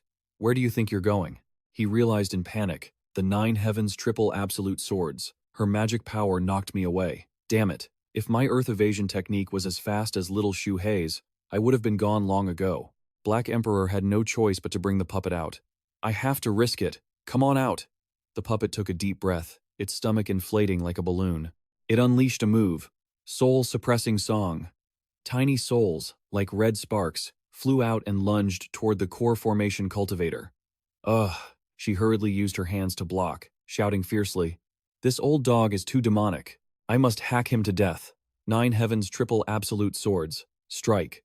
The swords pierced through Black Emperor, hacking him into many pieces. She triumphed. Die, you beast. Even though he had been hit, it seemed he could still temporarily recover. Black Emperor seized the chance to run as fast as possible. Damn it, that old hag is so relentless, she's willing to get hurt just to take me down. Damn it all, I'm already heavily injured. If she slashes me 2 more times, I'm done for. Even if my primordial spirit can hide. If I don't go into a deep slumber for 800 years, I won't wake up. Black Emperor felt furious inside. The energy consumption for that last move was way beyond his spiritual root's capacity. It's infuriating. It looks like after those last spells, Black Emperor's golden core has less than half left. With that last move, the golden core has shrunk by 1/3. 2 more times and it'll be completely drained. The core formation stage cultivator has caught up, and she's attacking again. 3 purities, 6 evils die. Black Emperor was startled. Oh no. As those blades were flying toward them, they were suddenly interrupted by some kind of demonic energy. Black Emperor jumped and looked back at Xu Hei. The old hag was shocked. You managed to chip my protective sword? Let's see what kind of hidden weapon that is. She thought to herself, I've already placed a mark on them. That little beast won't get away. Black Emperor looked back. Humph. She's already flying off. Xu Hei emerged from underground. Black Emperor was furious. Damn it, didn't I tell you to run? Why the hell did you come back? Xu Hei acted like he didn't hear him and asked a question that was totally off topic. Black Emperor, can I control that puppet? He was slightly stunned, picturing the puppet. You mean the mountain-moving ancestor? Xu Hei replied immediately. Exactly. Black Emperor hesitated. You practice puppet arts, so of course you can control it, but with your current divine sense, I'm afraid your body would collapse before you could even move it. Xu Hei said decisively. He and I both have earth spiritual roots. I want to try. Black Emperor still seemed very skeptical. You definitely can't control it on your own. I can help you try, but we have to be perfectly in sync. If our control isn't smooth, we're both dead. I'll slowly transfer my divine sense over so you can try. Xu Hei replied. All right, seal the divine sense. The two struggled, and Xu Hei let out a few groans. It looked like he had managed to enter the puppet. Black Emperor warned him. Xu Hei, don't push yourself. If it doesn't work, immediately release the divine sense and let's get out of here. The golden core inside this puppet can still unleash 2 more spells, enough to cover your retreat. Xu Hei replied. If we're retreating together. Just think of a way. By now, Xu Hei was covered in blood. Black Emperor kept advising him about the divine explosion pill, although it could boost physical strength and divine sense in the short term. The side effects were massive. If this move didn't work, they probably wouldn't even have the strength left to run. Xu Hei shouted, Black Emperor, I know what I'm doing. Feed me the divine explosion pill. The core formation cultivator had returned. Little beast, you're back, are you? Black Emperor whispered to Xu Hei. I'll handle the output. You trigger the golden core. Xu Hei replied, Understood. That old hag was holding some of Xu Hei's scales in her hand, thinking to herself that these scales shouldn't be underestimated. Who knows? Maybe they could be used to refine a core formation-grade magic treasure later, she said smugly. Thanks for the materials, you two. The old hag launched her attack, and those blades lunged at them. Now, it's time for you two to die. The two of them seemed to be working in perfect sync. Black Emperor gave the order, Xu Hei. They controlled the puppet and unleashed the earth shield. The core formation cultivator was shocked. What? You blocked my flying sword? She stubbornly kept attacking. 3 purities, 6 evils pierced them. The two were hiding inside that earthen shell. Black Emperor panted. Ha, ha, ha, that old hag is really relentless. Xu Hei, can you still hold out? He replied. Even if I can't, I have to. He looked like he was in agony. The divine explosion pill. I absolutely cannot pass out. Black Emperor was slightly surprised, having swallowed 3 pills in a row. You don't want to live anymore? Xu Hei replied. Black Emperor, I don't know why either. It's my instinct. It's my instinct. He felt like he was transforming into a dragon, telling himself, I can do this. It seemed Xu Hei was ready. Black Emperor catalyzed the golden core, ready to use the move. He thought to himself, Demonic God Nail, you have to hold up for me. If not, we're both going to die here. The puppet was being controlled very well. Let's do it, brother. Suddenly, the ground split into pieces, and trees were uprooted. The core formation cultivator realized something. The noise sounded bad. Something massive shot right past her face. It was the earth-piercing nail, a giant nail made of stone and earth, piercing straight through the ground. Both of them cheered. It worked. The old hag quickly flew away, panicked. Is this the earth-piercing nail? This is clearly a mountain peak. She was furious, blood running from her nose because the nail had grazed her. She thought to herself that she was lucky to have activated her protective spell beforehand. Otherwise, the core formation cultivator screamed in rage. You two damn beasts, you actually made me look this messy. Xu Hei kept his mouth wide open, unleashing the earth-piercing nail again. She was shocked that he could keep going. Xu Hei continuously used the large-scale area of effect attack, the earth-piercing nail. From under the ground, sharp rock formations erupted, aimed straight at the ancestor He Luohua, forcing her to dodge hastily. She gritted her teeth. This was truly an endless nuisance. Black Emperor stood to the side, watching him flex his power, secretly admiring him. Xu Hei is truly worthy of being a peak-grade earth spiritual root. His golden core consumption is much lower than mine. Meanwhile, the ancestor's dodging speed couldn't keep up with the earth-piercing nail. A pillar of earth shot straight out, missing her face by an inch. She quickly shouted, Golden shield! Then she threw out a magic treasure called the Cloud-Shattering Sail, which helped her fly up instantly, dodging the blow by a hair's breadth. Seeing their opponent was out of range, Xu Hei and Black Emperor roared, She's flying too high. The earth-piercing nail can't hit her. Damn it. When soldiers come, block them. When water comes, earth covers it. He Luohua broke off one side of her hair ornament. Using it like a needle, creating a storm of others aimed straight at Xu Hei's group. It seems I underestimated you before, but now, it's time for this to end. Violent rain of pear blossom needles. The situation was tense, and his voice strained as he shouted, "Earth Shield!" Immediately after, a massive mound of earth enveloped them both, blocking the ancestors' 10,000 needles. She sneered, "Let's see how long you can last." Spiritual energy swirled around her, and a smug smile appeared on her face. "Ha ha, the mountain-moving ancestors' golden core must be running out, right? Let me see how a golden core that's been dead for hundreds of years and dried up ages ago can compare to me." Black Emperor, hearing this, couldn't help but turn to him.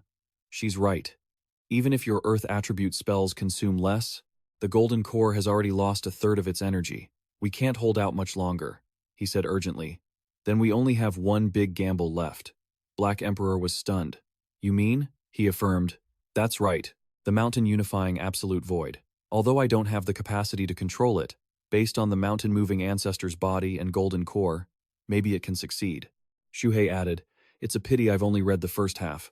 I'll have to figure out the rest and improvise. Black Emperor, keep catalyzing the golden core and hold off the explosions from above, for now I need some time." Seeing no other choice, Black Emperor could only bet everything on it. "Fine, I'll follow your lead."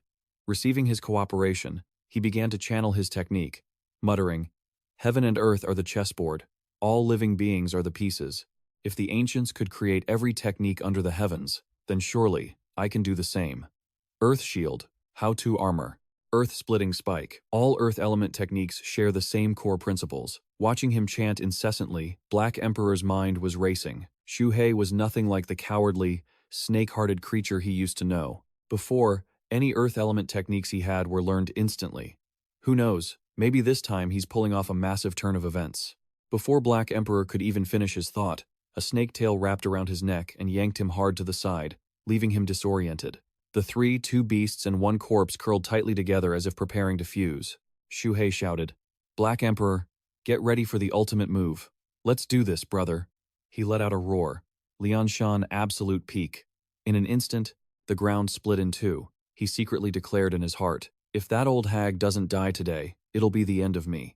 The ancestor's face changed dramatically. Xianxia absolute peak? How is that even possible? It made no sense. Manhwa began to recall ancient memories. Xianxia absolute peak was something the first-generation sect leader had paid a heavy price to exchange from the Banshan ancestor. For hundreds of years, no one in the Xu Hei sect had grasped it, not even the successive sect leaders. Its value and contribution points had steadily declined. Yet still, no one had mastered it. Could that snake have mastered it in just a fleeting moment? How could that be? Though not entirely certain, she decided to retreat. No, true or false, better to pull back first and think later. She hadn't moved far when suddenly, massive mountains erupted from the ground, like a giant cage, blocking all her paths of retreat. Damn, this is bad. Have I been surrounded? The fused form of Black Emperor and Xu Hei lunged forward. "Die, you old hag." Manhwa was unwilling to accept this. Never in her wildest dreams did she think two vile beasts could push her this far. Saying that, she pulled an item from her storage space. Things had reached this point. She had no choice but to use the relic her late partner had given her. She screamed, "Naji." By using it, she instantly vanished from the enemy's trap. Black Emperor and Xu Hei were still dazed. "Minor teleportation talisman? Damn it, she escaped." Xu Hei questioned. "What was that?" Black Emperor replied, "Similar to a minor teleportation array, but a minor teleportation talisman can be activated instantly. It's extremely valuable and requires rare void stones to craft. Once triggered, it can unleash teleportation powers that only a nascent soul cultivator could usually wield. It's no big deal, really. No matter what happens today, I want her dead." On the other side, after escaping the trap, she thought she had gotten away. But then she heard a booming sound right behind her. Confused, she turned around and was met with an unbelievable sight. This isn't Xianxia absolute peak. It's completely different from what was recorded in the jade slips. A giant snakehead charged at her. "Die, you old hag." Xianxia absolute peak. The massive snake, surrounded by swirling earth and stone, appeared before her eyes, terrifying the ancestor.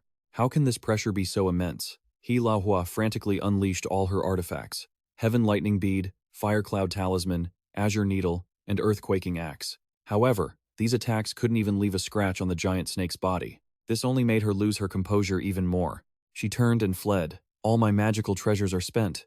They're all useless. Yeah. Xu Hei and Black Emperor, inside the giant snake's body, roared together. Where are you running to? Xu Hei, finish her. The giant tail whipped straight at her, sending her flying 100 meters, slamming hard into a large boulder behind her, leaving a massive crater.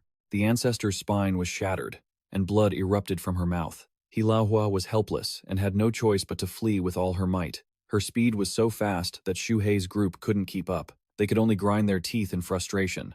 Damn it, we still let her get away. Watching Hilaohua's silhouette fade, Black Emperor cursed. With injuries like that, she'll be in seclusion until she dies. The ancestor's golden core is exhausted, and we don't have the strength to pursue anymore. He turned to his comrade and praised him to the high heavens. Xu Hei, that final move, you created it yourself, right? It was insane. Absolutely peak performance. Seeing Xu Hei covered in blood, lying flat and dazed, he jumped in shock. Xu Hei, holy crap, you passed out? He replied in a dying breath. She isn't fully dead yet. Go after her. Black Emperor was truly speechless. Sigh. You're already unconscious and you're still obsessed with landing the killing blow. On a clear, moonlit night, somewhere in the forest, a young man was knocked out cold but still mumbling about finishing off his target. This caused Black Emperor, who was laboring like a pack mule, carrying him like a sack, to snap back. Forget it. Finish what? Watch out, or you'll be the one getting finished off. Let's just retreat. While walking normally, the young man on his shoulder, who knows what kind of trick he was pulling, suddenly manifested a suit of armor made entirely of earth and stone, causing the guy in front to trip and fall face first, unable to stop himself from swearing. Damn it.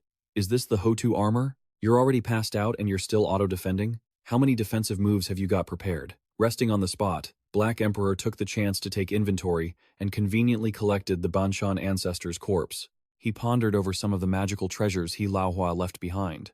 Although they were damaged, maybe they could still be used after some repairs. Suddenly, a blood-curdling scream echoed from the other side of the forest. Ancestor! Black Emperor just took one glance and sank into thought. Xu Hei, just you wait. Sooner or later, I'll regain the face I lost at the Xu Hei sect. Saying that, both their figures vanished simultaneously. On the other side, it turned out that voice belonged to the Xu Hei sect leader, Shen Qingju, a late-stage Foundation establishment cultivator. Hilaohua placed a hand on her shoulder, saying urgently, Quick, that demon is about to die. She looked up, her left eye severely injured and her face bruised, shouting in a fury, Everyone, hear my order. Search the mountain immediately. Even if you have to dig 3 feet under, find that snake beast. Shen Qingju bowed respectfully. Yes, ancestor. Let me take you back to the sect to heal. Immediately after, she turned and issued the order to her disciples. All elders and disciples, listen up. Search the mountains. Find the demon snake, dead or alive. Whoever finds it will be rewarded with 10,000 contribution points. The voices rang out in unison. Yes, sect leader. Along the pursuit, there were still some voices whispering with hesitation. That demon, even the gold core ancestor, almost died. Isn't us going there just throwing our lives away? The demon is too terrifying. We can't touch it. We can't defy the sect leader's orders. Just do as she says. In a flash, a week passed. The news from the Xu Hei sect spread like a storm, sweeping across the entire southern territory of the Chu kingdom. The public was buzzing with gossip. Shocking news. A mysterious demon broke into the Xu Hei sect at midnight to steal pills, chased thousands of miles by the 5th-generation ancestor. The ancestor was soundly defeated and retreated with heavy injuries. Then came the shocking news. A snake and a dog had stolen Banshan's original corpse and refined it into a puppet, even defeating the Xixia ancestor. Back at the Banshan sect, the current sect master was so furious upon hearing the news that he smashed his tea table and issued a decree. They stole our ancestor's body. I want that demon torn to pieces. Increase the bounty, multiply the previous reward by 10, and bring back the ancestor's body at all costs. Over at the Xiao Yao sect, the sect master was also actively discussing this bizarre tale. A dog and a snake? Haha, I'll give them a 10 out of 10 for entertainment. My clone was destroyed a while ago. It's highly likely linked to them. The man opposite him added, Last time we hunted the mammoth, we lost many disciples. It seems that was also connected to their puppets and earth manipulation techniques. A moment later, another order was issued. Yun Tian, inform the Snake Sect headquarters to cooperate and issue a joint bounty. After all, it's been a long time since things were this lively. Yun Tian bowed his head. Yes, master. Shortly after, a notice was posted with the following contents. Anyone providing clues gets 200 spirit stones and 300,000 contribution points. Anyone who kills them gets 500 spirit stones and 800,000 contribution points. Crowds gathered before the notice, perhaps out of curiosity, or perhaps driven by the reward. This bounty was unprecedented. Hey brother, don't tell me you're actually tempted? You have to remember, even Golden Core cultivators have died trying. Another voice replied, they say you have to risk it to gain wealth. Meanwhile, on a boat traversing the Nianluo River, at the border of the Qin Kingdom, a middle-aged man in fine robes sat holding a glass of wine, muttering, Ban Shan ancestor a puppet? He laughed to himself. Ha ha. I wonder which genius managed to refine our sect's puppet techniques to such a degree. I'm quite curious. If possible, I'd like to take them as my disciple. It turns out this man was the first elder of the Tiankui sect, the Tiankui king, Qin Xuanji. Near Wanxi Valley, in the south of the Chu Kingdom, the Snake Sect had established a branch, with Zhao Yunzhuo serving as the commander. Watching the base's construction progress, he instructed the person in charge, work harder. Get this project finished within the next 6 months. The subordinate replied, yes, Commander Zhao. After giving the order, Zhao Yunzhuo pulled out a compass and stared at it, deep in thought. Although I've always had a few leads regarding that snake, the previous bounty was too low. Now is the time to come forward with those clues. He looked up at the gloomy sky above, feeling uneasy. Lately, I've felt like a storm is brewing, as if something major is about to happen. Even the divination results point to a great calamity. No matter what happens, once I collect the bounty, I'm leaving this place. Whatever danger comes, it will have nothing to do with me. Back at Xu Hei's cave, Long Wang watched the snake beside him, who was trembling continuously, feeling anxious. Phew. Boss Xu has been unconscious for a week. He kept moaning. Ah, was Lang Wang having another nightmare? Inside his dream, unpleasant memories kept surfacing and haunting him. Beast Core found it. Find it. Vile creature. You won't escape my grasp. Those flashbacks made him curl up amid the whispers. Suddenly, a distinct voice cut through the negative thoughts. Young one, do you feel like your strength is still insufficient? Xu Hei raised his head, looking toward the source of the sound. You are the god-tier beast relic, right? Senior, who are you? The voice of the dragon spirit continued. Who I am is unimportant. If you want to become stronger, you must reach the foundation establishment stage. Once you achieve foundation establishment, I will answer all your doubts. However, to get there, your current cultivation technique seems a little lacking. Xu Hei was stunned, his mouth agape in surprise and urgency. Lacking? Senior, can you pass down the complete technique to me? The complete technique is within your heart. You must comprehend it yourself. It cannot be taught by outsiders. Suddenly, space began to fluctuate. He looked around in terror, shouting, What? What's happening? The ground is cracking. While he was still confused, the dragon spirit gave an order. Time is running out. My descendant, you must comprehend it. You must comprehend it well. Your path is 10 times, 100 times harder than others. But once you walk it through, you will also be 10 times, 100 times stronger than anyone else. Remember, the key to this comprehension lies in the word, defy. Before he could even react, he snapped his eyes open and bolted upright, giving Lang Wang behind him a direct, critical hit. It's true, you don't fear a weak teammate. You fear an idiotic one. Defy? Defy what? Why are they always so vague and mysterious? Why do these seniors all love playing games? Lang Wang suddenly bit his tongue, blood spilling out, but he didn't care, just yelling frantically, Boss Hei, you're awake? Xu Hei finally composed himself, but a wave of pain hit him. Black Emperor, ugh, I'm so dizzy, Lang Wang said anxiously. Don't move so abruptly. Black Emperor said, this is the aftermath of overdosing on the Berserk God pill. He covered his head with his tail and replied, Yeah, I know. Observing his surroundings, he noticed someone missing and asked urgently, Where is Black Emperor? Xiao Bai? Lang Wang replied, Black Emperor went out to take care of something. Xiao Bai was right next door, having specially opened a cave to refine her medicine. Hearing that, he felt relieved, but then remembered something. He turned over. I need to go have a word with her.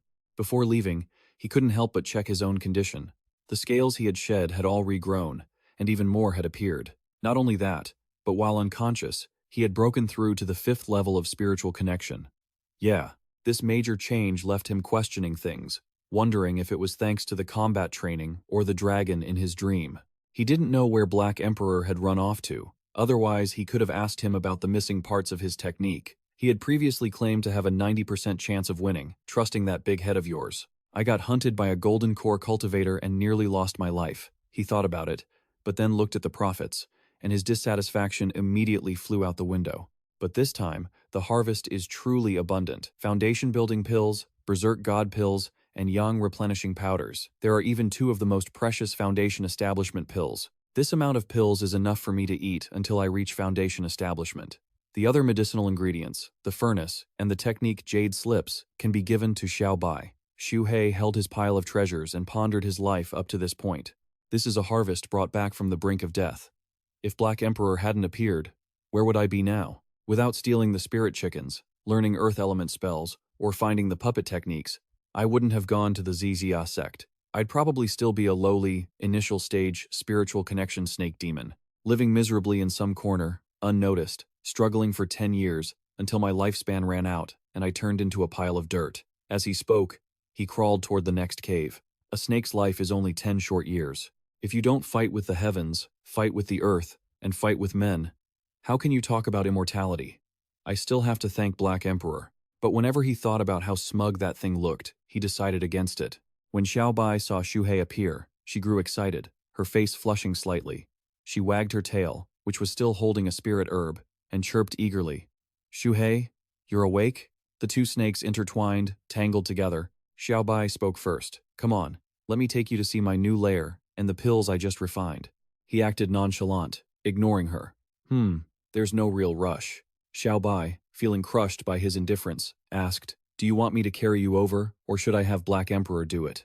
Xu Hei felt his body was in good shape now, so he declined. I think I can walk myself. Xiao Bai led the way to a certain spot and stopped. We're here. This is the place. He was surprised. Xiao Bai turned to him, brimming with confidence. Well, not bad, right? Black Emperor had even set up a defensive formation around the cave to prevent furnace explosions. He was confused. How long have I been unconscious? Xiao Bai replied calmly. Not that long, just 10 days or half a month. Xu Hei was speechless and quickly changed the subject. Xiao Bai, take these. Xiao Bai's eyes sparkled when she saw the magical artifacts. Are all of these for me? Xu Hei, I want to repay you. Xiao Bai, overjoyed, brought out a pile of pills. Xu Hei, take these pills as a token of my gratitude. He was horrified. No, I have enough pills for now. You keep them. Xiao Bai pouted. Don't you look down on a snake. The pills I refine now don't just keep you alive, they're incredibly effective. Even the dogs praise them. He pulled a long face and asked suspiciously, the dog you're talking about, it isn't Black Emperor, is it? Xiao Bai, seeing his doubt, said, if you don't believe me, give it a sniff. Xu Hei used his tail to lift one up to examine it, then jerked back in shock. This is the aura of a great strength pill. Xiao Bai made a request. That's right. Want to try one? He gave it a wary look, thinking it was better to find a pig to test it on first. Xiao Bai looked confused. A pig? Hearing this, he turned toward a corner of the cave and said, you're raising these pigs to test your medicine, aren't you? Xiao Bai was even more perplexed. There were no pigs there. Xu Hei didn't know how to explain it. Well then, what about this? Xiao Bai said honestly, those are rats. Xu Hei shouted in disbelief. Those are actually rats? He was terrified looking at how huge and bloated the baby rats were. Why are these rats so big? Xiao Bai said, matter-of-factly, it's simple. Saying that, she used her tail to grab one at random and stuffed a pill straight into its mouth. Watch closely. The rat that had just been fed, the pill changed 180 degrees in an instant. Not only did it increase in size, but it also became much more aggressive. Xiao Bai explained, for spirit, beasts like us in battle, body size is the most important thing. As long as your body is massive and muscular, you can defeat your enemy. Just by eating this great strength pill, even a rat can defeat a cat. Xu Hei's face turned pale. This is what you call a great strength pill? Xiao Bai's tone was casual. Why wouldn't it be? The rat from before was now going wild, smashing through the stone wall. Xiao Bai added, look at that. Xu Hei watched and said, yeah, there really isn't any problem. Xiao Bai turned and tried to stuff a pill directly into his mouth. Try one. Xu Hei's face turned pale. Quick as lightning, he wrapped his tail tightly around himself and rushed to justify, I'm very moved. However, it's better if I catch a cultivator to test it first. Then we'll see. The group of rats and the snake shivered as they watched Xiao Bai happily rambling while throwing a pile of items around. In that case, just take these for now. Aside from that one, there's also the minor foundation establishment pill, Spirit Essence Pill, White Bone Pill, and Blood Replenishing Pill, they're all very useful. Having no choice, he gritted his teeth. Fine, fine, I'll take them. Xiaobai admired the treasure she had just given away. What's this symbol? He explained. This is a symbol for precious items. It means the container holds valuable things and shouldn't be shown to just anyone. Xu Hei quickly found an excuse to escape. Xiaobai, you get back to work. I still have a few things to take care of. Xiaobai looked blank. Is this to prevent being hunted? Before leaving, Black Emperor had set up tracking charms within a 100-mile radius of Zhou Shui. If any humans get close, we'll be able to sense them. He was quick-witted. Oh, that's great. I can finally cultivate in peace for a while. He didn't dare breathe a sigh of relief until he was well away from the cave. Phew, Xiaobai's pills are still a bit terrifying. Was the pork I ate earlier actually rat meat? But if I let Xiaobai refine poison, would it be more effective? No. If her regular pills turn out like this, if she tried refining poison, I'm afraid I'd end up poisoning myself to death. The more he thought about it, the more scared he got. He hung his head, fearing that if he accidentally poisoned himself, he'd poison the whole village and the surrounding 100 miles, nothing would be able to grow. I'm not short on pills for now, so I should think more about my next steps for cultivation. Arriving near a cliff, he analyzed. After the battle with the Purple Cloud Sect, my puppet team was wiped out. All that's left is a scout snake with no combat ability. I have to find a way to replenish my forces. Otherwise, it'll be very inconvenient. It's a shame I don't have any puppet refining materials left. Only the Heaven Puppet Sect has them. Xu Hei used his tail to strike the large rock formations repeatedly. There's no shortage of stone on this mountain. Maybe I can make a few stone puppets for temporary use. Even though they're low level and can't pass for the real thing, it's better than nothing, right? After refining for a while, he began to observe the puppets in front of him. These stone puppets are only at the middle stage of chi refining. They can handle simple reconnaissance, but they can't cast spells or use attack techniques. To put it bluntly, they just throw rocks. If the Heaven Puppet Sect saw this, they'd laugh their heads off. Good thing I'm a Earth Spirit Root user. He commanded them to try out a series of Earth Element spells. The flying rocks punched large holes into the tree trunks, he muttered. Individual strength is average, but attacking together, the output is actually quite decent. Xu Hei used his tail to smash a rock behind him, causing it to collapse. I'll plan for the future. If the individual is weak, I can rely on numbers to win. If 30 isn't enough, then 50. If 50 isn't enough, then 100. I'll go dig some more granite and try to control more of them. First, I'll collect enough stone to make 500 puppets, then we'll see. Xu Hei took out his storage bag, sighing. My storage bag can't hold them all. Good thing I still have the jade from the previous storage bag. Suddenly, he sensed something and snapped his head in one direction. A tracking charm 3 miles ahead has been destroyed? Is it a passerby or a cultivator? From the storage bag around his neck, he called out a large snake. He gave the order. Through the snake's eyes, he could see what it saw. While observing, he analyzed. I can't rashly open my divine sense to avoid alerting the enemy. By the edge of the stream lay a man who appeared to be heavily injured. Observing him from head to toe, he was startled by the man's clothing. This clothing the primary sect? Is this person hurt? As he approached, he was almost scared to death. This guy was a total simp from the Ziha sect, rolling his body lightning fast toward that direction. With one bite, he wanted to send the guy to the afterlife. Seeing you in such agony, let me send you down to reunite with that girl. But after swallowing half of it, he spit it right back out.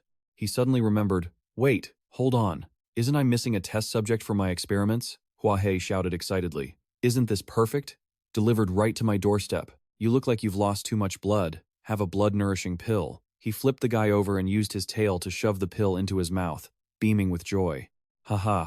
My first time saving someone. I guess this counts as accumulating good karma. The pill took effect shortly after being swallowed, making him panic. It took effect that fast? This guy's internal energy is strong. I need to take precautions just in case. He quickly released a strand of spiritual power. It looked like a coil of rope wrapping tightly around the guy. He surely wouldn't be able to break free. Suddenly, the guy's body bloated. His face turned beet red, and veins bulged on his forehead. Ack. Ugh. Before he could finish. Blood sprayed out of the guy's mouth like a fountain. Xu Hei, standing nearby, could only scream, "Oh my god. The effect of the blood-nourishing pill is way too strong." He rolled around in confusion. 10 heartbeats later. No, the blood isn't stopping. It keeps gushing out. I have to stem the bleeding. The glowing strand moved up to plug the nose, then blocked here, Blocked there. Great, now it's not flowing out the nose, it's vomiting blood. The long strand shoved into his mouth, plugging it, but it still sprayed. The more he blocked, the more it flowed. He was so mad he yelled, "I can't take it." He slapped the guy, sending him flying, and cursed, "Damn it, will you stop?" And somehow, that actually worked. How bizarre. He gave a wicked grin. Finally, you're not fighting back anymore. The tail is still useful.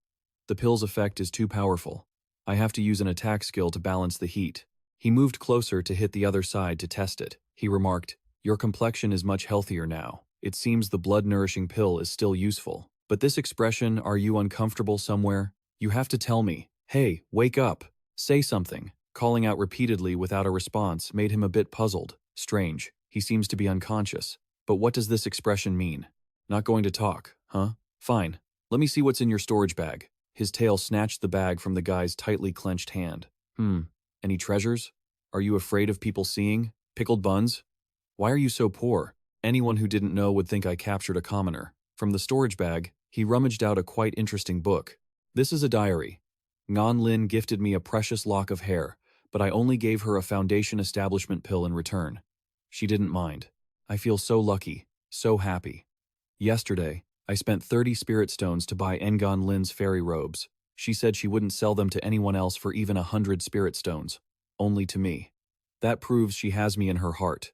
Just got beaten up by young Master Hua. I planned to resist but didn't, because she once said she likes honest people. The more he read, the more frustrated he got. This is so cheesy. It's disgusting. Xu Hei was so mad he threw the eyesore of a book away and cursed, "Ugh, I can't read this anymore. Maybe this guy is suffering from chi deviation. No wonder he's dirt poor.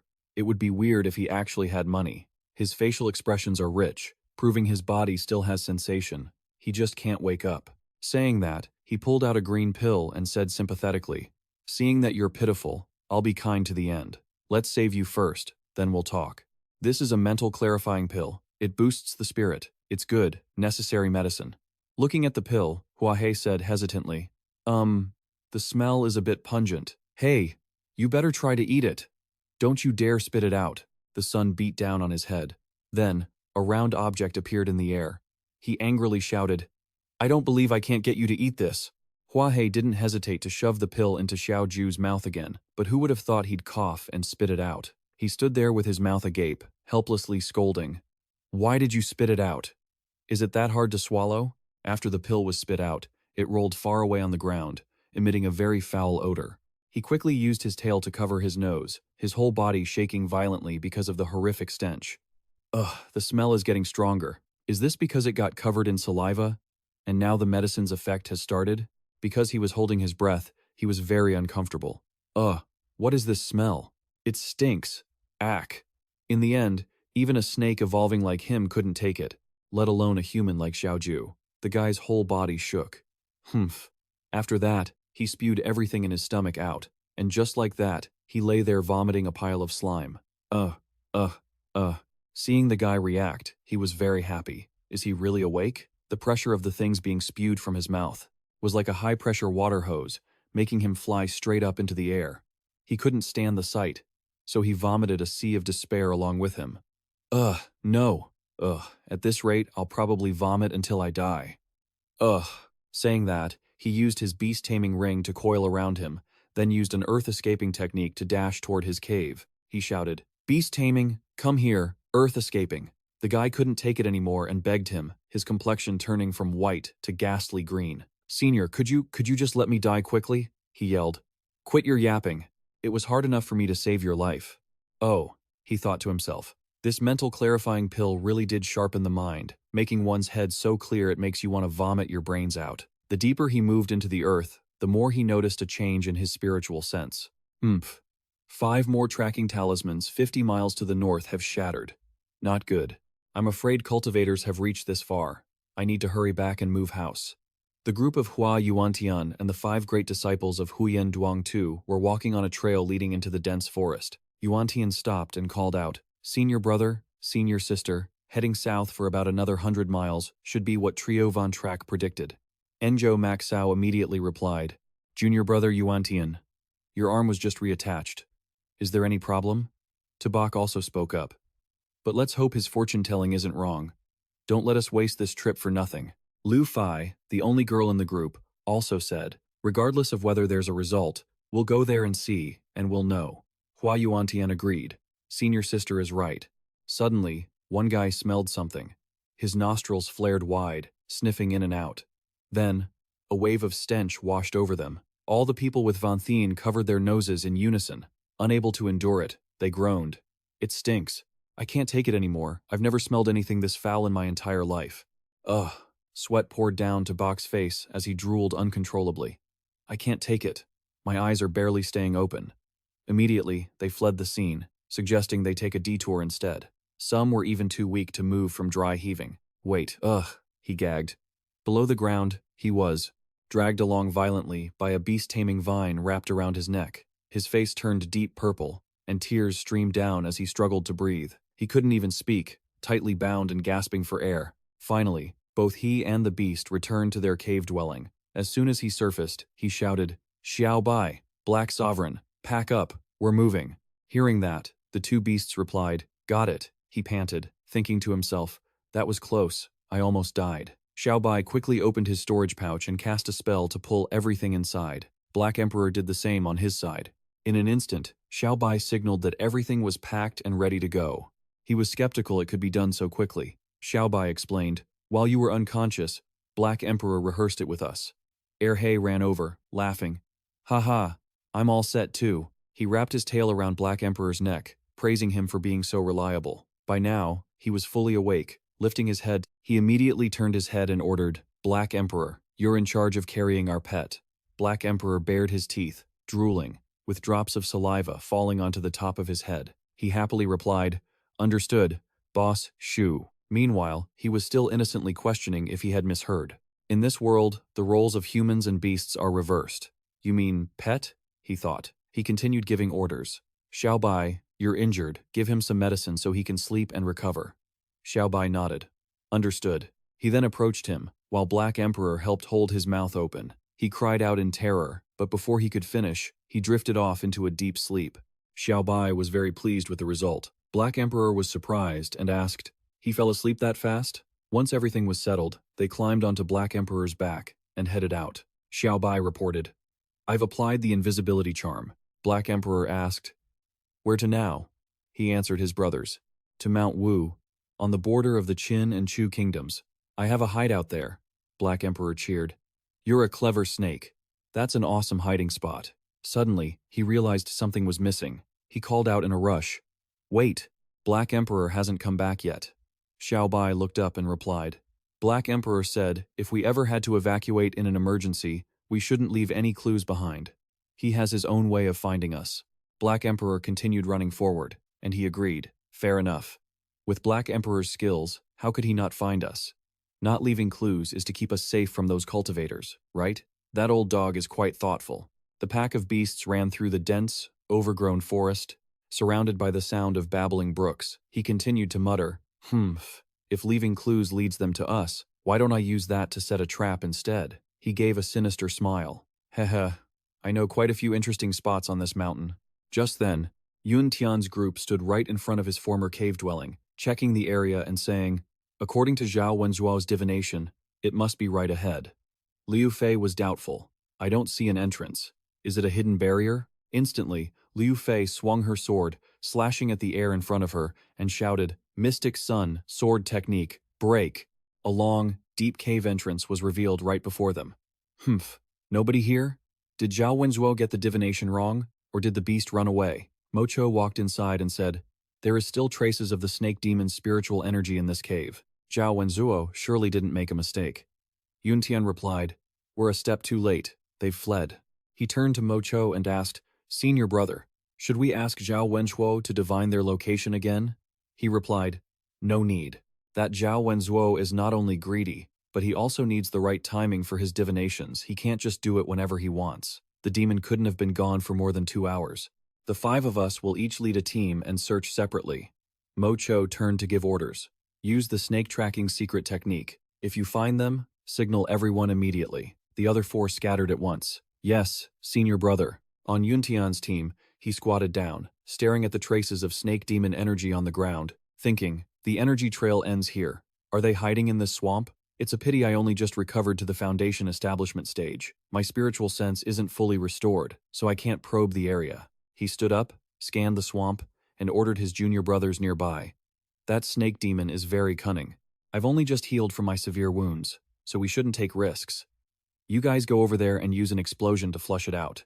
The disciples in front replied, Yes, junior uncle. Soon after, they threw their talismans, causing a massive fire explosion in the swamp, blowing up the surface of the lake. Suddenly, something rushed up from below, and the disciples cheered in joy. But appearing before their eyes was a giant open mouth filled with sharp, jagged teeth, leaving the entire group of disciples too shocked to even scream. Immediately after, countless beasts resembling modern crocodiles swarmed out of the swamp and attacked Yuntian's team. The disciples were in total chaos, and one disciple was struggling against those sharp jaws, screaming in terror. "What is this?" Someone answered him. "It's a terror alligator king." It took the bait. Over at Liu Fei's team, she also frowned, looking at the lingering energy. The energy trail ends here. Another disciple started to say, "Senior sister, this," before she cut him off. She scanned the area ahead, where a patch of blood-red flowers was blooming. I sensed something wrong. Nobody make a sound. Suddenly, one of them was stung by a bee and screamed, "Damn it, it hurts like hell." She turned and shouted, "You idiot! Stop!" But it was too late. The bees from the fiery red flowers swarmed out to attack the team. The whole group fled as if chased by ghosts, screaming constantly. "It's a swarm of deadly venomous bees. Throw fire talismans. There are too many of them. We can't kill them all." A moment later, an unlucky disciple became prey to the bees. A whole swarm flew over and covered him completely from head to toe. He shrieked in agony, "Arg! Help me!" Elsewhere, at the same time, a massive bird with flames burning on its back was patrolling the sky. Seeing this, Mo Chu cursed, "Damn it! We've been set up." He signaled his junior brothers to hold their position. The group huddled under a tree canopy, watching the giant bird circling ahead as he gave orders. "Everyone stop. Ahead is the territory of a scorching sun eagle, a Foundation establishment great demon. Even though I can handle one, I can't guarantee we won't be swarmed by 100 more." He leaned against a tree and transmitted a message via a jade slip. "Everyone, retreat immediately." Suddenly, the ground and rocks began to shake violently, making the group stumble. He asked suspiciously, "What's going on? What's that noise?" Not long after, the group realized the cause of the earthquake. A giant Foundation establishment fire elephant was charging toward them, kicking up clouds of dust and radiating a murderous demonic aura. The disciples ran for their lives, screaming, "Senior brother, save us!" It roared in anger. "You snake catchers! You all deserve to die!" Several disciples who couldn't escape in time were struck by the giant elephant's trunk, falling to the ground severely injured. "Ugh, arg." Watching from afar, Mo Cho gasped in horror. A Foundation establishment peak stage a great demon near the golden core stage. Facing him was a wounded disciple, his face covered in blood, moaning, "Senior brother, our defensive shields were completely shattered by it." He spoke up to comfort them. "Don't worry, I still have a defensive talisman. Drink your essence recovery pills and stabilize your internal energy." He tossed a pouch of herbs to him and instructed, "I'll hold it off. Once you've recovered, come and help me." The beast roared even louder in anger. "Are you the leader of those snake hunters?" He didn't answer but immediately unleashed his sword techniques. Mystic Yang sword formation. Countless sword phantoms appeared and flew straight at the mammoth. The creature raised its trunk, took a deep breath, and exhaled with such force that it blew his entire sword formation away. It sneered, "Weak. Your sword energy is pathetic." He was startled, thinking, "My sword energy." It was completely blown away. Right after that, he unleashed another move. "What about this, Mystic Yang, Roaring Mountain?" He launched a powerful strike of sword energy, accompanied by crackling bolts of electricity. The beast quickly dodged to the side, narrowing its eyes in contempt. "Yes," he thought, "this mammoth is as agile as it is massive." He then unleashed another technique, Water Dragon Charge. A dragon made of water surged from his sword toward the beast. It blocked the attack using its massive tusks and trunk. The beast bellowed. Once again, he was shaken and terrified, unable to advance. He shouted, "Water impermanence, swallow it for me." The water dragon obeyed, transforming into a wall of water that enclosed the beast. The disciples behind him cheered. "As expected of our Uncle Master, he's so powerful." He shouted, "Stay focused. If you come out now, you'll only get in my way." From afar, two people came running for their lives. They shouted, "Senior brother, we've returned." He panted and turned to ask, "Were you ambushed over there too?" Looking at the giant mammoth ahead, Yuntian asked skeptically, "Is this the same demonic beast that killed me last time?" He replied, "That's right. Do not underestimate this monster. It must have some kind of treasure on it." When it saw Yuntian, the fire atop the beast's head flared intensely. It angrily declared, "Just like that little snake puppet said, you're still alive? Then today, I'll kill you again." It recalled what he had told it. "Your clan's killer is still alive. I'll help you lure him here." Roaring ferociously, it charged. The water barrier couldn't hold and shattered, making him curse in shock. Damn it, how did it break out so fast? It changed direction and charged straight at the rest of his squad. They were terrified, their faces turning pale as they finally realized something was wrong. No, its target is. It raised its massive foot, intending to crush them beneath it. It roared, "Use you brats as a blood sacrifice for my kin." Those below were startled. "Damn, it's too fast." Suddenly, a voice rang out. "It's too dangerous, run." The beast slammed its foot down, shouting, "Mountains shaking, stomp." Dirt and sand exploded everywhere. Having narrowly escaped death, the group scrambled to formulate a plan. He said, "Everyone must attack together." Yuntian hurriedly replied, "Senior brother, we just barely survived. We don't have much internal energy left." Hearing this, he tossed a jade slip into the air. "Then, let's just call the master." The beast roared, "Trying to call for reinforcements?" It immediately struck the jade slip with its trunk, shattering it. "Not happening!" he shouted. Orders for everyone to signal with their jade slips from different directions. Watching the jade slips soar into the sky from various angles, the beast roared in spiteful fury. Cursing, it lunged forward to destroy the remaining signals. At that moment, he signaled the rest of his team, "Take this chance. Retreat." Following his orders, they all ran in the opposite direction. On his side, both had climbed off Black Emperor's back, using Earth Escape to move quickly ahead. He remarked, "With so many traps, and that giant mammoth, even if they don't die, they won't be able to catch up to us." Xiaobai's cheeks flushed with admiration. "Xu Hei, you're so cunning, you're almost as smart as a human." Praised, he was very proud, closing his eyes and chuckling, "Hehe, you flatter me." At this point, Black Emperor was carrying Xiao Kuo and running until he collapsed, panting. "Ugh, what kind of compliments are those?" He popped his head out of the ground and snapped, "Black Emperor, why are you whining back there? Hurry up. You're the slowest one here. And dawn is almost upon us. We still have a long way to go." Black Emperor's face turned green as he defended himself. "Boss, I'm carrying a living person here." Mosho's group, after running for a while, had escaped the mammoth's pursuit. They stopped, panting heavily, and began to curse. "Huff, huff, huff. That snake demon is too cunning. It cost us 15 men. We cannot let this slide. Indeed, this is an irreconcilable feud. I want to peel its skin and grind its bones. At least we're all safe." The disciple with 2 buns on his hair said gratefully, "If not for senior brother today, we would have surely died under that elephant's foot." Another asked tentatively, "So, are we still going to pursue the snake demon?" Mosho replied, "Forget it. Let's head back to the sect first. Next time, we'll bring Zhao Wenzuo along if we want to hunt it." Back at the scene, the giant mammoth had destroyed all the jade slips and sighed in frustration. Even though I smashed all the slips, they've already escaped. This mountain is no longer safe. I should consider moving the clan." It hesitated. Where should I go? Could I lead the family to where that black Xu is? At the Wusun mountain range, a towering, rugged place that would be impossible to climb without the wooden stakes hammered into the cliffs as steps. He let out a sigh of relief. Earlier, he had heard Black Emperor say this mountain was home to many powerful demons, and even rare ancient exotic beasts, with cultivation levels comparable to Foundation establishment cultivators. He added a warning, "Once we've settled down, keep a low profile as much as possible. Do not go deep into these mountains." Black Emperor quickly agreed. "Yes, boss." His cave dwelling in Wusun was located at the foot of the mountain, surrounded by dense trees and tangled vines. Black Emperor asked suspiciously, "Black boss, are you sure this is the place?" He confirmed, "Yes, this is it." Xiaobai looked around and said, "But it seems someone already lives here." Hearing this, he looked up. In the time I was gone, did monkeys take over my spot?" Black Emperor suggested. "Should we take it back? They're only in the early stage of spiritual awakening. We can definitely beat them." He nodded in agreement. "We must take it, but we won't fight, so we don't attract powerful demons." Xiaobai was confused.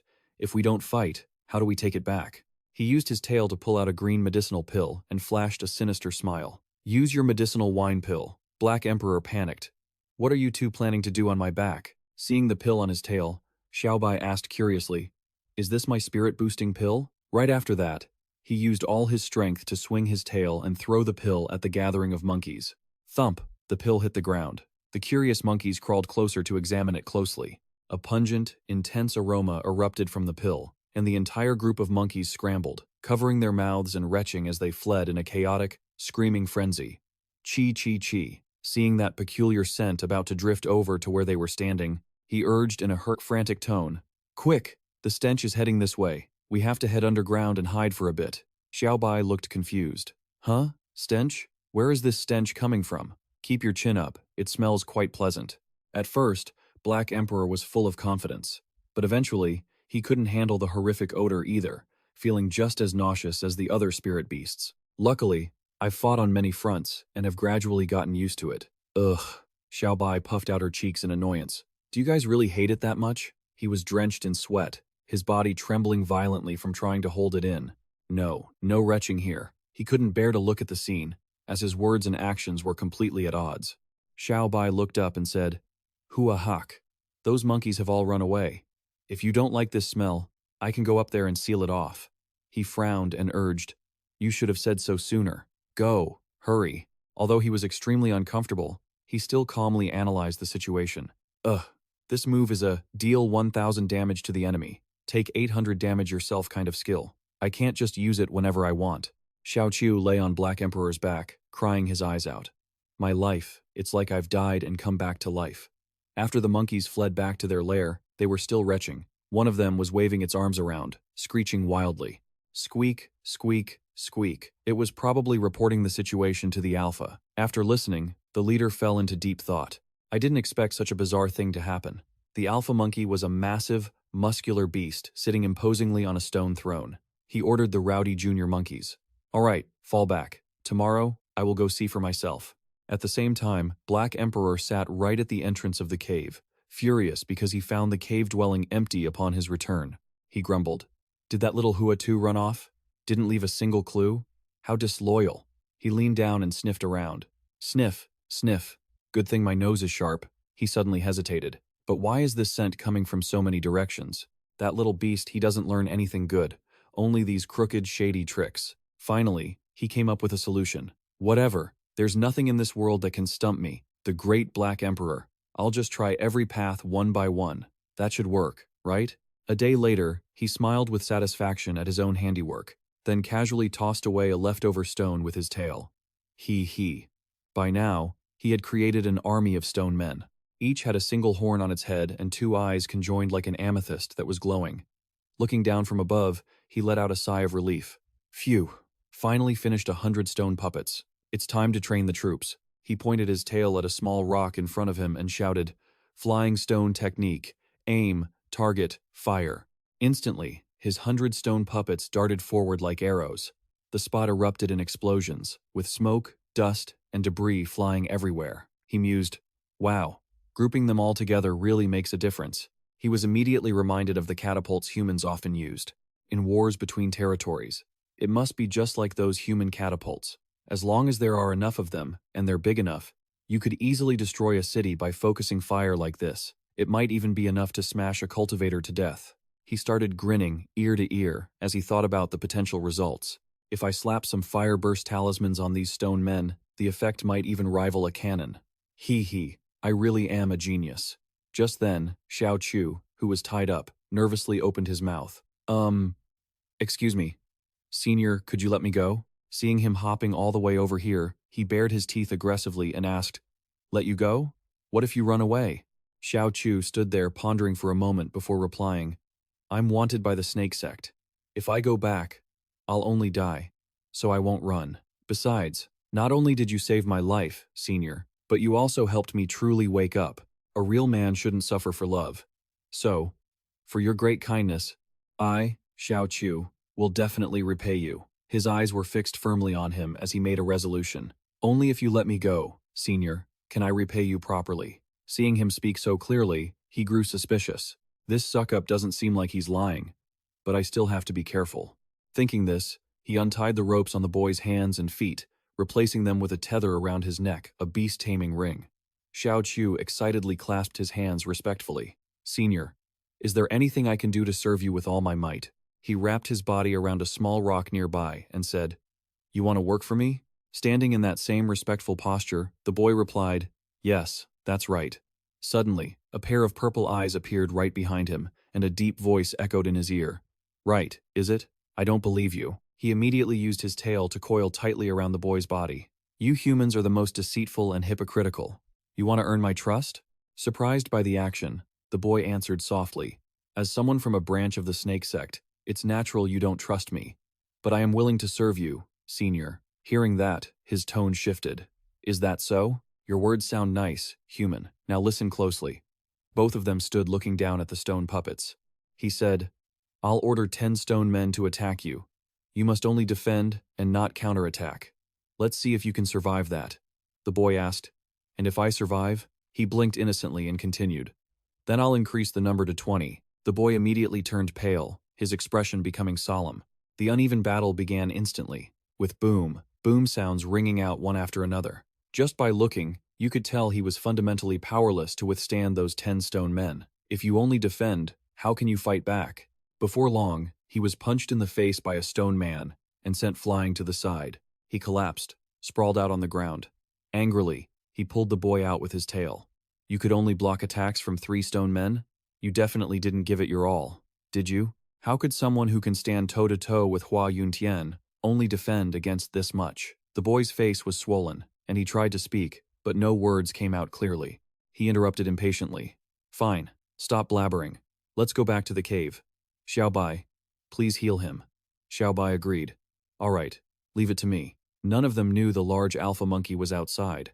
Watching everything this whole time, it didn't make a sound. After a while, it analyzed. These guys are no simpletons. If I want to take back my territory, I can't be reckless. I need to find some helpers. It turned around and left, thinking it best to borrow a knife to kill its enemy. Half a month later, he stretched his body refreshingly in the middle of the forest, his snake form enveloped in fairy energy. After half a month of cultivation, along with the help of medicinal pills, I've reached the 8th layer of spirit communication. Great perfection.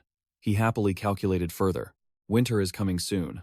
I need to quickly go into seclusion to break through to the 9th layer and aim to reach the bamboo foundation by next spring. He recalled how happy Xiao Chu was when they caught the wild boar while living together.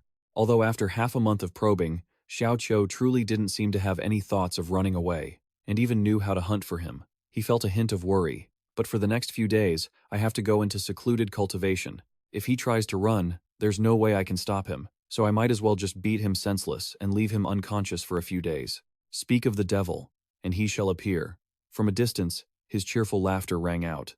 Ha ha ha, Senior, look at what I caught today. It's a real treat. He looked up to get a better look, and the figure seemed familiar. While he stood there, frozen in shock, the other man kept grinning, completely unaware that the one he was carrying was none other than the Black Emperor. Ha ha, this Black Emperor is getting on in years. He's almost completely bald. This is a top-tier tonic. I'll start the fire right now. We're having dog meat tonight. Damn it, is he actually planning to cook an immortal? He was completely stunned. Is it too late to use an earth-shattering escape technique? The Black Emperor gave him a devilish grin. Hey, while he stood there sweating nervously. His whole body was trembling. When the guy saw him acting like that, he asked suspiciously, Senior, why aren't you saying anything? Deep down, the guy sensed something was wrong, thinking, that's not right. Usually, Senior is always happy to swallow his prey whole. What's wrong today? Am I not doing a good job as the chef? What's with that look? The old man finally looked at him and teased. Xu Hei, you've got potential. Is this human pet of yours? The guy jumped, stammering. You can talk? The old man bit down hard on his leg and roared angrily. I don't just talk, I bite too. The guy shrieked in pain. Meanwhile, Xiao Bai was in his cave chewing on herbs when he heard the guy's miserable wailing. Yeah, he was screaming for help. Save me! The old man ignored him, turned to him, and commanded, give me a hand, string him up. He then suggested, Xu Hei, this guy wants to eat dog meat. Tell me, how should we deal with him? He didn't dare say a word, just hung his head and listened as the old man asked, should we slice him up for a hot pot? Looking at the massive pot of boiling water underneath, huge beads of sweat appeared on the guy's face. He cleared his throat and pleaded with him, cough, cough, Senior, You can't just stand by and watch me die. He rocked back and forth like a pendulum, yelling, "Even if I haven't done any great deeds, I've still worked hard." He stroked his chin with his tail, looking thoughtful. "Isn't it a bit of a waste to eat him like this?" The old man crossed his arms and chuckled gleefully. "Ah, you've got a point. There's barely any meat on him. We need to fatten him up first." The guy let out a sigh of relief. Phew, thank goodness for Senior. Before he could even finish his sentence, he saw a sinister smile and the chipped, jagged knife he was holding. "How about we just cut off an arm to taste test today?" The old man's eyes lit up as he nodded. "Good idea." As soon as he finished speaking, he emphasized his point by licking the blade of the knife in his hand.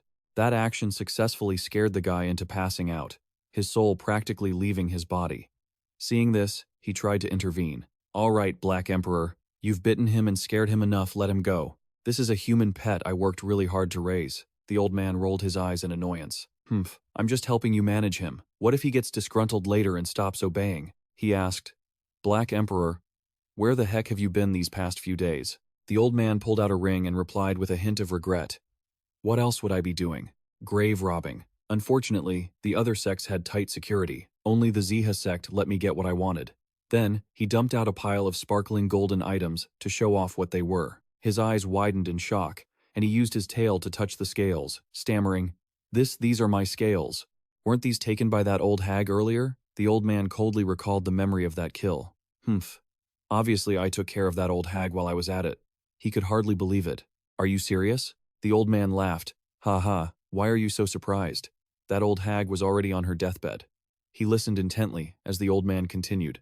"That battle drained her lifespan. Even if I hadn't stepped in, she would have been dead within half a year." Closing his eyes, he recalled the final fate of the Xu Hei sect. But honestly, the Xu Hei sect was already due for a collapse. Even if they didn't know, or were just scared to death, and pretended they didn't know their old ancestor was dead, without anyone noticing, it's just ridiculous. The guy interjected curiously, "My God, did something that big really happen?"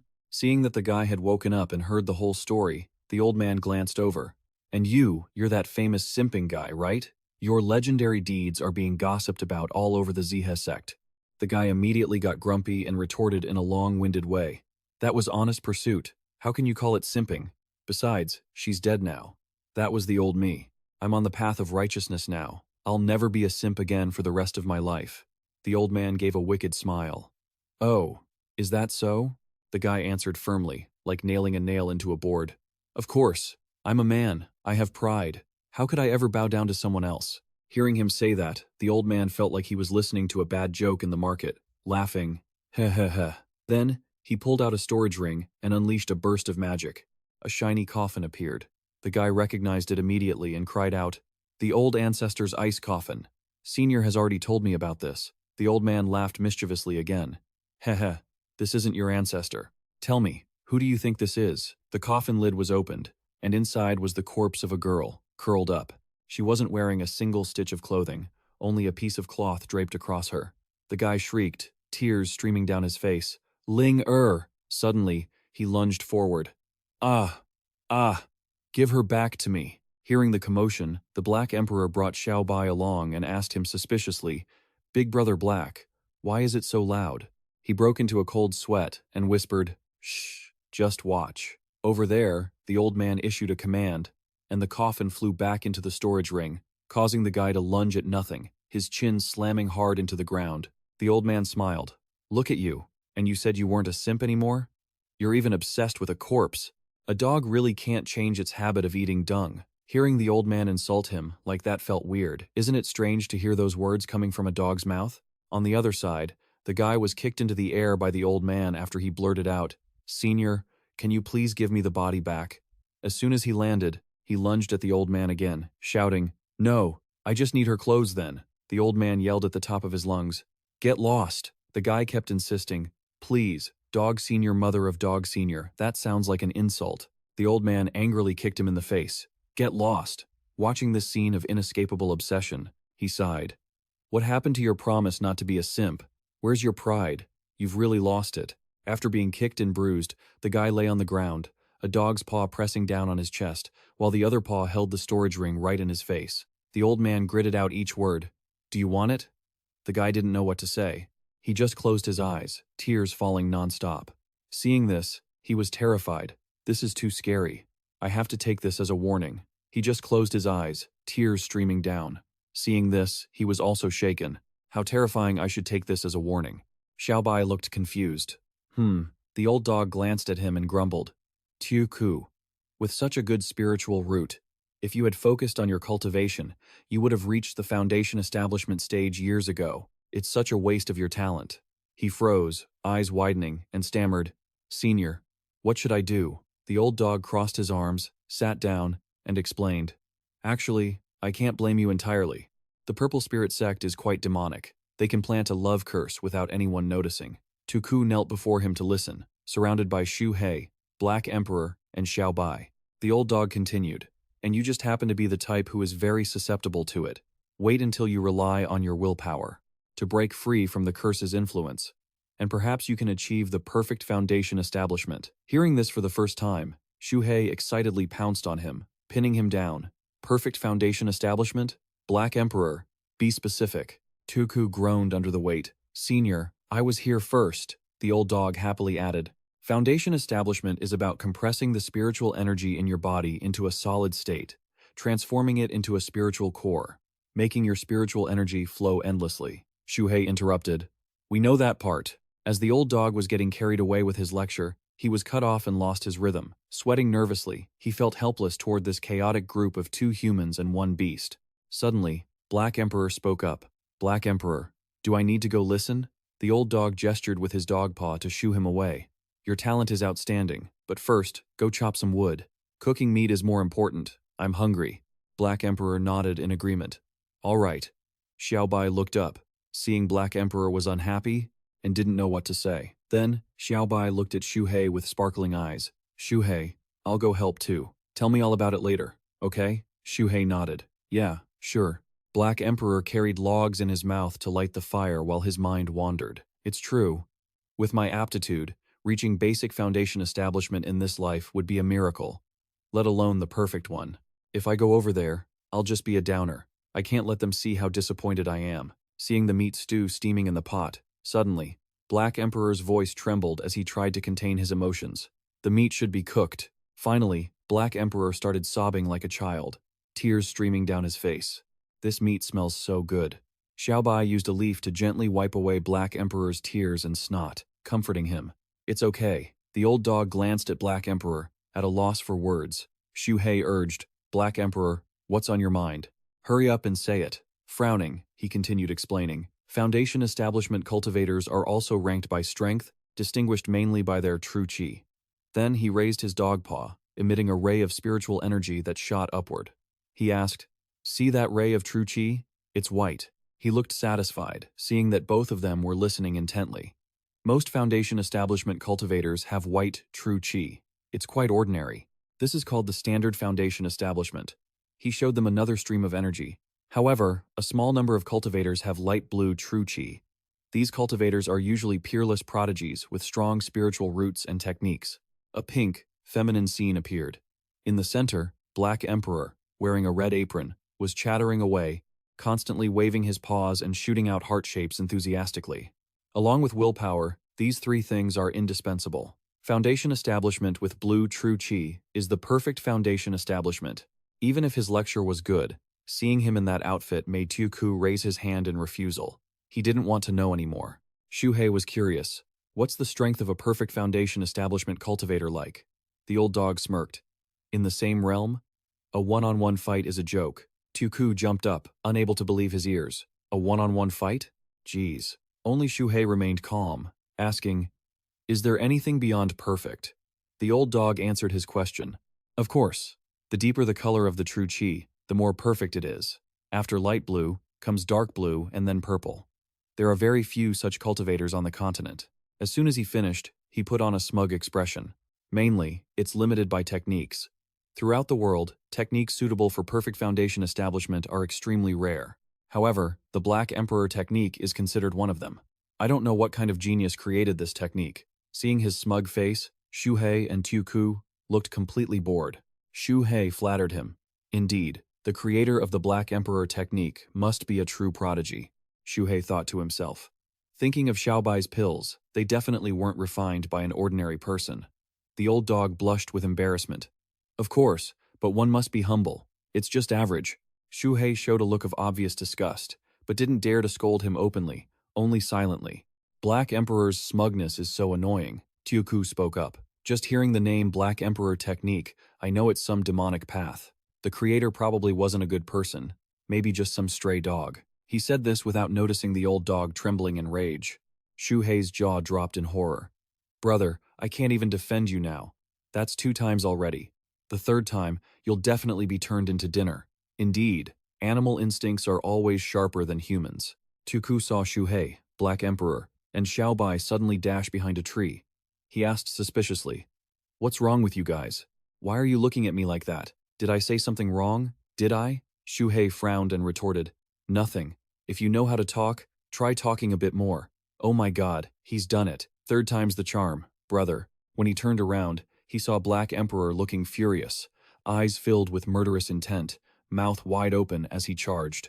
Then, only Tiaku's desperate screams echoed through the forest. Xu Hei was helpless. Pray for yourself. Once Black Emperor bites, he won't let go. Elsewhere, among withered trees, a golden-feathered bird asked the monkey leader, "You mean, in that valley, there are 2 demonic beasts hoarding piles of medicinal pills, swallowing them all day long?" The monkey leader confirmed, "That's right. These 2 beasts definitely have a big secret. It might be useful to you."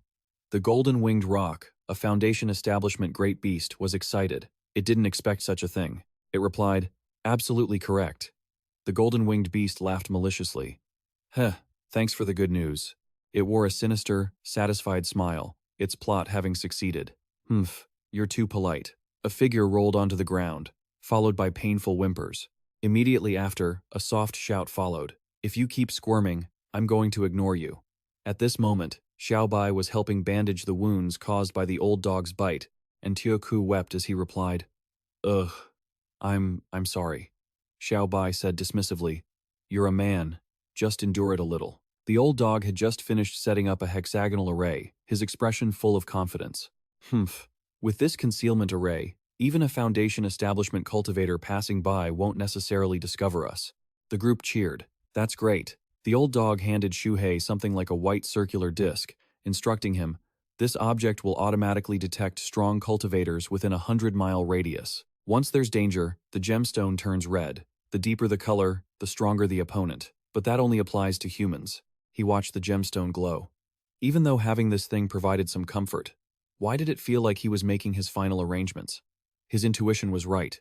The old master added more. "You're right. I'm back this time to bid you farewell." He was startled. "Where are you going?" "To a place filled with nothing but mountains. It's the remote wilderness," he mentioned. "I discovered a place with extreme yin energy deep within Wu Mountain. It's perfect for my cultivation, so I plan to go into seclusion for a while." He didn't say anything else. He and Black Emperor walked side by side. After a while of silence, he spoke up. "How long will you be in seclusion?" The old master replied, "Once I absorb all the yin shat energy there, I'll emerge. It could be half a year or a year, maybe even a few years. This bit of time is nothing. Cultivators have long lifespans. Once you enter seclusion, 10 years can pass in the blink of an eye." The old master looked over to see him looking away. He remained silent, but after a moment, he spoke about his own plans. "That's good. I also want to go into seclusion, though only for a short time." Immediately after, the old master took out another storage bag and handed it to him. "Right, I still want to give you something to protect your life. Don't open this storage bag just yet. Wait until you're in imminent danger before you open it." Hearing his master's parting instructions, he was filled with lingering emotion, his eyes instantly welling up with tears. He remained silent, trying to emphasize the most important part while hanging the bag on his tail. "Everything is in here. Once you use it, no matter the opponent, you'll have a 50% chance of winning. But remember, it can only be used once, so don't waste it." Only then did he nod in agreement. The old master walked away under the beautiful sunset. "I'm off. I hope that next time we meet, you'll already be a Foundation establishment great demon." He watched the old master's retreating figure. "I accept your blessing." Suddenly, he shouted, "Black Emperor, wait!" The old master turned back, puzzled. What is it?" With a heavy heart, he took out the green spirit stone-filled gemstone and dropped it on the ground. "I have something I want to give you too." The old master looked at the gemstone, deeply confused. But when he picked it up and checked it, he exclaimed in surprise, This is so much spirit energy. Nice little snake. You've learned some bad tricks. You were embezzling behind my back. He grinned widely. It's all yours now. Hearing that, the old master paused for a moment, then suddenly bared his dog teeth, smiling broadly. This kid, you're making me emotional. Thanks, brother. They parted ways. He stood there, watching the old master's silhouette fade into the sunset. He waited until Black Emperor's figure was completely hidden by the twilight, before turning back. When he reached home, he saw Xiaoju carrying a huge log on his shoulder, as if it were as light as a feather. The boy was overjoyed to see him. "Senior, you're finally back. You've been out all day." Sensing something was off, he asked, What's going on?" The boy hesitated. "The Wolf King, no. Black Emperor, he left just a moment ago." He set the log down. There was no sadness in his voice, only absolute faith that they would meet Black Emperor again. He said he couldn't bear to say a proper goodbye to everyone, so he asked me to pass on the message. He wants to venture out on his own. He hopes that when they meet again, he'll have the strength to stand side by side with you all. While the boy was relaying the message and tying the rope, he coiled his body around the log. Hearing this, he lowered his eyelids, feeling a bit sad. "I see. Where is Xiaobai?" The boy pulled both the log and his master along as he replied. After Xiaobai found out, she chased after the Wolf King. He was surprised to learn that Xiaobai hadn't stayed behind either. She went by herself. Are those two going to be all right? Hearing the concern in his master's voice, the boy squinted his eyes and smiled, trying to reassure him. "Don't worry, Senior. Senior White is very powerful." Before he could even finish his sentence, he suddenly saw the shadow of a bird demon swooping down from the sky. The bird demon is getting closer. It's certain they are the targets. He shouted and used his tail to grab Xiaoju. "Danger! Get out of the way!" Luckily, they escaped in time. He looked at the shadow as it dove, and missed. He said, "That's an eagle." After circling around once, the eagle was furious. What cave-dwelling and pills?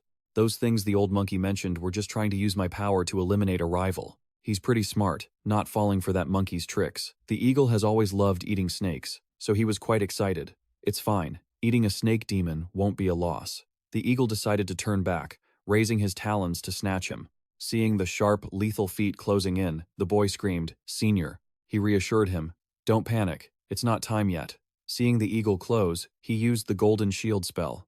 A ring of energy expanded around them like a shield, blocking the attack. Without hesitation, he used another technique, seizing the moment, the Earth Escape spell. He took the boy and dove into the ground. He released a few smoke bombs to distract the enemy. The eagle snorted coldly. "Charms? You think that's enough?" He instantly launched his talons, accompanied by sharp, lethal energy. He was startled.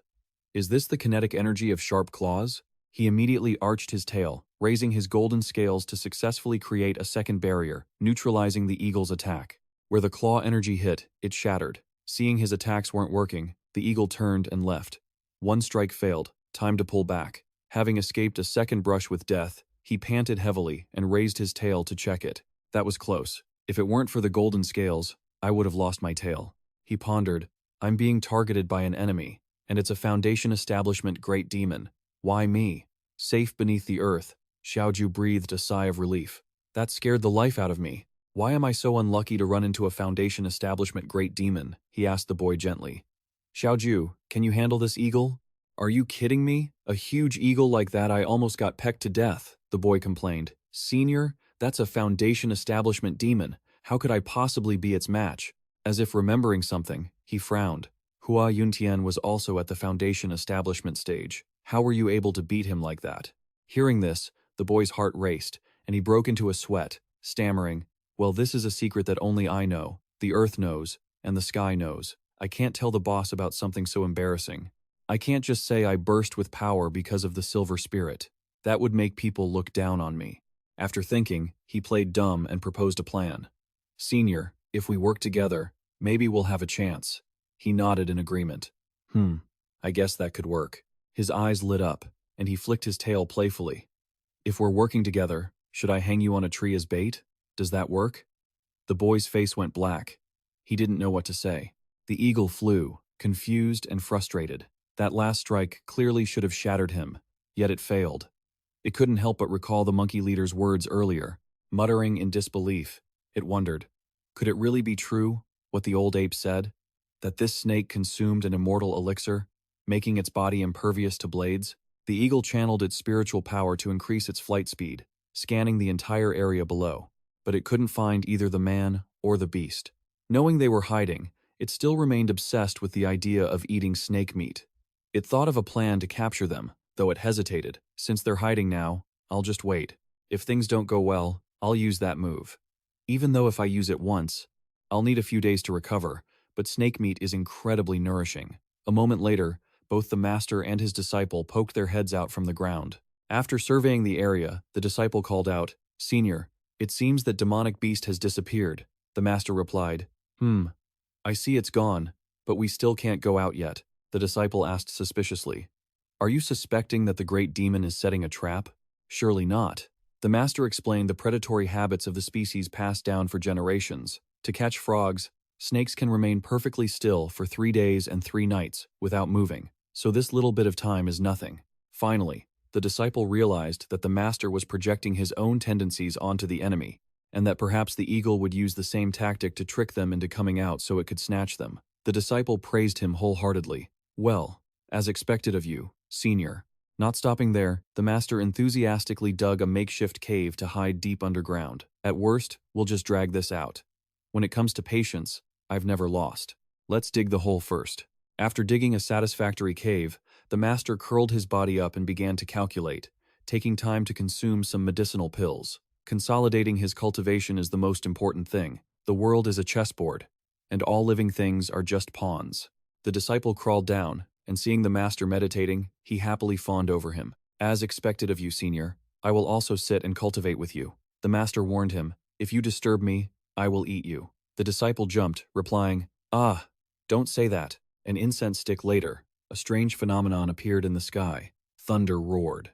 The disciple asked hesitantly, "Senior, it looks like a storm is brewing outside. Are we still not going back?" The master felt something was wrong. This isn't a natural rainstorm. Looking up, he speculated, "The feel of these thunderclouds is very strange." The master thought to himself, "This is definitely not a normal thundercloud." Just as he predicted, above those clouds, the eagle was intently observing the movements below. It spread its wings, its eyes shining brightly as it channeled its power, and bolts of lightning struck down continuously. The master immediately pulled the disciple away to change locations, avoiding the dark clouds. The disciple was startled, realizing something was wrong, and hurriedly shouted, "Wait, senior, something is off." Indeed, as they moved, the lightning followed and struck right at them. Rumble! The master felt it very clearly. "Is this dark cloud following us?" Irritated, he cursed, "Damn it! What kind of cursed thing is this? How come I've never heard of this technique?" Looking at the eagle's silhouette, putting its all into the attack, the disciple worried. "It looks like it's trying to kill us. What do we do, senior?" The master keenly analyzed the situation. The demonic beast disappeared for a while just to channel this move.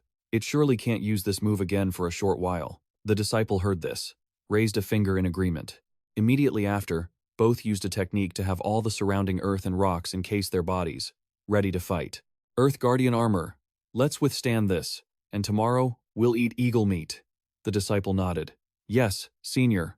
Earth Guardian armor." Above, the eagle shouted, "Die!" A barrage of lightning bolts rained down. Getting hit by this would surely turn them into roasted snake meat. Below, the master immediately yelled, "Golden shield!" Earth and stone shifted simultaneously to surround the two of them, forming a giant rock sphere.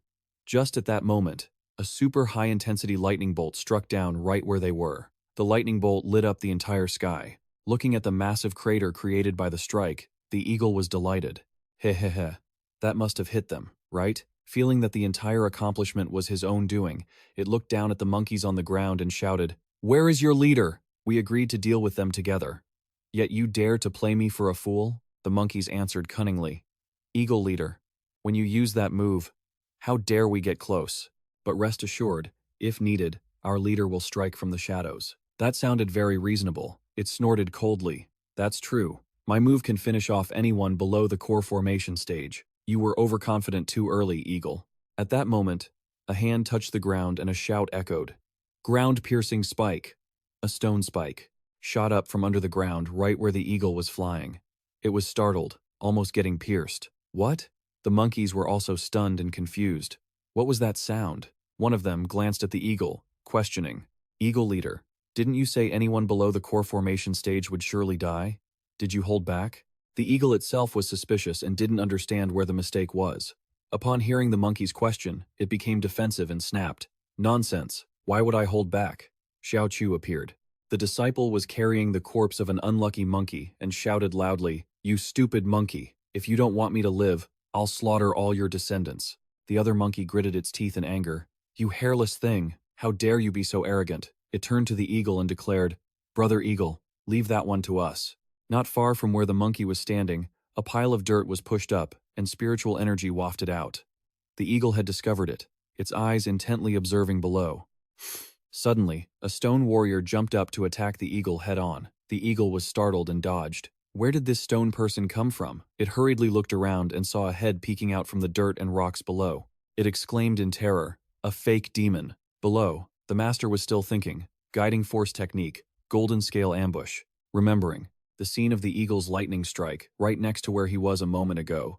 Xu Hei was a bit contemplative. Luckily, I used my tail to move away beforehand. Otherwise, the outcome would be hard to say. This move is too powerful. I must not let it use it a second time. He tried to recall when he opened the spatial clairvoyance door to observe earlier. The monkey leader had stood out to command. "Rest assured, if needed, our leader will strike from the shadows." The snake puppet's perspective saw what was happening right in front, and Xu Hei cursed in frustration. So it was those monkeys. The leader will strike from the shadows. Must be careful in the forest to avoid hidden arrows. Right after that, Xu Hei turned to his comrade and ordered, "Play the dog. Go lure the monkeys away from the battlefield." Xiao Chu's entire body began to glow. He got into a fighting stance and took the order, "Yes, senior." As for Xu Hei, he took on another task. "Leave this stupid bird to me." The subsequent battle unfolded exactly as Xu Hei had calculated. Xiao Chu appeared as if he had charged forward, but instead, he transformed to engage the giant bird in direct combat. Returning to reality, the giant bird tore the stone puppet in two. Witnessing this raw power, Xu Hei analyzed the situation. Sure enough, stone puppets were no match for a Foundation Establishment realm beast. However, right after being shattered, the puppet exploded into countless small fragments, startling the eagle. Ugh, what is this now? Suddenly, countless cloned stone puppets emerged from below, radiating power as they hurled various rocks at the eagle. Seeing the scene below, the eagle grew irritated. Why are there so many stone puppets popping up? Throwing rocks? That snake demon dares to insult me. Because the eagle was talking too much, it failed to dodge a massive rock flying its way, which slammed into its head, leaving a huge, throbbing red lump. The eagle's fury doubled instantly. It immediately unleashed an aerial strike, moving at high speed to slash all the puppets into pieces, while hurling insults and provocations. "This is bullying. You snake demon, don't you dare be arrogant. One claw is all it takes to crush your pathetic little army." Not wanting to waste any more time with the puppets, the eagle dove into the giant pit, screaming as it searched for its prey. "Snake demon, come out!" Standing in the distance, Xu Hei observed every move, his body radiating a golden aura. He hid in a corner, watching carefully and signaling for silence to wait for the right moment. The battle plan inside the tunnel flashed through Xu Hei's mind. "I had no intention of insulting you, but I've finally lured you down here." Instantly, Xu Hei unleashed a flurry of golden scales, catching the opponent off guard. The eagle shrieked in panic. "What the hell is this now?" The scales zipped through the air in unpredictable trajectories, arrows piercing through the earth and leaving behind tiny cracks. The eagle tried to dodge while cursing under its breath. "It's a trap set by that snake demon. Damn it, being in this narrow crevice is too restrictive. The direction of these projectiles, it's forcing me deeper. Damn it, I walked right into it." As the attacks intensified and became impossible to evade, the eagle had no choice but to curl its body, spreading its massive wings forward to shield itself. "Can't dodge it, I'll just have to block," relying on the toughness of its feathers, but life wasn't a dream. Before the eagle could even feel confident, the scales began to pierce deep into its winged armor. The concentrated power locked onto its target. Less than a second later, the scales easily pierced through the wings. The eagle stood there, stunned, its eyes wide with shock. "What? My wings, I don't want to stay down here any longer." The eagle used one leg to cling tightly to a nearby cliff face.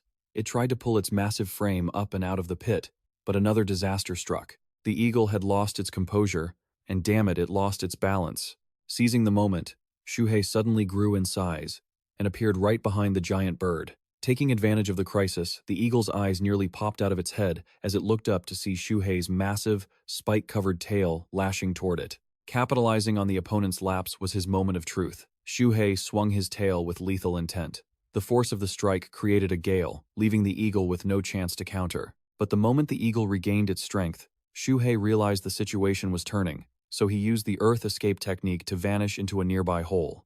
The eagle, seeing its opponent escape once again, was absolutely furious, but could only curse.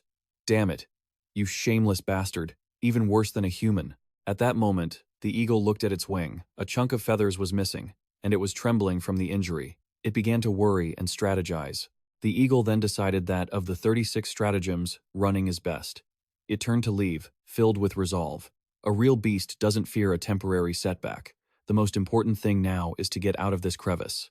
Far away, in a dark crevice, Xu Hei watched the situation, realizing the enemy's intent to flee. Continued. Far away, in a dark crevice, Xu Hei watched the situation, realizing the enemy's intent to flee.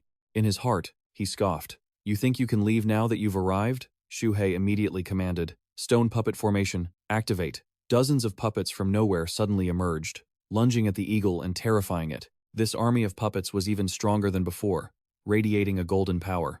They punched the eagle square in the face, causing it to scream in pain. Even as the eagle tried to fight back with its flying stone technique, the puppets multiplied rapidly, one after another, attacking relentlessly. The eagle was almost overwhelmed, roaring. "Why does this keep dragging on?" Xu Hei remained hidden inside the cave, watching the battle. To add to the fun, he even used explosive fire talismans. He schemed, "I'll make sure you can't ascend to the heavens and can't burrow into the earth." The trap he set was incredibly clever. Stone puppets above, fire talismans below. "You're dead meat today." The eagle glanced at the situation, realizing it was at a massive disadvantage, and could only scream, "Snake demon, don't push me. Do you think I'm afraid of you?" Once again, the eagle curled its body, its power enveloping its form. Deep down, it calculated, these stone creatures might be strong, but there are just too many of them. Out of options, the eagle's power blasted directly at its opponents. Several nearby stone puppets seemed to dissolve, their bodies shattering into pieces. The eagle's rage reached its peak. From its wings, golden feathers glowed brightly as it unleashed its technique. Feather transformation. Sword Chi. This attack fired countless bolts of energy, decimating the puppet army. The eagle's power continued to surge to its limit. Technique. Golden scale shield. It blossomed like a flower, aimed directly at Xu Hei, but he was quick-witted and had already prepared a defense. In an instant, he created a barrier in front of him. Then, he quickly squeezed into the tunnel to a safe place. Having used up all his strength on that final move, the eagle's body seemed completely exhausted. Sweat poured down like rain, and he could only cling fearfully to the nearby rock ledge to keep himself steady. In his mind, he calculated. He had already used all his life-saving moves, and this wasn't even a demon snake. It felt more like wrestling with a human. After considering every option and still not knowing how to fight, the eagle decided to run for it. But down below, Xu Hei couldn't let his opponent get away like that. He emerged from the pit, saw his opponent struggling to climb out of the cave, and shouted, "Umph, now that it's blown its trump card and can't fly anymore, there's no way it's escaping." Xu Hei immediately unleashed his ground-piercing spike, but unfortunately, his strike only hit the cliff wall nearby, sending rocks and dirt flying everywhere. Realizing his aim was terrible, he cursed himself for being off his game. He couldn't even pin the target down. The giant eagle kept pushing itself, trying to find a path to survival. Xu Hei then continued with his fire serpent technique. A blazing flame surged toward his opponent. He muttered to himself, "It's about to get away." Just as the fire serpent took shape, the giant eagle had already reached the mouth of the large cave, but its tail feathers were beginning to catch fire. Xu Hei knew he had to finish it off, so he scurried up to the surface after it. Furious, he aimed straight at the eagle and hissed, "You aren't getting away." The eagle could only try to run in desperate, vain hope. Finally, Xu Hei landed the finishing blow with his ground-piercing spike. A stone spire instantly shot up from the ground, piercing straight through the giant eagle, causing it to lose blood rapidly in agony. Xu Hei stood below, looking up at his defeated foe, and asked with disdain, "Still not dead yet?" Despite the pain, the eagle managed to gasp out its final words, "If it's not a talisman, then it must be magic." Each of the eagle's words sounded like a final life lesson for Xu Hei. Your behavior is no different from that of a human. A snake demon raised by humans, a traitor like you, will never have a good end. Neither humans nor the demon realm will accept you. But it seems Xu Hei couldn't care less about the words of a dying beast. He retorted angrily, "I don't know what you're talking about, But I have my own family. I don't need anyone to accept me. Besides, it's you who won't have a good end. He didn't want to waste any more time with this eagle. Xu Hei summoned a few more sharp spikes to pierce through the eagle's body, adding a final send-off. Die. Having finished off the giant eagle, Xu Hei looked around, bewildered, searching for his companions. It's finally dead. I have to find that dog liquor quickly. Just as he said that, a light flashed from far away. It was a sharp arrow. It quickly pierced through Xu Hei's body and lodged into the dirt wall nearby. Taken by surprise and unable to react, he screamed in pain and curled up. Self-correction. Xu Hei breathed a sigh of relief. Phew. Finally dead. I have to hurry and find that dog liquor. Xu Hei was suddenly struck by an arrow, his body slamming into a tree trunk, snapping it in half. Because of his sturdy snake-like body, the arrow didn't penetrate through. Xu Hei cast a spell to survey the area. Oh. He suddenly saw an arrow being fired in his direction. The shooter was a monkey hiding in the tree branches. Xu Hei recognized the old white-haired ape. Could this be the boss of that monkey troop? Suddenly, the arrow zipped back. He exclaimed, "Wait! Why is that arrow coming back?" Xu Hei immediately whipped his tail hard at the arrow's head. Golden scale slash. The arrow shattered instantly, and he was sent flying backward. Blood trickled from his mouth. This isn't a normal arrow. It must be some kind of magical artifact. How could even my golden scales fail to break it? Xu Hei scanned the spot where the monkey was hiding again, and thought, that old monkey is gone, and even its aura is hidden. It ambushed me while I was killing the giant eagle, and when the ambush failed, it ran away? What a devious creature. So, that giant eagle was just an accomplice it called here. While thinking, Xu Hei cast a spell. I should collect the giant eagle's carcass first, before it tries to snatch it. Xu Hei curled up in anger, calculating to himself, first, I need to heal quickly. This feeling of being tricked is so annoying. With a surge of vitality, he could see the wounds on his body healing rapidly. After a while, Xu Hei's anger and thirst for revenge flared up. Damn it, the more I think about it, the angrier I get. Sooner or later, I'm gonna drag that old monkey out and eat it. The monkey leader was moving quickly at this moment. One strike hadn't landed. If it kept fighting, it feared it might end up just like that stupid eagle. If I can't kill the snake, then I'll kill a cultivator first and worry about the rest later. A moment later, sounds echoed through the forest. Thump, thump. Xiao Chu's face was punched until it was swollen, and blood sprayed from his mouth. Yeah, the big ape spread its arms and shouted, "You brats, take him and practice your moves on him." The little monkeys chirped excitedly. Chi chi chi. Xiao Chu sat up, thinking, even though I helped them distract the battlefield, there are just too many of these monkeys. Seeing the gong in the second ape's hand, Xiao Chu felt confused. But the main problem is this gong. What kind of magical artifact is this? It's making me so dizzy. If this keeps up, these monkeys are going to tear me apart. The little monkeys continued to shriek, "Chi, chi, chi." Xiao Chu yelled loudly, "Hey monkeys, stop hitting me. Spare my life, please."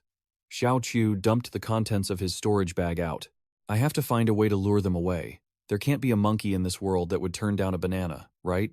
Thinking that, Xiao Chu immediately threw several bananas toward the monkeys. Take this, you bunch. The little monkeys scrambled to grab the bananas, shrieking with excitement. Chi, chi, chi. Xiao Chu breathed a sigh of relief in his heart. Phew, finally got rid of a bunch. Before he could finish his thought, a large shadow appeared in front of him, making him yelp in surprise. Oh, Xiao Chu fell backward in fear.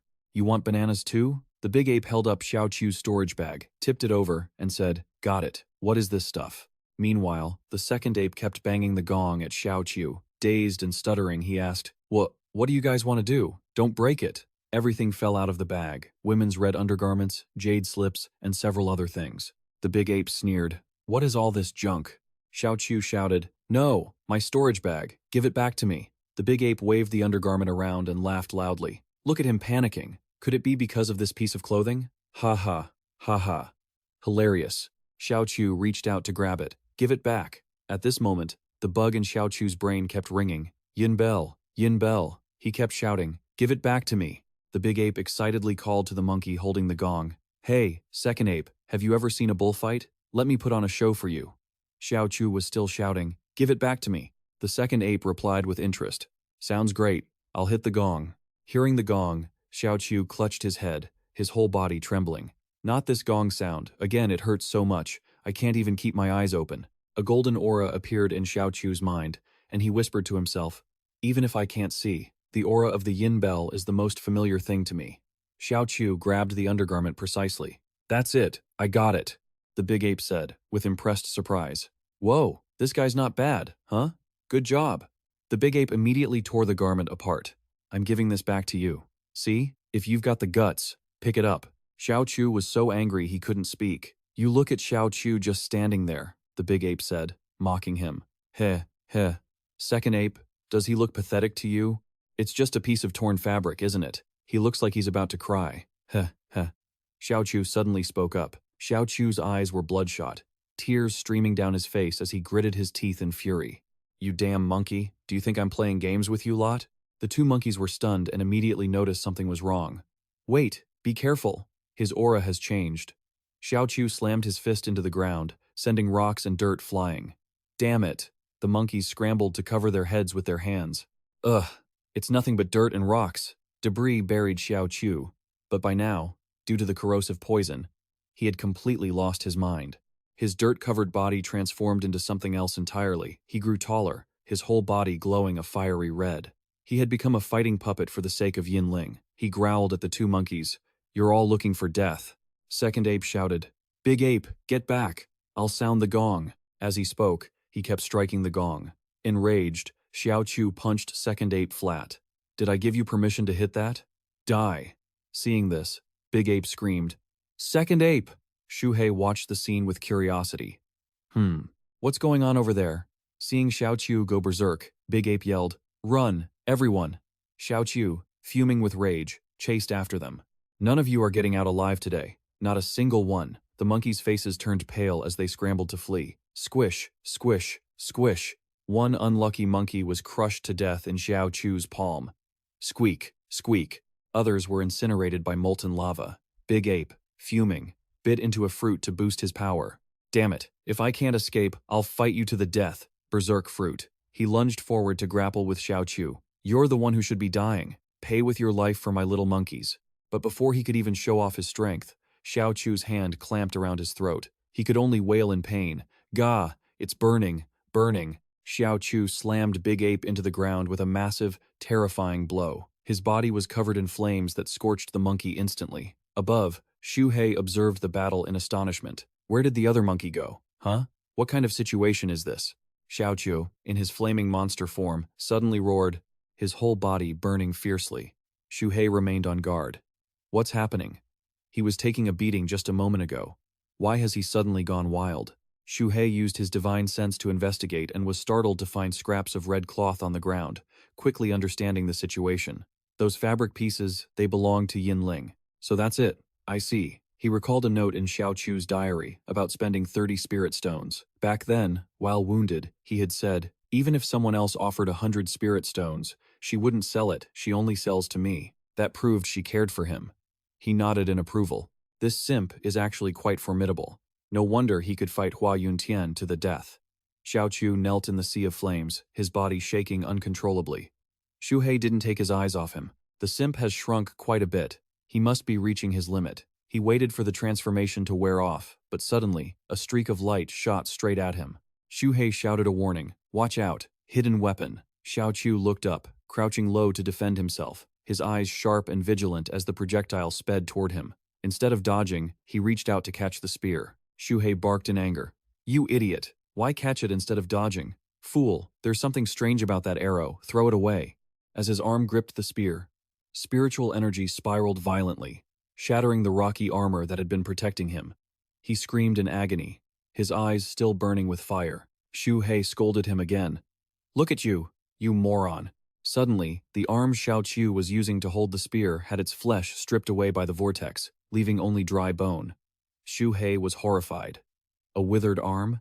He screamed, Ag, throw that spear far away. He threw it back, and a streak of light zipped through the air, surprising Xu Hei.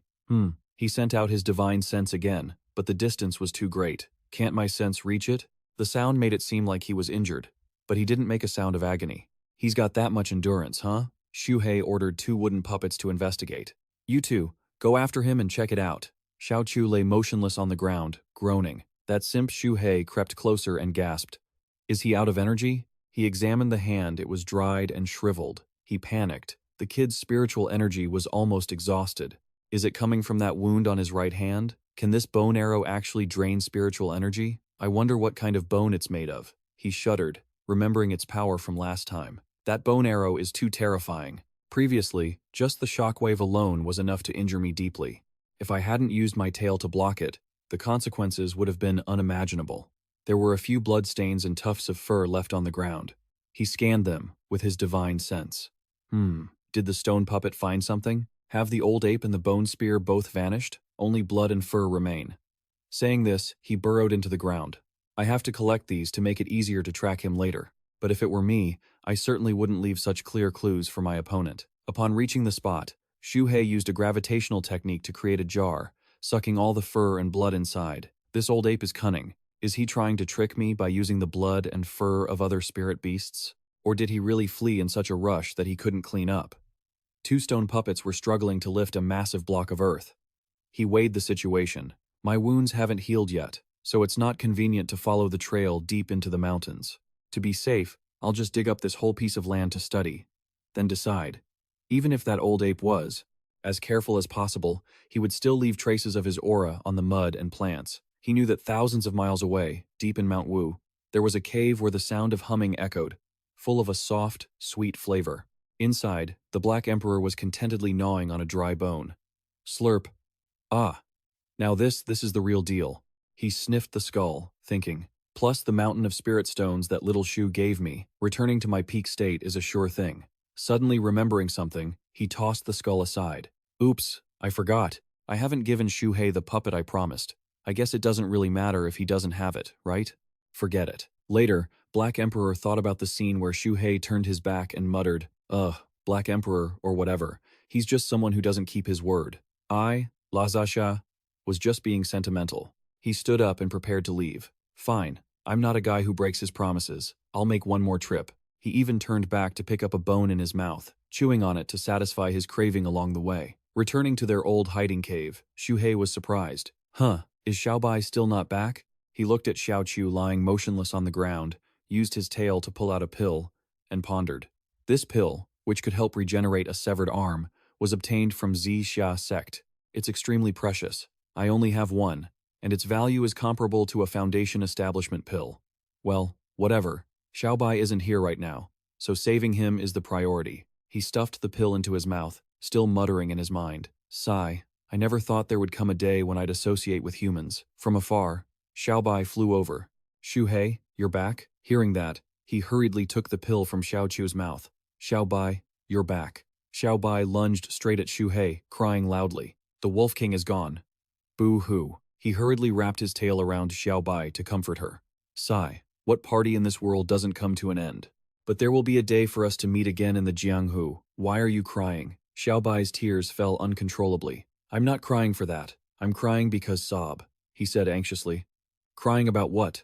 Tell me, could it be that the Wolf King ran into trouble? The full moon illuminated the forest, and the Wolf King's voice rang out. Awu. Stop chasing me. Xiaobai chased after her, calling out to the Wolf King. Black Emperor, you stop right there. My newly crafted pill, you haven't even tried it yet. The Wolf King said angrily. Awu, don't you come near me. The two shadows chased and dodged, their arguing voices echoing throughout the forest. You jerk. Why do you run faster the more I call you? I'm scared. Stop. We agreed to be sisters for life. Sister. I'm fine. Really. Stop chasing me. Xiaobai swore firmly.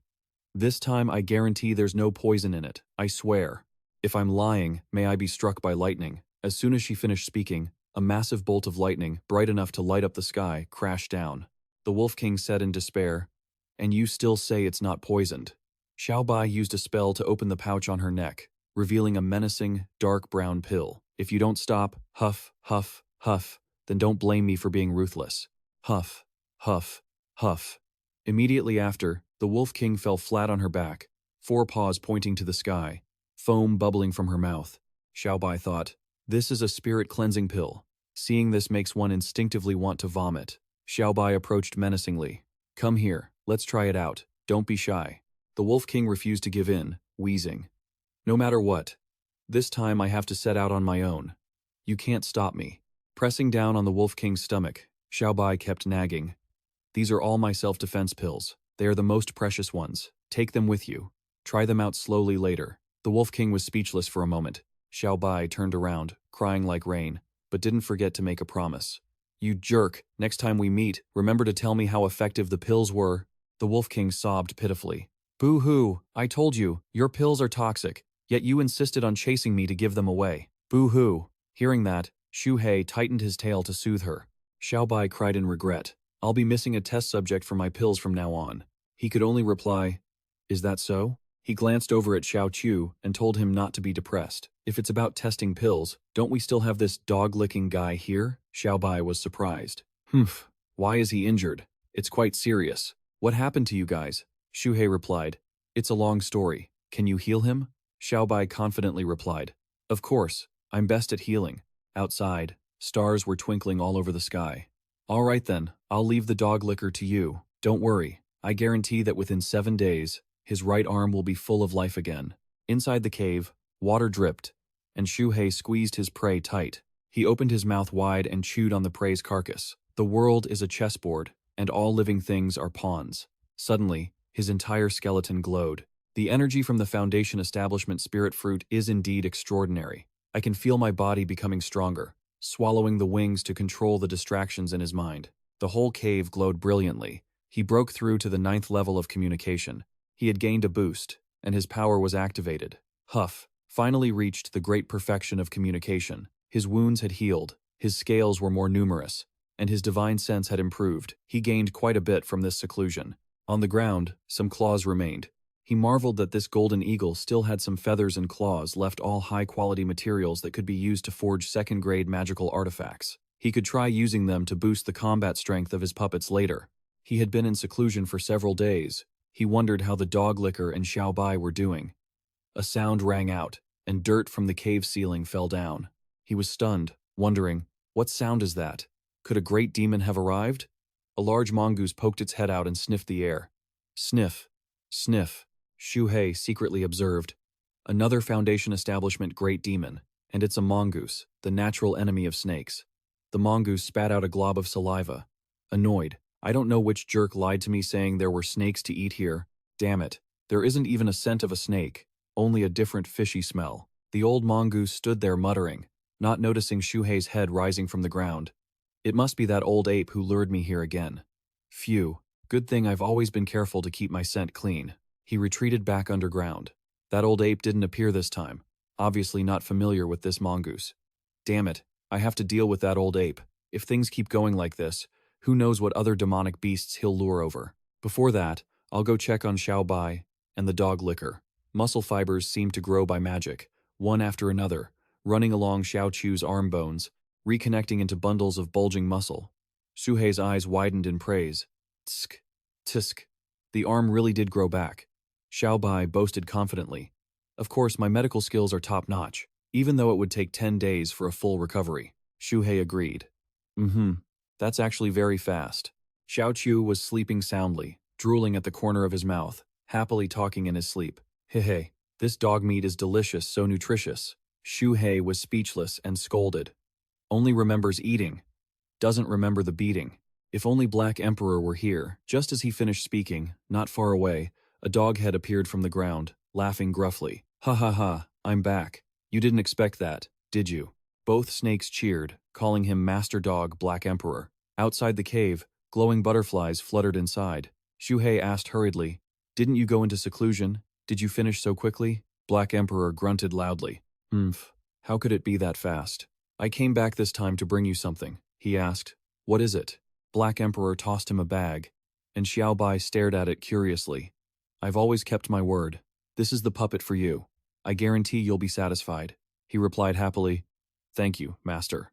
Black Emperor said, if there's nothing else, I'm taking off. Hearing that, he hurriedly raised his tail to stop him. Wait a minute. He was surprised. What's wrong? Is something the matter? Xu Hei brought a jar forward.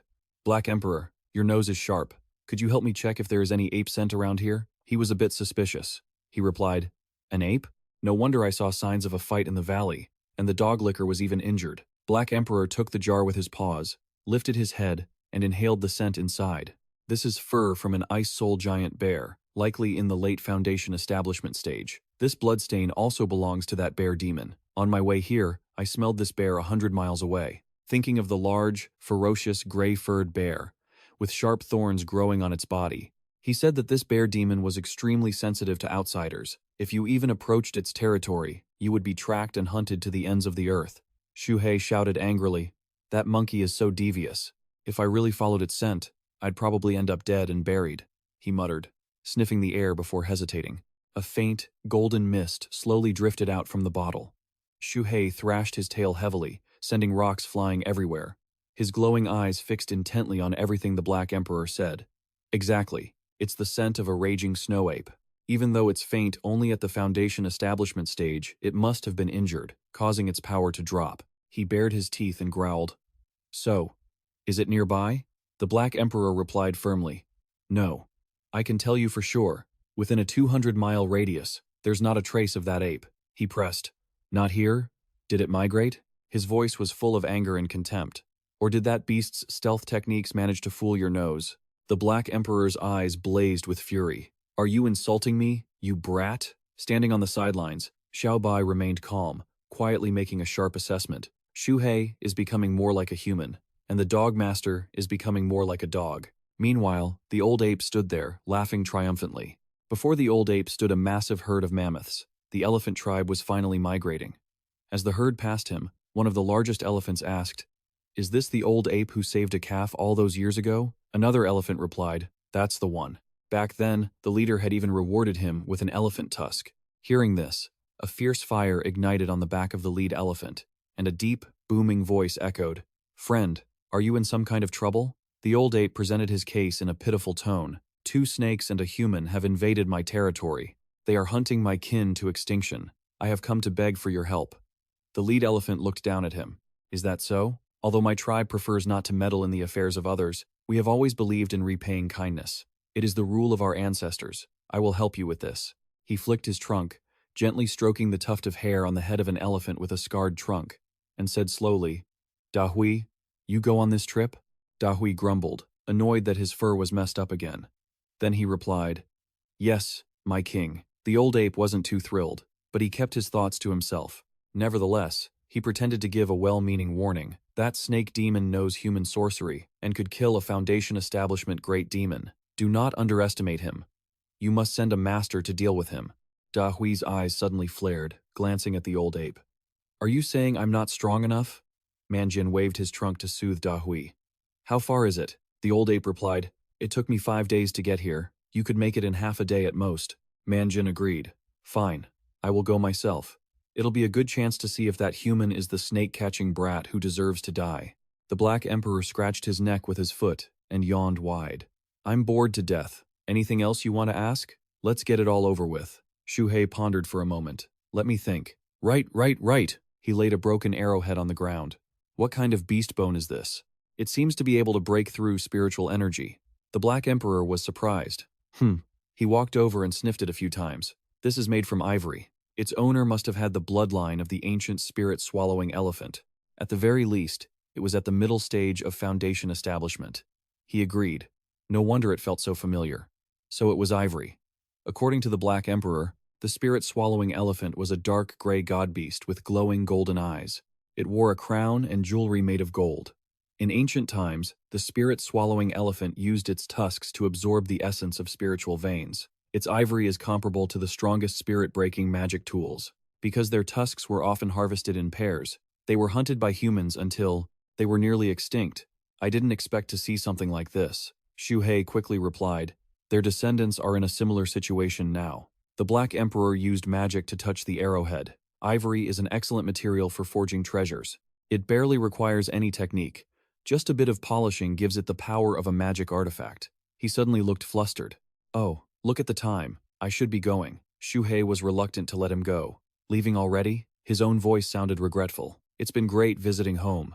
Who knows how many years it will be before I can return again." He called out in a hurry, "Black Emperor, wait, Xiao Bai is still here." Long Ben thought to himself. Could it be that Xu Hei is reluctant to part with his dog master? He lunged forward, grabbed the dog by the neck, and shouted, "Black Emperor, what are you doing? Where is my arrowhead? You dog, give it back to me." The Black Emperor broke into a cold sweat and gave an awkward, forced smile. Oh, my bad, I'm just used to it collecting things, you know? Don't be so petty, you're a snake, aren't you? The more you think about it, the more annoying it gets. Xu Hei squeezed his tail even tighter and roared. You really are a dog who can't stop eating dung. Give it back, the Black Emperor complained, looking aggrieved as if he were being wronged.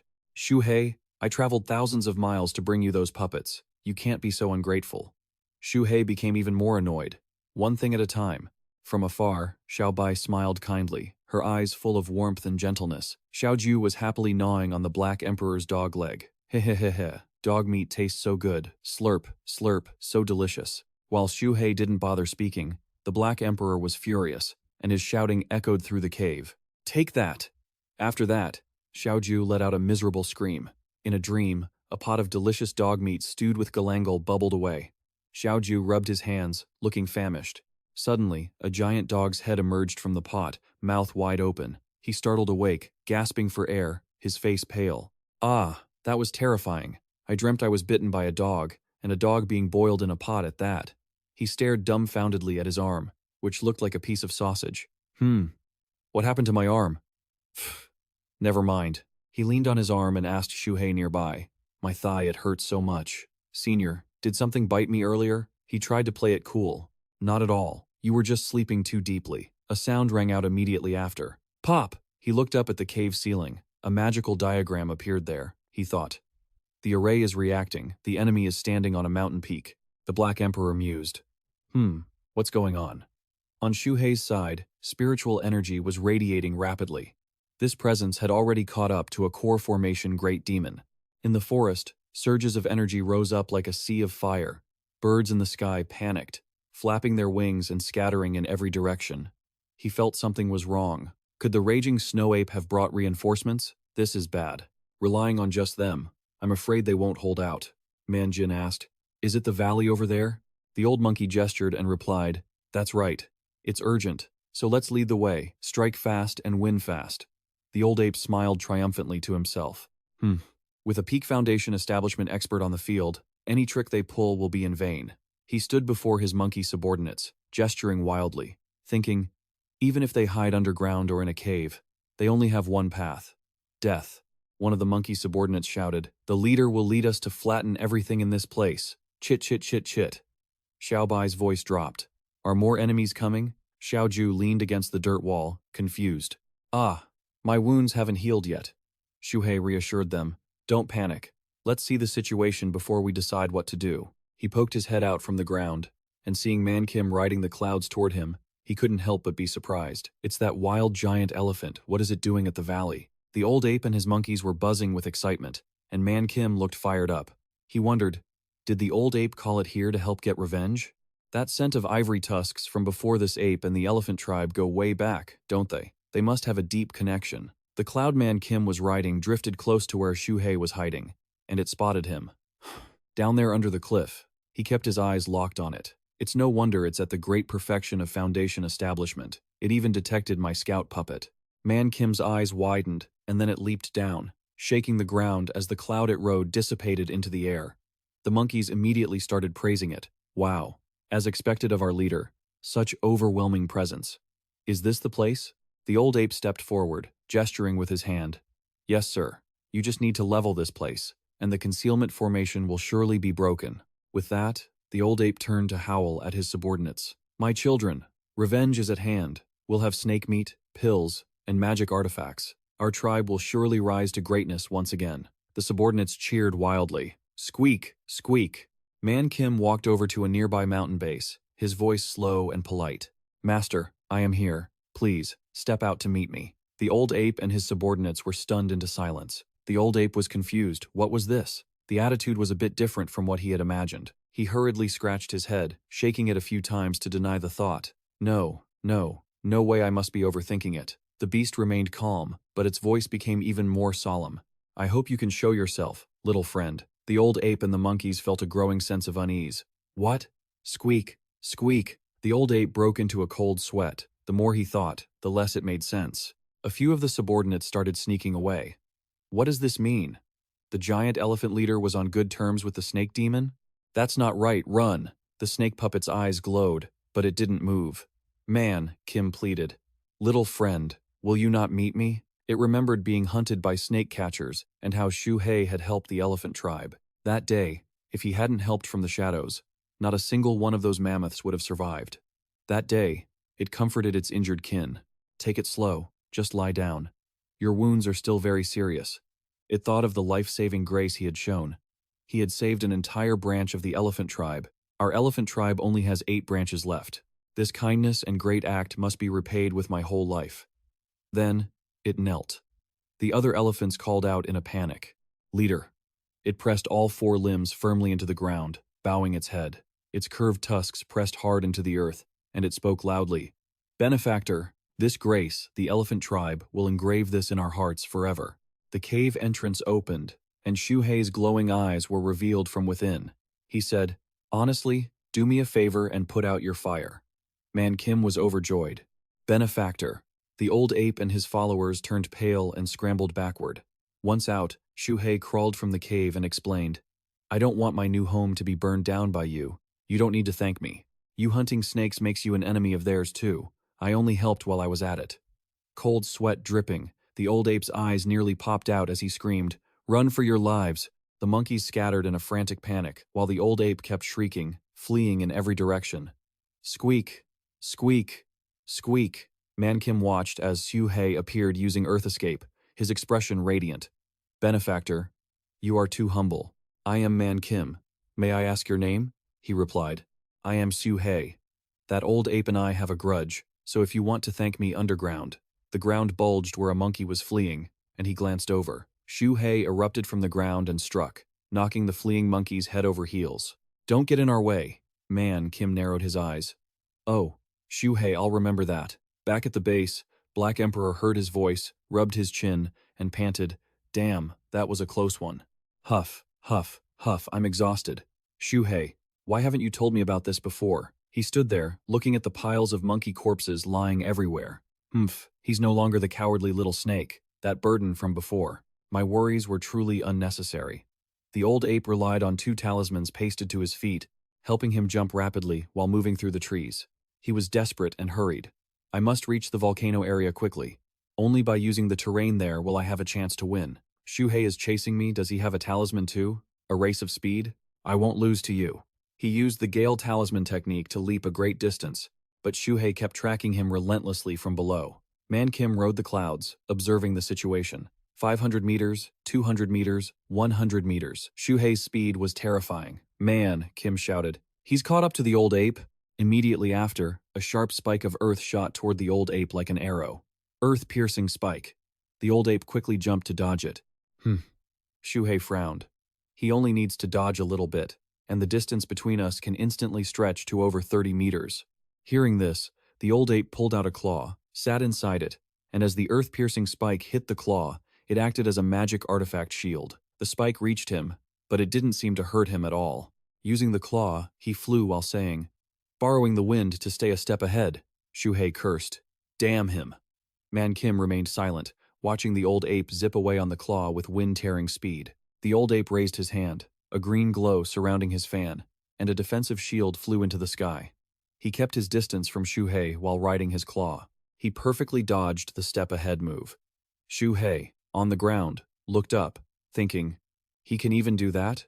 Can that claw really block the earth-piercing spike? After a moment of surprise, he regained his composure and unleashed his technique, causing sharp earthen spikes to erupt one after another.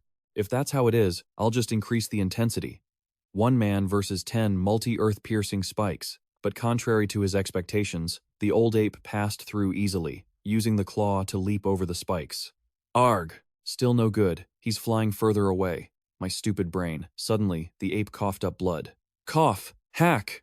Xu Hei was delighted. Was he injured by the impact just now? Seizing the chance, his eyes lit up, and his whole body surged with energy as he leaped forward. Greed is the downfall. Let's see how many times you can block this. Earth Piercer. But then, realizing something, Xu Hei stopped. Wait a minute. This old ape has always been cunning. What if he's just pretending to cough up blood? If I fall for it and waste more energy, I might just let him get away. Just as he suspected, the old ape was faking it. He had a bottle of fake blood. Tsk. This snake demon actually has some brains. Xu Hei thought, can't be impatient. The next strike must be guaranteed to have no mistakes. I've got it. The old ape accelerated quickly. The snake demon's speed is incredible. Even with my magic artifact, I can't match it. No, if this keeps up, I'll be caught soon. With that, he began to use a berserk blood-burning technique. As he thought, Xu Hei quickly used the earth-piercing spike technique, a sharp earthen spear shooting straight up in front of the old ape. This little snake demon is clearly getting anxious, just as I planned. But then, the old ape fell off his claw, let out a grunt, surprise clear on his face, and his eyes flashed with a golden light. The earth spear clamped down on the ape's claw. He gripped the handle tightly, hovering mid-air. What the stuck? Is this some kind of gravity technique? The target isn't me, it's the claw I've been played. I'm over 100 years old. No one has ever dared to pull a stunt like this on me. He was absolutely furious. A little snake brat dares to mess with me. The great snow ape? Suddenly, the claw shook violently, catching the ape off guard. What? Old Xu Hei revealed his true form as a giant snake, lunging forward with jaws full of fangs. This claw belongs to me. The ape realized his intention. This snake demon still wants to steal my artifact. He roared. In your dreams, my consciousness is guarding it. Suddenly, a powerful surge of energy erupted, and a purple dragon appeared, leaving the ape even more stunned. What? The ape's hand slipped from the claw as his consciousness was overwhelmed. He tumbled backward, falling freely with a miserable scream, unable to believe his eyes. How could that snake demon's consciousness be this strong? Crashing into the mountain below, the ape was battered and bloodied, his face twisted in pure hatred. As the ape hit the ground with a thud, he was furious. Damn it, my consciousness is damaged, and my body is numb. Picking himself up, he struggled to stand. What was that hallucination? He coughed painfully. Cough, cough, cough. Xu Hei lunged down, looming over him. This time the blood is real, isn't it? The ape startled. The ape jumped back, trying to negotiate. Snake demon, I don't want that territory anymore. Stop trying to intimidate me. Xu Hei sneered. Ha, you lured the Kim to kill me. You used the gout to try and kill me. And now you wanted the savage giant elephant to finish me off, and you say, I'm intimidating you? Isn't that laughable? Xu Hei released thousands of golden stone needles. Want to make peace now? Too late. Golden needle storm. The ape wouldn't just sit and wait for death. He stood up to counterattack. Spirit-swallowing arrow, come forth. He used his sword to deflect the needles Xu Hei unleashed, pushing closer. Finally, the ape's weapon snapped. He was stunned. The spirit-swallowing arrow broken? It turns out the old snake knew the weak point. The spirit-swallowing ivory only needs to be hit at one point by golden scales 12 times, and it will shatter. I saw through your trump card long ago. The ape pulled another weapon from his bag, the heavenly tribulation staff. He continued to dodge the flying golden scales. Ugh, these scales are a real pain. After clearing away the scales, he lunged at Xu Hei. To catch the rebels, you must first catch the king. Die, old demon. But Xu Hei just stood still. A stone spike shot up from the ground, striking the ape and sending him flying, screaming in pain. Ga-arg. He realized it was a stone golem. The ape quickly dealt with the golem. A fake, just a puppet. Little did he know, inside was a flying stone talisman. The talisman detonated instantly, sending up a cloud of fire and smoke. Fire explosion technique. The explosion left the ape wounded. He screamed, lunging toward Xu Hei again. It's not over yet, snake demon. He cast his technique, dodging the remaining golems. Let's keep going. Even if I die, I'm taking you with me. Xu Hei just stood there. I won't let you have your way. The ape felt like he was being crushed as the golems swarmed him, beating him relentlessly. I am the knife and chopping block. You are the fish. The ape was held down, forced to endure the assault, hissing in pain. The ape was beaten repeatedly, his body pummeled for what felt like an incense stick's worth of time, trapped in a barrage of attacks. By the time his face was covered in blood, and he was lifted up, Xu Hei spoke. The final blow, I'm returning it to you. If you can withstand this, then the debt between us is wiped clean. Xu Hei unleashed 4 techniques in a row. Marsh technique, wind blade, fire snake, and lightning strike, all directed at the ape. Now held fast by a golem, the ape could only take it. He whispered, I hate you. The elephant stood on the sidelines, watching the smoke and fire. Is this really something a beast can do? Even humans don't fight this insanely. This isn't just ganging up on someone, and it's certainly not a fair fight.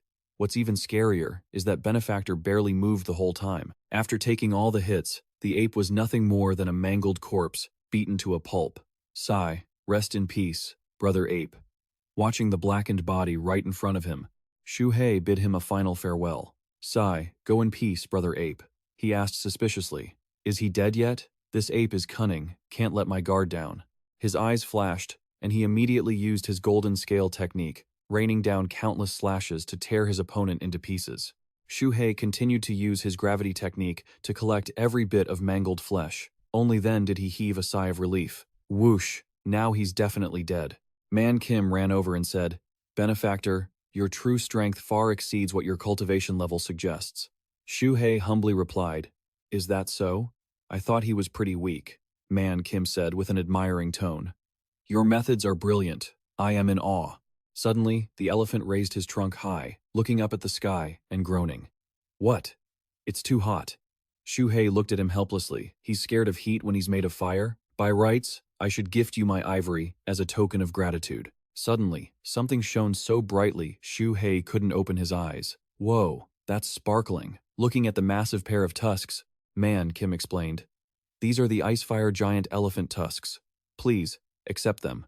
Xu Hei frowned, breaking into a cold sweat.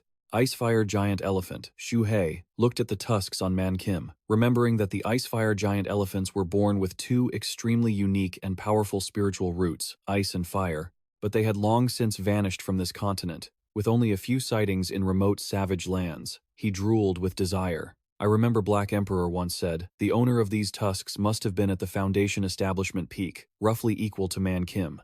Compared to the ape's spirit-swallowing ivory, these are priceless beyond measure. Xu Hei suppressed his greed and refused.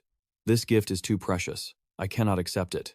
But Man Kim insisted, Benefactor, this is a rule set by our ancestors. Please, accept them. Man Kim added, You know, Benefactor, because our ivory is so valuable, our elephant tribe has been slaughtered by humans many times, almost to the point of extinction.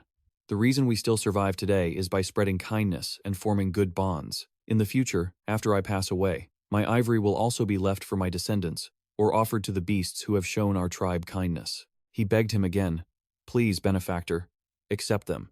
Even though he was thrilled to death inside, Xu Hei restrained himself and said, If you put it that way, I won't stand on ceremony. But I feel a bit awkward accepting such a grand gift for such a trivial matter. After speaking, he quickly reverted to his mature form and exhaled a stream of light. Following that, countless items appeared. Man Kim asked in surprise, Benefactor, this is Xu Hei, slowly explained. These are pills I scavenged from the snake catchers, sharing a few with you. Consider it as a... Before he could finish his sentence, a flood of tears slapped right into his face, making Xu Hei roll his eyes. Huh? It turned out the elephant was so moved, he was sobbing like a child. At this ridiculous scene, Xu Hei muttered, Crying, you're crying? Man Kim blubbered and sobbed as he recounted his tale. Wah, I've given away so many ivory tusks, but this is the first time I've ever received a gift in return. He cried louder and louder, rambling on. Wah, I clearly came here to repay a debt, but I ended up taking favors from you instead. Benefactor, you're just too much. Sigh. Xu Hei created a protective barrier over his head, smirking to himself. If I recall correctly, didn't that guy trick you into coming here to kill me in the first place? Xu Hei sighed, trying to reason with him. All right, stop crying already. You're such a big, powerful guy. Don't you have any sense of self-preservation? Giving away such precious ivory tusks just like that? An old ape tricks you, and you just march right in? Man Kim said sheepishly, I know, but it's our ancestral teaching. Hearing this, Xu Hei cut him off. Lucky for you that you met me. If you'd run into some nasty core formation cultivator, you'd have been tricked to death before you even knew it. Man Kim puffed out his chest. That might be true, but my elephant clan is incredibly strong. Even a core formation expert doesn't scare me, and besides, I can form my core whenever I want. As he spoke, he rested a foot on top of Xu Hei's head. Xu Hei sneered. He's so huge, yet so dense. The more he talks, the stupider he sounds. That's not the point I was trying to make. Ugh, never mind. Xu Hei scrambled up, excited. Wait, what did you just say? You can form your core whenever you want? Man Kim nodded softly. That's right. Xu Hei's jaw dropped. Then why haven't you done it yet? Man Kim explained calmly. Well, forming a demon core requires a long period of seclusion, and it triggers the 4-9 heavenly tribulation. It would leave me severely injured. My clan is always being targeted by humans, so if I were to get hurt, it would be a total catastrophe. He looked at Xu Hei with a sincere expression. I won't hide anything from my benefactor. The lightning patterns and scars I carry are punishments from the heavenly tribulation, caused by stopping my core formation halfway. They've been burning me for years. You told me to extinguish the flames, but honestly, I just couldn't do it. Xu Hei suddenly understood. So that's what it was. Then, he suddenly gasped. Wait a minute. Man Kim has a powerful physique and high cultivation. Maybe he can help stabilize Xiaobai's medicinal pills. With that thought, he excitedly pulled out a ton of items. Man Kim, these are the foundation building pill, blood replenishing pill, spirit cleansing pill, and bone strengthening pill. Take them all. Man Kim looked at him, moved. Benefactor, you're too generous. Xu, he warned. Remember, these are very potent. Don't use them unless it's a last resort. Overwhelmed, Man Kim puffed out his chest with pride. Benefactor, say no more. From now on, even if you ask me to walk through blades or jump into a sea of fire, I won't even blink. Man Kim, I have to be your sworn brother. Xu He panicked and shouted, Hey, stop kneeling. You're going to crush me to death. All right, you big crybaby, hurry back now. I've got work to do. Xu, he called out. Oh, and stop calling me benefactor. Just call me Xu He. Man Kim agreed obediently. Yes, benefactor, I'll remember. But in the next breath, he said, if you ever get the chance, you must come visit our clan. We'd be honored to have you. Back at his cave in Mount Wu, Xu He laid everything out, excited.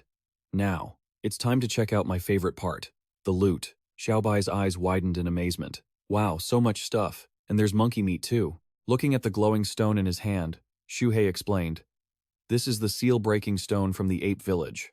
He took out an herb and generously handed it to Xiaobai. Here, this all belongs to you, Xiaobai replied gratefully. Thank you, Xu He. Even with the good stuff, he didn't forget his right-hand man. Xiao Chu, you don't have a decent weapon for the heavenly tribulation yet. Before he could finish, Xiao Chu was already sobbing. Senior, you're too good to me. This is the first time I've ever received such a precious gift. Wah, Xu He instructed him coolly. Don't let some woman scam you out of it. Suddenly, he held up a huge claw. Iron claws are fine for cooking, but they can be upgraded. This Xuanming claw will definitely make for better cooking. Xiao Chu bowed in admiration. A Dharma treasure for cooking, you truly are a senior. Yes, senior, I'll give it a try. After dividing the loot, Xu He ordered, all right, get back to your tasks. I'm going into seclusion for a while, so keep watch outside for me. Saying that, he spread a map out on the ground. Let's see what this sheepskin scroll is. After squinting at it, he realized it was a map of the Wu mountain range. He noticed a bear icon on the map. A bear 100 miles to the north that must be the ice soul giant bear the Black Emperor mentioned. Peak Foundation Building. And an iron-eating beast 200 miles away, Mid-Foundation Building. He scanned further down to Man Kim's elephant clan, 1,000 miles away on the plains below Mount Wu. His eyes widened as he spotted markings for a 3-headed wolf and a 4-winged bird, all marked with black dots, indicating mutations. These must be the powerful core formation demon beasts deep in Mount Wu. I've got to stay far away from them. Xu Hei used his snake tail to point at a cave. This is the spirit mine cave that the Black Emperor and I passed through. The X likely means it's extremely dangerous after all. There are spirit-eating ants there. If I want to keep living well here, I can't go without this map. Suddenly, he looked down at a key. Right, there's still this key. Xu Hei realized with a start that the patterns on the key looked just like the decomposition array the Black Emperor used. He tried to cut it with his golden scale. The scale couldn't even scratch it. This material is even tougher than the Xianxia sect's flying swords. I have no idea what it opens, but I'll keep it just in case. He then glanced at the forging furnace. Is this the legendary forging furnace? Why does it look like a pill furnace? Even though I don't know anything about forging, the Black Emperor said, ivory doesn't need technique, just refining to gain the power of a Dharma treasure. Suddenly, his eyes lit up with an idea. Can I just use my spiritual sense to activate the furnace and change its shape? After all, I'm a genius. Thinking it, he did it. He quickly shoved the ivory tusk inside and spoke confidently. So I just have to imagine the shape of the weapon in my head? He recalled his previous battles, and his mind raced.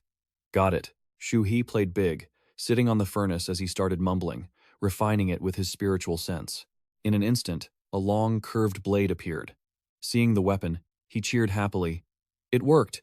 It's exactly what I wanted. He couldn't wait any longer and swung it a few times, hacking through the surrounding rocks and earth like they were nothing. Witnessing this insane power, Xu Hei's jaw dropped. The power is incredible. Since I've got this huge advantage, I might as well keep going. I've got the fire ice ivory. I should refine that too. Suddenly, the furnace began to spew thick smoke and shake violently, but Xu Hei didn't notice. His cheeks were flushed with excitement, waiting as he poured his spiritual sense into the refinement. Hee. I wonder how much stronger this is than the spirit swallowing ivory. But immediately, boom, a heaven-shaking explosion erupted, dust and debris swirling as the entire ground trembled. The ground was still scattered with hot sparks. The remaining debris was partially charred or shattered into pieces. Xu Hei lay upside down amidst the ruins. Looks like that ice-infused ivory tusk shouldn't be underestimated. My current level can't handle it yet. I should wait until after I reach Foundation Establishment to deal with it. He shifted to absorbing some nearby creatures. The urgent task now was to go into seclusion and complete the Foundation Establishment.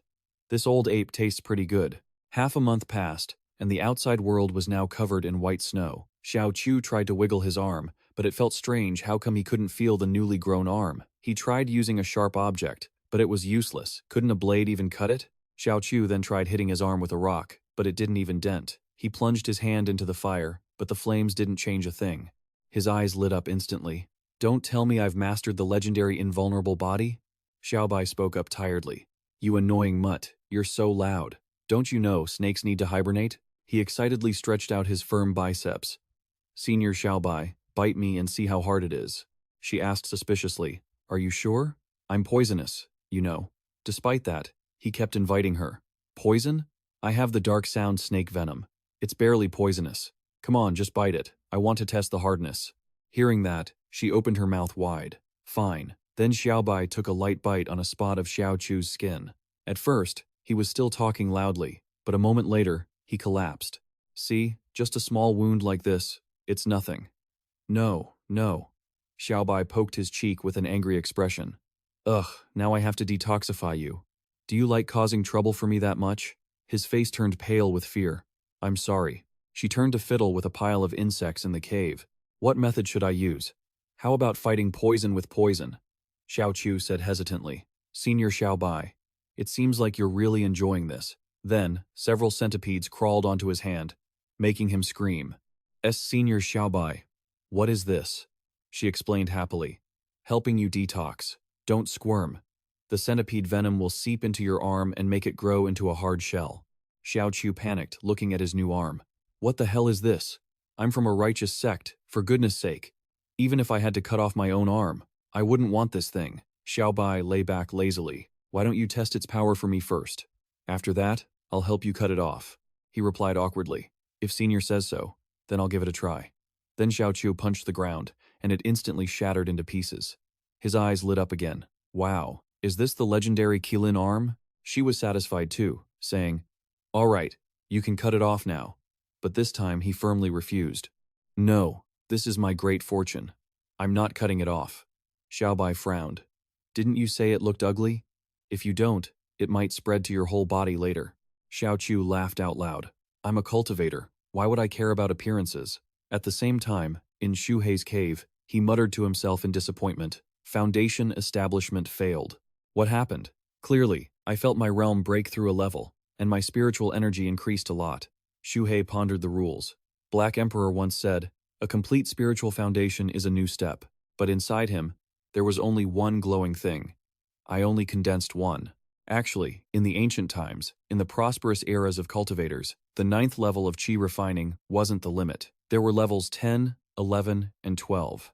Back then, a cultivator reaching foundation establishment was almost always a perfect foundation establishment. It's just that as time drifted by, the spiritual energy on the continent dried up.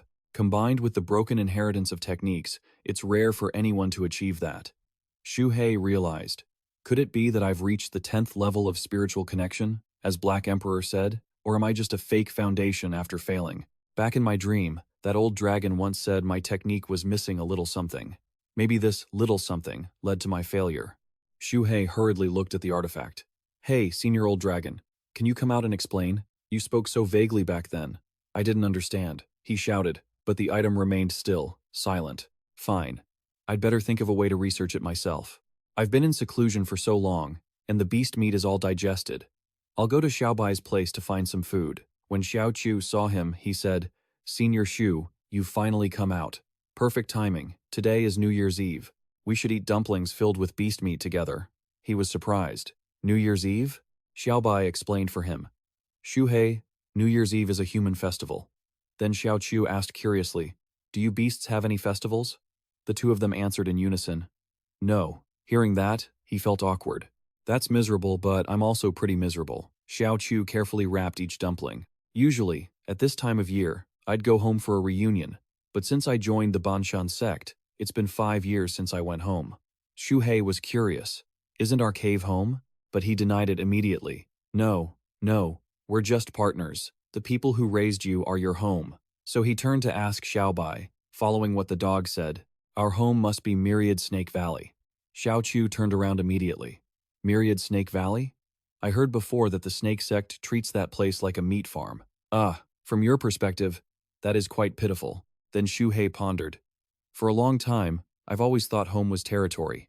Territory can change. If Myriad Snake Valley is home to the Snake Sect, no, that's too dangerous. Suddenly something beeped, making him panic. This is the detection Jade Black Emperor gave me. If a cultivator appears within 100 miles, it will alert me. Then, he carefully analyzed the deep reddish-pink color. And the size of that dot, this is probably just an early-stage chi refining cultivator. Nothing to fear. But more red dots appeared quickly. That many outside? Those cultivators are rushing toward this snow mountain together. At least 30 chi refining stage. A few foundation establishment, are they all here to catch us? Xiao Chu was squeezed breathless by him. What do we do now, boss? Xu Hei exclaimed. Wait, something's up. They both ducked behind a stone table to observe. Wait, no, it looks like they're just passing through. The group from before had traveled 100 miles away, and a new group was now chasing after them. He let out a sigh of relief. Maybe a major sect is relocating. It has nothing to do with us. Even so, Xiao Qiu remained anxious. One group follows another, there must be thousands, if not tens of thousands. What kind of sect has that many people? No, this is different. These numbers match the grand army of a cultivation nation. I'm afraid war is coming. He gasped in shock. War? If a massive war between cultivators really breaks out, it's a great opportunity for us. While they're too busy to notice, we can use the time to cultivate and get stronger, he whispered. I just hope this disaster doesn't reach my home. Xu Hei encouraged him. With your current strength, thinking about these things is useless. Xiaobai added some input. Xu Hei was right. Only by working hard at cultivation could he better protect himself and his family. Afterward, he drew a map to guide them. I plan to hunt a Foundation Establishment level Great Demon in 2 days to aid my cultivation. It might be a bit risky. Do you want to come along? We'll split the spoils based on contributions. She replied hesitantly. I still have to look after the spiritual herbs, pills, and alchemy, so I can't go. When it was Xiaoju's turn, he was very excited. I'll go with you, senior. He quickly agreed and pointed out the location. Within a 100-mile radius, there was only one early-stage Foundation Establishment Great Demon about to reach the mid-stage, the Purple Crystal Lightning Lion. According to my research, taking it down is well worth the effort, and the harvest would be the greatest. The two of them used an invisibility technique and lurked on a tree branch. The group of cultivators from earlier had finally moved far away. Now that we're heading out to hunt, it should be safer than before. Ahead lies the den of the Purple Crystal Lightning Lion. I'll send my small snake to scout it out first. Xiaoju nodded obediently. I'll follow your lead, senior. He sent his clone to crawl around. This purple crystal mine must have been produced by the Purple Crystal Lightning Lion's own cultivation. I wonder if this mine has any use for my cultivation. After searching for a while, they only found crystal fragments. The Purple Crystal Lightning Lion isn't here. We'll have to follow the scent to find it. Xiaoju, who was outside, detected some chaos. Senior, over there it feels like 2 great demons are fighting. They rushed over immediately. Let's go take a look. Who knows, we might get an unexpected haul. The Purple Crystal Lightning Lion roared in anger. You harmed my son. Today, I will make you pay with your life, the pangolin retorted firmly. I already told you. I didn't kill your son. I, this pangolin, only eat insects. Why would I kill your child? The massive figure remained furious. I saw it with my own eyes. Don't you dare deny it. I must capture you to pay for my child's life, you brainless beast. The other great demon growled. If you dare touch my child, I'll fight you to the death. Xiao Ju and he were hiding right nearby. So it turns out the child was killed, which is why the lion came here for revenge. It looks like our luck isn't bad at all. We might just reap the benefits, while the others struggle. Xu Hei suddenly reconsidered. Wait, does the world really hand us such good opportunities? Even he was suspicious. You're right, Senior. To be honest, I've never encountered such good luck in my entire life. The wounds on the young lightning lion's corpse were indeed caused by the sharp claws of a pangolin king. If the pangolin king doesn't eat them, why would it kill them? Xu Hei paused. This doesn't add up. Could it be a frame-up? He emphasized the thought. Yes, it's a frame-up. Someone is waiting for the two of them to exhaust each other so they can swoop in and take it all. Xiaoju was startled. Oh, Senior, what do you mean? He quickly took out his jade detector. Something like this could only be done by a cultivator, but there are no traces of cultivators within 100 miles? Did I guess wrong? He considered other possibilities. That's not right. This jade only detects humans. What if it's a puppet? Xiaoju added. Senior, we are within the territory of the Qin Kingdom. There are members of the Heaven Noble Sect here. Xu Hei watched the battle and muttered to himself. This plotter probably doesn't have a high cultivation level. It's likely just early-stage foundation establishment. Forget it. Let's keep watching. The invisibility talisman is still holding up. He immediately agreed. Understood. I'll do as you say, Senior. After a fierce struggle, the purple crystal lightning lion panted heavily with exhaustion. The pangolin king was also incredibly tired. Get out of my territory. Even so, the lion had no choice but to retreat. Damn you. Just you wait. I will have my revenge. The lion roared back. I'm not afraid of you. While both great demons were distracted, a strange tree shoot sprouted from the ground. Before they could understand what was happening, the tree trunk grew countless branches aiming straight at them. The purple crystal lightning lion struggled in panic. Who is it? Even the pangolin was helpless. Oh no, it's humans. We've been set up. The branches had already bound the child. Kids, run away. The sun sword of the Heaven Noble Sect appeared. Swear, let's end this quickly. Qin Swear, also from the Heaven Noble Sect, replied quickly. Understood. The great demon looked at them in horror. Two humanoid puppets? They're wood element cultivators. The purple crystal lightning lion roared in fury as he lunged. Damnable cultivators. It was you who killed my child. Sun Jian didn't answer and attacked the great demon directly. His heavenly wood sword passed through layers of flesh and reached the throat, piercing right through it. The pangolin, in despair, pleaded with them. I beg you, spare my child, and I am willing to follow you back. But Shuer struck back coldly. Sorry, the little pangolin shell is also good material for medicine. Xu Hei, watching from the side, felt his anger boil over. The framing is one thing, but to kill the young and show no mercy, this is too much. Xiaoju asked anxiously. Senior, you're angry again, he said firmly. I absolutely cannot tolerate this. He immediately launched a sword, the spirit-breaking sword. Sun Jian hurriedly retracted his weapon. As the heavenly wood sword turned back, they noticed a weapon hurtling toward them. Oh? Spirit-breaking sword energy? Who's there? He grabbed his sword hilt and said, Shuer, you go ahead. Let me deal with him. She replied hesitantly, Jiange. But he urged her, hurry, go. Having no other choice, she summoned pure wood vines. He noted these movements. These two puppets know how to coordinate. Huh? Listen up. You go after the woman. I'll take care of the man. Xiaoju jumped down from the tree branch. Yes, Senior. Sun Jian created a shield with wild forest vines. Xu Hei thought to himself in annoyance. He's not even dodging? Does he want to get hurt? In his rage, he swung his weapon, slicing through the bothersome vines. How ridiculous. Spirit-breaking sword, strike. The frenzied power severed one of his arms. He didn't let his guard down, even though he had been pierced by sharp thorns. Not far away, hidden within a sturdy tree standing amidst the cold snow, was the true body of the Foundation establishment Sun Jian. The Heaven Noble Sect cultivator woke up in shock. I never expected the rumors in the state of Zhao to be true. Deep in the mountains, there is a snake demon practicing human cultivation techniques, and it even uses flying swords. It's lucky I ran into it, he muttered. I heard this demon is also proficient in puppet arts. Even my own puppets aren't a sure win. How ridiculous. Once my true body arrives, I will. Just as he was boasting, the earth beneath him suddenly pierced straight into a man's most vulnerable spot. Sun Jian, curled up in pain. The turtle shell shield beneath him had cracked, but he quickly regained his composure to dodge Xu Hei's ground-piercing drill. Wood element escape. Mud. He was right next to the tree where he was hiding. No wonder the red dot was so faint. He was definitely using a high-level invisibility talisman. I almost didn't notice it earlier. It's a pity this is a 10,000-year vine, But now that I've found the jade stone, you can't hide anymore, he commanded from above. Earth spikes. Blow it up for me. The items Sun Jian used are buried deep under the roots. Does the opponent know exactly where I am? That's impossible. My invisibility talisman is a third-grade spirit talisman. Unless they have the spiritual sense of a Foundation establishment stage expert, they shouldn't be able to lock onto me. He struggled to dodge the sharp spikes. Is it that snake demon from before? No, it can't be. It's not fighting me. Then, is my puppet fighting the snake's puppet? Xu Hei opened his mouth wide and lunged forward.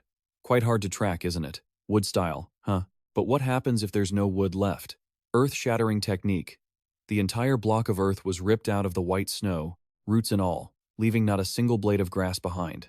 From a distance, Xu Hei hid in the bushes, carefully observing the situation. The group of cultivators had finally moved on. It should be safer to go hunting now. Ahead is the cave of the Amethyst Thunder Lion. I'll send the little snake ahead to scout things out. Xiao Chu immediately complied.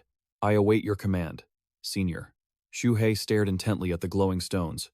He had his own theory. This amethyst mine must have been created by the Amethyst Thunder Lion's cultivation. I wonder if this mine has any use for my own cultivation.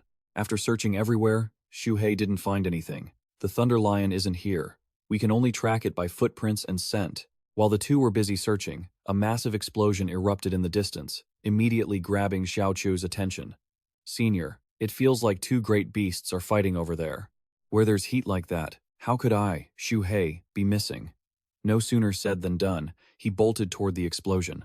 Let's go take a look. We might get an unexpected haul. Xiao Chu didn't hesitate and followed immediately. At this moment, the chaotic battle between the Amethyst Thunder Lion and the pangolin was incredibly fierce.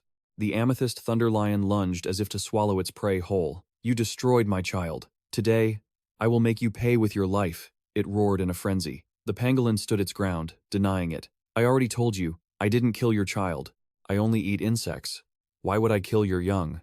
It seemed the pangolin's words didn't register at all with the Amethyst Thunder Lion, which remained resolute. I saw it with my own eyes. Don't try to deny it. I must make you and your children pay for this. The pangolin had exhausted all its explanations, but the Amethyst Thunder Lion was still being thick-headed.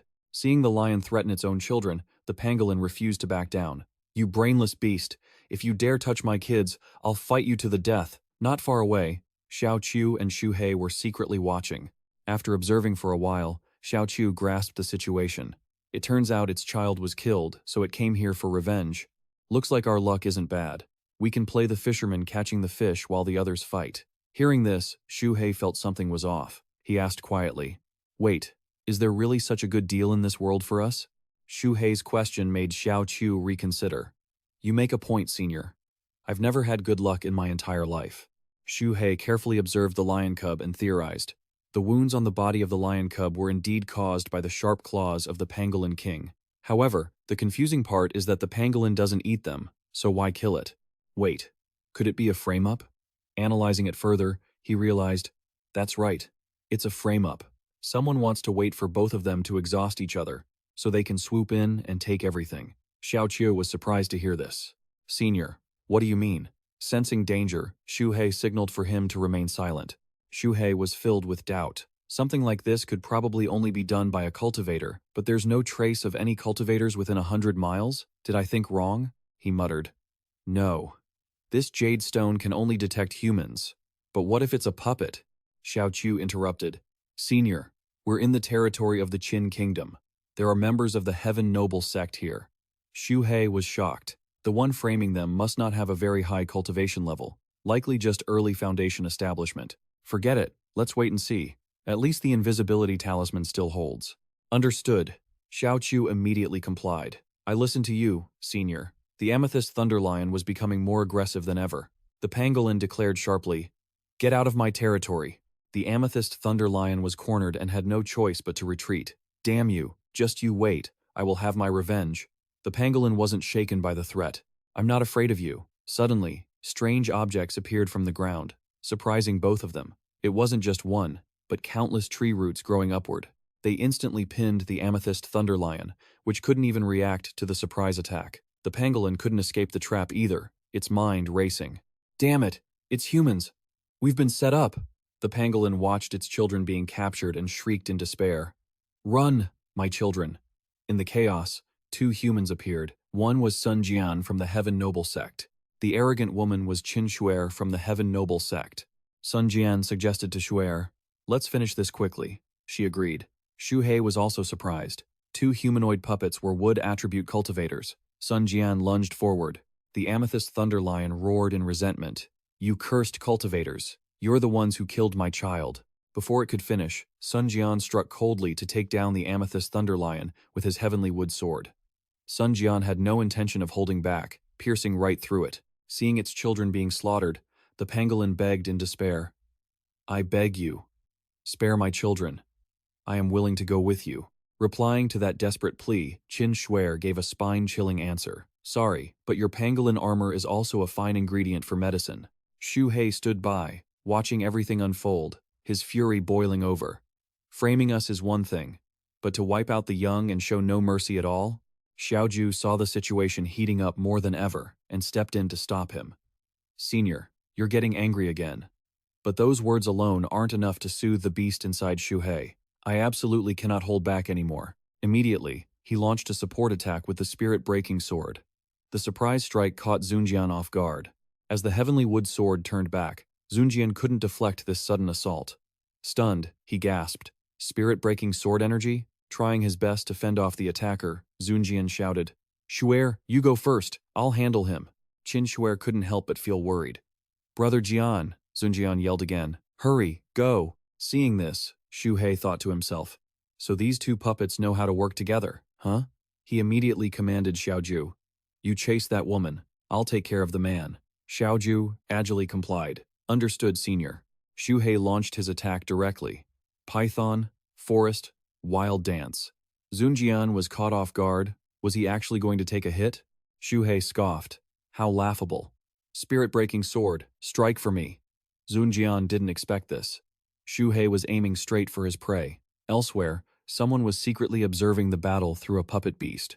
This person was none other than Zunjian of the Tiangui sect, a Foundation establishment early-stage cultivator. He couldn't believe his eyes. "I never expected the rumors in the state of Chu to be true. A serpent demon deep in the mountains, practicing human cultivation techniques and using a flying sword. Good thing I ran into it." Zunjian knew a thing or two. "I heard this demon is also proficient in puppet arts. It's ridiculous that my own puppet can't even get the upper hand." Once my true form arrives, before he could finish his sentence, a sharp rock flew through the air like a bolt toward his real body, leaving him panicked. Zunjian immediately tried to escape, but the heaven-turning turtle shield made a surprise move, throwing him into confusion. "My back is cracked," Zunjian hurriedly summoned. A series of techniques, earth-shattering spikes and wood-style root binding. Unfortunately for him, every move was predicted by Xu Hei. No wonder the red dot was so faint. He really was using a high-level invisibility talisman. "I almost didn't spot it earlier. Too bad this is a 10,000-year-old tree. But now that I've found the jade core, you have nowhere left to hide." Xu Hei launched his attack. Earth-shattering spikes, explode for me. Zunjian completely lost the initiative, jumping from one surprise to the next. "The enemy knows my location? That's impossible. My concealment talisman is a grade 3 spirit talisman. Unless they are at the core formation stage, there's no way they could lock onto me." Zunjian was spun around by Xu Hei like a top. "Is it that serpent demon from earlier? No, it's not fighting me directly. Wait, so my puppet is fighting that serpent's puppet?" Xu Hei wasn't about to let him off. "Pretty hard to chase, huh? Wood escape, is it? What will you do if there's no wood?" Sandstorm technique. Instantly, the ground shook violently. Xu Hei wouldn't let his prey slip away. Even the roots were ripped up, leaving not a blade of grass behind. On the other side, Xiaoju was clashing with Qin Shuer's heaven-severing staff. Meanwhile, the duel between Xu Hei and Zunjian became more intense than ever. He unleashed wave after wave of attacks. With the sandstorm technique, Zunjian had finally met an opponent who left him no time to react. Sandstorm technique? This is a Foundation establishment spell. How could a spirit-level demon beast use it? Impossible. Seeing things spiraling out of control, Zunjian slowly lost his cool. "This is bad, I've been exposed." Seizing the moment the enemy revealed a flaw, Xu Hei launched a lethal blow, explosive feather golden scales. The devastating impact caused rocks to shatter, creating a cloud of dust that obscured Xu Hei. What happened? It looks like he vanished. Seeing Zunjian lying motionless, he sighed in relief. "Did I hit him? Was I seeing things earlier?" As he approached, Xu Hei noticed something strange. "Not right, no arm." He was wounded by the spirit-breaking sword. This is Zunjian's puppet. He pondered. This is bad. When did he switch places with the puppet? Where did Zunjian appear from behind? You beast. You're nothing but a beast, fooled by a simple trick. Zunjian didn't hesitate to counterattack. Heavenly Star Thread. Xu Hei immediately changed his plans. Earth escape. Seeing this, Zunjian smirked. Running away now is too late. Xu Hei was losing the initiative. This is bad. My puppet is out of control. We're over 10 miles apart. It's too late for me to get there. He immediately thought of a way to deal with it, deciding to use the gravity technique to control the spirit-breaking sword and take a gamble. Zunjian quickly blocked his opponent's intent, suppressing his divine sense. The distance is too great. The control is unstable. Zunjian thought he had defeated Xu Hei, but he was wrong. Done. Looking at the extra snake and the flying sword, he couldn't help but feel a pang of regret. It's a pity I let the Pangolin King escape. Xu Hei immediately contacted Xiaoju. My puppet and the spirit-breaking sword, Xiaoju. Don't let them get away. Xiaoju quickly took the order. Understood. Qin Shu'er carefully observed the earthquake. This is earth-shattering spikes. But this range Kirin arm. However, she had underestimated her opponent and was caught off guard. The magical power suddenly surged. Oh no. Xiaoju seized the opportunity to deliver a finishing blow. On the spikes, Qin Shu'er was completely passive. Zunjian rushed to rescue Shu'er, unable to hide his anxiety. Shu'er, stay strong. Zunjian quickly caught Qin Shu'er. Let's go. But Xiaoju had no intention of showing mercy. Want to run? Not that easy.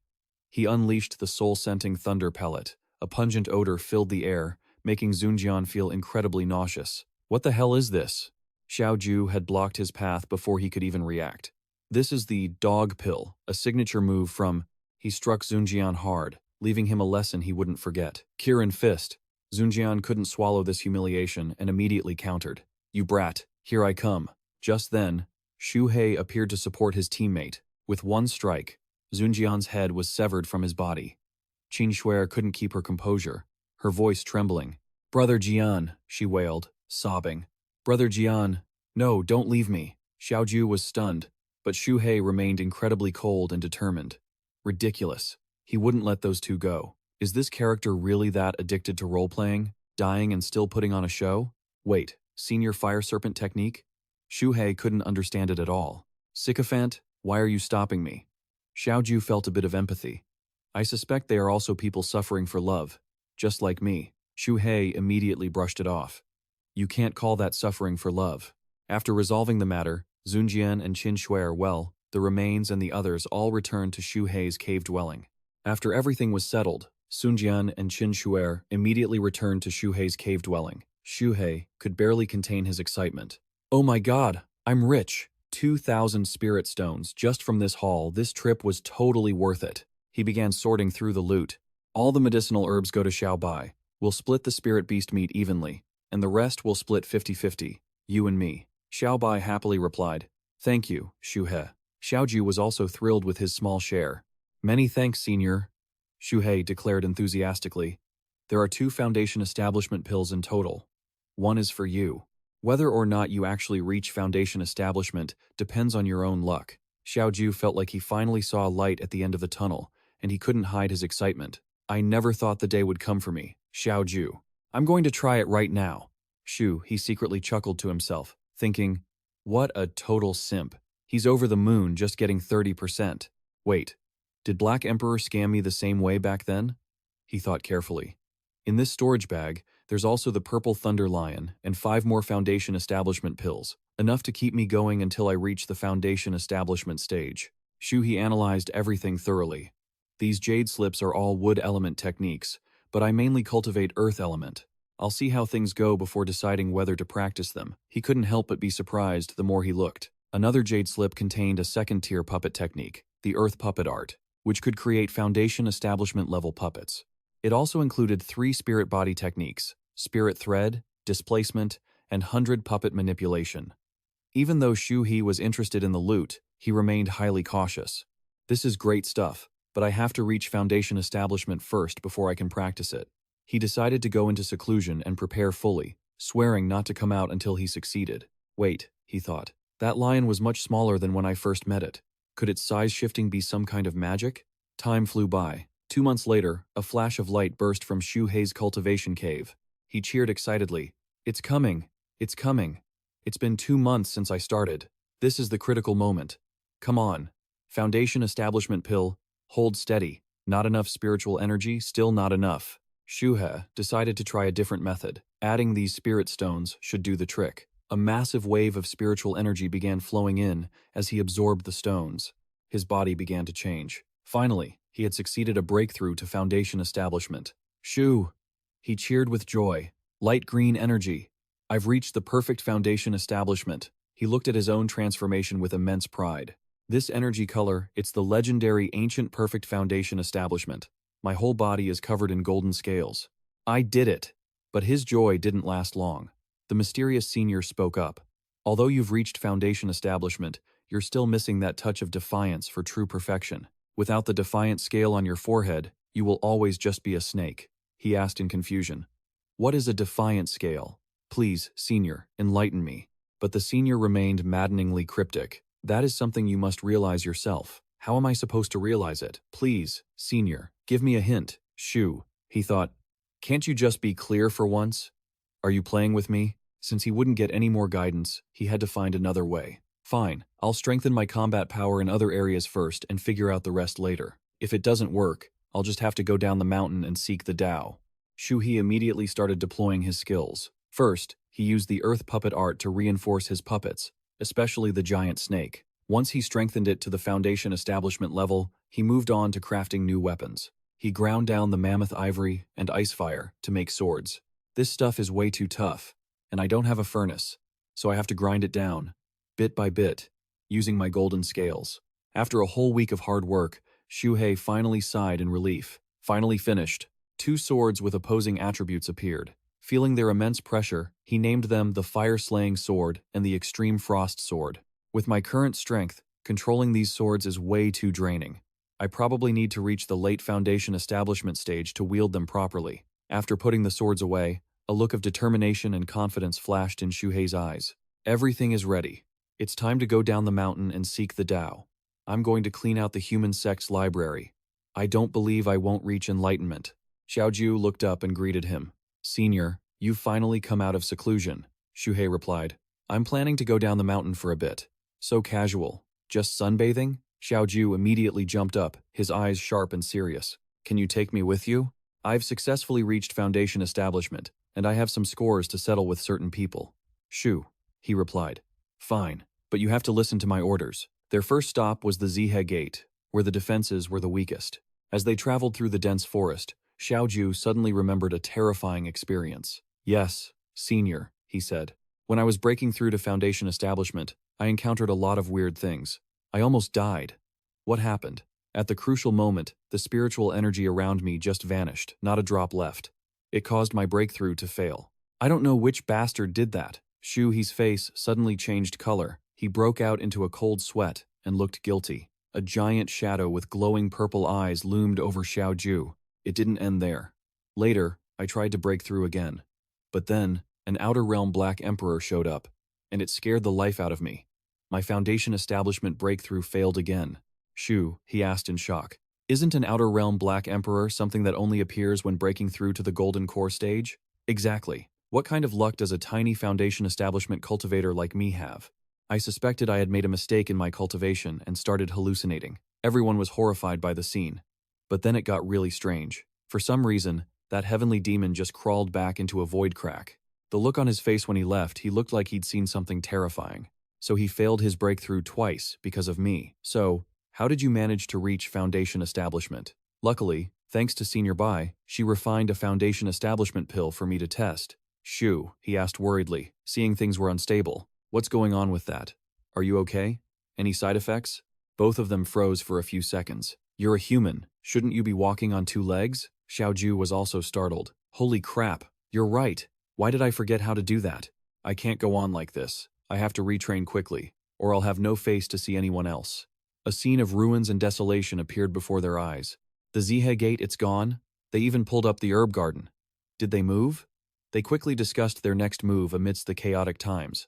We've seen so many conflicts along the way. Maybe they moved to the Snake Sect to take refuge? Let's head to the Banshan Sect instead. I have a token. I can get us in there. Xiaoju nodded. All right.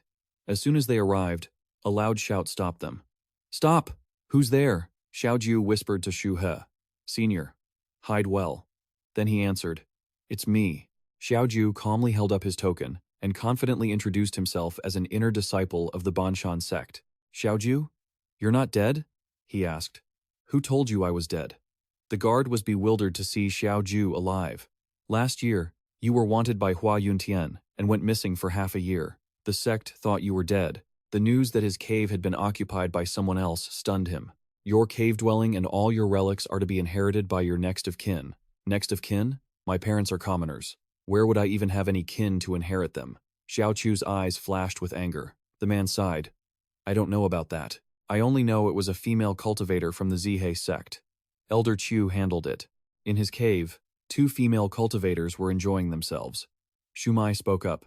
They say the Banshan sect has extraordinary spiritual energy. Seeing it today, it's truly remarkable. Shu Chun replied, your methods are brilliant. Using dual cultivation to win over Elder Chu and seize Xiaoju's cave dwelling was a stroke of genius. Zhao Chun, little sister, don't be jealous. Look, didn't I bring you here? They smugly plotted their future, unaware of the danger looming ahead. From now on, we live together in cultivation with Elder Chu of Xu Hei sect. Shu Chun replied, I'll follow your lead, sister. Suddenly, a massive explosion erupted, causing the ceiling to collapse. Shumai shouted, Who's there? She was furious at being interrupted. Who is so bold, daring to break into my cave dwelling without permission? Still alive, huh? What's going on, Sister Mai? Xiaoju continued. You're the ones who barged into my dwelling. The 2 sisters were horrified by Xiaoju's sudden return. Xiaoju, you're not dead? Their shock quickly turned to contempt. That's right. So, can you get out now? You pathetic man. Open your dog eyes and look clearly. I've already formed a contract. She didn't stop there, continuing to hurl insults. However, if you're willing to kneel down and lick my toes, your mood might improve, and who knows, I might. A powerful punch was unleashed, tearing through the air and heading straight for Shu Mai. The strength burst forth violently, unstoppable, symbolizing an uncontrollable rage. Shu Chun let out a shrill scream. Sister Mai, with your cultivation level, how is this possible? Terror was etched on her face as she looked at him. You're incredibly bold. How dare you attack? A flaming punch descended, knocking the arrogant woman to the ground. Xiaoju was determined not to yield to anyone. I've trained this punch for 5 years, but from now on, I will only hold back for 5 heartbeats. Xu Hei expressed satisfaction. Finally, you're starting to look the part. All right, quickly destroy the body and clear the tracks. But new trouble arrived when Elder Chu appeared. Shu Mai, Shu Chun Xiaoju, greet Elder Chu. The old man roared, Xiaoju, you degenerate. How dare you kill someone? Xiaoju stood his ground. Elder Chu, this is my private area. According to sect rules, no one is allowed to barge in unauthorized. Not even an elder is an exception. Elder Chu, of the Banshan sect, at the early stage of Foundation establishment, enraged, Chu lashed out with a lethal blow. You're asking for death. Fireball technique. The smoke and fire cleared. The truth about Xiaoju's new strength terrified his opponent. What? Elder Chu? I've reached the Foundation establishment stage now, too. Stop trying to scare me. The old man broke into a cold sweat, realizing this monstrous progress. Foundation establishment? In less than a year, this kid broke through? When he was at the Qi refining stage, he could already severely injure Hua Yuntian. Now that he's at Foundation establishment, his strength is not to be underestimated. Elder Chu fled in hatred, throwing a threat behind him. Xiaoju, you just wait. Xiaoju quickly took off to avoid being surrounded. Why didn't you kill him? It would be so easy for you to finish him off now.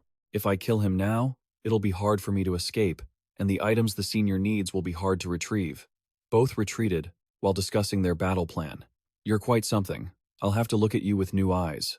Xiaoju laughed politely. Thanks to your guidance, senior. Xu Hei urged him. Then hurry and take the loot first. We'll kill him tonight, then make a run for it. Having just broken through to Foundation establishment, Xiaoju began to taunt him. I'm at the Foundation establishment stage now, too. Stop trying to scare me. Elder Xu roared. This bastard Xiaoju, he's ruined my plans. To kill Xiaoju, instead of risking my own life, I might as well borrow a knife to kill. He stood in the middle of the forest, channeling his internal energy to create a blue beam of light. Borrowing a knife to kill the sharpest blade right now was none other than the law enforcers of the Four Sects Alliance. The Four Sects Alliance, led by Tianqi Sect, is attacking the state of Su. They lack combat power. Xiaoju has harmed an ally. That is a capital offense. Looking down at the main hall of the Banshan sect from above, Xu Hei asked anxiously, Xiaoju, is he going to be okay? The elder sat in meditation within the Banshan sect's main hall. Elder Xu, where are my master, Shi Longzi, and the sect master? Elder Xu replied, your master has followed the sect master to the Su Yang front lines and won't be back for a while. During wartime, I am in charge of sect affairs. If you have anything to say, tell me.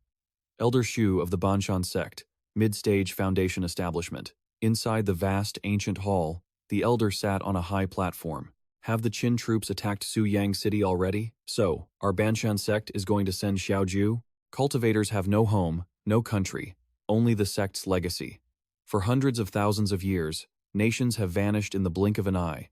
Only the sects endure. Xiaoju replied, I understand. I came today to collect my foundation establishment cultivation techniques and the reward for becoming an elder. But since my master is away, hearing that Xiaoju had broken through to foundation establishment, Elder Xu immediately offered to test him. Not bad for a sect genius, already at foundation establishment. Seeing the old man suddenly open a secret passage, he couldn't help but be stunned. Elder Xu, what are you doing? If you followed the standard procedure for an elder promotion, it would take at least half a month. But this way is simple. Just follow me. Looking at the mountain of treasures, Xiaoju was dazed. 1,000 spirit stones, 3 bottles of foundation strengthening pills, countless recovery elixirs, 1 lightning fire seal spirit treasure, tier 3 spirit talismans, tons of common talismans, jade slips. Wow, this is generous. Receiving such massive resources meant he had to accept life and death missions on the front lines. Senior, take whatever you like. Wartime resources are plenty. The only price is going to the battlefield. Do you want to go to the battlefield too? Except for the intersect Snake clan, all foundation establishment cultivators of the 4 major sects are assigned to frontline missions. Xiaoju sat leaning against a tree, talking to Xu Hei. But luckily, I still have time to prepare. I don't understand human affairs. You just need to think carefully. I only want to become stronger. The high-level spell scrolls glowed brilliantly. These are all the tier 2 high-level spells I want to learn. While you're still here, I have to hurry up and finish learning them. Senior, feel free to study. I'll guard you. A massive purple Xu Hei appeared with imposing power. Earth Pulse Heart Technique, tier 2 high level. Mountain Crushing Seal, tier 2 high level. Falling Stars, tier 2 peak. At the second level of the Banshan sect's main peak, 2 men in black robes stood opposite the senior elder. The Banshan sect welcomes the law enforcers. Are you the one who reported that someone in the Banshan sect killed an allied disciple? Bai Tu and Hong Li appeared, wearing cold masks. The elder bowed and said, that is correct. 2 venerable ones, you've come from afar. Please accept this small token of respect. He replied, simple. Today, this lord will definitely capture this fugitive, plant a soul-binding mark, and send him to the front lines as cannon fodder. Elder Chiu gave a sinister smile. Foundation establishment cannon fodder is quite rare on the battlefield. Xiaoju, the sunset is burning red, staining the stream like blood. You're a dead man. He held the water bottle wearily after finishing his training. This red light looks like it's dyed in fresh blood, he sighed. Finally finished learning them all. A sky-shaking scream startled them both. Xiaoju, you betrayed our allies. You've broken the law, surrender now. Xiaoju, as long as you don't resist, I can spare your life. You enforcing the law? Xiaoju let out a confident laugh, ready to face his enemies. You came at the perfect time. I was just looking for a way to test out what I've recently learned. The senior wanted him to respond correctly. Although they were at the mid-stage foundation establishment, we have invisibility talismans. We can catch them off guard. The group of pursuers was stunned when their target suddenly vanished. I've already planned my path forward. How did he just disappear? Is it an evasion technique? Or an invisibility talisman? A sudden attack struck from above. It's an ambush. This guy is rebelling. Xu Wei quickly deployed a defensive energy shield. Diamond shield. Earth shield. The group scrambled, searching for their opponent in the deep forest, splitting up to hunt him down. Don't stray too far, he's nearby. A spiritual sword tore through the air, aimed at the target. Break spirit sword, take out the weakest one first. Xu Wei screamed in pain as his shield shattered. His companions watched in fury as the sword soared into the sky. Damn you, Xiaoju. How dare you ambush us? Xu Hei collapsed as a spiritual sword pierced his chest. Bursting, I can't muster any strength. Baitu was enraged by this arrogance. How bold! You dare kill a sect elder right in front of us? Today, we will definitely punish this villain for his crimes. Xiaoju surged forward, launching a lightning-fast attack from behind. Take my staff, and then we'll see. He quickly pulled out a glowing treasure mirror, the anti-invisibility mirror. As the invisibility spell dissipated, the battle immediately erupted. The invisibility talisman is broken? Guess I'll have to show my hand. So you were hiding there. You've only just reached Foundation establishment, and you're this arrogant? Today, I'll teach you a lesson. A giant Xu Hei suddenly appeared on a tree branch, shocking them. Is there an accomplice? A mid-stage Foundation establishment snake demon? Isn't that the one wanted by the sects? He struggled to fend off the attacks, sweat pouring down like rain. The senior has been exposed too? This anti-invisibility treasure is truly troublesome. Seeing this, Xiaoqiu lunged to control Hong Li, trying to split up the enemy forces. Senior, leave this woman to me. Let go of me. Are you trying to divide the battlefield? Foolish. The green toad opened its mouth wide to attack. Well done. Xiaoju and Baitu used their strength to counter. High-grade gold shield talisman. Protect. Does this toad have poison? Thunder and purple and green lightning clashed in the forest. Gravity technique. He has those terrifying purple eyes, first the puppet. Now a gravity technique. The rumors were right. This beast knows so much. A massive purple explosion filled the air with thick smoke. The giant Xu Hei flicked his tongue, hiding. Lucky I hid fast. The power of this orb is probably on par with 49 minor heavenly tribulations. Even though this guy is mid-stage Foundation establishment, his magical treasures are formidable. Baitu faced the intense light. Let's try the Break Spirit Sword. Still not dead, you cunning beast? Trying to hide and play sneak attack games? A sharp sword pierced through the glare. You think that pathetic sword can break anything? This sword is strange. He tossed it into the air to summon his treasure. Swallow Sword Tiger. Golden Swallow Sword Tiger. 10,000 swords returned to void.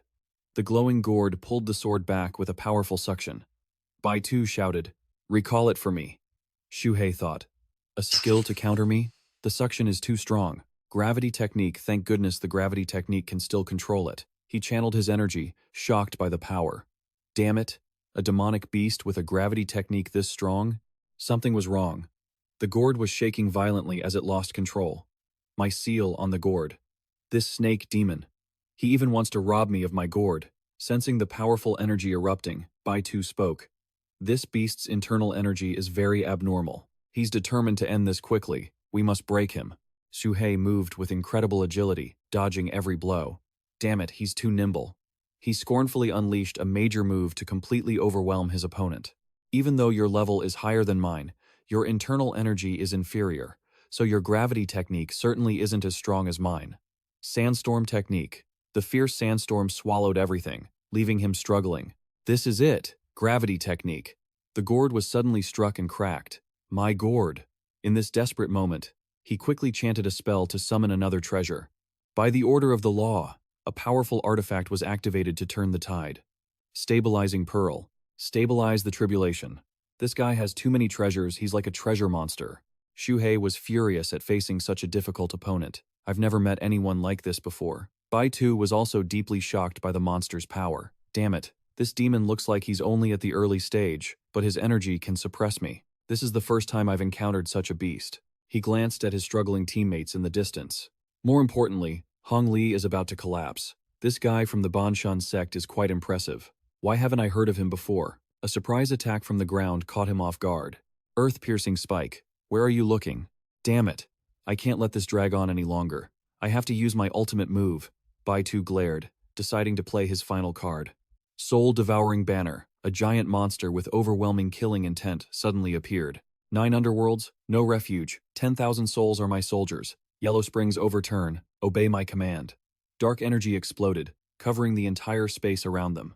Using my blood pact to summon you all. Those who die have no boundaries transform into the banner spirits. Xu Hei sensed a massive threat and hurriedly put up his defenses. What kind of treasure is this? This doesn't look good. He popped a burst god pill. He couldn't give him time to cast the spell. He had to unleash his own move. Then, I only have this one. Mountain Crushing Seal. A high-level Earth system technique. You must quiet your mind and imagine a massive mountain. Once the phantom of the great mountain appears, channel your internal energy and condense the mountain into reality. The stronger your energy, the greater the power. This technique had high requirements for internal energy, earth spiritual roots, and talent.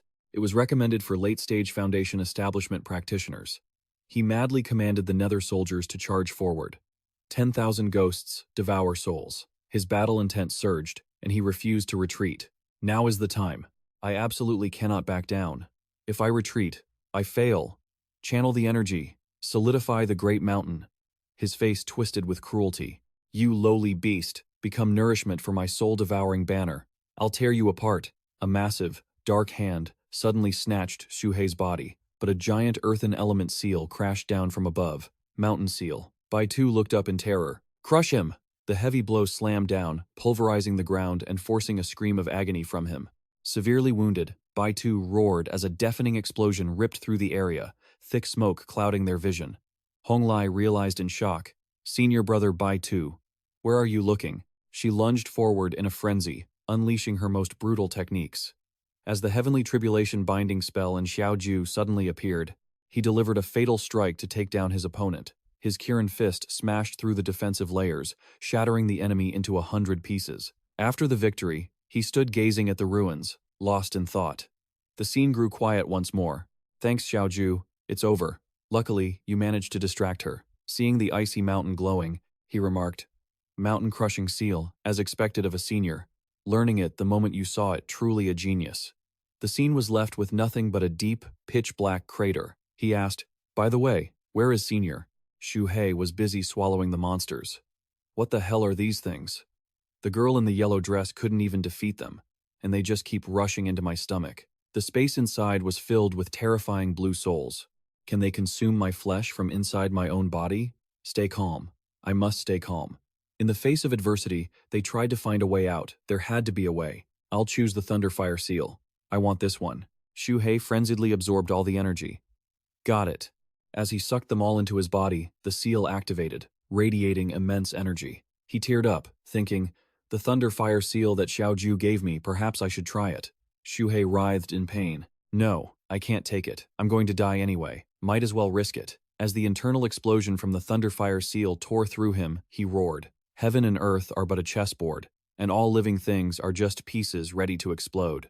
After the massive blast, he lay flat, his tension finally releasing. I never expected this mid-grade spirit treasure to have such a use when used inside me. Good thing my body is tough. Otherwise, a self-detonating spirit treasure would have destroyed me from within. This is no joke. I need to go regroup with Xiaoju. Their bags of war spoils lay neatly under the ancient tree. Senior, we must go. Xiaoju and Xu Hei walked along the forest path, continuing their journey. With the necessary tasks done, where should they go next? Right. Xiaoju, you did well this time. But what's wrong?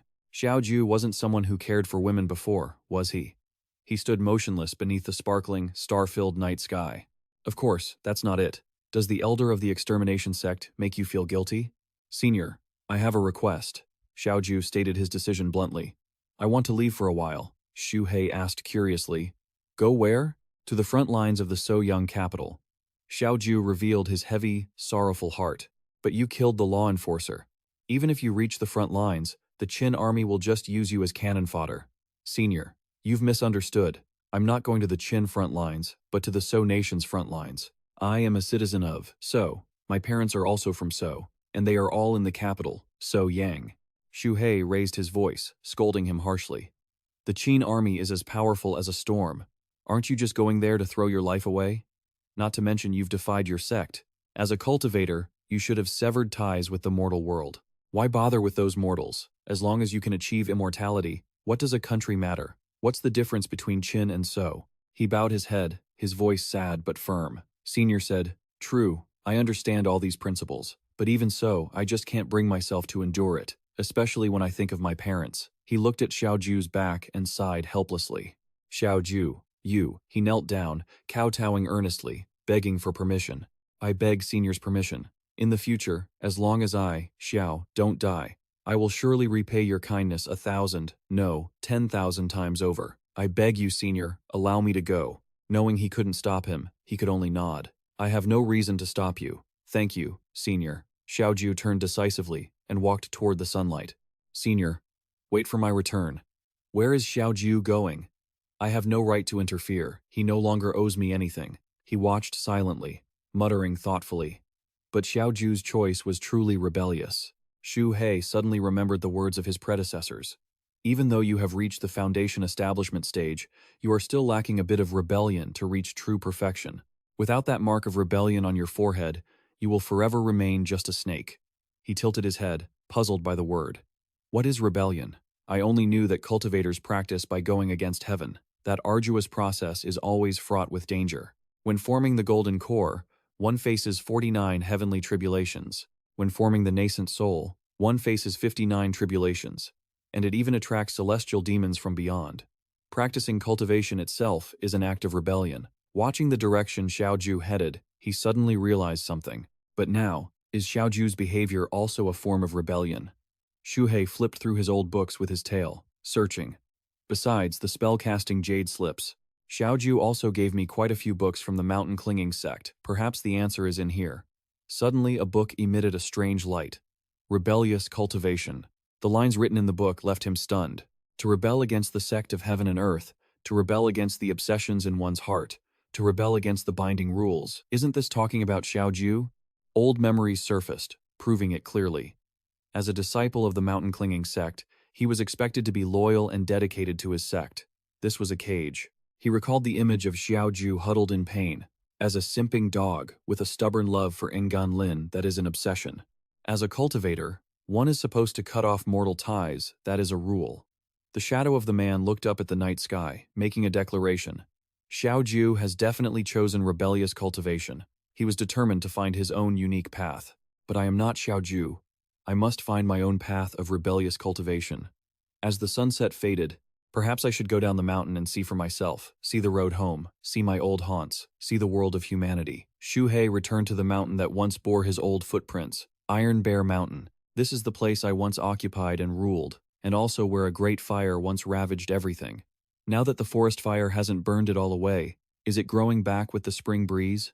Standing from above, he looked down at the massive construction. The branch sect of the Snake Sect had been built, but it didn't look like any defensive formations had been set up, and there were hardly any cultivators. The strongest is only at the early foundation establishment stage, and there's only one of them. To be sure, Xu Hei began to unleash a powerful secret technique to scan the area with his spiritual sense, just in case. His spiritual sense swept through the dungeon, and he suddenly discovered an old acquaintance. This guy, he was the one who chased me for 100 miles, and sometimes he even became my inner demon. Chen Daoling witnessed that miserable scene, and he was astonished. The dungeon was tightly sealed, his true energy was locked away, and he was being gnawed on by rats and snakes, barely clinging to life. Why did he end up in this state? Cries of bitter resentment echoed from the dungeon. Zhao Wenjuo, you animal, my teaching you was all for nothing. How hateful that I misjudged you back then, failing to root out the evil and leaving a monster like you alive. Xu Hei heard this and silently speculated about the deep-seated hatred. Since Zhao Wenjuo was acting so ruthlessly, cutting weeds and digging up roots, could it be that he and Chen Daoling shared a blood feud? These chaotic, fragmented memories suddenly clicked into place. Now, Zhao Wenjuo's previous behavior of slaughtering his own fellow disciples didn't seem so strange anymore. Don't let him die. Does this count as defying fate? He decided not to interfere too deeply in the affairs of the branch sect. Although I could wipe out this branch with a wave of my hand, it's not necessary right now. There's no need to alert the enemy. As for Chen Daoling, he won't survive anyway. The Qin army surged aggressively into a nearby small village. Snake Village, open up, open the gates, search every house for me. Tragic screams filled the dark, gloomy space. Qin bandits, get out. Snake Village has fallen. We, the immortals here, are willing to surrender. A bloody head was tossed onto the cold ground. Please, immortal, accept us. The traitor knelt, frantically trying to claim credit to save his own skin. Immortal, we tried to persuade the village chief to surrender, but he wouldn't listen, so we cut off his head to present to you. We are ready to submit to the Qin army and follow your orders. Please, take us in. Wu Qiang laughed loudly, agreeing to accept the defectors. Those who understand the times are truly wise. Where are the men? Go take them in. Thank you, immortal. The group that had just surrendered immediately wanted to leave. Let's go, let's go. I haven't wanted to stay in this ruined place for a long time anyway. Seeing this, Xu Hei assessed them. These two were quite clever, choosing the only path to keep living. Only by living is there hope. Once a person is dead, there's nothing left. Suddenly, someone lunged forward in a crazed surprise attack. Could it be that the remaining villagers were rising up in fury? The state of Chu shall endure. The cultivator raged, casting spells to burn the resistors. Mere mortals, you dare to ambush me? You are courting death. The brutal Qin soldiers slaughtered all the remaining people. Two commoners took out their own comrades, earning trust to plot against the immortals. Go to hell. Even for a low-level chi-refining cultivator, this was no different from suicide for a mortal. A painful shriek rang out, shocking Xu Hei. The cultivator was suddenly poisoned. The blades they used were coated in toxic spirit herbs. The cultivator hurriedly ordered his followers to take medicine and meditate. Treat the wounds.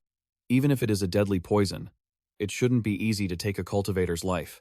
Mortals cannot defeat cultivators. This is the rule of the heavenly Tao. The massacre began. From the very beginning, they had planned to use a few lives to trade for the life of a cultivator, slaughtering this village. Is the price of this defiance not too heavy? Wiping everyone out, being born human, how rare is that? They just acted regardless of their own lives. Xu Hei suddenly remembered a familiar house at the edge of the village. The house at the village entrance. That's Wang Xiaonyu's, right? The kids there once fed me fish. He went inside to check on the child. He wondered how he was doing now. It was Wang Xiaonyu, holding a rope tightly in both hands, crying, "Mom, I'm sorry. I'm useless. I don't want to be a slave to a fallen nation."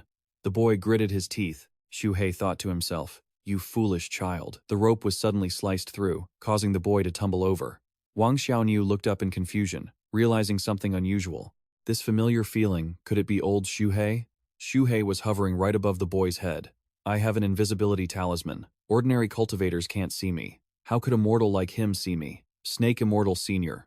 Is that you? I think I can feel you." He manifested clearly, his eyes glowing brilliantly. "Snake Immortal Senior, is it really you?" Wang Xiaonyu began to tell the story of the country's plight.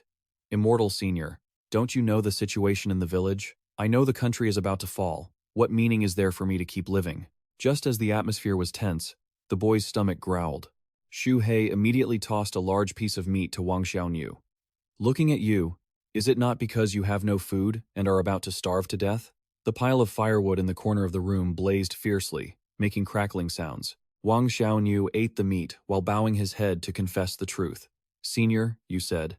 That's true. I am indeed about to starve to death, but that's not entirely the reason."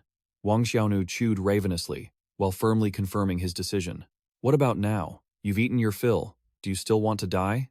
"Senior, don't look down on me. For the past 2 years, I've been studying under a teacher in town. If one day I am captured by the Qin army as a slave, I will still take my own life." Xu Hei used the image of a sea turtle to lecture the boy. "Do you know that out of 1,000 sea turtles born, only one sea turtle can escape into the ocean?" He continued to use the example of the arduous breeding habits of salmon. Countless salmon swim upstream, and only 1% can successfully spawn. The state of Chu has billions of living souls. How many humans are there? 1 in a billion? Wang Xiaonyu scratched his head, conceding defeat before the senior's grand question. "This problem is too profound. My talent is shallow, and my knowledge is limited. I cannot answer. Perhaps only Mr. Chu can answer you, Senior." "Mr. Chu? Who is he?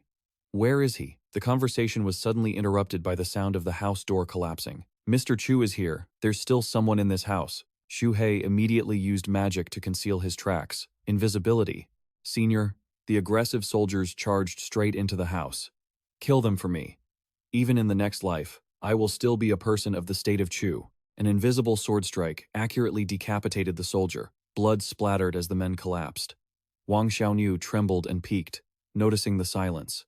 "I'm not dead yet." The remaining soldier screamed in terror as his comrades fell. He panicked and ran out of the house to escape. "What's going on? There are ghosts in this house. Where do you think you're running?" Xu Hei appeared in his beast form, roaring in anger. "Where are old Liu and Zhao?" The soldiers outside lost all morale and looked for ways to call for help. "Monster. Quickly, go invite the immortal." The boy was dazed as the surrounding space suddenly became silent.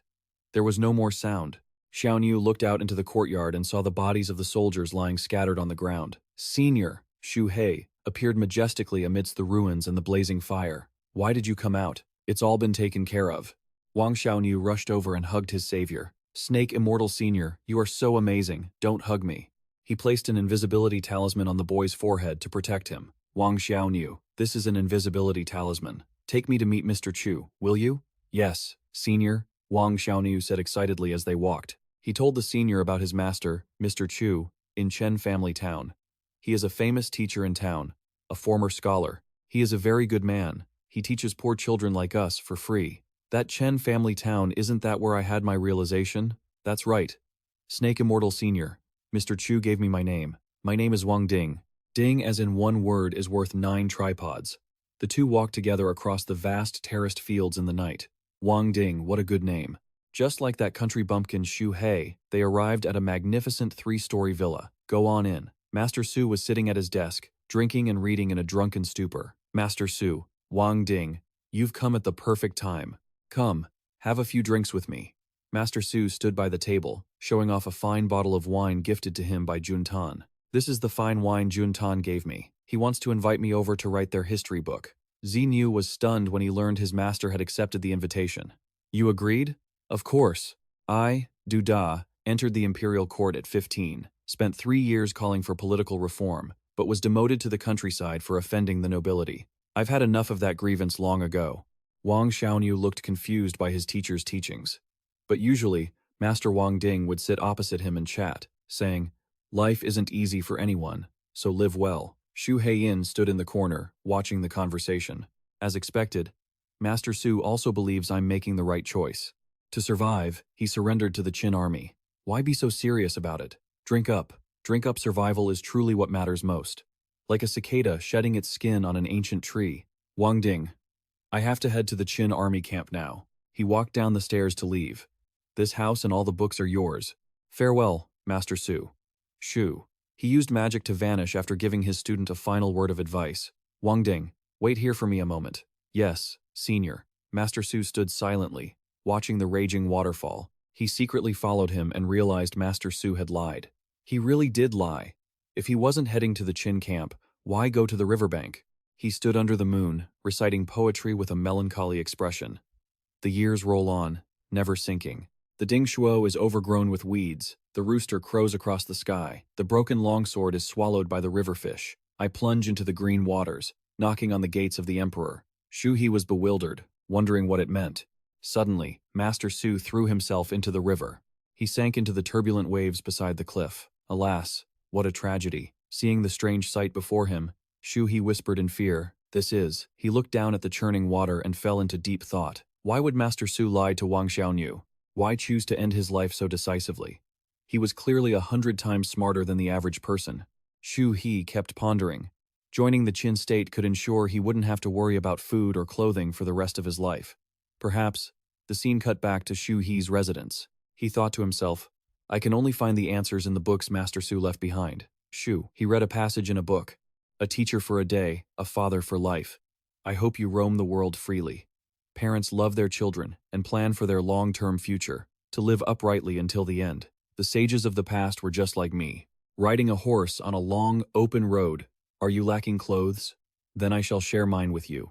Now that the king is recruiting soldiers, I have prepared my armor. To hear the Tao in the morning, I can die content in the evening. Snake Immortal Senior, my heart is set. Even if I die, I have no regrets. He finally understood. So that's what it was. He began to reflect. He chose to jump into the river rather than become a slave to a fallen nation. Before dying, he even left his wealth to Wang Ding. Life is precious, but in this world, there are things even more precious than life itself. To Master Su, Wang Ding was one of those things. His eyes lit up, protecting one's integrity with one's life. I finally understand what integrity means. Wang Xiaoniu yawned, sat up, and asked, have you found what you were looking for, senior? Xu Hei glanced over and asked, you're awake? Thanks to you, I've finally found the answer. The boy replied, that's great. People often say, to hear the Tao in the morning, one can die content in the evening. Congratulations, Snake Immortal Senior. He grinned at Wang Xiaoniu. Wang Ding, thank you for this. And thanks to Master Su as well. I've gained a great deal. Before I leave, I want to give you a fortuitous encounter. Xu Hei explained slowly. The world is a chessboard, and all living things are just pieces. Wang Xiaoniu asked in surprise. Snake, Immortal Senior, are you? Xu Hei channeled a stream of internal energy into the boy and explained in a low voice. Wang Ding. This is the oral formula for internal cultivation. Whether you can achieve enlightenment depends on your own destiny. You lack a foundation, so this bit of energy should be enough for you to process for a long time, Wang Xiaoyu said emotionally. Senior Xu Hei gave his final instructions before leaving.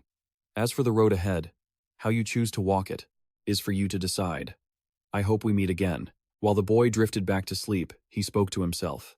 Previously, Xiaoqiu reported that the Snake Sect wanted to perform a blood sacrifice at 10,000 Snake Valley. It's time for me to return to 10,000 Snake Valley and settle my own scores. The scene cut to 10,000 Snake Valley. A man asked suspiciously, there are nearly 3 million snakes in the valley now, and the disciples below are still luring more. Does the master intend to lure all the snakes of the southern region here for a mass sacrifice to achieve a breakthrough in one go? The other disciple nodded. Of course.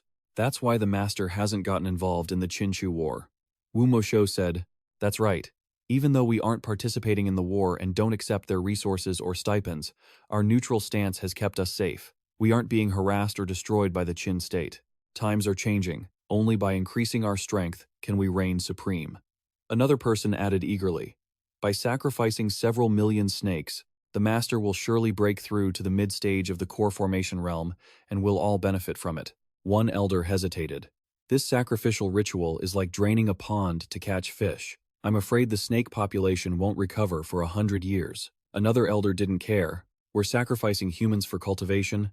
What's the big deal about sacrificing a few snakes? Go ahead and finish luring them.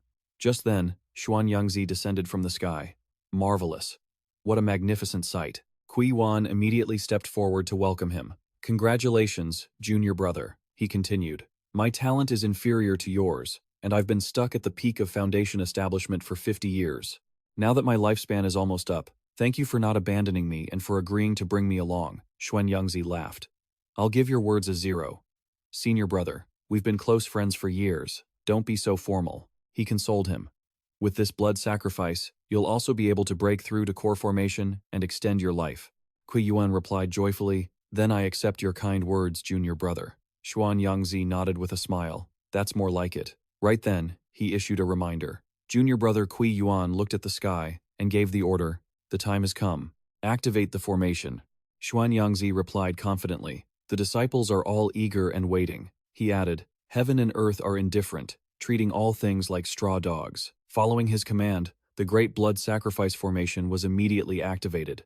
Under the guidance of the Great Formation, thousands of snakes simultaneously raised their heads and hissed, their eyes glowing red.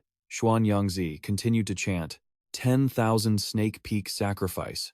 A red, malevolent light covered everything. Heaven is indifferent, treating the common people like straw dogs. Streams of spiritual power swirled, creating fierce crimson tornadoes. Next came the suppression and containment of the Divine Peak Lightning transformation. Looking at the formation he had just unleashed, Xianxia laughed loudly. There has never been a blood sacrifice like this in my entire life. 3 million ordinary snakes and 500 snake demons are enough for me to reach mid-stage core formation, and enough for everyone here to break through their bottlenecks. Stepping to a new level, he added contentedly, this is a living sacrifice collecting the snake blood, then refining the snake livers, and finally the bodies, bones, skin, and scales.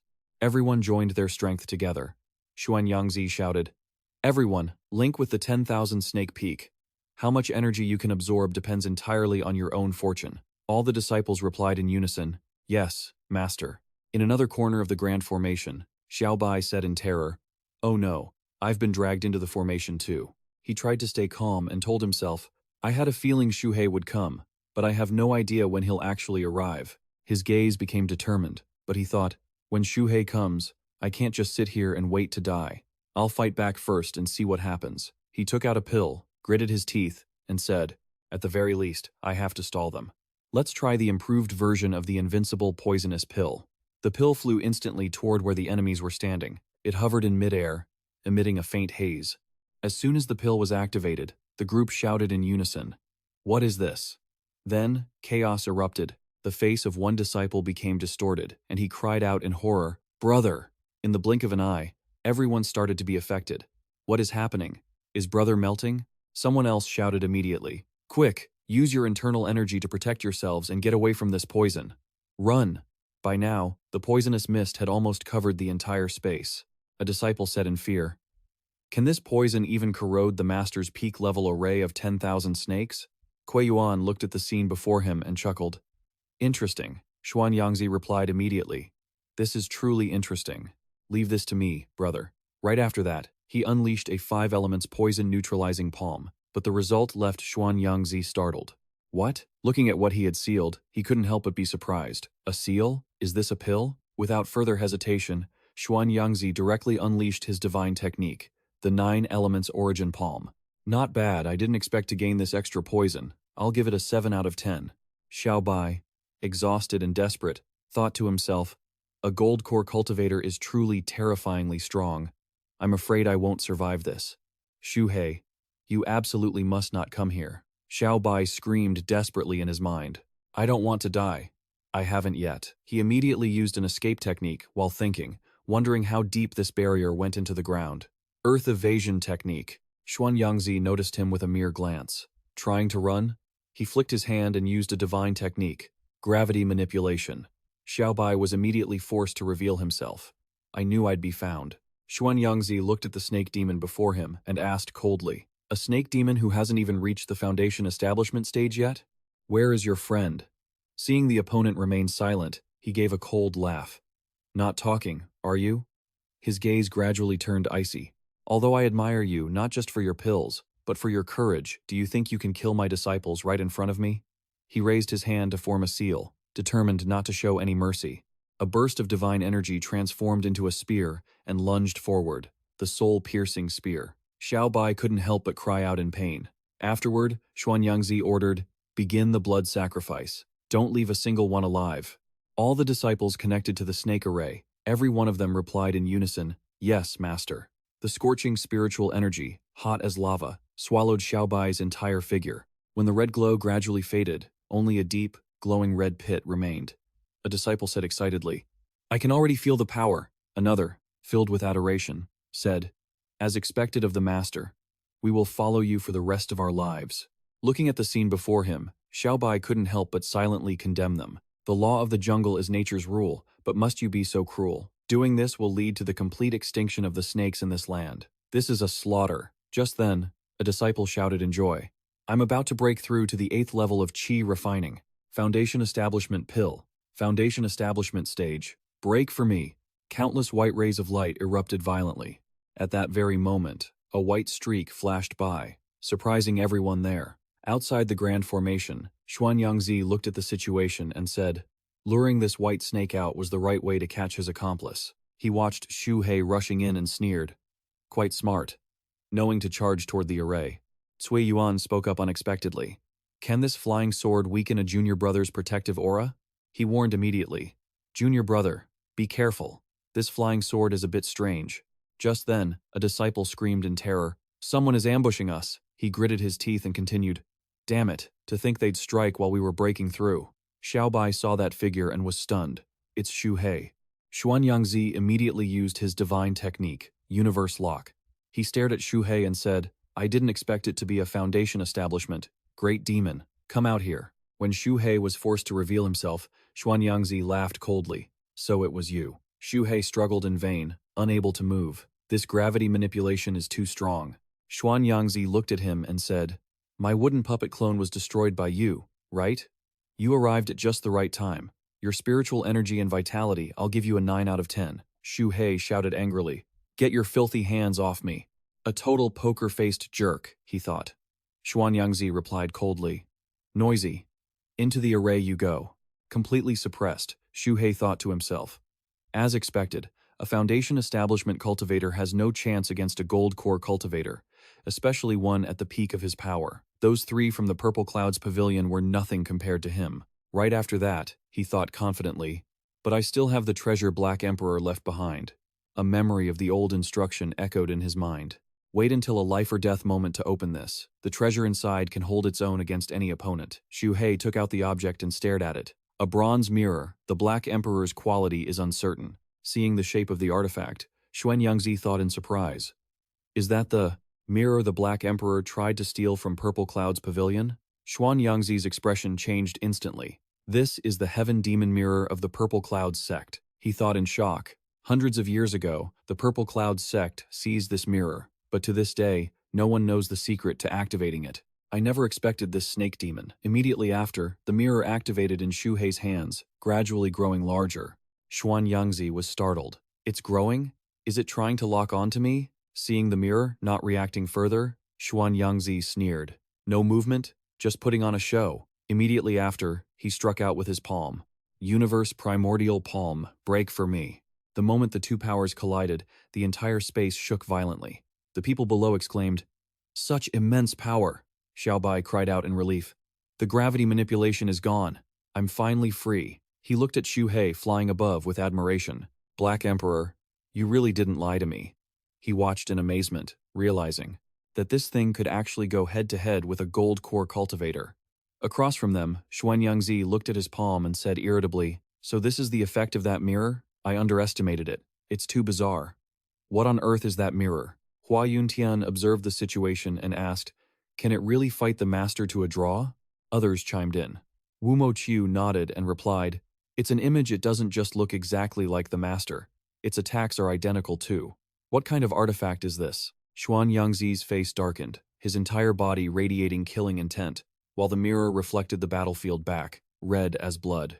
Xianxi stared at his reflection in the mirror and thought in shock. Can this reflection actually manifest into a physical entity? He quickly calmed himself and analyzed, "Even though I'm powerful, I'm not without weaknesses. This thing can only mimic my techniques. It surely can't replicate magical treasures." Watching the reflection charge at him, he sneered, "Trying to kill your own creator? What a wicked artifact."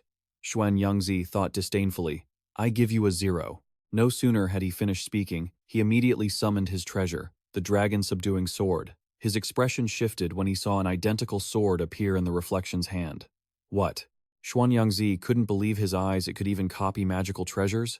He immediately changed his strategy. Rather than letting things escalate, it was better to nip it in the bud. Saying that, he lunged toward the mirror. Xianxi used his treasure to unleash a surge of cyan energy, but the result left him stunned. What? He immediately threw out a palm strike to intercept, but the reflection in the Black Emperor mirror simultaneously unleashed the exact same Wind Thunder palm attack. The two forces collided, creating a terrifying tremor. Xianxi frowned. It seems whether I attack the reflection or the mirror, it counters with the exact same technique. He let out a cold huff. If I can't break the mirror, then I'll just destroy its master first. Xianxi quickly formed a seal. Condense. May the mountains rise for me. May spiritual energy continue to surge, and the 1,000-year ancient trees serve my command. Sword chi erupted across the sky, layer upon layer, and soon, countless logs transformed into human shapes, a myriad of wooden clones. He thought coldly, destroy the snake first. Seeing the swarm of clones appear, Xu Hei exclaimed in shock, aren't these the wooden clones that the Black Emperor and I already destroyed before? How can so many appear all at once? Right at that moment, a strange voice emanated from the Black Emperor mirror. You are the inner demon of the one who entered the mirror. Everything within the mirror can be replicated. Xu Hei is your master.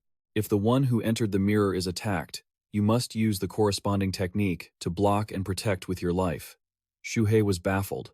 What kind of nonsense is that?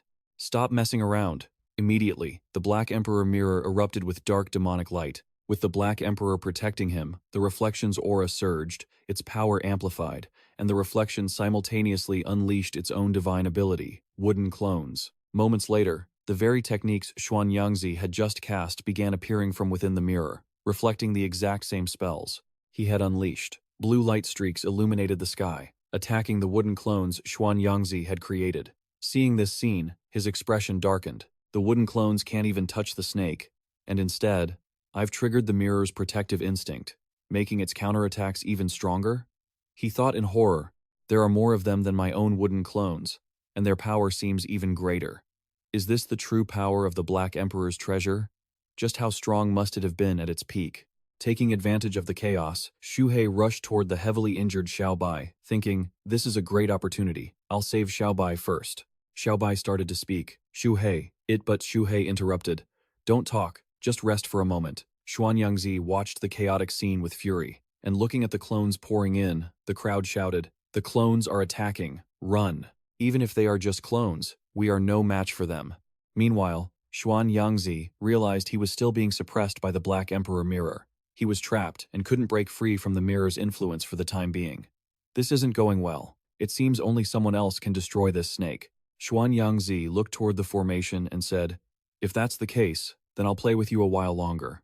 He immediately called out to Kuei Yuan, "Senior brother, I'll hold this mirror off for now. You lead the others to kill that snake. Don't let it survive." The elder nodded, surprised that his junior brother was being held back to this extent. He said angrily, "We were so close.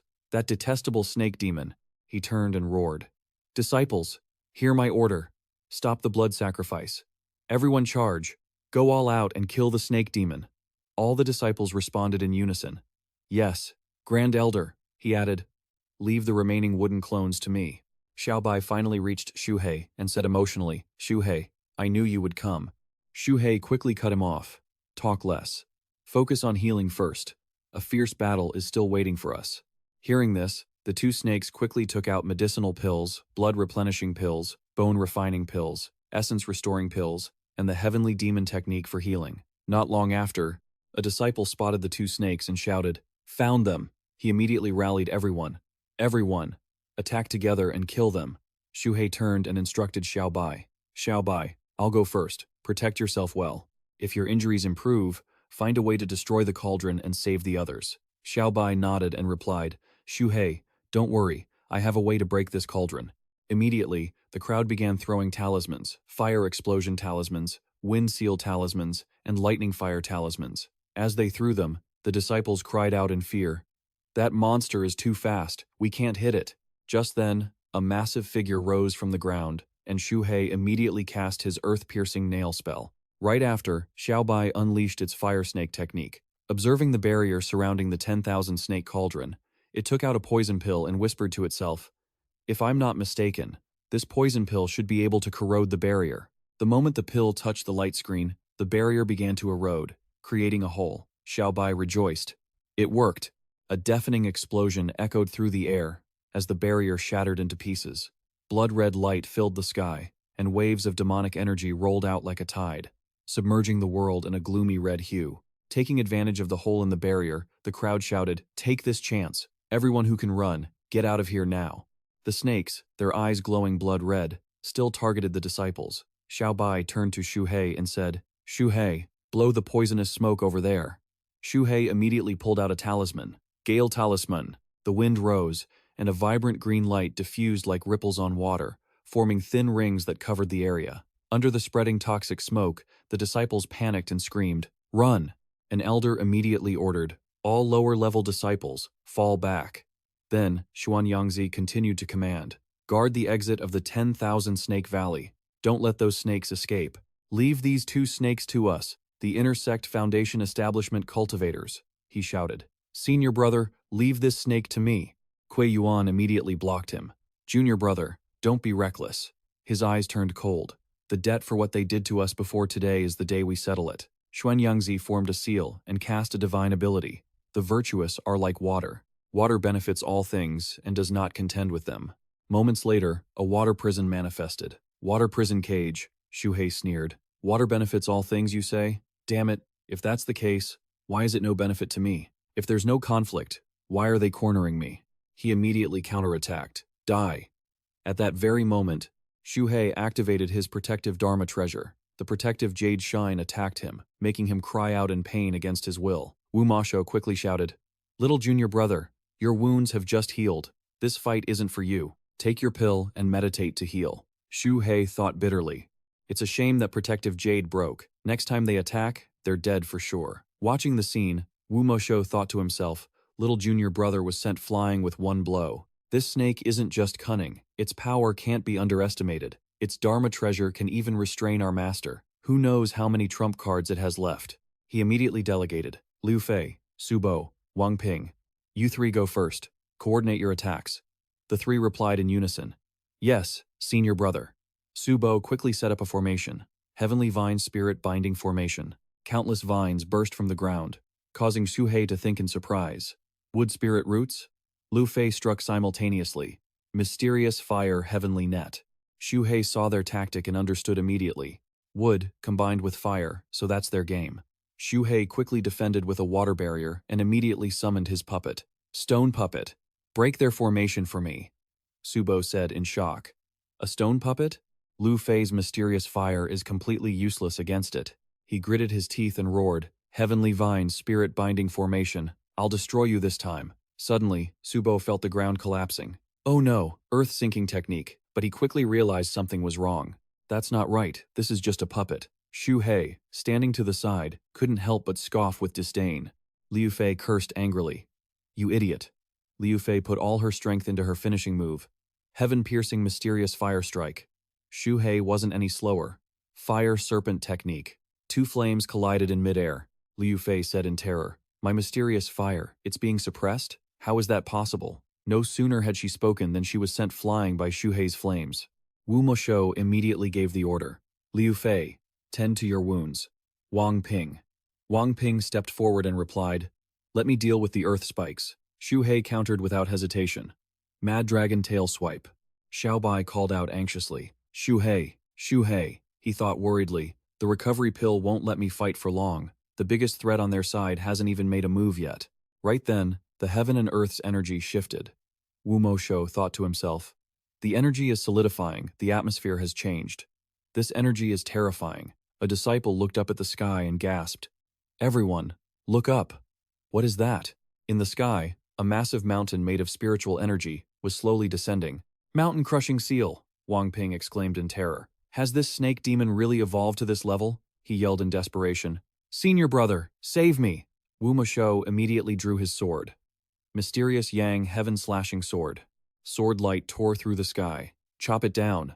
Watching his opponent's sword intent, Xu Hei couldn't help but evaluate. This Wu Mosho is the senior brother of the sect for a reason. He's much stronger than the others. Compared to the law enforcer Bai Tu, he's at least 10 times more dangerous. As he broke out of the encirclement, Xiao Bai called out anxiously. Xu Hei! A disciple immediately chased after it, shouting, Xiao Bai, where do you think you're going? You can barely save yourself, and you want to save others? Xiao Bai didn't hesitate to throw a poison pill. Poison devouring pill. Seeing the black-green mist explode, the disciples shouted in panic, Everyone, be careful, that poison is lethal. The ground suddenly shook violently. Liu Fei looked around in confusion to see what was happening, and even Xiao Bai was puzzled. At that moment, Subo lunged up from underground. Finally out. These puppets under the earth are a real pain. Liu Fei immediately screamed, Subo! Subo was still dazed and confused. Huh. What is? He waved his hand. You still dare to act recklessly with poisonous bones? 5 elements, poison sealing palm. Subo turned to Kuei Yuan and said, Thanks for the help, Uncle Master. Without hesitation, he shouted, Its poison pill has been sealed. Xu Hei took a deep breath and thought, Things have reached this point. I have no choice but to risk it and play my final trump card. He waved his hand and summoned his Dharma treasure, Extreme Cold Sword. The moment the sword appeared, Wu Mosho began to panic. This spiritual aura, it's the ancient Icefire Ivory. This snake demon really does have a trump card. He immediately drew his sword to meet the challenge. Mysterious Yang, heaven-slashing sword, transformation stage. Xu Hei looked at the green spirit sword before him and thought coldly, Is this the spiritual sword that shattered my mountain-crushing seal earlier? He sneered. The same move won't work on me twice. The extreme cold sword pierced through his defenses. Wu Mosho also poured all his strength into his slash. The two swords collided violently, creating a massive wave of power. Wu Mosho looked at the sword in his hand and gasped, My third-grade spiritual sword, it broke? Cold energy instantly spread throughout his body. The cold, I can't move. Xu Hei didn't miss the chance. Die. Wu Mosho screamed in fear, Uncle Master, save me. Right then, Kui Yuan landed in time and chanted, Force-pulling technique, break. Xu Hei was suddenly brought to a halt. Oh no. This force-pulling technique is too strong. Is he near the core formation stage? He hurriedly activated a talisman. Swift Wind Spell. The terrifying power from the two spells created an earthquake, blowing Wu Mosho far away. Wang Ping ran over to catch him. Senior brother, take this medicine, a disciple said happily. Uncle Master has made his move. Xiao Bai took the opportunity to use an escape technique, Earth Escape. At this moment, Xu Hei intended to do the same, but realized the force-pulling technique had been broken. Up above, Kuei Yuan formed seals. Heaven and earth gather fire. Heavenly thunder, reveal yourself. I hereby summon the demon-subduing power. Dark clouds rolled in, and lightning bolts tore through the sky. The disciples watched the scene in awe. Uncle Master is so strong. Of course, He's the master's senior brother. Although he hasn't reached the core formation stage, he's truly on par with one. Kui Yuan pointed downward. Heavenly thunder spell. Thunder crashed down, causing Xu Hei to cry out in immense pain. A disciple laughed loudly. That snake demon Xu Hei is done for. But just then, Liu Fei panicked. Oh no, we were too busy watching Uncle Master and let that white snake escape. Wang Ping immediately reassured her. It's fine. That white snake is already seriously wounded. Let me go after it. Deep underground, Xiaobai thought anxiously. Xu Hei, don't die. Under the relentless barrage of attacks, Xu Hei felt his body reaching its limit. Is this really the end? The power of a single snake, in the end, cannot stand against an entire sect. As his consciousness began to fade, countless thoughts raced through his mind. One cannot easily fight against the many. Mankind is the soul of all living things, standing at the pinnacle of existence. These are the rules. They are the snake hunters, and I am the snake. He closed his eyes slightly. If only the Black Emperor were here right now. Just then, a familiar voice suddenly echoed in his subconscious.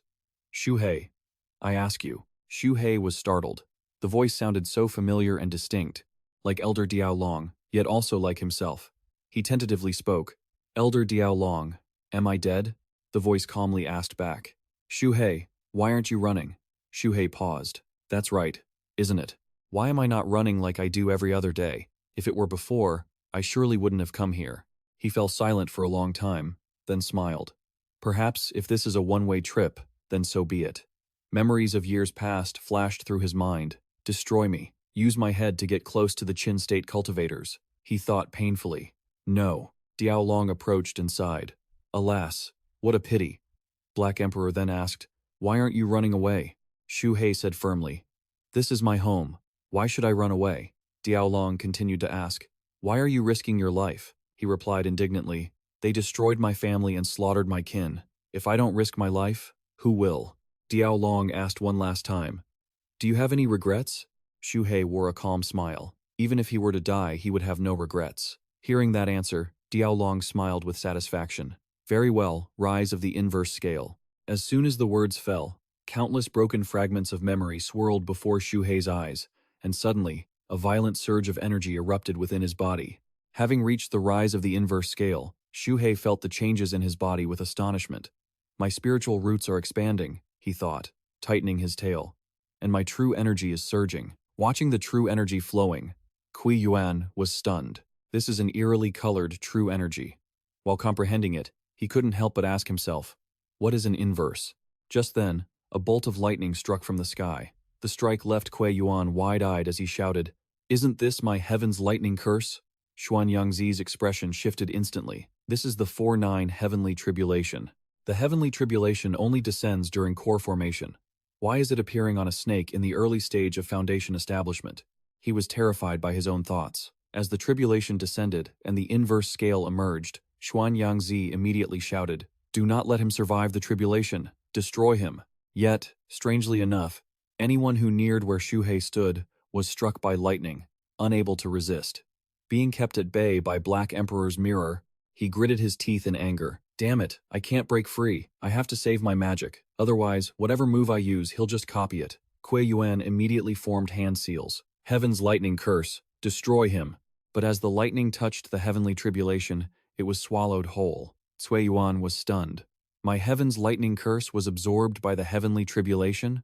He refused to give up hope and yelled, Tian Yuan, bring the sword. He turned to his disciples and shouted, Disciples, join me in the attack. Everyone rushed forward at once. He roared, Stop this snake from completing his tribulation. Simultaneous bursts of spiritual power erupted. A dragon-piercing strike followed by profound fire. Another attack was unleashed, then an earth-shattering spike. Seeing those weren't enough, they unleashed a myriad vine kill. Finally, the disciples attacked in unison. With Kui Yuan leading, they unleashed their strongest technique, Tian Yuan transformation, destruction from the earth. Xiaobai couldn't help but surface, shouting in panic, Xu Hei, look out! Alone, Xu Hei took the brunt of all the divine arts, gritting his teeth in endurance. Damn it, I can't move, or the tribulation will fail. I have no choice but to hold on. Immediately after, lightning flashed across the sky, and countless bolts rained down from above, shattering all the attacks aimed at Xu Hei. He cried out in unexpected joy, This heavenly tribulation is helping me counterattack. Kui Yuan stood stunned, speechless. My Tian Yuan sword and go mach. So's face changed. This is bad. Facing the heavenly tribulation, our ultimate moves are useless. He shouted in terror. It's not good. The heavenly tribulation is rushing toward us. Everyone, open the defensive barrier. Kui Yuan immediately supported the defensive tower, and Wang Ping instantly cast a spell. Earth Shield. He commanded to block, but shortly after, their entire counter-offensive force was deflected.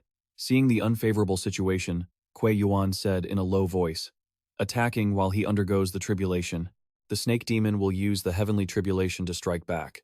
This method won't work. Junior brother, Xuanyang Zi, replied immediately. Then surround him. What does it matter even if we wait for him to complete his tribulation? A dying snake is not worth mentioning. Kui Yuan nodded. Agreed, junior brother. I will follow your lead. In the distance, Xiaobai sighed with relief. Thank goodness for the heavenly tribulation. I hope Xu Hei can survive it safely. I'm about to collapse and can't help him at all. Meanwhile, Kui Yuan looked at the aura on Xu Hei, then said in astonishment, his true energy has turned black. This is unheard of among ancient cultivators.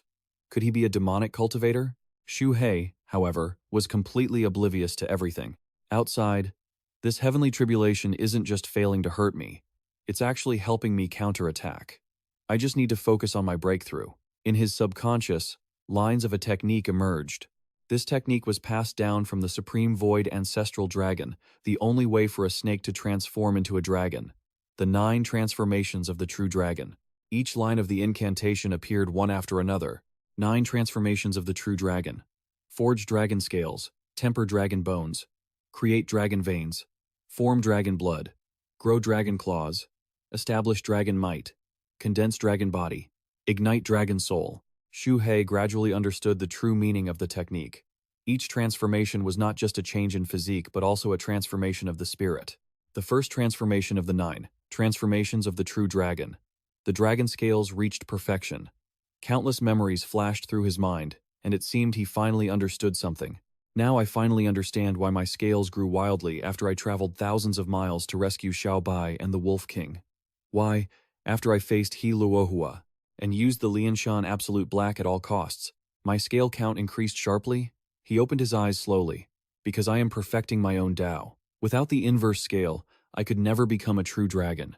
I would forever just be a snake. In his heart, only one single thought remained. Only a dragon possesses an inverse scale.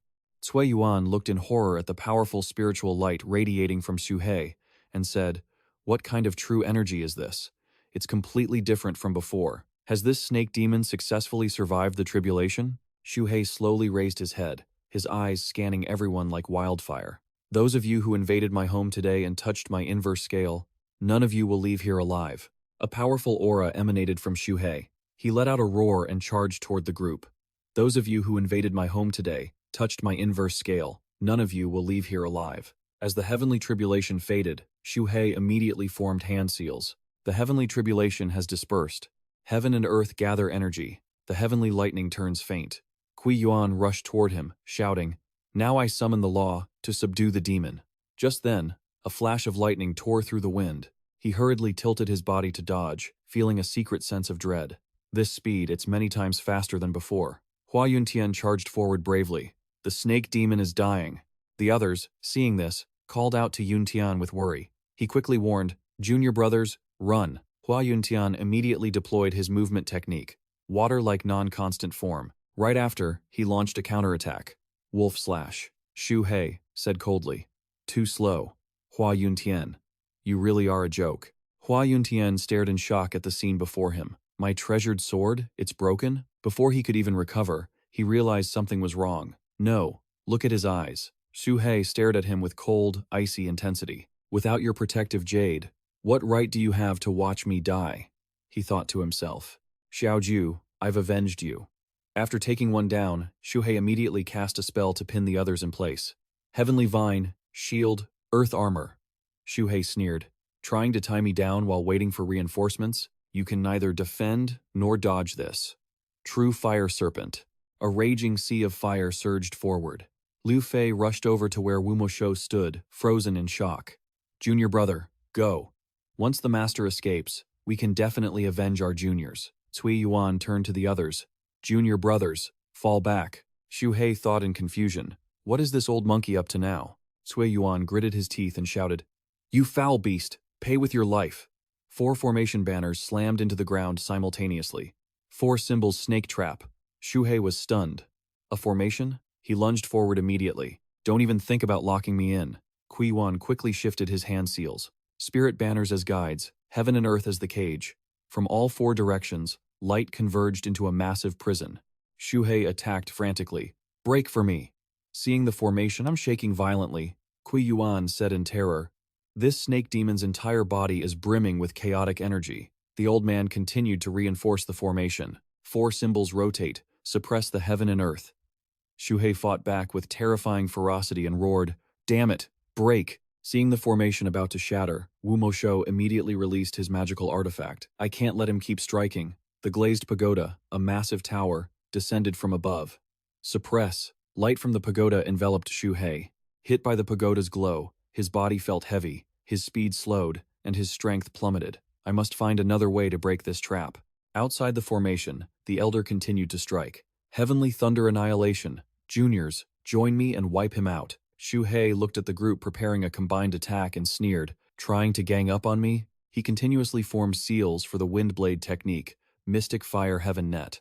Several waves of power collided, creating a massive explosion.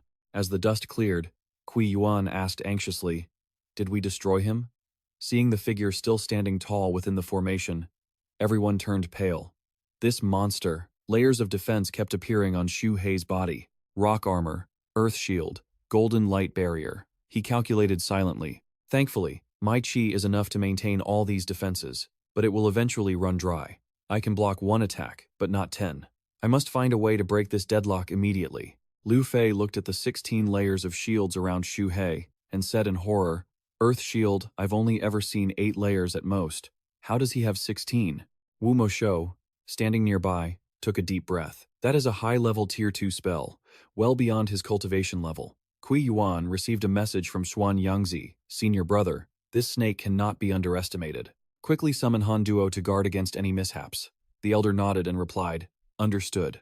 Xu Hei's expression changed upon hearing this. Oh no, they want to call for reinforcements. Damn it, I can't just stand here and do nothing. He gritted his teeth and pulled out a pill. Things have come to this. I have no choice but to bet on this recovery pill from Xiao Bai. If I don't, I'm dead either way. I'll risk it all. Xiao Bai, I hope this pill you brewed won't kill me instantly. As the pill dissolved, Xu Hei began to sway. His veins felt like they were about to burst. He could vaguely perceive the demon god cauldron refining the energy. Outside, Kui Yuan spoke in a low voice, issuing orders. Everyone, channel your energy, and unleash. A technique to wear him down until he's exhausted to death. All the disciples replied in unison. Yes, senior uncle. Xu Hei slowly opened his eyes, his aura surging violently. Now it's my turn. High-level Tier 2 spells aren't enough? Then let's try a peak Tier 2 spell. He looked up at the sky and formed his seals. Stars as guides, heaven's water to shape, punishment from the 9 heavens. His gaze became incredibly determined. This is my home, I cannot lose. The starlight filling the sky suddenly converged. Falling stars. Kui Yuan stood frozen in fear. What? The old man's expression shifted as he stammered. The heaven-trapping formation of the 10,000 Snake Peak is broken? Lu Fei shouted in a panic. Junior brothers, danger! Kui Yuan immediately unleashed his full defensive power. Void barrier. The starlight rained down like falling meteors, triggering a massive tremor. The old man muttered in despair. The power of this spell is near the core formation stage. Seeing his defensive layers constantly cracking, Kui Yuan gritted his teeth. This power, it's unstoppable. Golden leaves fell amidst the brilliant sunset sky, and a shattering sound rang out. The formation collapsed. Witnessing that scene, Xu Hei let out a sigh. This ridiculous formation is finally broken. As expected, offense is the best defense. He commanded immediately, take this chance, bring back my extreme cold sword and soul-breaking sword. Gather your chi and break for me. Both flying swords vibrated intensely, then flew back to him. He shouted, Ice sword, soul-breaking sword, return! Seeing the terrifying magical power still surging, the disciples were becoming exhausted. Cui Yuan worried. The junior brothers can't hold on anymore. He gritted his teeth and used a forbidden technique, blood-burning art, void barrier, blood sacrifice. As he finished, Countless blood-red spells shot out, scattering wildly, piercing through the remaining fragments of the formation. Yet, the shield that had just formed showed countless cracks.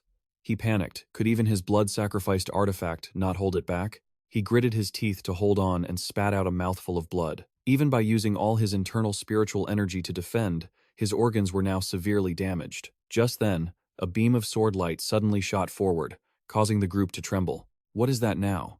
Wu Mosho saw Liu Fei get hit by the spell and panicked. Junior sister, be careful. Watching Xu Hei continue to control his flying swords, everyone was terrified. Casting such a massive, wide-range spell, why does that snake demon still have the strength to control those flying swords? Liu Fei realized the situation was dire and screamed, "Senior brother!" Wu Mosho immediately shouted, "Run, don't worry about me." Xu Hei let out a cold laugh. Trying to run? Not a chance. With a flick of his wrist, his spirit-breaking sword pierced right through his opponent. Seeing this, the man screamed in terror. Thoi Nguyen immediately dashed in front to shield him. "Junior brother, watch out! Use your profound yang protection." Watching their defensive barrier begin to shatter, Xu He thought coldly, "They're at their limit. Trying to block my spirit-breaking sword? Just wait until your spiritual energy runs dry, and you die." Immediately after, Thoi Nguyen also felt it clearly her spiritual energy was draining too fast. Burning my essence blood explosion technique. The elder let out a miserable laugh. "Xie Yao, this arm is my gift to you." A blast echoed out. "Shu," he wondered. Did the spirit-breaking sword break? He immediately swallowed a pill, a blood recovery pill. Thoi Nguyen turned around and shouted, "Junior brother, hurry and run. Let me hold him off." Ngomakso shook his head. "Senior sister, I'm already at the end of my rope. I have no future left." The elder roared in anger. "You are the only seedling left in our branch. You cannot die.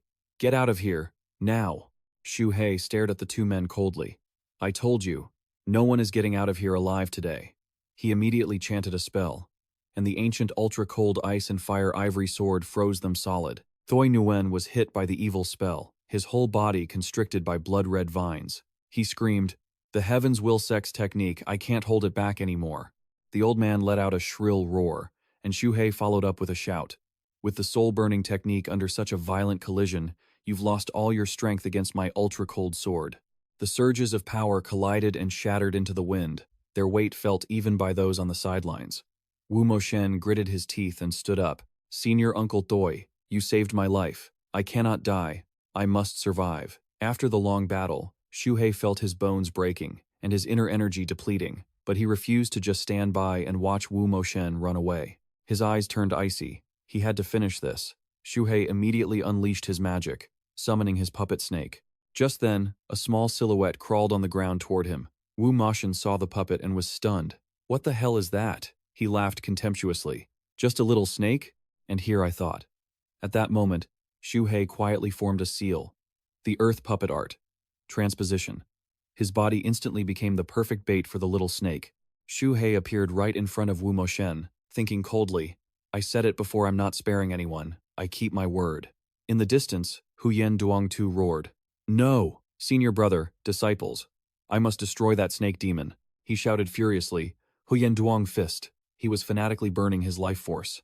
"Damn it, burning blood essence, I must kill you." Huyen Duangtu kept howling like a madman, "I will destroy you." Just then, the reflection in the Black Emperor mirror spoke slowly. It looked at Huyen Duangtu and asked calmly, "We've been fighting for so long, how would you rate my magic artifact?" Huyen Duangtu's whole body shuddered. You have your own consciousness?" He stared fixedly at the figure in the mirror and asked with a trembling voice, Who are you?" It replied slowly, "I have always been here. I am your inner demon." Huyen Duangtu was bewildered. Inner demon? He calmly recalled ancient records. Inner demons are born from external heavenly demons possessing the body. Could it be when I formed my core? Wait, the heaven demon mirror, the external heavenly demon realm. The reflection chuckled. Hey, can you show some respect? My technique is an 8 out of 10. The Ape King Palm. A palm strike suddenly slammed toward Huyen Duangtu. Caught off guard, he immediately formed a defensive seal. Heaven and earth, universe primordial, obey my command. Huyen Duang body protection. Evil spirits vanish. Seeing his opponent neutralize the attack, the reflection smiled faintly. Not bad. That's me, alright, a brilliant move. Wind Thunder Palm and Primordial Chaos Palm collided repeatedly. Huyen Duangtu gritted his teeth. Fighting myself is truly ruthless. He thought to himself, he and I have equal strength, and being blindsided by his sneak attack has put me in a passive position.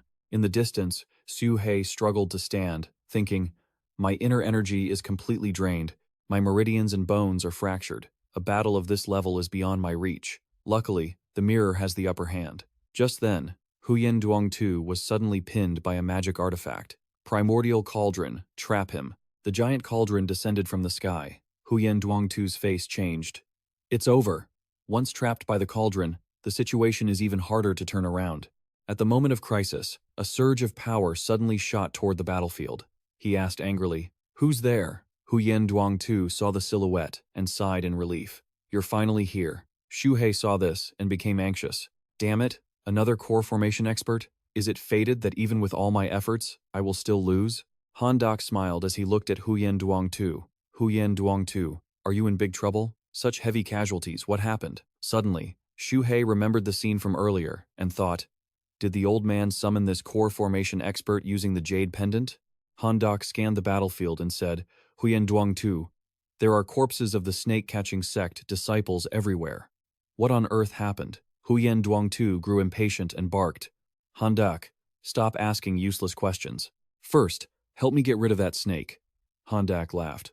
My, is that how you ask for a favor? He thought to himself. Real or fake, it's really hard to tell. He waved his sleeve gently. Since a fellow Taoist has asked, of course I, Han, will agree.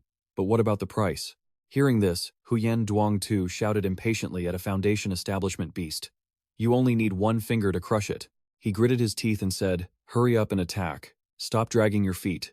Han Dok said calmly, with that attitude, I'll give you a 0. He smirked. But Huyen Duangtu, have you misunderstood something? That was the price for bailing you out just now. If you want to kill that snake, you'll have to pay a little extra. Huyen Duangtu listened in silence. Xu Hei pointed at the mirror, and the man continued. Naturally, if you want me to help you defeat the one in the mirror afterward, that will be an even different price. Don't you mind paying it all at once? Huyen Duangtu threw a storage bag over. If it weren't for your speed, I wouldn't even bother with you. That's all there is. Han Dok took it and laughed loudly. A fellow Taoist is truly straightforward. I'll kill this snake right now. Just as he was about to strike, a roar echoed across the sky. Stop!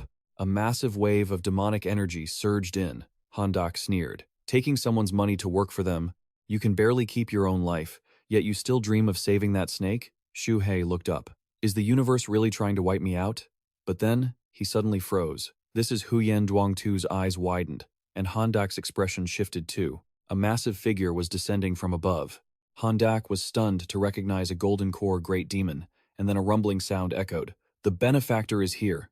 The ground shook, emitting a thunderous sound. Behind him, a herd of elephants appeared. The elephant clan is here for our benefactor. Let's see who dares to touch him.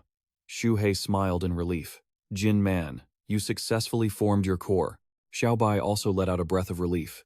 Finally, I can sleep now. Man Jin replied respectfully.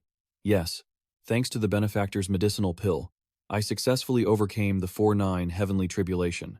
Benefactor, don't be afraid. With the elephant clan guarding you today, no one can touch a single hair on your head, not even a core formation cultivator. Huyen Duangtu looked at the formation in front of him and forced a smile. Han Dok shrugged and said, Fellow Taoist, this isn't a matter of price anymore. After saying that, he turned and ran. A smart man doesn't take unnecessary losses. Fellow Taoist, cherish your life. Let's meet again later.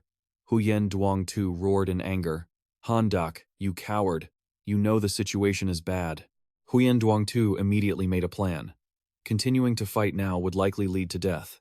At that very moment, Man Jin unleashed his magic. Blood escape.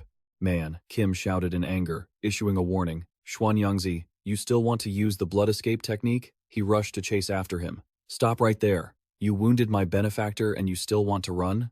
Seeing Man Kim charging toward him, Xianxia gritted his teeth. Damn it, I can't catch up at all. My speed is too slow. He looked at the bodies scattered across the ground, including Momoshu, Lu Fei, Su Bei, and Wang Ping.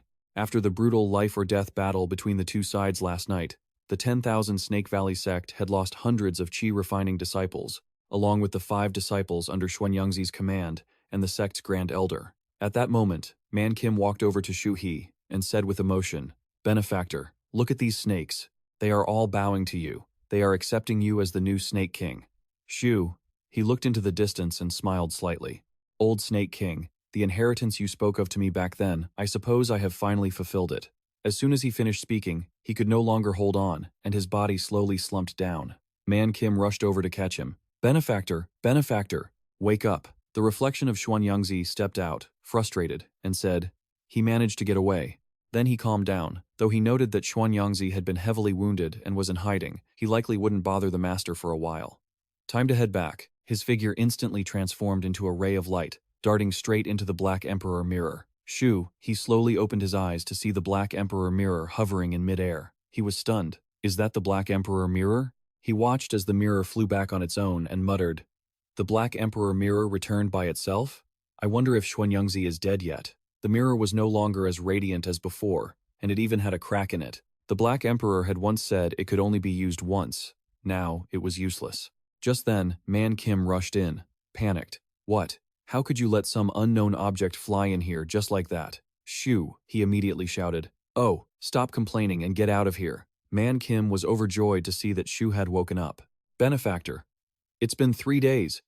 You've finally woken up. I heard something fly in just now. Was it trying to harm you?" Shu, he quickly shook his head. "It's fine. That was just my magical treasure returning. Thank you for this." Man Kim laughed loudly. "Benefactor, wait, where are you going? You helped me wipe out so many enemies, gave me medicinal pills, and even helped me reach the golden core stage." He smiled shyly. "All right, let's stop thanking each other." Only then did Xu Hei remember to look around and ask, "Where is Xiao Bai? How are her wounds?" Man Kim quickly replied, "Oh, she woke up earlier than you. She went up the mountain first thing this morning to pick herbs, saying she wanted to refine some medicine for you." Just then, a familiar voice echoed from outside the door. "Xu He." Seeing Xiao Bai run in holding a basket full of spiritual herbs, Xu He called out, "Xiao Bai, you're back." Upon seeing Xu He awake, she ran over joyfully. "You're awake. That's great. We all survived." "It really is great." Xu He nodded and smiled. "Indeed, it's over now. This catastrophe has passed." Xiao Bai quickly took out a jade bottle. "Xu Hei, I just refined a new batch of recovery pills, and they're much more effective than before." She handed him the bottle. "You're still weak. Hurry and take a few." Xu Hei quickly shook his head. "No, no, no." Xiao Bai pouted. "Xu Hei, are you looking down on my medicine?" Man Kim, standing behind them, laughed and complimented. "Xiao Bai's medicine is truly potent." Xiao Bai's expression shifted. "You gave the medicine I gifted you to someone else?" Xu, he felt a chill and quickly shook his head, explaining, "How could that be? In this great battle, if not for your medicinal pills, I definitely wouldn't have lasted until the end. But the potency of your medicine is so strong I took a whole bunch earlier, and I still have a lot of medicinal energy left to refine." He looked at his battered body and continued, "My body is currently very weak. My meridians and bones are severely damaged, so it's not suitable for strong medicine. Let me go into seclusion for a few days, and we'll see after I've recovered." Xiao Bai realized then, "So, the medicine was too strong. All right, I'll save it for you. You can take it yourself later." Man Kim looked at the two and said, "With us guarding this place, you can rest easy and go into seclusion to absorb the spiritual energy. I'll take this chance to consolidate my own cultivation as well." Xu Hei nodded. "Then I'll leave it to you." Before long, the month of May had arrived. Xu, he was resting when he heard a noise. He opened the door to his cave, and before him was a crowd of snakes, both large and small. The moment they saw him, they all lowered their heads. Xu Hei waved his hand helplessly. "Get up and leave. There's no need for such grand gestures anymore." A small snake crawled over and rubbed against his leg, staring at him with glistening eyes. Xu He looked down and chuckled. "The 10,000 snakes are bowing. This little one hasn't opened its spiritual intelligence yet, so it can't talk." He thought to himself, "It seems they have accepted me as the new Snake King."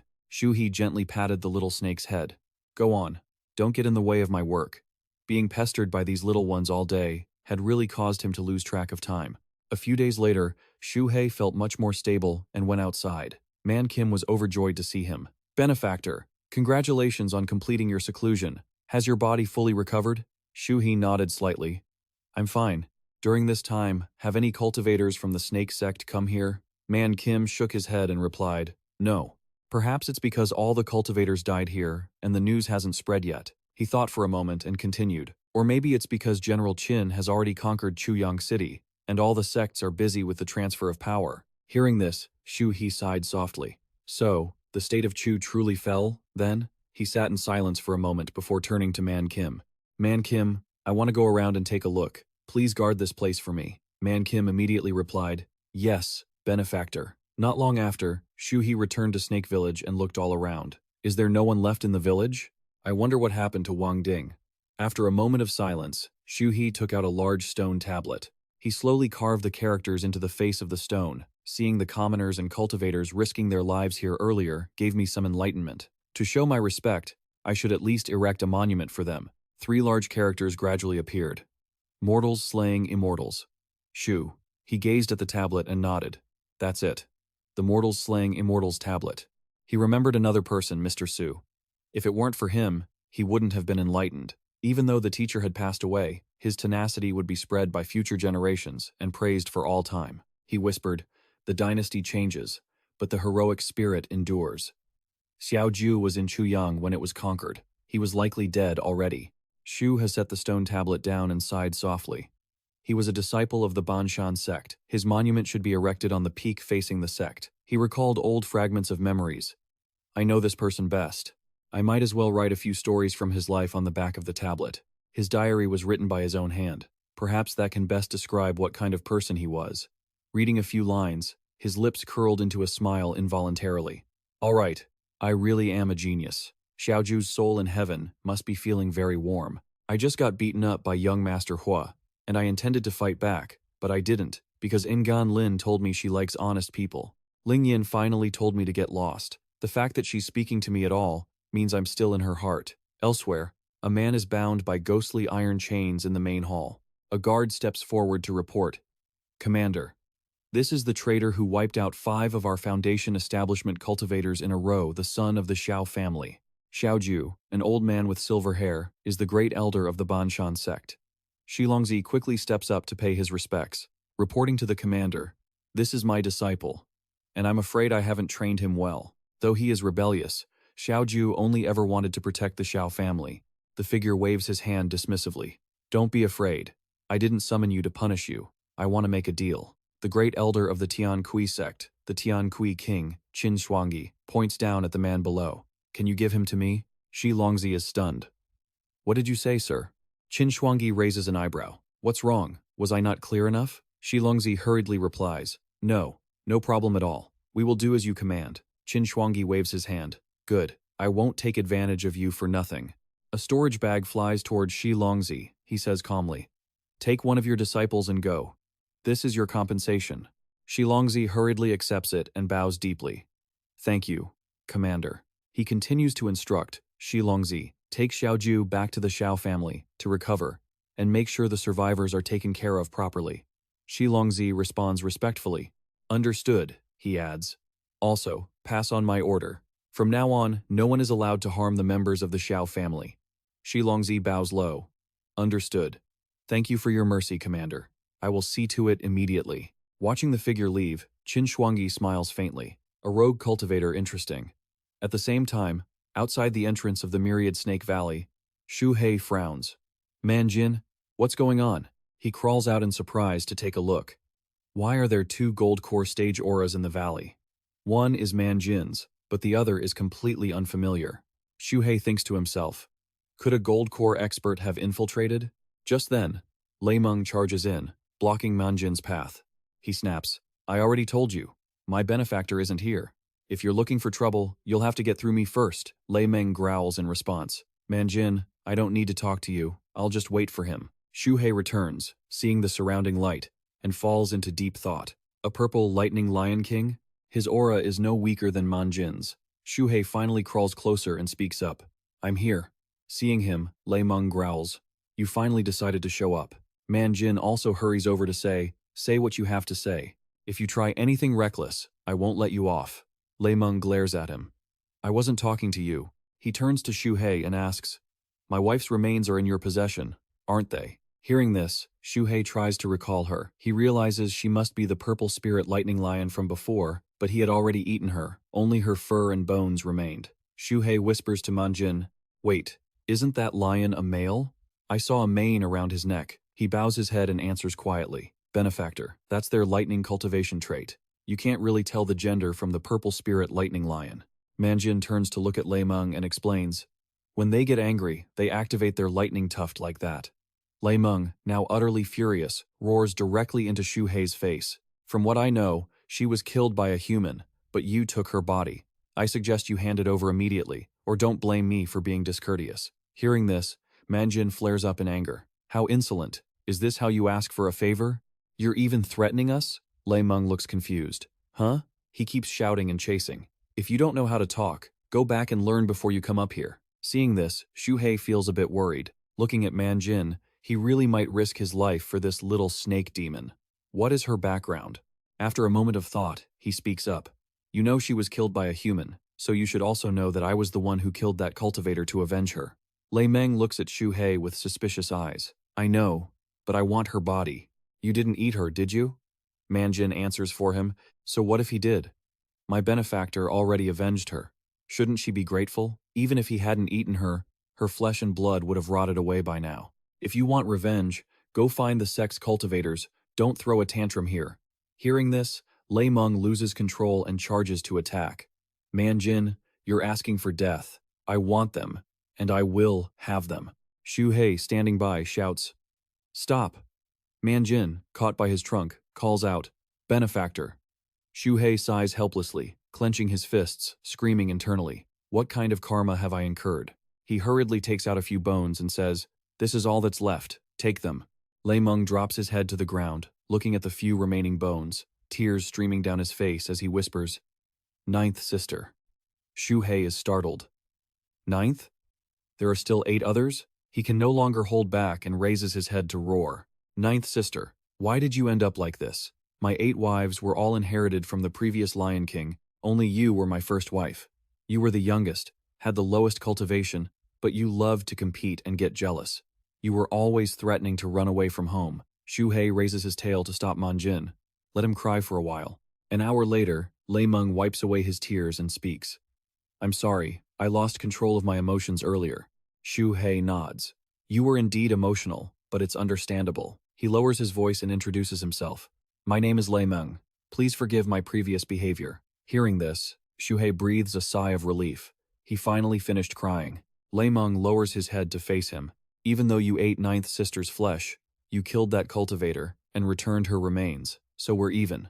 However, you must tell me which sect that cultivator belonged to. Xu Hei looks at him and falls into deep thought. The Tianqi sect is powerful. If I tell the truth, I fear it won't be good for us. Lei Meng, seeing him silent, is puzzled. Why aren't you saying anything? Xu Hei doesn't answer and thinks, if that's the case, I might as well find an ally. A few minutes later, he says, I'm not exactly sure, but judging by the way he used his techniques, it might be the Snake Sect. Once Lei Meng gets his answer, he begins to run off. Good.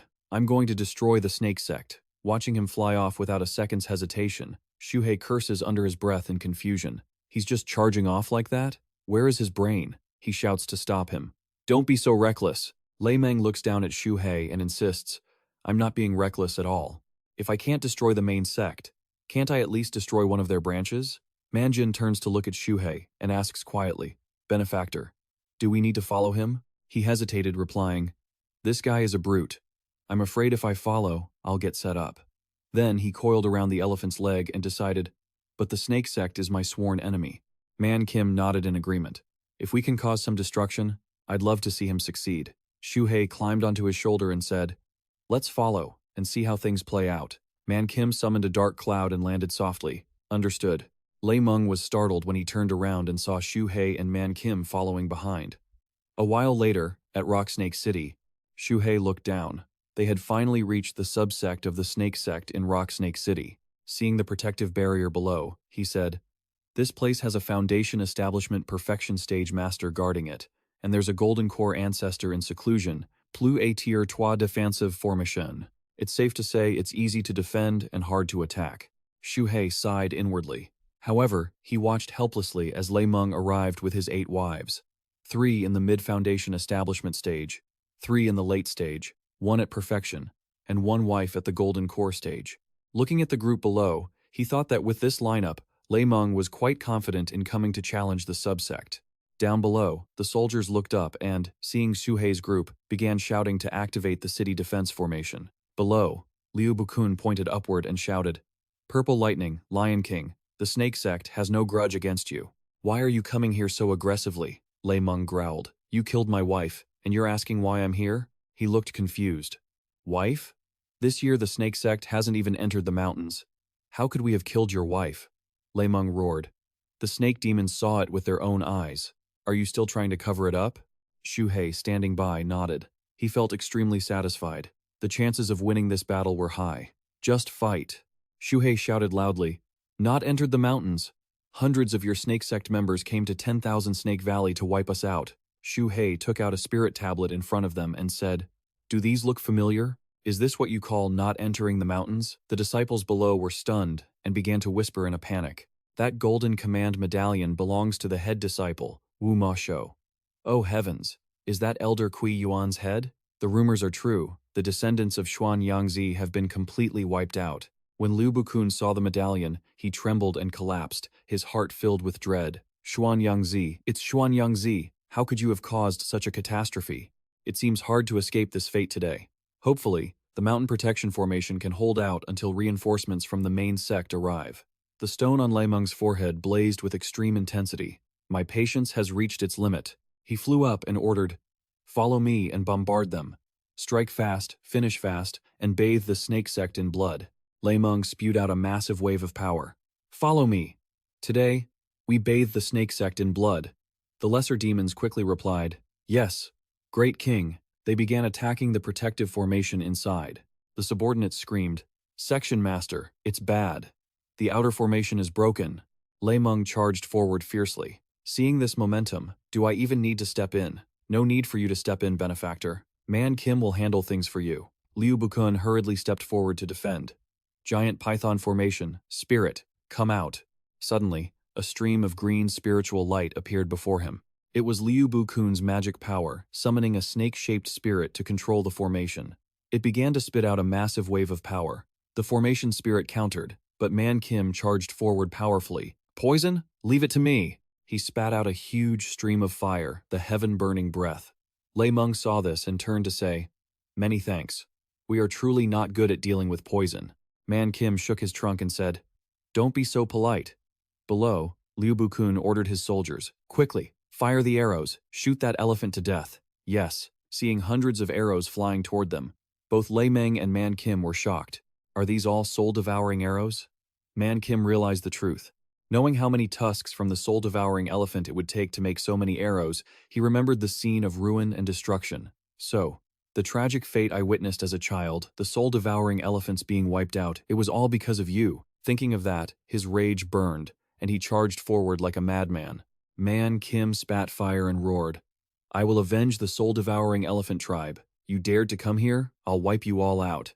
He attacked the formation with all his might. At this moment, the summoned formation spirit flew out to block him. Lei Meng reminded Man Kim from above. Man Kim didn't hesitate, charging straight at the snake. "Get lost." Lei Meng's subordinates started clamoring. "This elephant's strength is truly extraordinary. But we, the lightning lions, aren't pushovers either." As soon as he finished speaking, Lei Meng struck. "Purple lightning, godly thunder.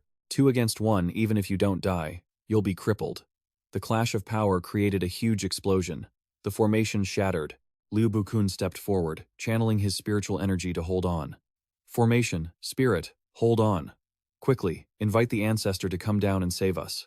Lei Meng flew over, saying, "The formation spirit is trying to restore the barrier." The others agreed. "Great king, this snake is too clingy." Xu Hei appeared, and with his massive, intimidating presence, he said, "I'll go eat it now."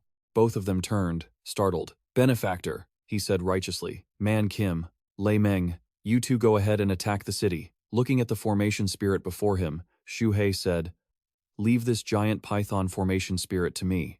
Lei Meng felt a weight lifted off his chest. "Then, I'll leave it to you, young friend. Wives, follow me. Let's feast." Xu Hei thought to himself. Formation spirits among the batch of books I seized from the Snake Sect, they were all recorded. He recalled what he knew. Every mountain protection formation of the Snake Sect uses the soul of a golden core snake demon to become a formation spirit. Every formation spirit has a history of 100 years. The one at Rocksnake City has existed for at least 300 years. Xu Hei lunged toward the formation spirit, speaking first. Formation spirit, you and I are of the same kind. I know you were forced into this formation. I can save you. Do you want to leave with me?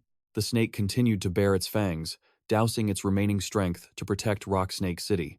Earth Mother armor, earthly shield. The formation it guarded solidified once again. Man Kim saw this and cried out, "Benefactor!" Lei Meng was equally worried. "Young friend, can you really do it?" Xu Hei flew over and laughed scornfully. "Strong, aren't you?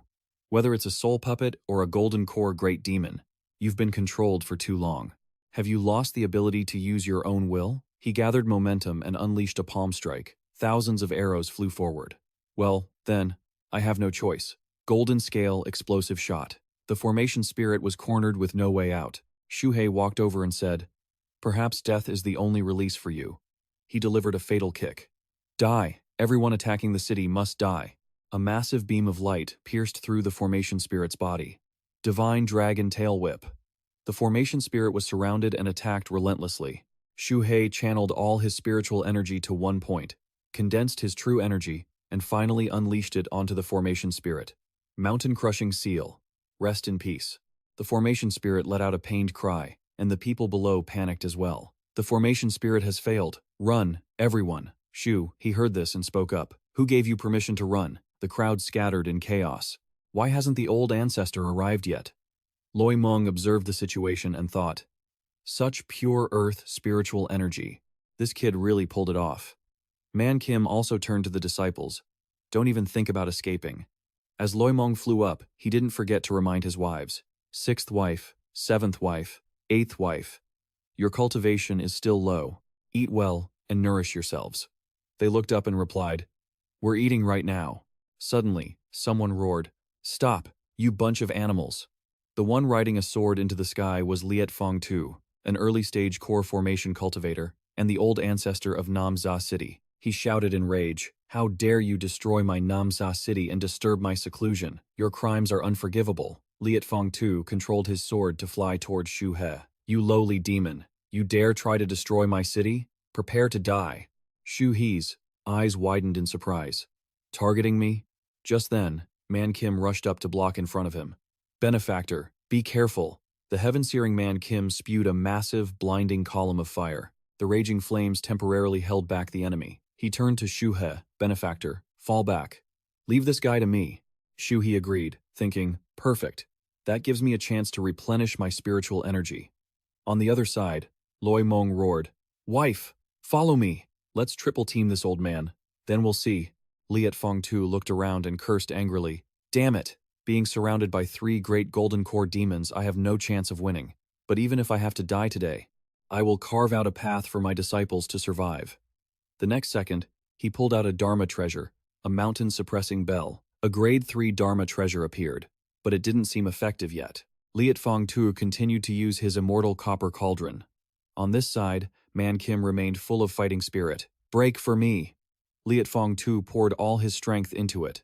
The immortal copper cauldron opened, and a blinding light erupted. Opposing it was the roaring fire created by Man Kim. Loi Meng flew up and released bolts of lightning. Thunder Lion's roar, purple lightning, divine thunder. Liet Fong Tu quickly countered, "Don't even think about it." 8 trigrams, life transformation.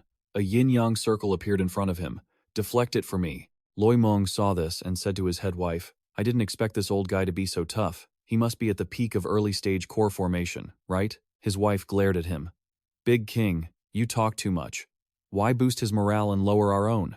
It's just a matter of fighting a little longer." He nodded and said softly, "You have a point."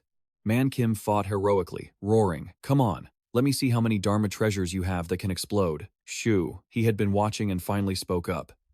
"It looks like until that old man's Dharma treasures run dry, this battle has to continue. Being at the same core formation stage, the human body might not be as strong as a demon beast's, but they have so many Dharma treasures and spells. In the future, I have to learn more and use these too, then combine them with my powerful body that would be perfect." Afterward, he heard the people below shout in unison, "All disciples, listen to my orders." Lu But Quen saw that no one was paying attention to him, so he quickly turned to flee, seizing the moment. "Run." Xu He glanced over and immediately noticed. None of you are getting away today. The spirit-breaking needles I polished from the shards of the spirit-swallowing elephant tusk will come in handy. He soared upward, and thousands of needles shot from his body. Rain of spirit-breaking needles. Annihilate. Those who were running were hit and started screaming, "That damn demon! He's fighting dirty!" One of Loi Meng's wives hurriedly ordered, "Third, fourth, and fifth, follow me to the front and hunt them down. Sixth, seventh, and eighth, follow behind and pick up the spoils." The others quickly replied, "Yes, second sister." Xu Hei watched Loi Meng fly closer and hurriedly instructed, "I'll leave this place to you all.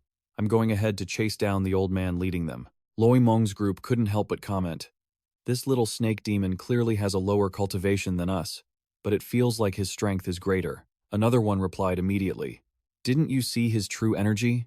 That's not a normal color." Lu Butquan had already fled quite a distance. He looked back. "This snake demon is too fast. At this rate, this isn't good." So, he abandoned everyone else. He'd rather sacrifice his allies than himself. Force absorption technique. The disciples were left behind, and curses rang out endlessly. "Lu Butquan, you bastard! Lu Butquan, what a waste of a teacher you are. You won't die a good death. Lu Butquan, you're not even a beast." He turned back and roared, "Shut up, you bunch of trash. In the path of cultivation, it's always the big fish eating the small fish. You can't blame me for this." Xu, he had caught up just in time to witness this. Despicable. I underestimated this old guy. This sect leader might have strength on par with Thoi Nguyen, but his character is far worse. He hurriedly unleashed his power. Earth-piercing spike. Stop him. Lu Butquan quickly performed displacement footwork. Xu Hei yelled as he helplessly gave chase. Damn it. Does this guy have no intention of turning back to fight? It's really hard to deal with someone just focused on running. This time, he went all out. 9 transformations of the true dragon. Dragon scales, eject. Xu Hei's whole body was covered in a brilliant light. Dragon scale blades cleared the path. You won't escape. Seeing himself cornered, surrounded on all sides, the man said coldly, "Damn you, don't push me." Lu Butquan looked at the pill in his hand and thought, "Damn it, I never expected to use my final trump card here." He didn't hesitate to swallow it. A core has entered his body. Xu Hei's jaw dropped in surprise. A golden core? A golden core just like the one in Bansan old ancestors' remains? Immediately after, a surge of light radiated from Lu Butquan. Xu Hei was incredibly shocked. Core formation? No way. He formed his core using that? Xu Hei's eyes lit up. He silently used his divine sense to probe.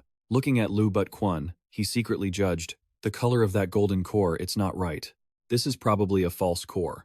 Although a false core stage is weaker than true core formation, it's much stronger than a peak foundation establishment cultivator. Before he could do anything, the man flew toward him, his true energy burning away. "My love, today I shall end it with you." Xu Hei stepped back, sensing the attack, and decided to run. He dove underground, using Earth Escape to avoid the blast and reassess. After a while, Xu Hei was puzzled. Why was there no movement? He poked his head out to listen, his spiritual sense fully extended. Where was he? When Xu Hei surfaced, he was stunned.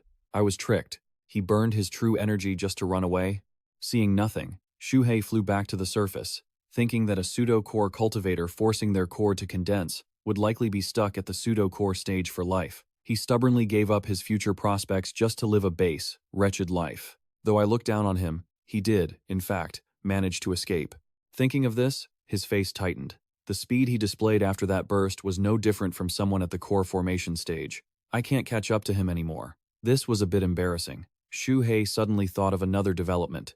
Manjin and Lei Meng were still fighting fiercely. He let out a sigh of relief. Fortunately, Manjin's group wasn't free to pay attention to this side. As Zhenshan stepped to the rhythm, Li Fengzi was already beaten down to a sitting position. Manjin slowly walked over to look.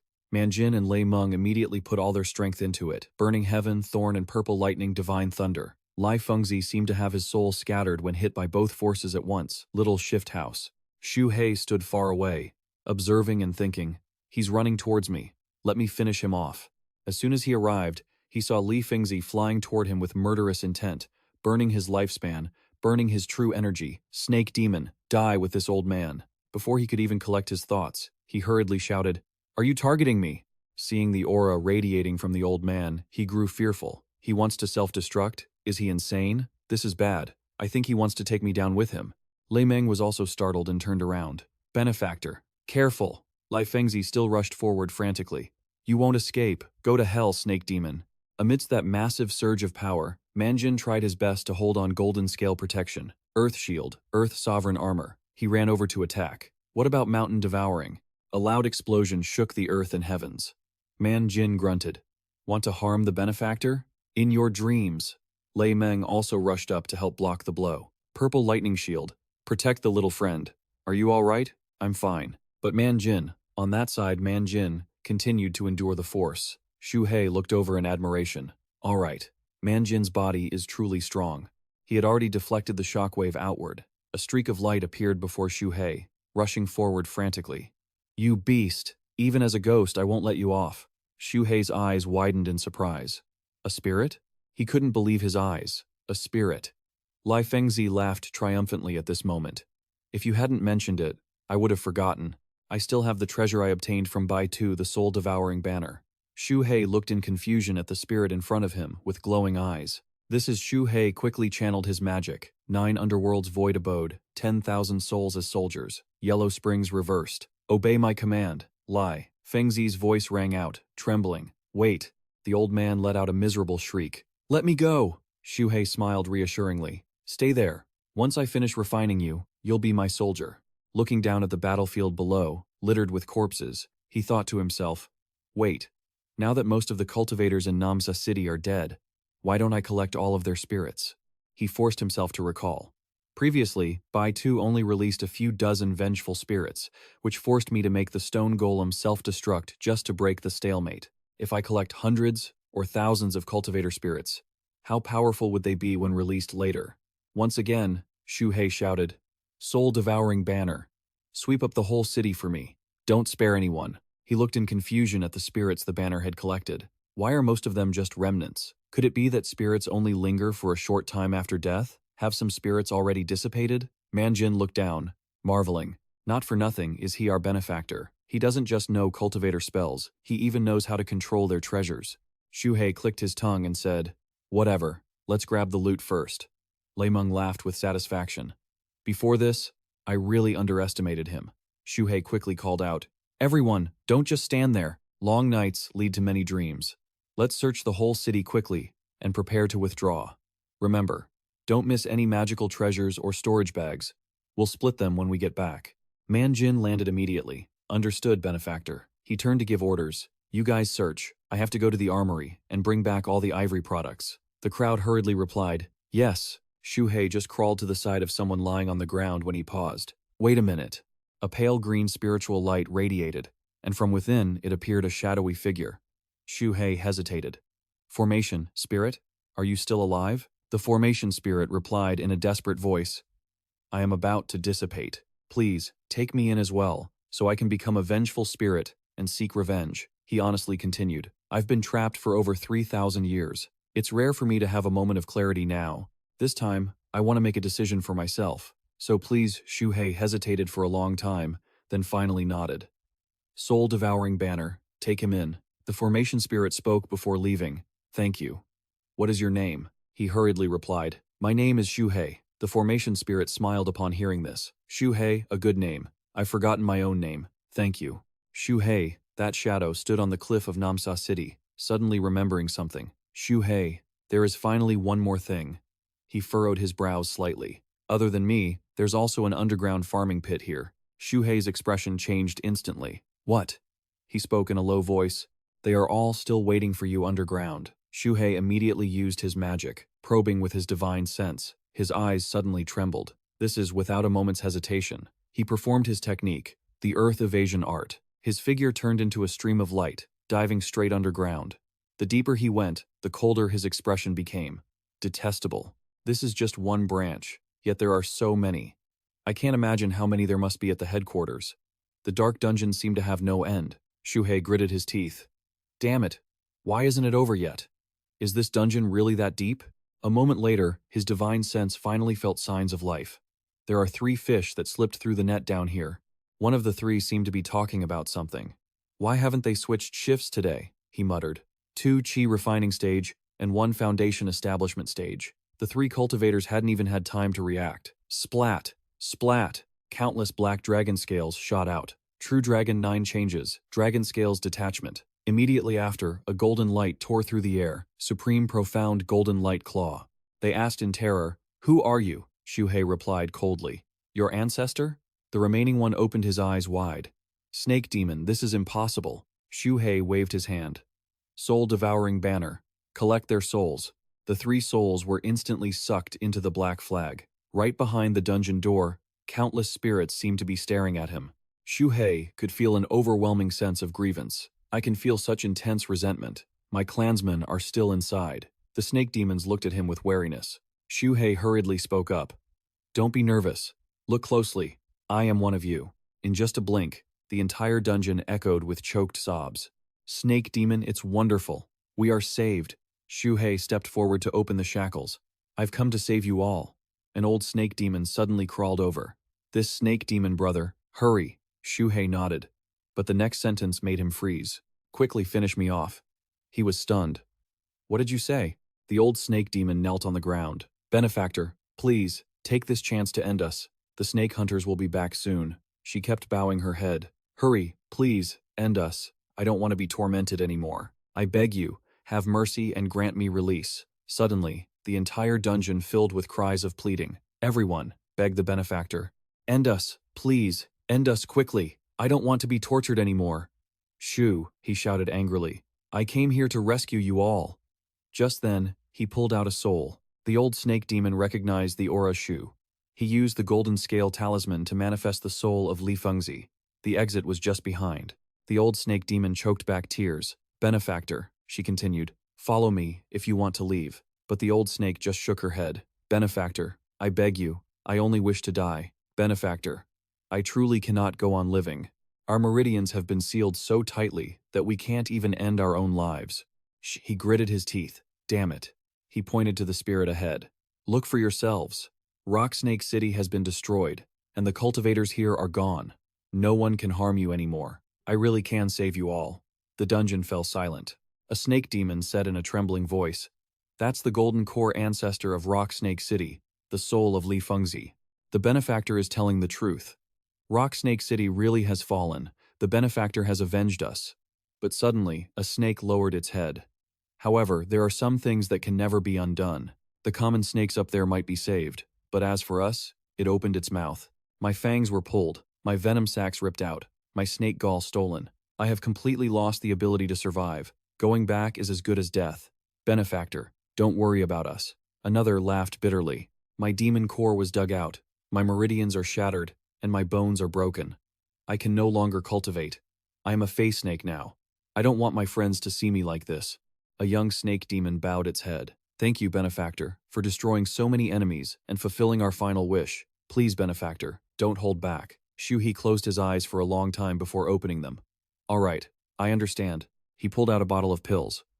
"This is the deep sleep pill," he said softly. "It will let you forget your pain for a short time and die in your sleep." The old snake demon said, "Thank you, Benefactor." She suddenly looked up. "Benefactor, before I die, I have one more request. I beg you, after I pass, please collect my soul." Xu Hei shivered. "Do you know what collecting a soul entails? This treasure is called the Soul-Devouring Banner. It refines souls into vengeful spirits, stripping away their autonomy. Vengeful spirits only know how to slaughter. After death, there is no hope of reincarnation." The old snake smiled. "I know.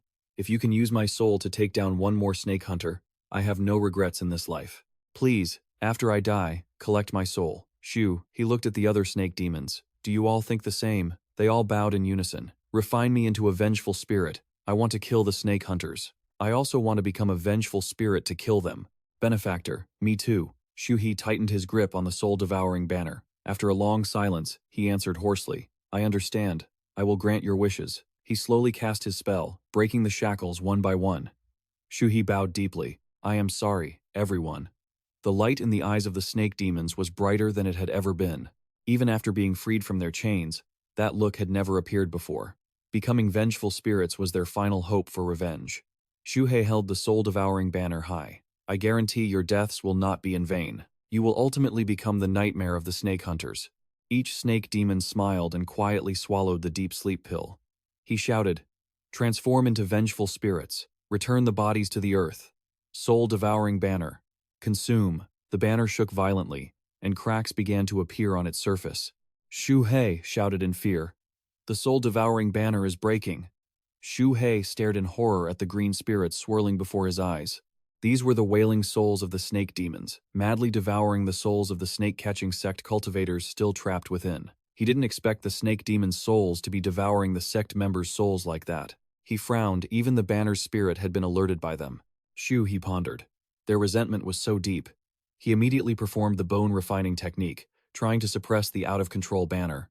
Xu, he said in a low voice. If this continues, will the banner give birth to something I can't control? True energy exploded in his body as he chanted, unleashing his full power. The invisible dragon might immediately press down on the banner, threatening it. The flag trembled for a long time before finally calming down. Xu, he let out a sigh of relief. Thank goodness I can still control it. It's just that the cultivators' souls I collected earlier have all been eaten clean. Xu, he shook his head.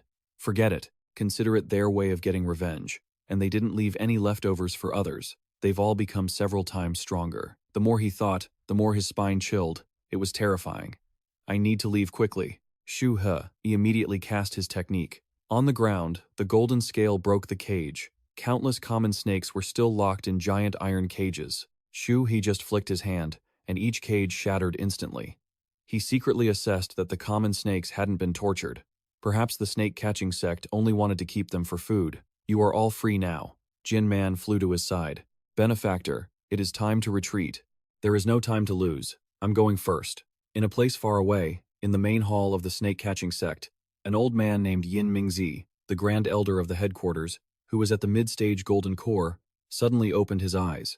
My snake-catching sect has never suffered such a great loss, he continued angrily, and all because of a bunch of beasts acting as they please. He swept out with his spiritual sense, searching, but they hadn't run far. Yin Mingzi snorted coldly. Beasts, where do you think you are going? His figure instantly turned into a black streak of light. In midair, Xu He's expression changed. Oh no, a mid-stage golden core old man is chasing us. He must have been sent by the headquarters. His speed is incredibly fast. Everyone, run. Jin Man gritted his teeth. Benefactor, this is the fastest I can go. At worst, we'll just have to fight him. Xu Hei shook his head. No, we can't underestimate a mid-stage core formation expert. Plus, their magical artifact could likely wipe all of us out. How about you follow me underground? My speed is decent, and I can provide cover beneath the surface. Manjin nodded. Fine, we'll do as you say. Lei Meng spoke up again. Our purple lightning bell can discharge electricity to boost our speed, so we don't need to stay underground. Let's split up and regroup at 10,000 Snake Valley. Just then, Xu Hei stopped in his tracks. Wait a second, he thought. Maybe that won't be necessary. For some reason, the elder had stopped moving. On the other side, a disciple flew over in a panic. Senior brother, an envoy from the Heaven Spirit sect will be here in half an hour. They've specifically asked to see you. It's urgent. You need to return immediately. Yin Mingzi gritted his teeth. The Tianqi sect has been watching us for half a year now. If it weren't for that, Xuan Yangzi and Lai Fengzi wouldn't have met such a terrible fate. We only have ourselves to blame for not picking a side during the great battle between the Qin and the Serpent sect. Now, the Qin state owns this land. When you're living under someone else's roof, you have no choice but to bow your head. He looked toward Namza City, deep in thought. But I had barely arrived at Namza City when an envoy from the Tianqi sect came knocking. Is this just a coincidence? Or is that snake demon in league with them? Or perhaps that snake was actually released by the Tianqi sect specifically to punish us? How else do you explain Xuan Yangzi's meridian destruction at the 10,000 Snake Valley? Damn beasts. I will definitely have my revenge. At Xu Hei's cave dwelling in the 10,000 Snake Valley, Xiao Bai walked over carrying a basket of spiritual herbs. I'll go find some medicine for you. Xu Hei rubbed his nose and chuckled. There's no need for that. Someone is probably just bad-mouthing me. Manjin immediately stood up. Whoever dares to curse you, benefactor, I'll go wipe them out. Xu Hei laughed. All right, don't get worked up. Let's split the loot first. He opened all the storage bags, displaying the spoils of war. I put in the least amount of effort in this battle. So you guys pick first. Manjin immediately shook his head. How can you say that, benefactor? You were the one who took down the battle array and killed so many of their cultivators. In my opinion, we should just split it equally among our three factions. Lei Meng laughed coldly. Split it equally? And why should we? Manjin glared at him. Shut your mouth. This isn't the place for you to speak. The other elephants chimed in. We agree with Man Jin's suggestion. Xu Hei nodded. First, the spiritual herbs, medicinal plants, and the cauldron. I assume none of you know how to perform alchemy like I do? I'll take these, and I'll give them to Xiao Bai. In the future, if you need any pills, just come and get them. Man Jin laughed loudly. Benefactor, you're clearly bestowing a favor upon us. The other members of the group also agreed. We have no objections. Zhou Shu thought to himself that he didn't lose out this time. In fact, he made a fortune. Xu Hei continued. Besides, you guys don't have any use for things like spirit stones, right? Then those belong to me too. I don't need anything else. Unless there's something you absolutely have no use for, then you can toss it my way. Man Jin nodded. Spirit stones are currency for human cultivators. They don't do much for beasts. Are you sure, benefactor? Xu Hei smiled. I'm sure. I have ways to blend into the human world and trade them for what I need. Lei Meng laughed heartily. Xu Hei, you really aren't simple. Just as you said, the spirit stones are yours. They're useless to me anyway. With that, they quickly divided the rest. These 2 metal attribute technique manuals are mine, but this beast meat belongs to us. They split the message jades, storage bags, and magical artifacts in half. A great demon leaned in close to Lei Meng. Great king, I feel like that little snake is using you.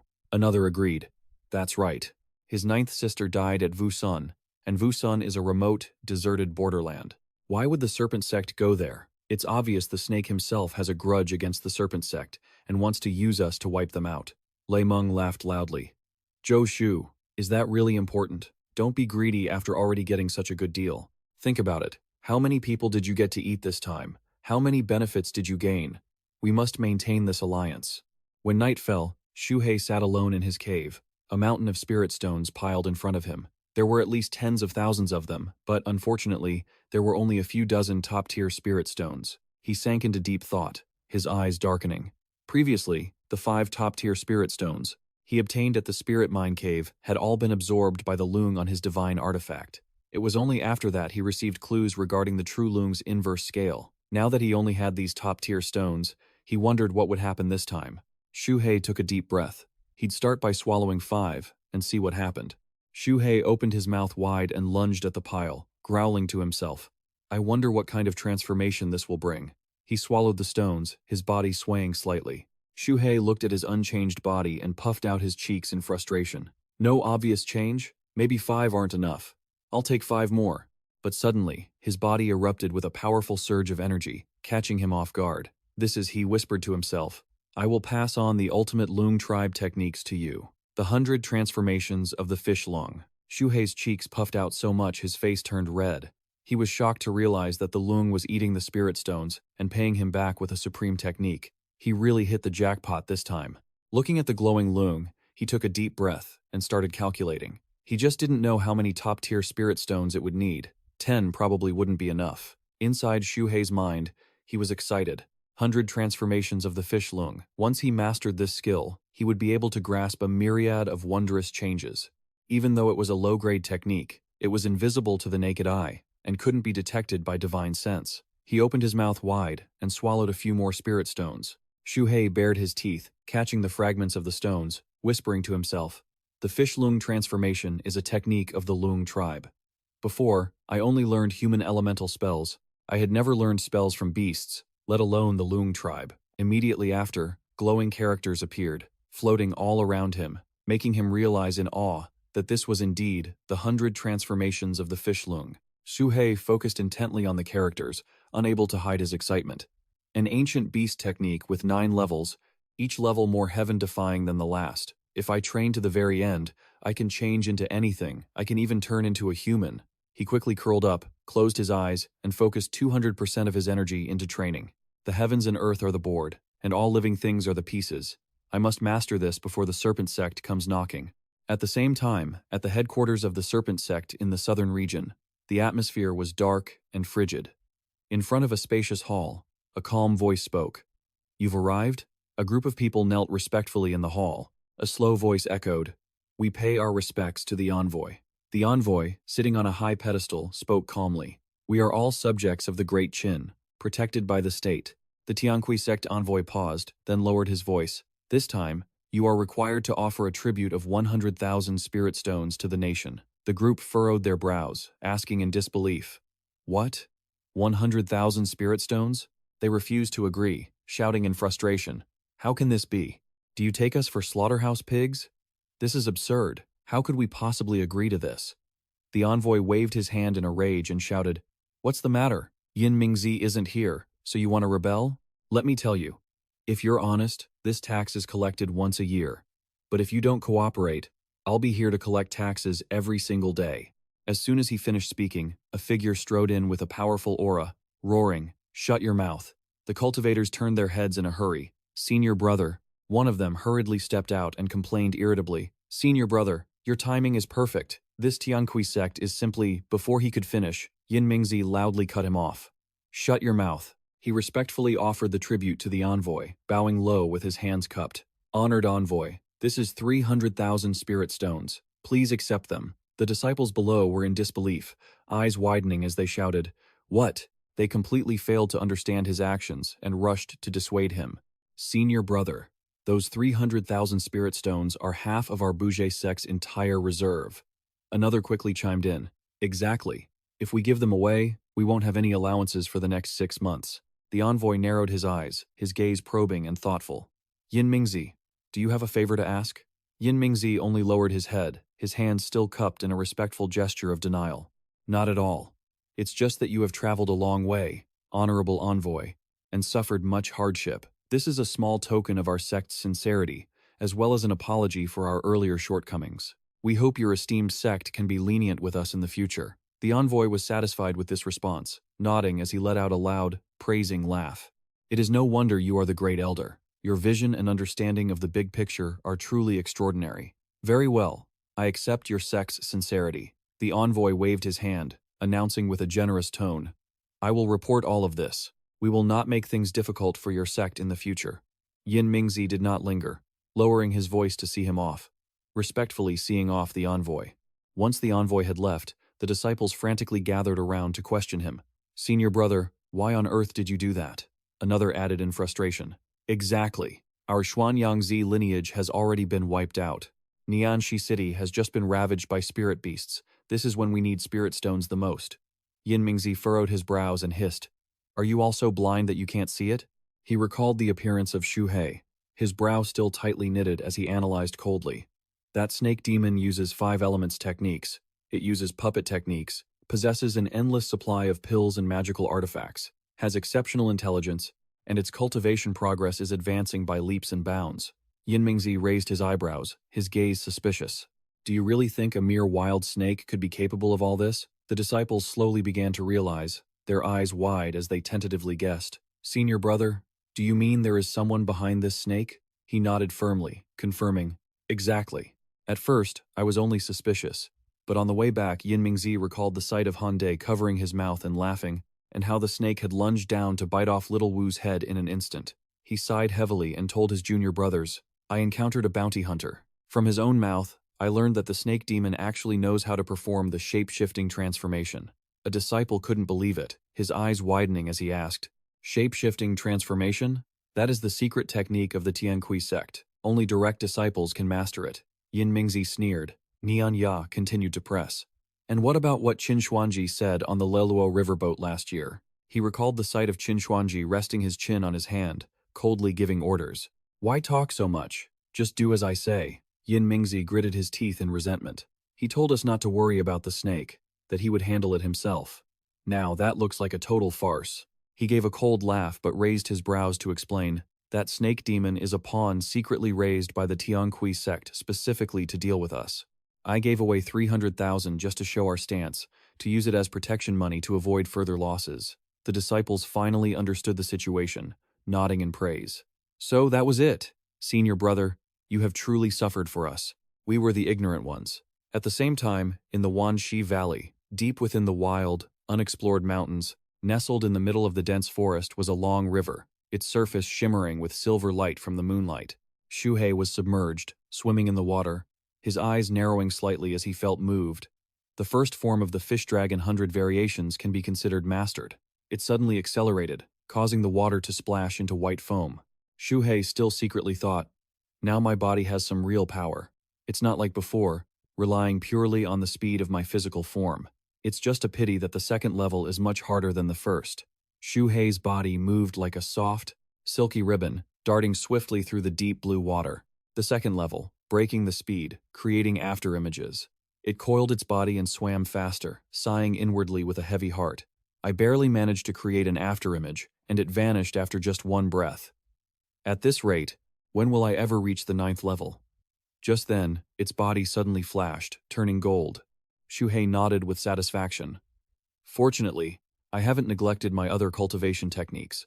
The second transformation of the True Dragon 9 transformations, refining the dragon bone, had started to show results. Then, it suddenly exerted its power, causing the water to explode and sending tremors through the quiet space. Xu Hei surfaced, looking at the deep crater it had just created in the riverbed, and remarked with interest, "This attack of mine could probably blast the head off a late-stage Foundation establishment cultivator. Perhaps now I can go find Manjin to spar." In a dark part of the forest, a brilliant light suddenly flared, illuminating the wild area. Xu Hei observed Manjin's appearance, silently evaluating the golden protective light shield. Is Manjin's prize a metal-type spell?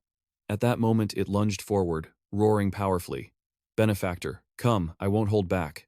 Watching Manjin unleash its key condensed metal, Xu Hei felt a chill and thought, what a powerful aura. No holding back, just how I like it. Immediately, it unleashed its own power, the sky-defying talisman.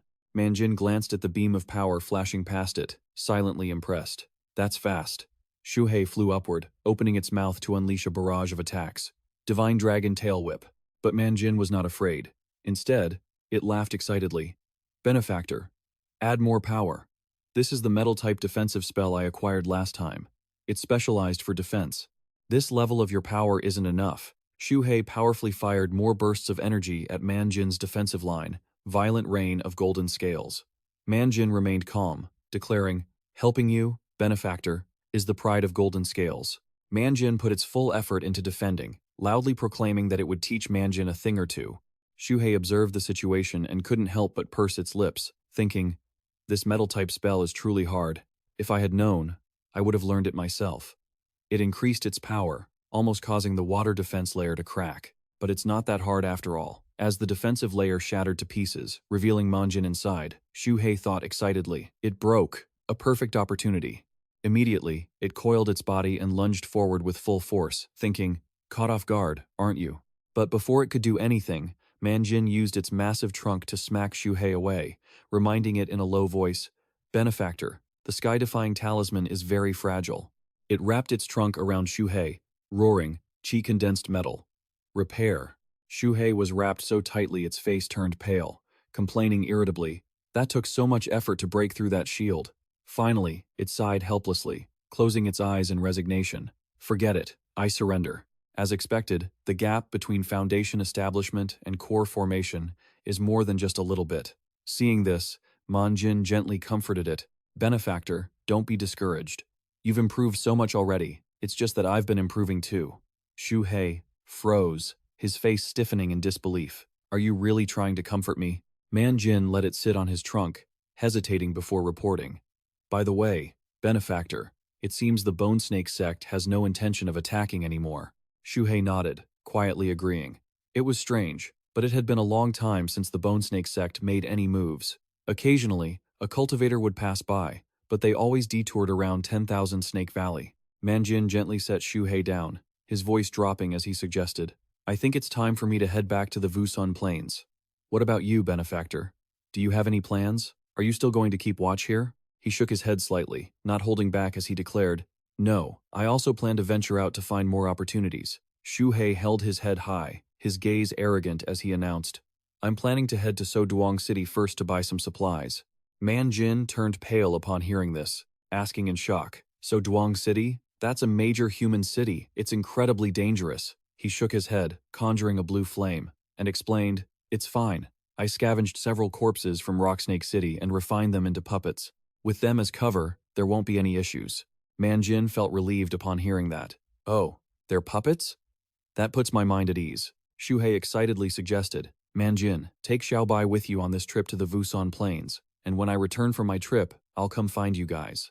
He didn't refuse and immediately agreed. "All right, benefactor, rest assured, I'll get it done." On a clear morning in Soduang City, Xu Hei observed his surroundings and silently mused. It's only been a few months, and so Duang City already shows no signs of the fighting? He used his male puppet to slowly disguise himself and enter the city. One person trembled at the sight of the giant, hulking puppet, but Xu Hei remained calm and collected. This perfect puppet of mine shouldn't cause any problems, right?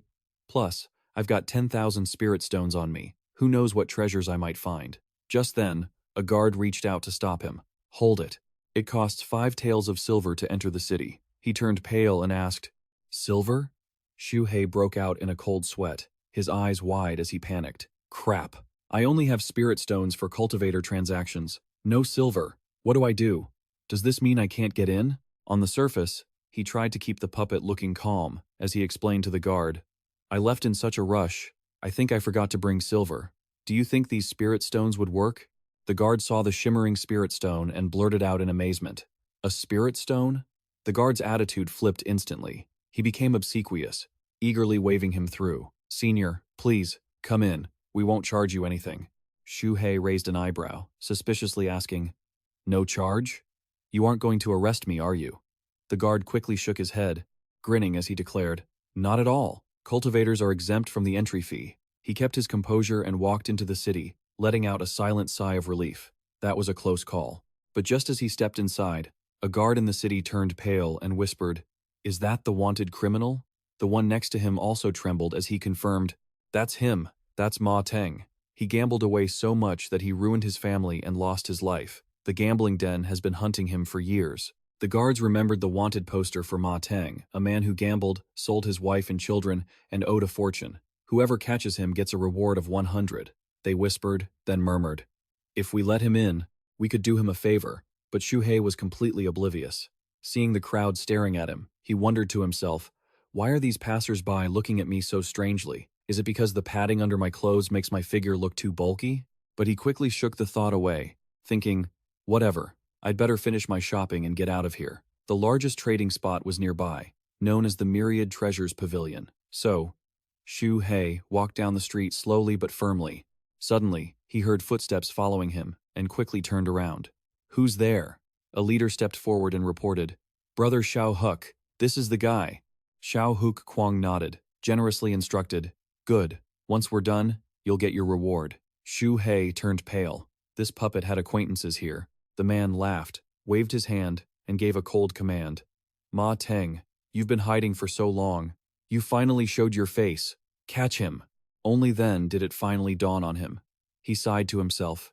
Great. So this puppet is named Ma Teng, and he was quite the character in Duang City's Xu Hei, had no choice but to reach out and channel his energy, silently cursing how troublesome this was. Immediately after, he unleashed his full strength, using his force technique to send Chao Hu Kwang's underlings flying. Xu Hei thought to himself, even though these guys are only at the first or second stage of chi refining and are basically mortals, for safety's sake, I shouldn't just kill everyone I run into. Seeing his underlings sent flying, the man opposite him turned pale. Watching his subordinate moan in pain, Xiao Huk Kwang raised his voice, threatening angrily, Ma Teng, do you know the consequences of opposing the Heavenly Dragon gambling den? Xu Hei didn't want to waste words and huffed.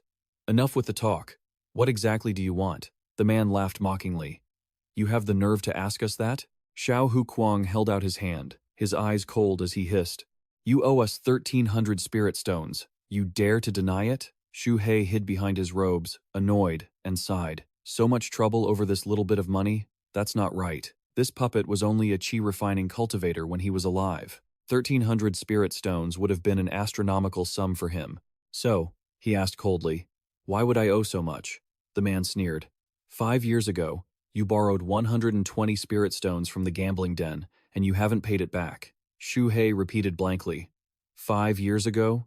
Opposite him, Xiao Hu Kwang continued to gripe, explaining how the interest doubled every year up to 10 times the original amount, totaling 1,320 spirit stones. He was furious, a flash of murderous intent in his eyes. Damn it, it was only 120 stones. These gambling den people are truly vicious. Right then, the puppet's body began to emit a surge of energy. Xu Hei was calculating in his head if he just casually took out over 1,300 spirit stones, it would surely attract too much attention.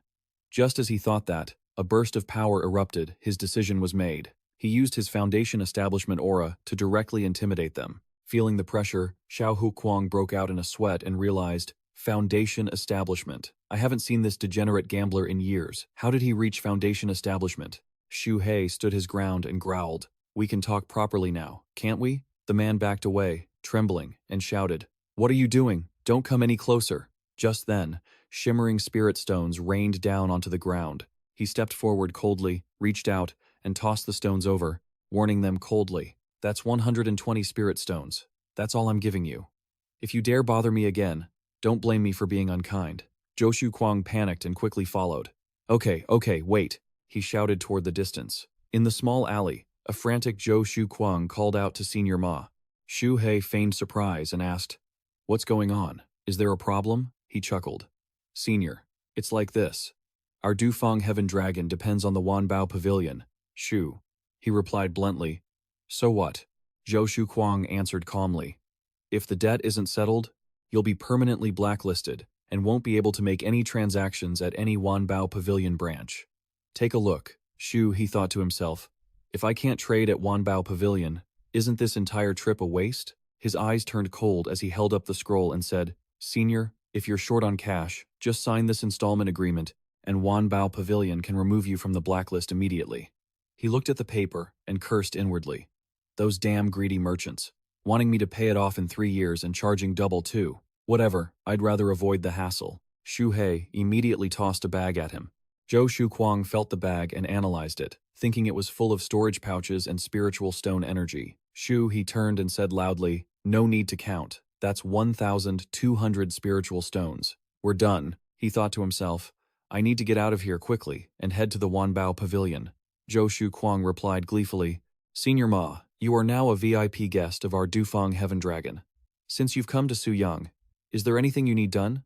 I can arrange it for you. Top-tier caves, trading houses, taverns, or even dual cultivation partners, I can arrange all of it.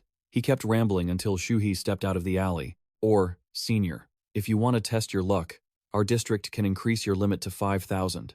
Bastard. Xu Hei immediately gave a vile smile as he plotted. Ma Teng must still have plenty of spiritual stones and treasures on him. I need to find a way to strip him of everything.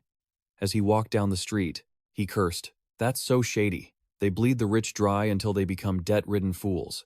If I didn't have important matters to attend to, I'd blow this damn casino sky high. Thinking of Zhou Shuquang, Xu Hei realized, this guy is probably targeting me. I need to be careful. How about some black-on-black action? He arrived at a flashy, eye-catching building, the Sijiao district. Inside the district, countless beautiful women were greeting guests.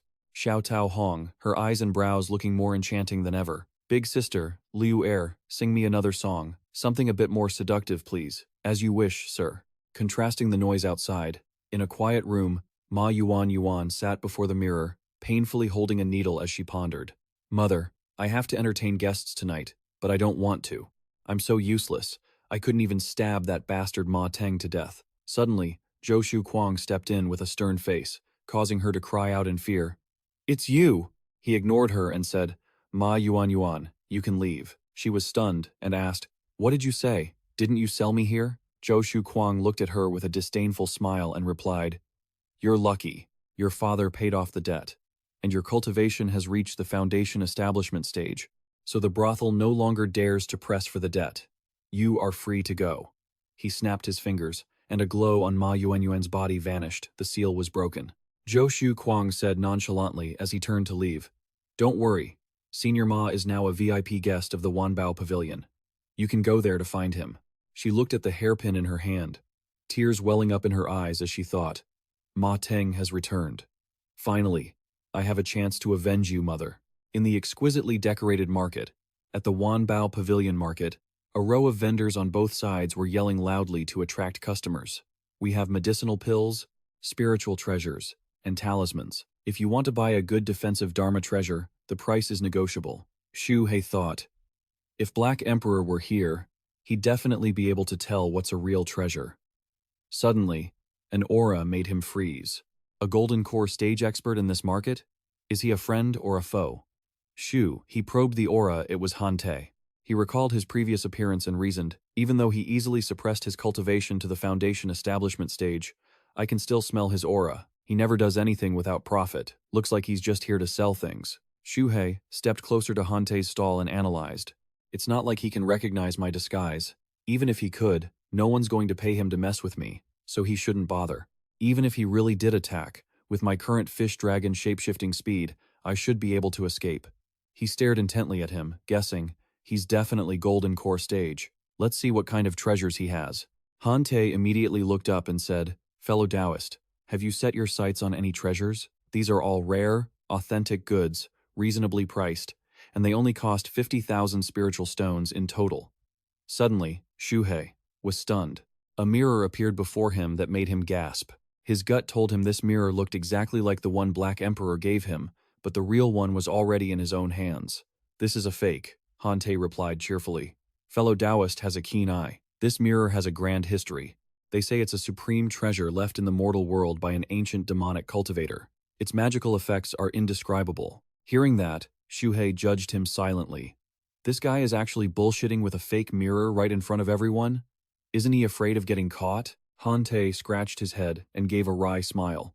It seems this fellow Taoist isn't very interested, huh? He handed a scroll to Xu Hei and said, "Fellow Taoist, I also have a map to an ancient ruin on Mount Wu. Do you want to see it?" he asked curiously. Ancient ruins on Mount Wu? Xu Hei surmised. Back then, Black Emperor said he found a place suitable for cultivation deep in Mount Wu. Could this be related to those ancient ruins? I haven't heard from him in a long time, Han Te explained in detail. This map has a grand history. 2 golden core stage experts once fought until they were bloody trying to snatch it, and by some stroke of luck, it fell into my hands. That year, I relied on this map and a group of people to enter the ruins. As a result, the whole group was wiped out, and only I survived. He then sighed and shared emotionally, "If I hadn't developed such trauma, I wouldn't dare return. Otherwise, I would never be willing to sell it so cheaply." Xu Hei was highly skeptical, thinking, "Are you kidding me? Snot and tears all over the place? People who don't know any better might actually believe that." Han Te lowered his head, acting sorrowful again. "That time, I also found this puzzle box in the ancient ruins. Even though I know it's a supreme treasure, because I don't have the key, I still haven't been able to open it. That's why I have to sell it to someone fated to have it." Xu Hei's heart skipped a beat when he saw the box. Wait a minute. The shape and size of that keyhole. He was stunned as he recalled his earlier discovery. That's right. The strange key I got from old Yuan. Could it be the key to open this box? Is there really such a coincidence in this world? Xu Hei analyzed the situation. He had over 100,000 spirit stones on him, so losing 5,000 in a bet was nothing. But he couldn't seem too interested in this mirror. If he accidentally revealed that he had the key, it would be dangerous. Han Te watched his reaction and asked with a smile, "So, what do you think?" Xu Hei decided to pretend he wanted to buy the mirror and then haggle to get 2 more items thrown in. He reached out to grab it and said, "Actually, the only interesting thing here is this mirror, but it's too expensive. If you could just give it to me." Suddenly, Bai Ye called out from afar, "Wait, isn't this the mirror from Xianxia Pavilion? Why is it here?" "Damn it," Xu Hei cursed inwardly. Why is he making such a scene now? Han Te looked at him, surprised, and replied, "Fellow Taoist, do you recognize this item?" Bai Ye smiled and asked, "I've seen it at Xianxia Pavilion before. How did it end up in your hands?" Bai Ye explained, "Fellow Taoist, you might not know this, but this mirror has been kept in Xianxia Pavilion for many years. Yet no one has ever been able to see the profound meaning within it. It wasn't until one day a demon stole this mirror, and using its power, he defeated Xianxia. I only managed to obtain this mirror through a stroke of luck," he exclaimed in shock. "You used this mirror to defeat a golden core stage cultivator like Xianxia? What kind of logic is that?" Bai Ye continued, "This mirror can manifest inner demons." In his mind, Xu Hei wondered what Han Mo was actually trying to do. He asked in surprise, "Really? You aren't trying to scam me, are you?" Han Te quickly channeled his aura into the mirror. "If you don't believe me, I can demonstrate. But keep in mind that you'll have to buy it afterward." Xu Hei thought to himself, "Can he really activate it?" Han Te applied his aura to the mirror and pointed it at Bai Ye, who looked terrified. "This is," Bai Ye stammered, trembling. "It's actually an inner demon." Xu Hei sat there, bewildered, wondering why he couldn't see anything. He watched as Bai Ye fled in terror and thought, he really just ran away. Han Te withdrew his aura and asked calmly, "Do you believe me now, fellow Taoist?" Bai Ye walked over nervously and said, I believe. Stop yelling at me." The crazy guy, Zheng Jian, caused Xu Hei to ponder strangely. Why couldn't I see any inner demons? He looked at the mirror and analyzed it, thinking, but judging by his expression, he really must have been attacked. Could it be that Han Te made a replica himself? They look identical, but the difference is that only the owner of the mirror and the target being attacked can see the inner demons inside. Xu Hei quickly realized his old demonic mirror was no longer usable. Even if this was a replica, it was still a magical artifact. Maybe he could study it. Plus, he still wanted to buy the other two items. Suddenly, Bai Ye shouted in a panic. Damn, I didn't bring enough 5,000 spirit stones. Can I owe you 500 for now? I'll go home and get it immediately. Han Te shook his head and said, that won't work. We don't sell on credit here. Bai Ye glanced at Xu Hei, desperately pleading for help. Fellow Taoist, could you lend me 500 spirit stones? I'll pay you back double later. No triple, Xu Hei replied bluntly. And no. Bai Ye dashed away like a bolt of lightning, shouting back, keep it for me. I'll be right back with the money. Seeing his chance, Xu Hei proposed, I want to take this mirror first. Is that a problem? Han Te looked at him and thought, where are you looking? He replied calmly, of course there's no problem. First come, first served, after all. Xu Hei quickly took money from his storage pouch and replied, here is 15,000 spirit stones. Pack up the other two items for me as well. Han Te beamed and praised Xu Hei, fellow Taoist, you truly know quality. I'll wrap them up for you right away. After leaving, Xu Hei thought, first, I'll find a place to study these treasures. Watching Xu Hei leave, Han Te shouted, safe travels, dear customer. He looked at his partner and smiled shamelessly. Bai Ye laughed and called out to Han Te. Senior Han, he said excitedly. You're back? He hurriedly sat down and asked, was it a success? Han Te rolled his eyes, tossed the pouch of spirit stones to Bai Ye, and asked, what do you think? Bai Ye replied, I took over 10,000. This is your share. Bai Ye bowed in gratitude and answered, thank you, senior. He winked and said, that's the 5th mirror we've sold. Your acting skills, little brother Bai, are truly outstanding. He replied modestly, not at all. It's thanks to Senior Han's guidance. Han Te quickly packed up.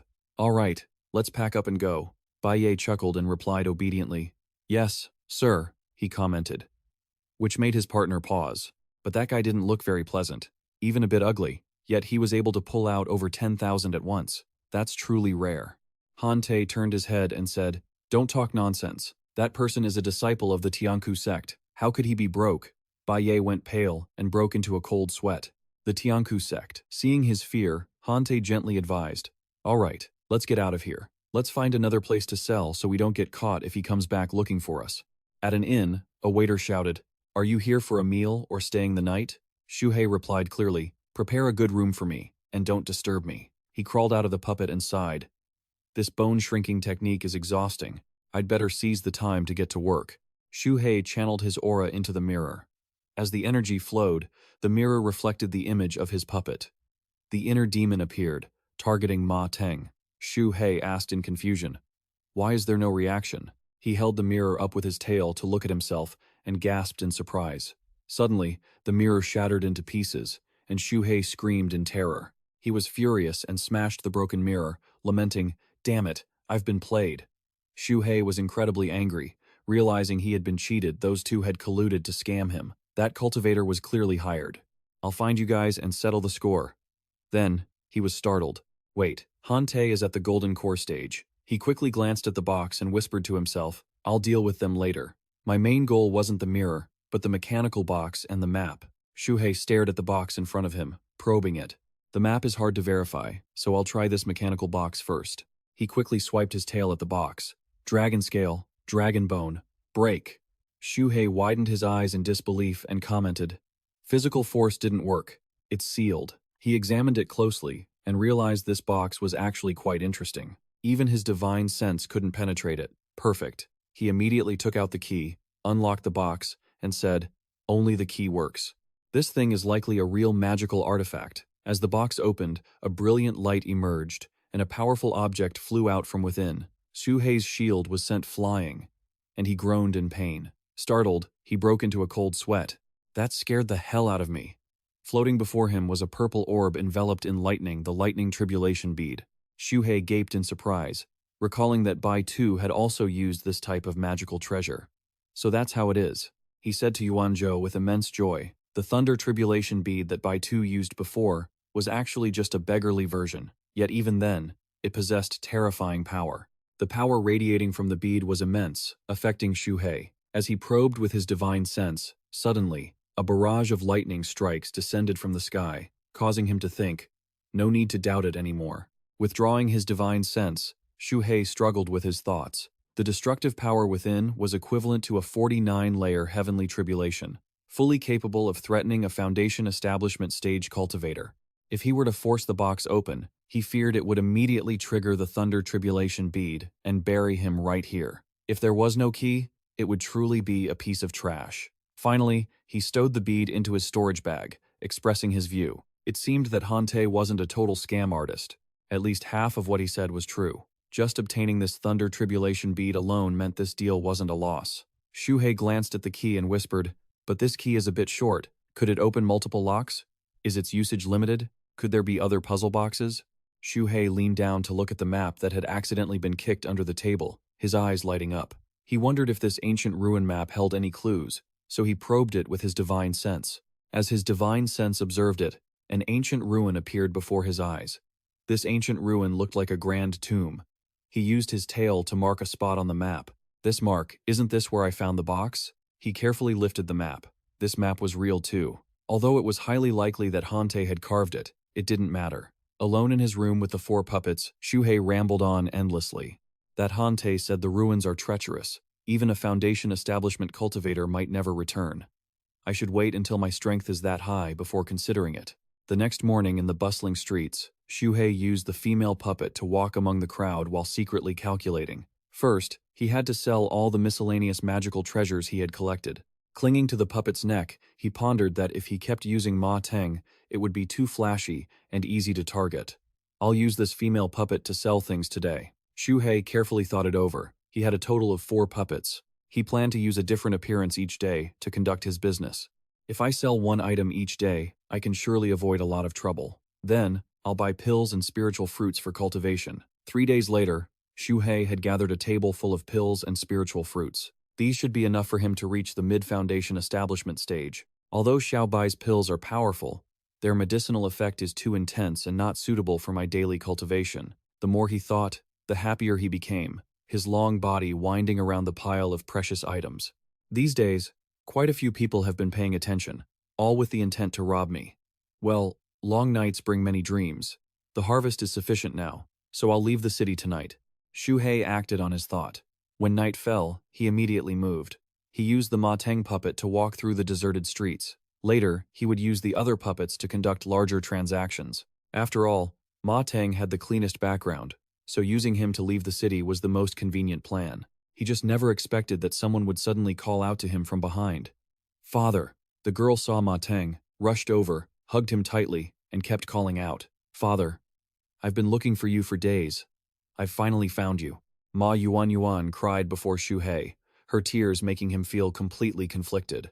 Is this the daughter Ma Teng sold because of his debts? Because I paid off the debt, she was released? Xu Hei, determined not to be influenced by her, controlled Ma Teng to shake her off. I'd better not get involved with her, one less headache. Seeing her father silent, Ma Yuan became even more insistent, throwing something toward him. "Father, won't you acknowledge your daughter? Even if you don't recognize me, surely you recognize this bracelet." She kept crying.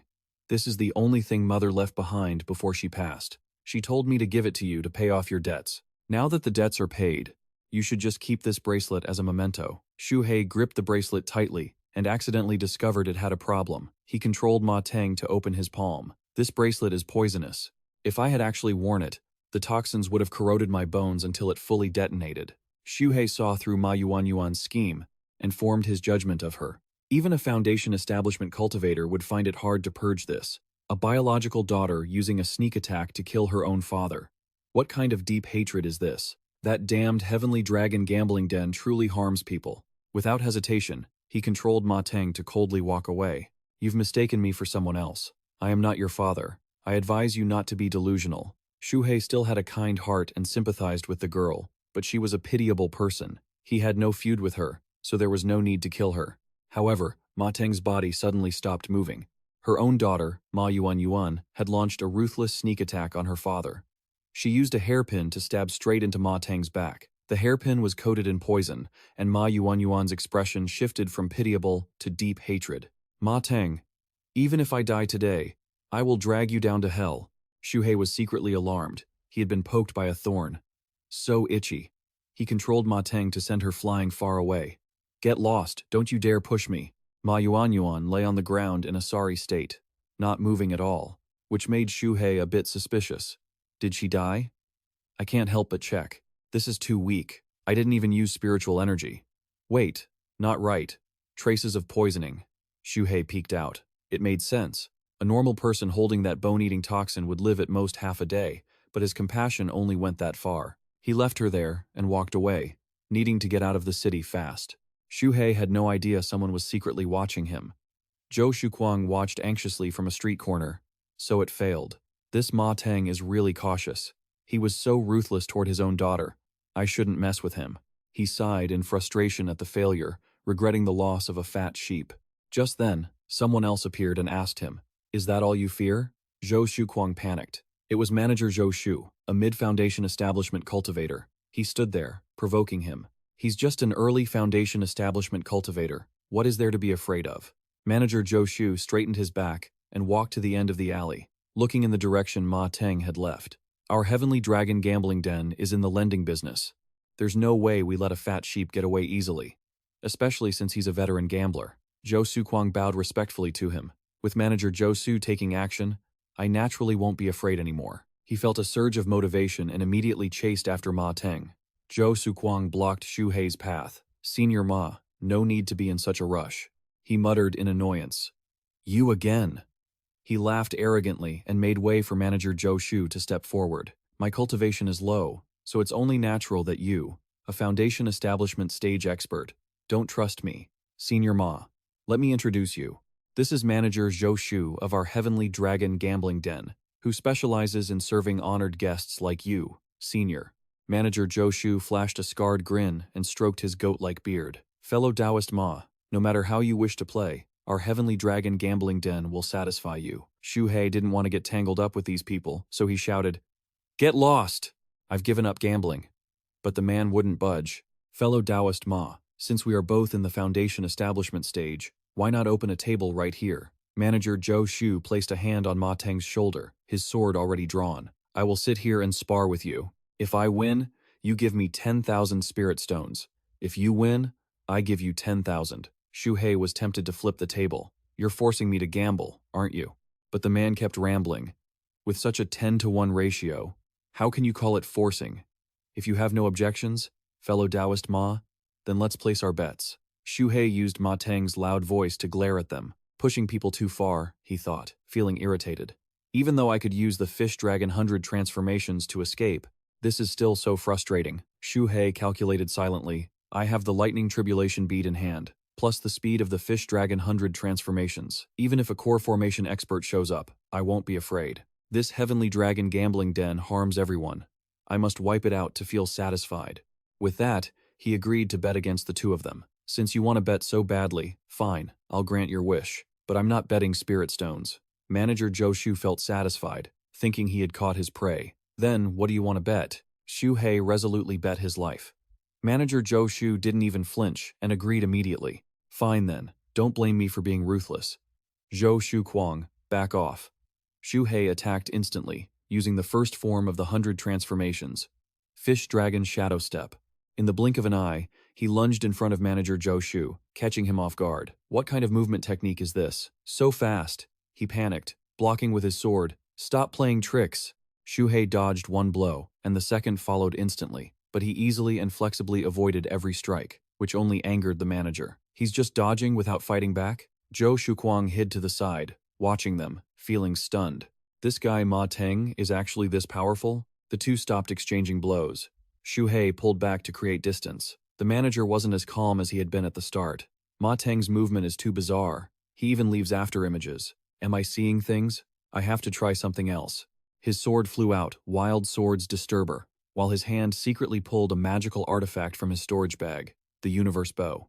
Xu Hei's sharp senses caught the movement. Trying to use a long-range artifact, huh? He proactively shattered the man's sword. That won't be enough. Manager Zhou Shu broke into a cold sweat. My flying sword, it's broken. What was that flash just now?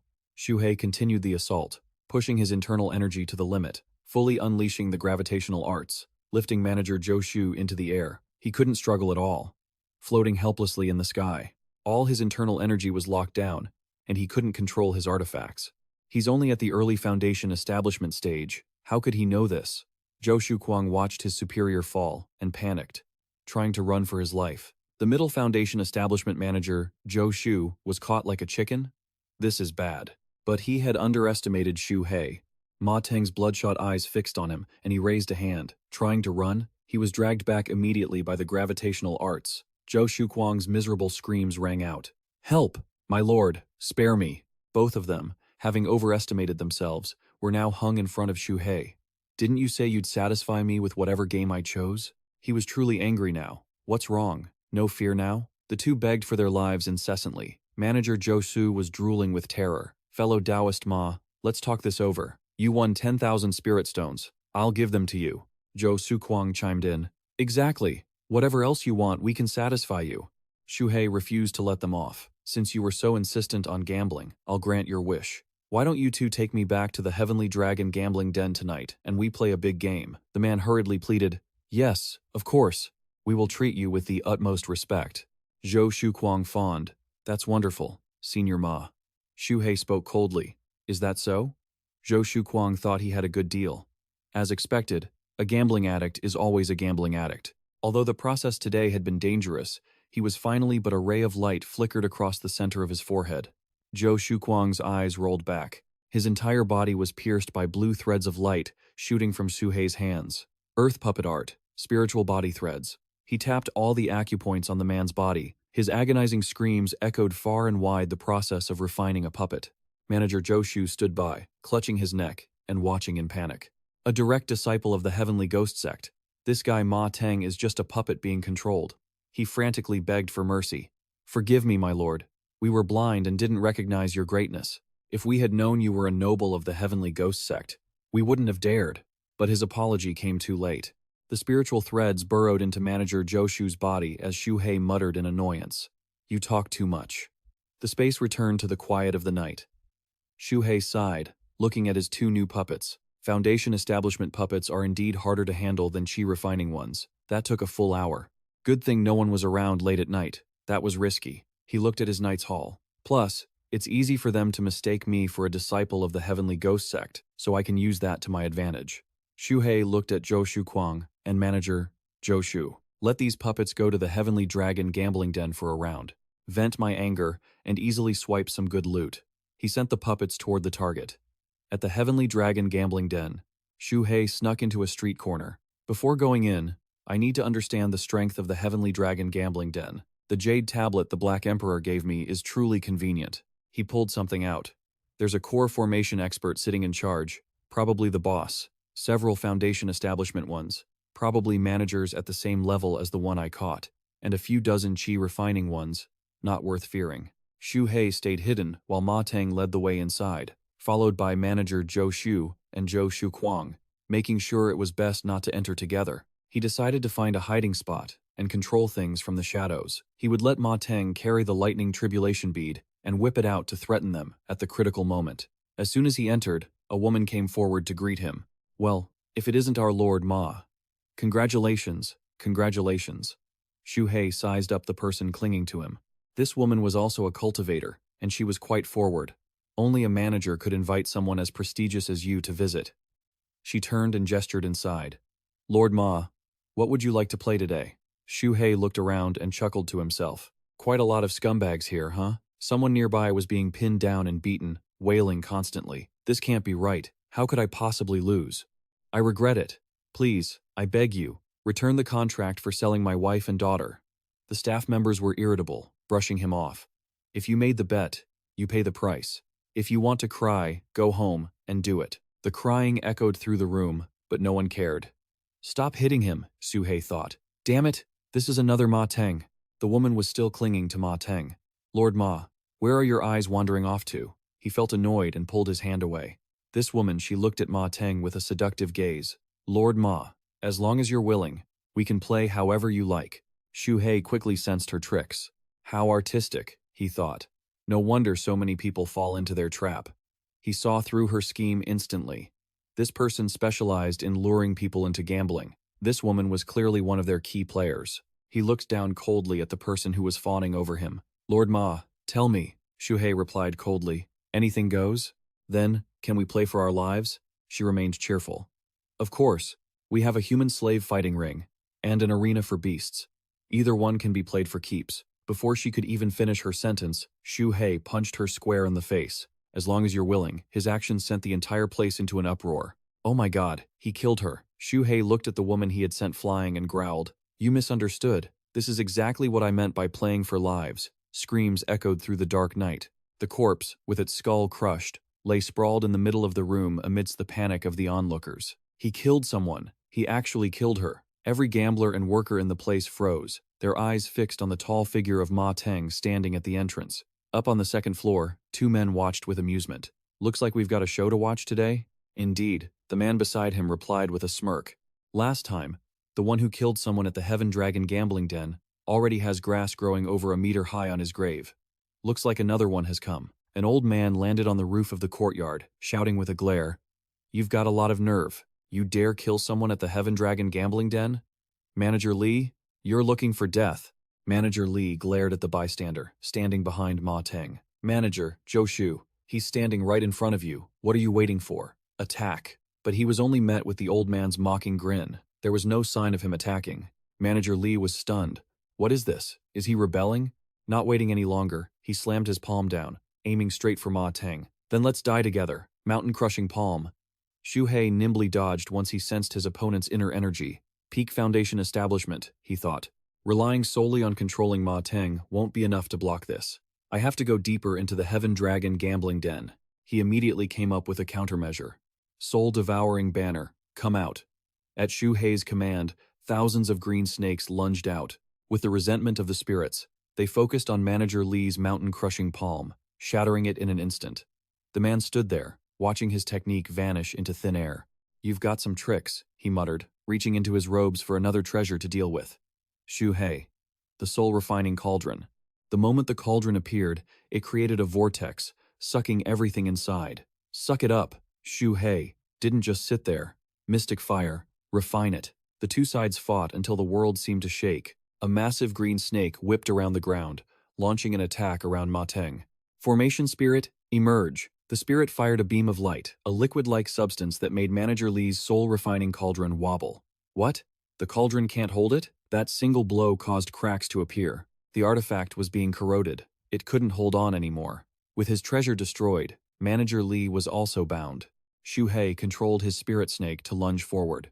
The spirit snake bared its fangs right in front of the old man. Manager Li looked at the thing, restraining him in terror. This is the spirit soul of the Jiaomangba Shi. He finally realized he was no match for the person before him. With a panicked, desperate expression, he cried out for help. Master, save me! Before the plea could even finish, the head of the spirit snake was severed by a flash of gold.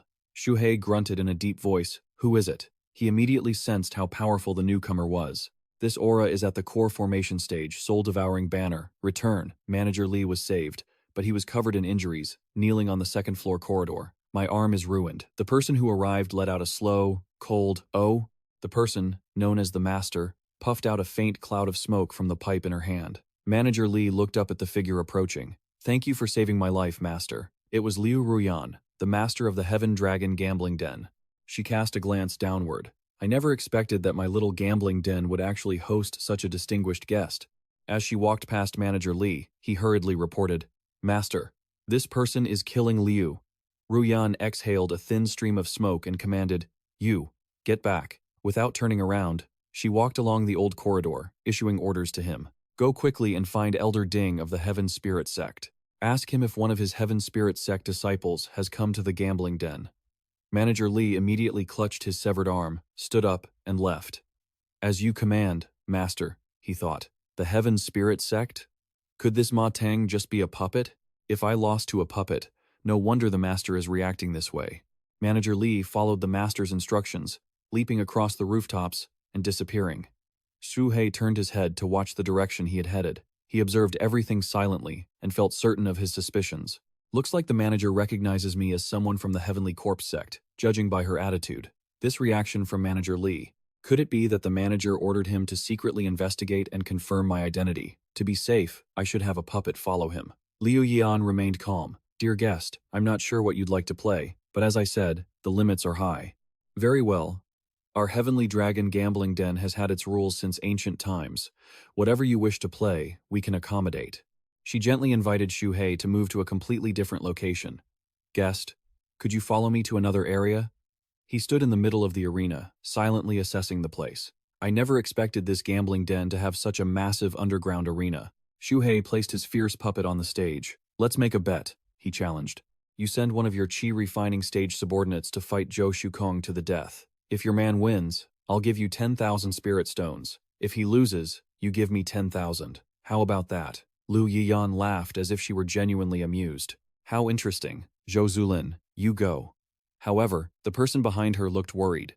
The manager turned her head, her eyes flashing with a fierce, bloodshot intensity, ignoring his desperate plea. Zhou Shukong is my own brother. With a flick of Liu Yiyan's hand, the man was sent flying several yards away. Stop babbling. If you can't win the fight, get out. The talkative man was shoved onto the stage to fight Zhou Shukong. The crowd below erupted into a buzz of gossip. My God, I've really opened my eyes today, some thrill-seeker shouted. The Zhou brothers, who usually act as the debt collectors for the casino, are now forced to fight like slaves? Incredible. Some couldn't hide their excitement and laughed out loud. I never thought I'd see Zhou Shukong in this state. Xu Hei took the opportunity to shout at the onlookers. Everyone else can place their bets too. The odds are 1-2. Who's in? The crowd began to consider his invitation. Well, but everyone was just there to watch. None dared to look directly at the figures on stage, silently thinking, who would actually dare to bet on this? While they were hesitant, something flew onto the stage, leaving everyone stunned. A voice rang out with arrogance.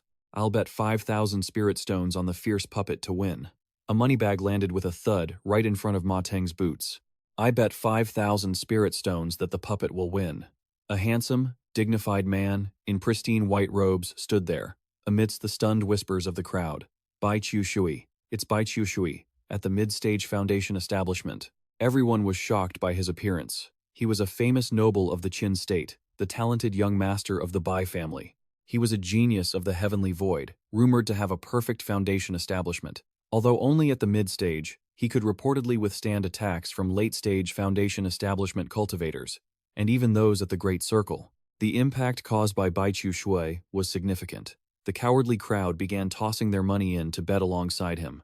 With young Master Bai leading the way, let's place some bets. I'll put 100 on Zhou Shukong, another shouted.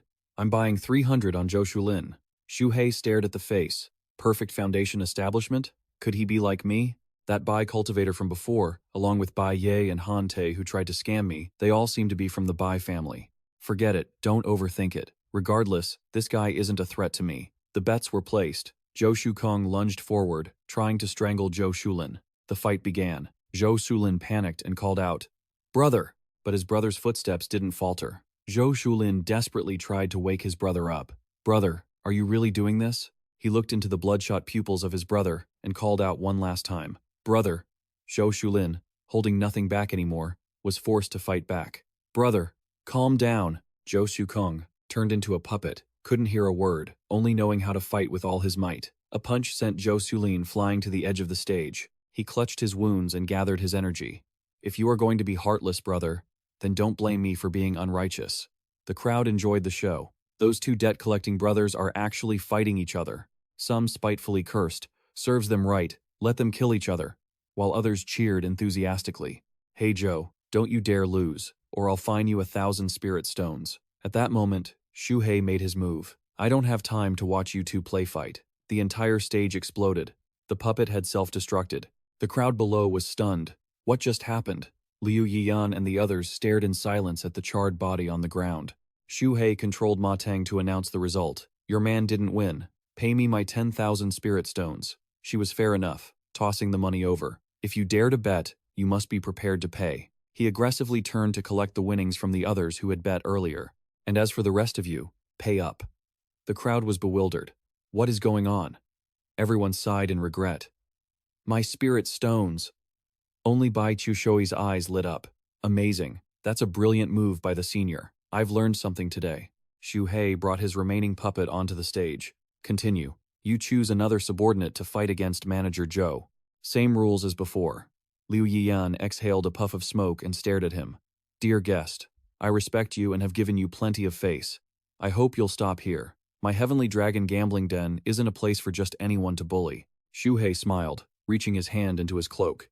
Is that so? He pulled out a lightning tribulation bead as a threat. The underground wind cavern is too noisy. I didn't hear you clearly. Say it again, loud and clear, so I can hear. Liu Yiyan's face turned pale instantly, and Bai Chushui's expression changed as well. This energy, it's not a normal lightning tribulation bead. She hurriedly tried to appease him. Taoist friend, please don't be impulsive.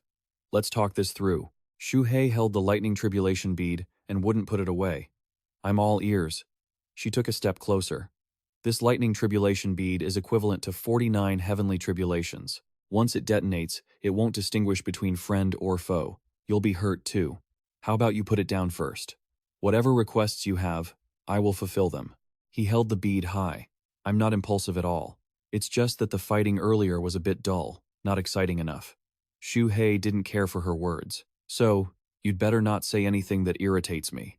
Liu Yiyan had no choice but to yield. Everything will be as you wish. And what comes next? Xu Hei heard what he wanted to hear, and finally tucked the lightning tribulation bead away. Now that's more like it. The people behind her slumped to the ground, their legs giving out. Survived another day. Liu Yiyan scowled and ordered, Old Liu, get up there. He was terrified. Manager, this. She turned and barked. If you don't go, I'll destroy you right now.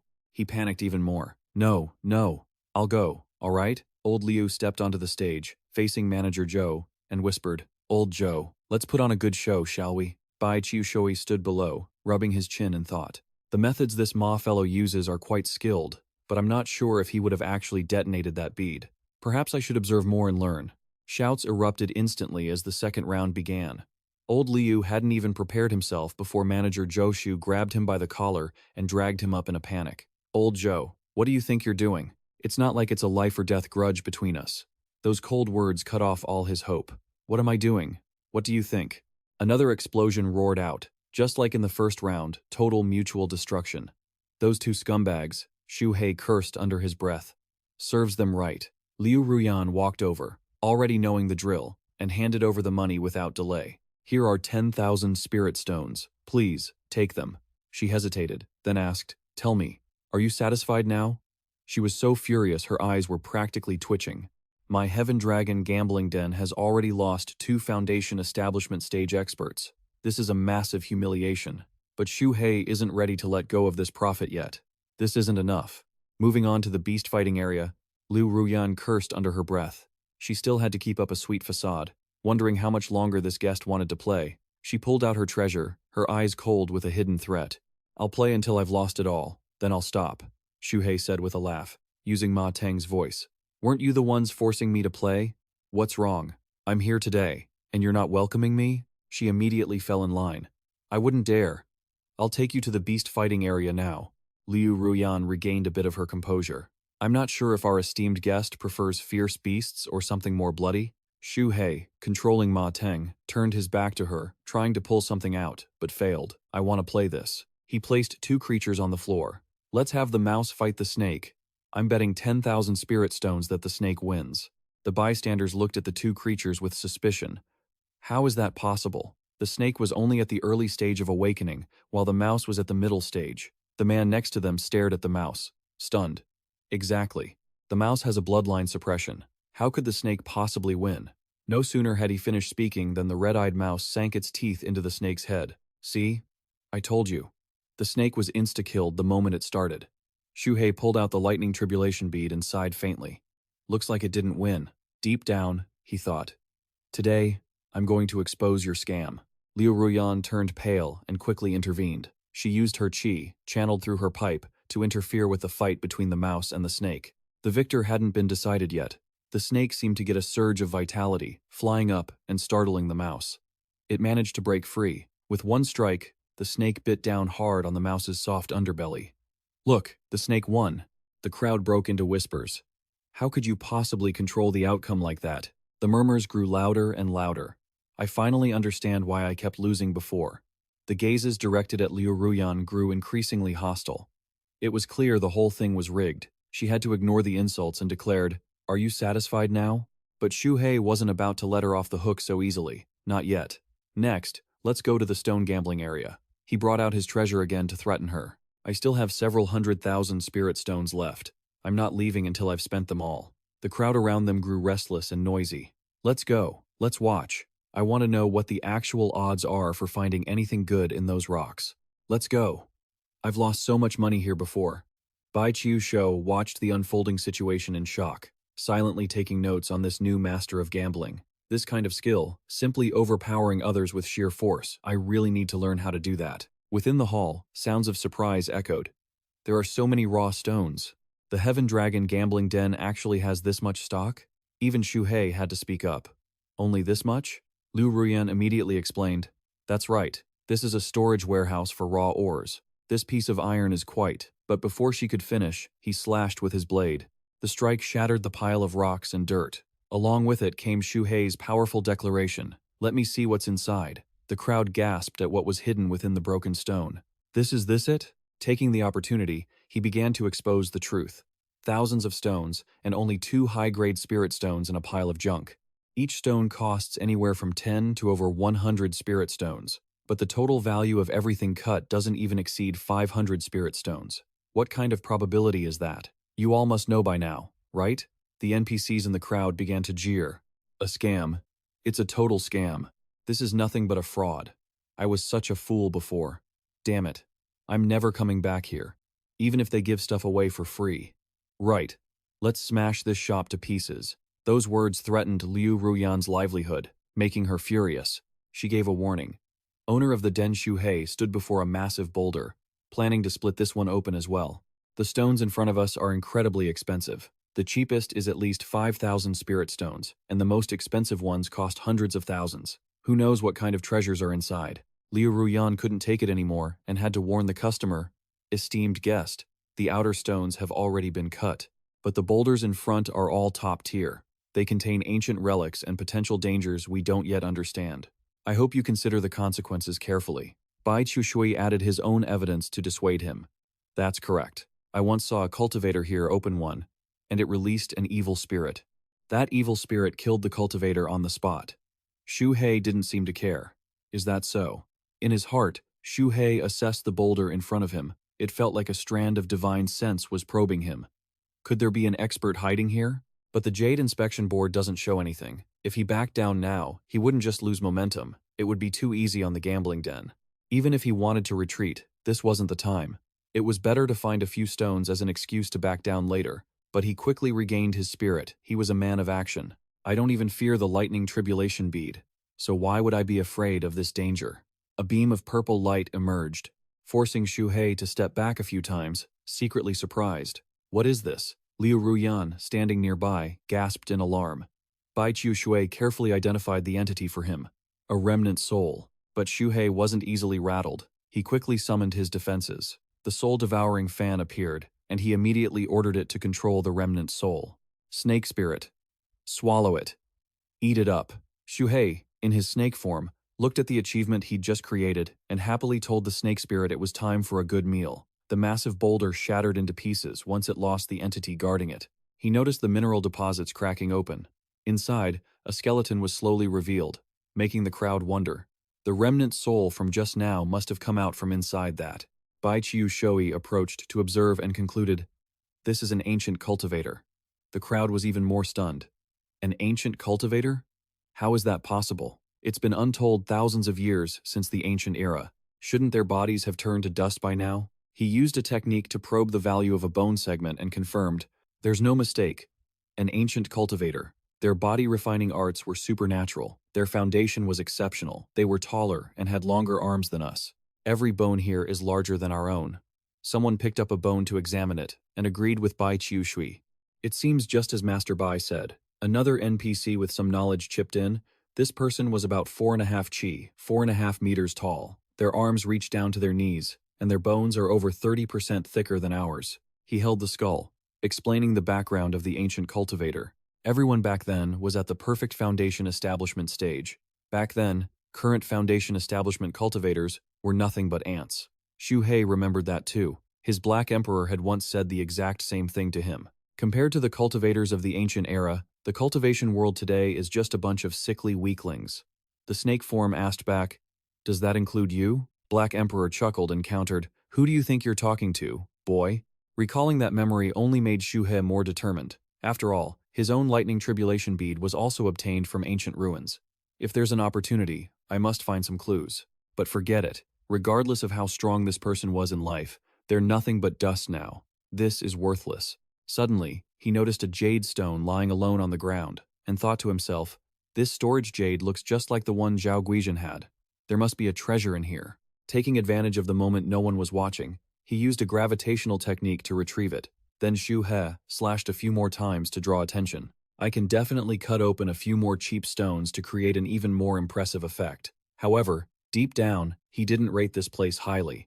Given the nature of the Heaven Dragon gambling house, the odds of finding anything good here were even lower. The rocks tumbled down one after another. But they were just rocks. That was why Xu Hei told everyone the truth. The gambling house's stones were already worthless. There was nothing inside these rocks, not even a decent quality spirit stone. He took the opportunity to pour oil on the fire. Has everyone seen it yet? I've cut open 30,000 spirit stones, and yet, not a single thing has come out. The crowd grew angrier, shouting and demanding justice for the scam. This premium stuff is an even bigger scam. Not only is there nothing, but it's also dangerous. I'm never gambling here again. A junior worker in the gambling house saw the injustice and whispered to Liu Ruyan, "Mistress, even if this guy is from the Heaven Ghost Sect, isn't this going a bit too far?" She knew the situation well, so she spoke up to regain their reputation. "Master, if you're interested, would you like to open this stone worth hundreds of thousands?" The NPCs were shocked and shouted, That's a raw stone worth 50,000 spirit stones. Who knows? There might be a great destiny inside." Xu Hei played along. "Fine, let's open it." Liu Ruyan was secretly happy, a sinister look in her eyes as she thought he had fallen for her trap. "Open it. That thing leads straight to the gates of hell. If your puppet dies in the bet, don't blame me for offending the Heaven Ghost Sect." Xu Hei slashed without hesitation, proving he meant what he said. A surge of crimson power burst out, making Xu Hei secretly wary. Seeing this, Bai Chu Shui warned everyone and activated his technique. Ancient lingering sword, Qi, this is dangerous. Liu Ruyan wore a triumphant smile, creating a shield for herself, her Genqi fully protecting her body. But he quickly summoned a spear to protect his main body, and unleashed the spirit-breaking needles. She was furious, thinking to herself, I didn't expect him to have spirit-breaking artifacts. The person behind him is definitely not simple. I must hold back and not provoke him. After Xu Hei finished dealing with the other side, he turned back to retaliate. "Do you still dare to use tricks? Do you really think I don't dare to detonate it?" Liu Ruyan, like an old fox, replied. And Li acknowledged the accusation. "I wouldn't dare. It's just that the stones in this area have truly been inspected by both gods and spirits. The benefits of the great sword naturally come with great danger. This was an eternal truth." Suddenly, someone interrupted. "Senior, over here." Xu Hei, in his snake form, looked over and asked, "Oh, has someone returned?" Manager Li observed his surroundings and silently deduced. Behind him was a dog puppet. "Trouble, an expert from the Heaven Ghost Sect wants to get involved." Xu Hei, in his snake form, saw the situation wasn't looking good and decided to retreat. Once Manager Li arrived, his identity would be exposed immediately. That would be a huge headache. Besides, the storage jade was already in his hands now. With tens of thousands of spirit stones in his bag and the scammers exposed, leaving now was the best strategy. Great minds think alike. In his human form, he agreed. "Forget it. I don't even want the 30,000 spirit stones you owe me. Let's end it here for today." Liu Ruyan was annoyed, thinking, why is he pulling out now? Seeing Xu Hei's intention to flee, she probed. "Oh? Are you planning to leave already, honored guest?" He sensed her sarcasm and retorted, "What's wrong? You don't want me to leave? In that case, I can play until dawn." She played the courteous host, trying to appease her VIP, Xu Hei. No, how could I dare disturb your rest? Here are the 30,000 spirit stones. Please accept them." He turned to leave, not forgetting to send a parting blessing to the mistress. "I hope the next time I come to Serduang City, I won't have to receive your invitations again." The crowd sensed danger and whispered to each other that it was about to explode. "Run!" Liu Ruyan swallowed her anger for the sake of the house's reputation and gritted her teeth, speaking sweetly to see him off. Of course. Of course. Safe travels, honored guest. She let out a sigh of relief inside. That lunatic is finally gone. Xu Hei had moved far away, preparing to step into a small alley. He glanced back, confused, and asked, Bai Shui, why are you following me? He politely started a conversation. This fellow Taoist, may I ask how to address you? But after hearing the question, he just dropped a name, leaving Bai Shui speechless. Ma Teng. He scratched his head nervously, trying to create a friendly atmosphere. Senior, I have a question. Fine, fine. From now on, I'll call you Brother Ma. Actually, suddenly, he leaned in close to Bai Shui. Xu Hei turned on his protagonist aura to intimidate him. He spoke bluntly. Stop following me. Do you really think I wouldn't dare to kill you? Seeing this, he re-evaluated the person in front of him. He's fast. And this pressure Bai Shui stopped beating around the bush. Actually, I wanted to ask Brother Ma for advice. He asked back. What do you need advice on? He went straight to the point. Just now, if Mistress Liu had deliberately made things difficult, would you have really detonated the lightning tribulation bead? He answered without hesitation. Of course. Bai Shui suddenly showed off his deduction skills, guessing his cultivation level. Brother Ma, could it be that you are also at the perfect foundation establishment stage? Brother Ma, no need to hide it from me. The Bai family is a major clan in the Qin Kingdom. Although we aren't part of the Heaven Ghost Sect, I have been dealing with them since I was young. An ordinary foundation establishment cultivator couldn't have such proficient puppet techniques. But how could Xu Hei easily trust a stranger? He challenged him.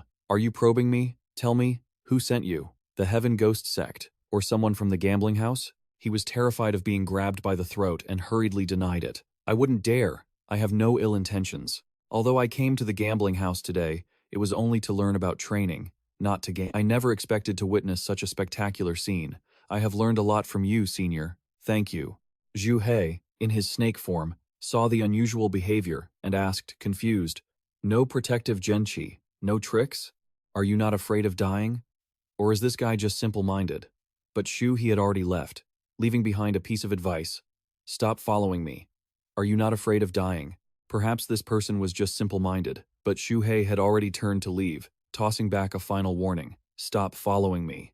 Bai Thutui watched the silhouette vanish, then drew her own conclusion. Even though I'm at the perfect foundation establishment stage, I've never dared to be like him, relying on threats to intimidate someone at the core formation stage. In the future, if I run into something similar, I'll just have to change my mindset. Manager Li knelt on one knee to report the investigation results. Master of the Ward.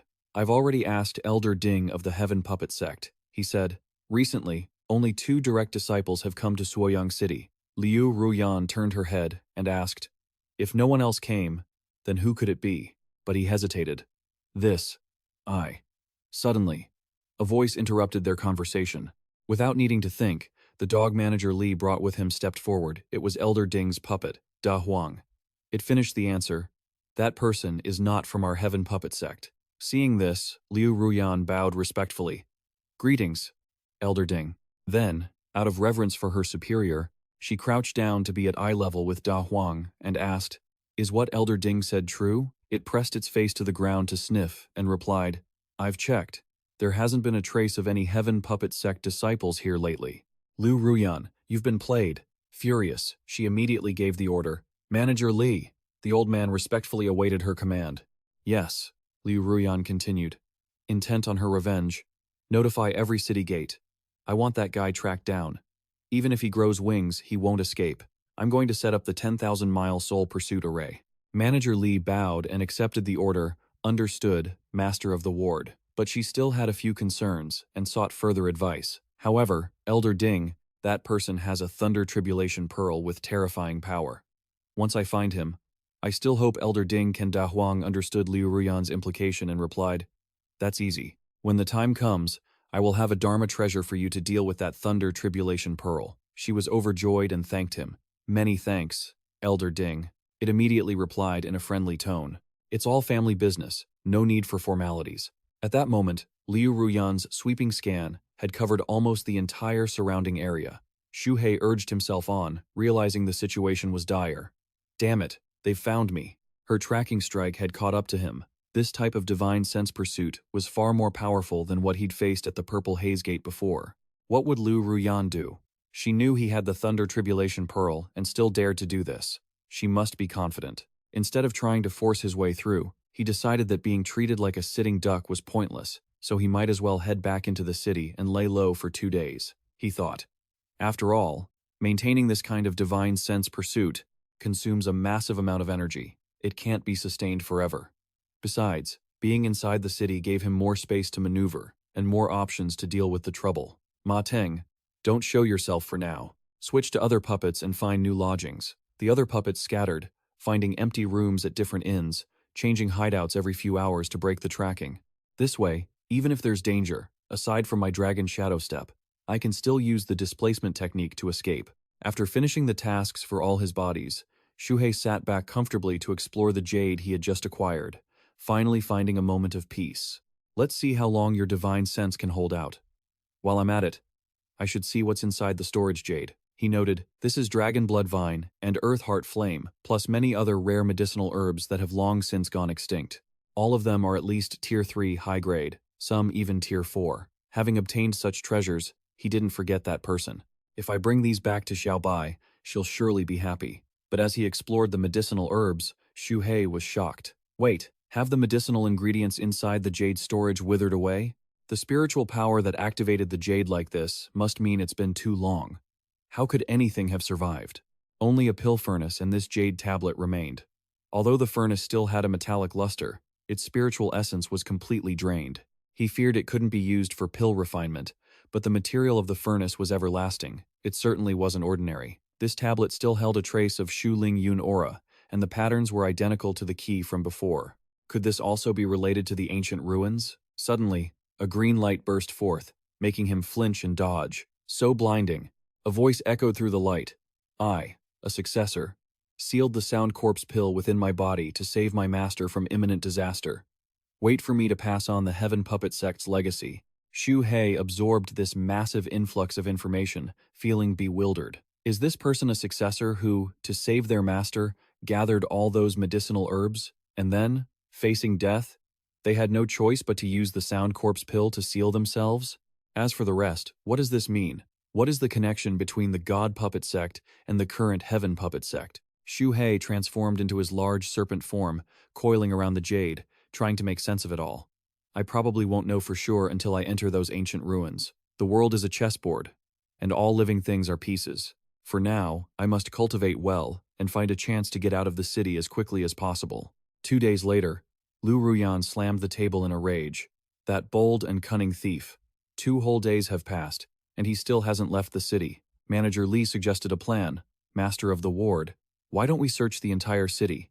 If we screen every Foundation establishment cultivator in the city, we'll definitely find him. But he wasn't as worldly as his mistress, and she scolded him. No, doing that would offend too many people. Suoyang City was full of hidden talents. If we aren't careful, we'll invite even more trouble. Da Huang stepped forward with authority, rebuking her. Liu Ruyan, it's been 2 days. I am very disappointed in your efficiency. Liu Ruyan, hearing this, bowed immediately. I still look forward to Elder Ding's guidance. Da Huang, having scouted the entire city, had found something useful. I've detected traces of him at 15 different locations in the city. I've marked them all. Hearing this, she activated her technique, rushing off, but not forgetting to thank him. Many thanks, Elder Ding. I'll go deal with him. Xu Hei, scouting the situation from inside the house, was furious. 2 days, and their divine sense still hasn't faded. You lot had better not push me, or don't blame me for leveling the Heaven Dragon gambling house. He looked at his positioning map to determine his opponent's direction. They're searching for me and the puppets. They'll be here soon. That core formation stage cultivator must be Liu Ruyan, and those other 15 must be at the Foundation establishment stage. That's a massive force. The Heaven Dragon gambling house doesn't have that many experts. I fear the Heaven Puppet Sect has intervened. I can't just sit here and wait to die. First, cut off the connection to the other 3 puppets, then plan the next step. Xu Hei transformed into his largest form, determined to resolve this at the root. Heaven Dragon Gambling House. You brought this on yourselves. Since you've all gathered here, don't blame me for playing a returning horse strike and leveling your nest. Deep beneath the Heaven Dragon Gambling House, while they were sleeping soundly in their lair, Xu Hei immediately charged into their base. Set up traps at every location, use substitution jutsu. First, place the little snakes near the Heaven Dragon gambling den. They'll be useful later. Another snake. Hurry to the city gate and wait for me. Be ready for me to move at any moment. The clone on the puppet is also activated and in position. Go, Ma Teng. Turn this place upside down for me to see. At the Heaven Dragon gambling den, the rain falls in the night like a sign of the brutal battle to come. The guards at the den notice something is wrong. Xu Hei strides confidently into the opponent's courtyard. The guards shout, "Who's there? The gambling den is under lockdown. Don't make trouble." Wait, isn't that Ma Teng? Before they can finish, he strikes and takes them both down. They panic and beg for mercy. "Senior Ma, spare us." But Xu Hei knows what must be done and commands Xia Ling, devour them. They are easily eliminated. He walks calmly toward the door as dozens of bloodthirsty snake spirits emerge from the void. They swarm the servants of the den, causing them to scatter in terror. "It's Ma Teng, he's back." "Oh no, he's come to wreck the place again." Outside, Xu Hei commands the snakes to carry out their orders. "Wipe them out. Don't leave a single one alive." Cries for help echo everywhere. A servant looking down from above at the chaos asks, "Manager Li, what's happening?" The elder realizes the situation immediately and shouts, "We've been played. Alert the den master at once." Sensing human scent, the snakes attack the servant. Manager Li takes the chance to flee and sends an urgent message. Activate the defensive formation. The jade slit flies off to find the person in charge. Liu Yiyan has already found Xu Hei's puppet, but it's too late, it's just a puppet with no consciousness. That bastard is so cunning. She turns around and discovers the transmission jade. It relays exactly what Manager Li said. "Den Master, help. Ma Teng is back." Liu Yiyan hears this, and her face turns ugly. "What?" she sneers, furious. "Manager Li, he actually dared to come back? Is he looking for a death wish?" Great Yellow, nearby, jumps to Liu Yiyan's side and says, "If he is so eager to die, then we shall fulfill his wish." The snake spirits slither through the den, leaving no prey behind. Manager Li collapses to the floor, lifeless. Xu Hei jumps down among the corpses and sighs in relief. Finally, they're all wiped out. Xia Ling has grown quite a bit from the devouring. The soul-devouring banner is now just waiting for Liu Yiyan to return, so it can detonate the Tribulation Lightning Orb and level the entire Heaven Dragon gambling den. Even if Liu Yiyan doesn't die, she will be severely wounded, absolutely unable to maintain her spiritual sense over the city of Suyang. Speak of the devil, and she appears. She returns with a challenge. "Little rat, if you dared to come back, then you won't be leaving today." He looks up and thinks, "She's here. She's threatening me to boost her morale and suppress mine. I will make you pay for this in blood." Xu Hei doesn't waste words and acts immediately. Talking is just a waste of time. The Tribulation Lightning Orb? She didn't expect him to be this impatient. So decisive. He's insane. Immediately, Liu Yiyan makes her move.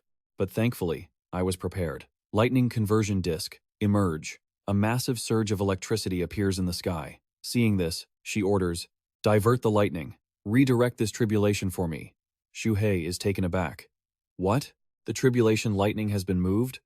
Liu Yiyan flies triumphantly amidst the electricity, explaining the mechanism of her treasure. "This lightning conversion disc was gifted to me by Elder Ding. It is a masterpiece of the Heaven Dry Sect, specifically designed to counter tribulation lightning. Without the lightning orb, let's see what you can do." But he refuses to give up easily and summons an ancient artifact. "This is a tribulation lightning orb from the ancient ruins. I don't believe your modern magical artifact can suppress this full power blast. Burn my true energy and detonate again. Ancient heavenly tribulation power, unleash." A giant dragon flies in the sky, radiating purple energy everywhere. Liu Yiyan stands there, wincing, extending her hands to conjure another force. This power is too much. The lightning disc can't block it." Liu Yiyan. Great Yellow rushes over from the chaos. "How can this be?" A surge of energy shoots up like a bolt of lightning. The wind-suppressing mansion Zhao Yi sits there unconscious, with many people piled up behind him. The ancient tribulation lightning is too terrifying. Xu Hei flies over, his face twisted in pain. "I should run while I can, otherwise even I will get caught in this." Just then, Great Yellow rushes to Liu Yiyan, who is running in a panic. "Hurry, let's combine our power to stabilize the lightning disc." "Understood." A golden mirror appears in their hands, and they pour their true energy into it. The dragon in the sky coils with even more power, rushing down to bite the mirror, which radiates its own energy. She looks on in a panic, shouting angrily, "The lightning power is weakening. We've got it under control." Great Yellow shouts back, No, the lightning diversion line has been broken. The power of the tribulation inside cannot be released. He looks at the giant dragon crashing into the energy vortex. This isn't right. These are signs of a great lightning detonation. Activate the defensive shields now, she replies in a panic. What? The master and the beast fly away as fast as they can. The lightning disk is about to break. Run! Full defensive mode. The dragon crashes even harder into the vortex, letting out a deafening roar. Nearby, a house is struck by the raw power of the lightning and obliterated. But instantly, his body is split in two, and she suffers the same fate. It's the end for her. However, Liu Yiyan desperately tries to lift herself, looking at her hand which holds a golden card, a burning minor displacement talisman. Elsewhere, a golden circle appears with a black hole in the center. At this moment, 10 miles from the Heaven Dragon gambling den, lightning strikes the sky amidst screams. No, Manager Li, an elder of the Heaven Dry Sect at the early Foundation establishment stage, holds Great Yellow's fur in his hand, heartbroken. Great Yellow! My Great Yellow! Damn it, who the hell is this? Then he notices the lightning raging across the sky. This is bad. Damn it, this tribulation lightning actually followed me here. Looking at the thick bolts of lightning using substitution, it grows larger and larger. At the same time, Xu Hei sees this and feels uneasy. This tribulation lightning actually followed me here? Just then, a black snake appears behind him. Thank goodness I was able to connect with the puppet for the substitution. After that, he opens his mouth wide and flies toward the sky. On the city wall, two people are talking on their phones. 5-mile displacement shield. We should be able to hide now. The lightning strikes, shattering the ground. When the snake looks up, his face turns pale purple as the purple energy swirls around him. Dead, no time to run. In a flash, Xu Hei leaped into the air, ready to sink his teeth into it. He looked up at the sky, where the thunder was still rumbling and the storm was only getting worse. He rushed to retrieve his belongings, bolting away as if his life depended on it, while being chased from behind. He channeled all his internal energy, unleashing the second level of the Dragon Vein transformation. Fish Dragon Phantom. A sentry stood at the base of the city wall, looking up at the sky. Good grief! What in the world is happening inside the city? Could some powerful expert be breaking through to the Golden Core stage? Impossible. I've seen a Golden Core tribulation before. It was never this extravagant. He turned and shouted to his comrade. Could this be a nascent soul breakthrough? Is it the Heavenly Kui King? He turned his head away, looking utterly exhausted. I've never even heard of something like this. He took a step forward, thinking, good, looks like I've managed to escape. While everyone is distracted by what's happening in the city, I need to slip away quickly. Xu Hei sat there, drenched in cold sweat and terrified. Thank goodness the divine sense has vanished. Liu Ruyan and her group used the alchemy formation, so they managed to block the lightning tribulation for a while. Otherwise, I definitely wouldn't have made it out of there alive today. That was terrifying. This whole ordeal was interesting, but I truly overestimated myself. I have to be more careful from now on. With that, he finally moved. He couldn't use the earth escape technique. His injuries were too severe. He dug a small hole in the forest floor that emitted a faint golden light. Forget the fish dragon transformation. Even earth escape is difficult right now. I need to treat my wounds first. I hope no one is still chasing me. He stood there, rummaging through some supplies he had on him. At least I managed to grab quite a bit this time. I have enough pills to last. He hurriedly drank the contents of the ceramic bottle in his hand, which released a green energy. The world is a chessboard, and all living things are just pieces. Looking toward the scene where so many things lay in ruins amidst the flames, at the Heavenly Dragon gambling den, Liu Ruyan was trapped under the charred, crumbling wooden debris, completely broken. I'm still alive. Just then, a large beam crashed down, slamming directly into her face. Steward Li flew down, frantically looking around for Liu Ruyan. She suddenly jolted in surprise, seeing who was walking beside her. Elder Ding, thank you. His feet were stepping right on the piece of wood trapping her. I'm here, he shouted. Liu Ruyan. The entire town was now engulfed in a sea of flames. Steward Li picked her up in a panic. Liu Ruyan, wake up. Her golden core was almost completely depleted. He held her tightly in his arms. Both her arms and legs were broken. Thank goodness I found you in time. He then channeled his internal energy into her to save her, stabilizing her life force before heading back to treat her wounds. Liu Ruyan, slightly regaining consciousness, stammered, Elder Ding, the vengeful one. Steward Li frowned and lifted her up slightly. You don't need to say another word. His face twisted with rage. That brat was only at the early stage of Foundation establishment. Even if he isn't dead, he's definitely severely wounded. He can't have gotten far. In front of where they were sitting, several large yellow puppets were released and charging forward. Second brother, third brother, fourth brother, fifth brother, 208th brother, find that bastard for me. Avenge the tragic death of the first brother. Outside the Sai family's gate, a voice spoke up. Not long ago, Xiaochu's father was worriedly advising his son, Qiu, now that the state of Qin has seized power, our Xiao family surviving the chaos is already a blessing. You've only just recovered from your severe injuries. So, this time returning to the Banshan sect, you must not act impulsively like before. Keep your mouth shut when you need to, and think everything through 3 times before you act. He raised a finger and gave a confident wink. Don't worry, Mom and Dad.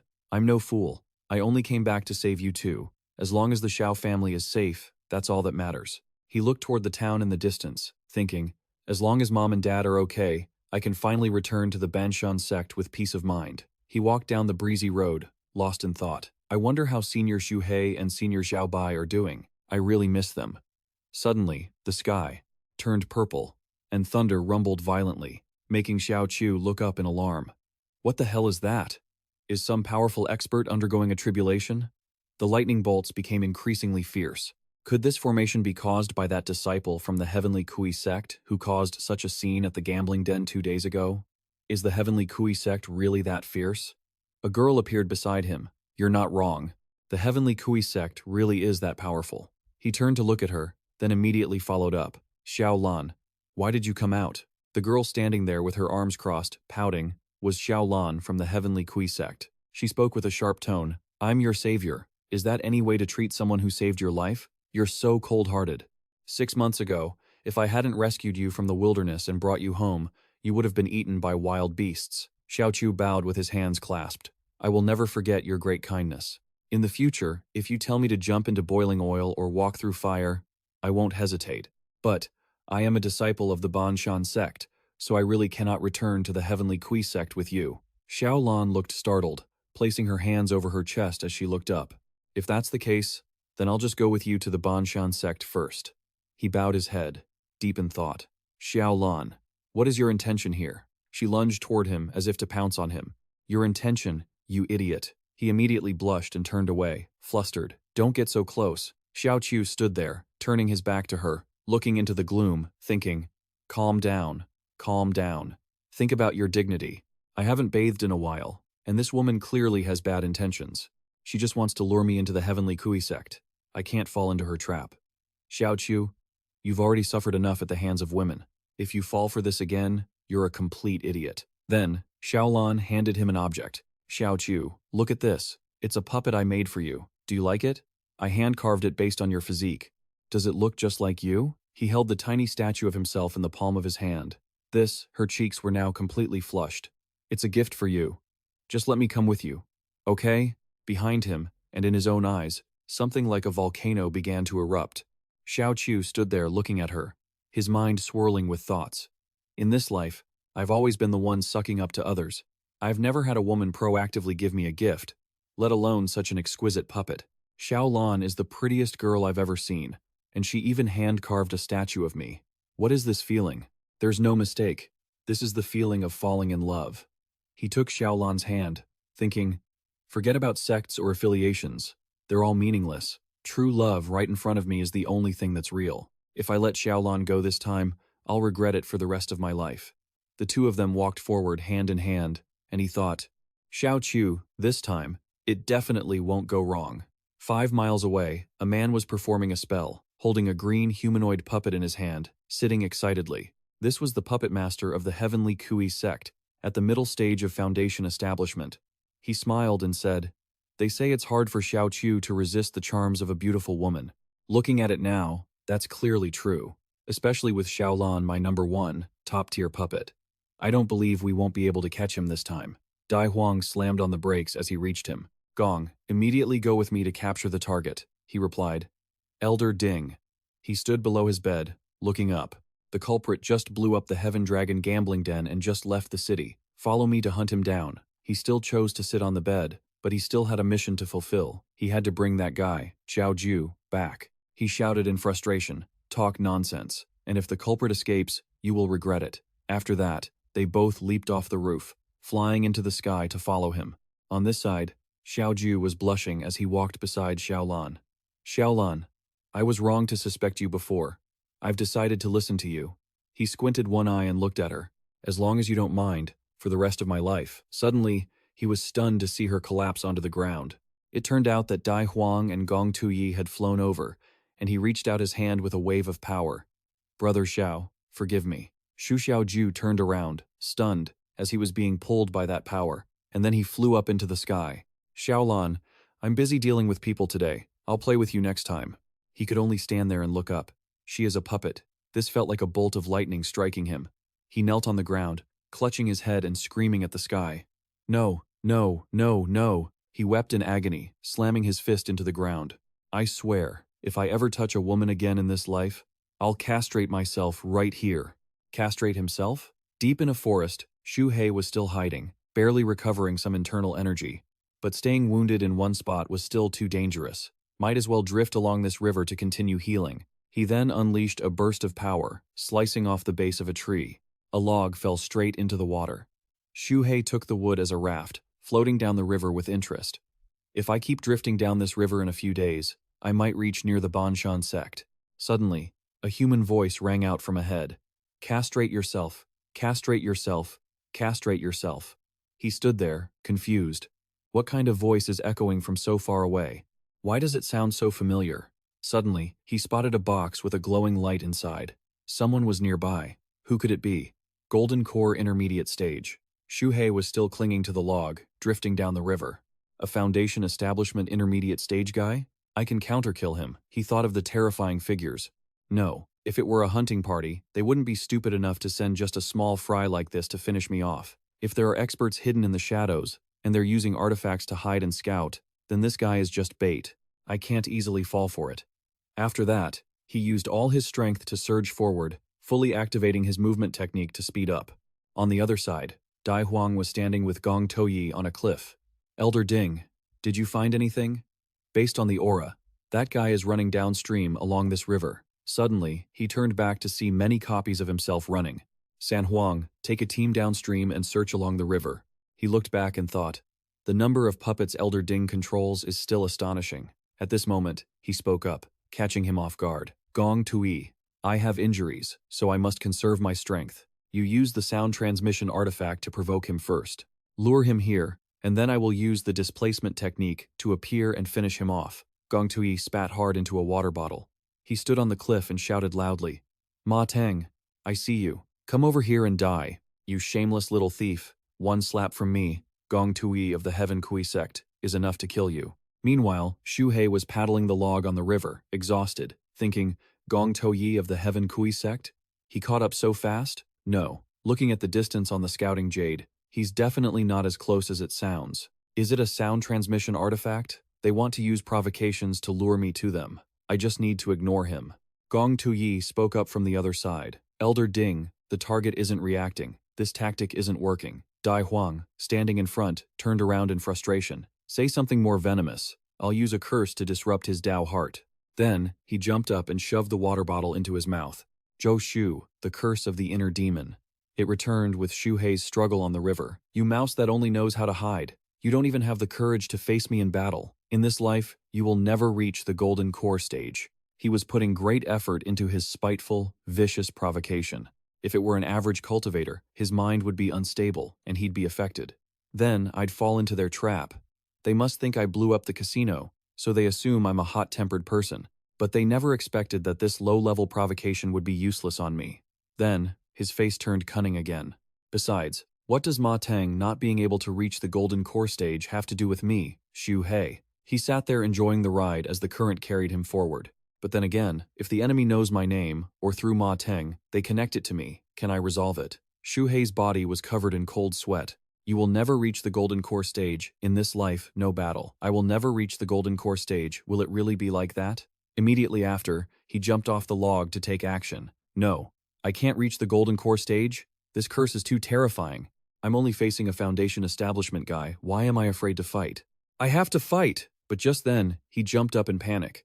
It turned out a monster was leaping up with purple power erupting from its mouth. The demon god tripod, Diao Long, along with a stream of purple power, had arrived. Xu Hei stood there and said, Diao Long Sr., what just happened to me? He replied, your Dao heart is unstable. You fell for a curse because you're too inexperienced. You need more training. From his belly, a wave of power flew out as he continued to speak. Remember, next time you encounter something like this, you must rely on yourself. I absolutely will not help you again. Then he was forced back to his log, helpless. Damn it, to think they used such a sinister tactic. I shouldn't have fallen for it. And I shouldn't have doubted myself, giving the curse a chance to take hold.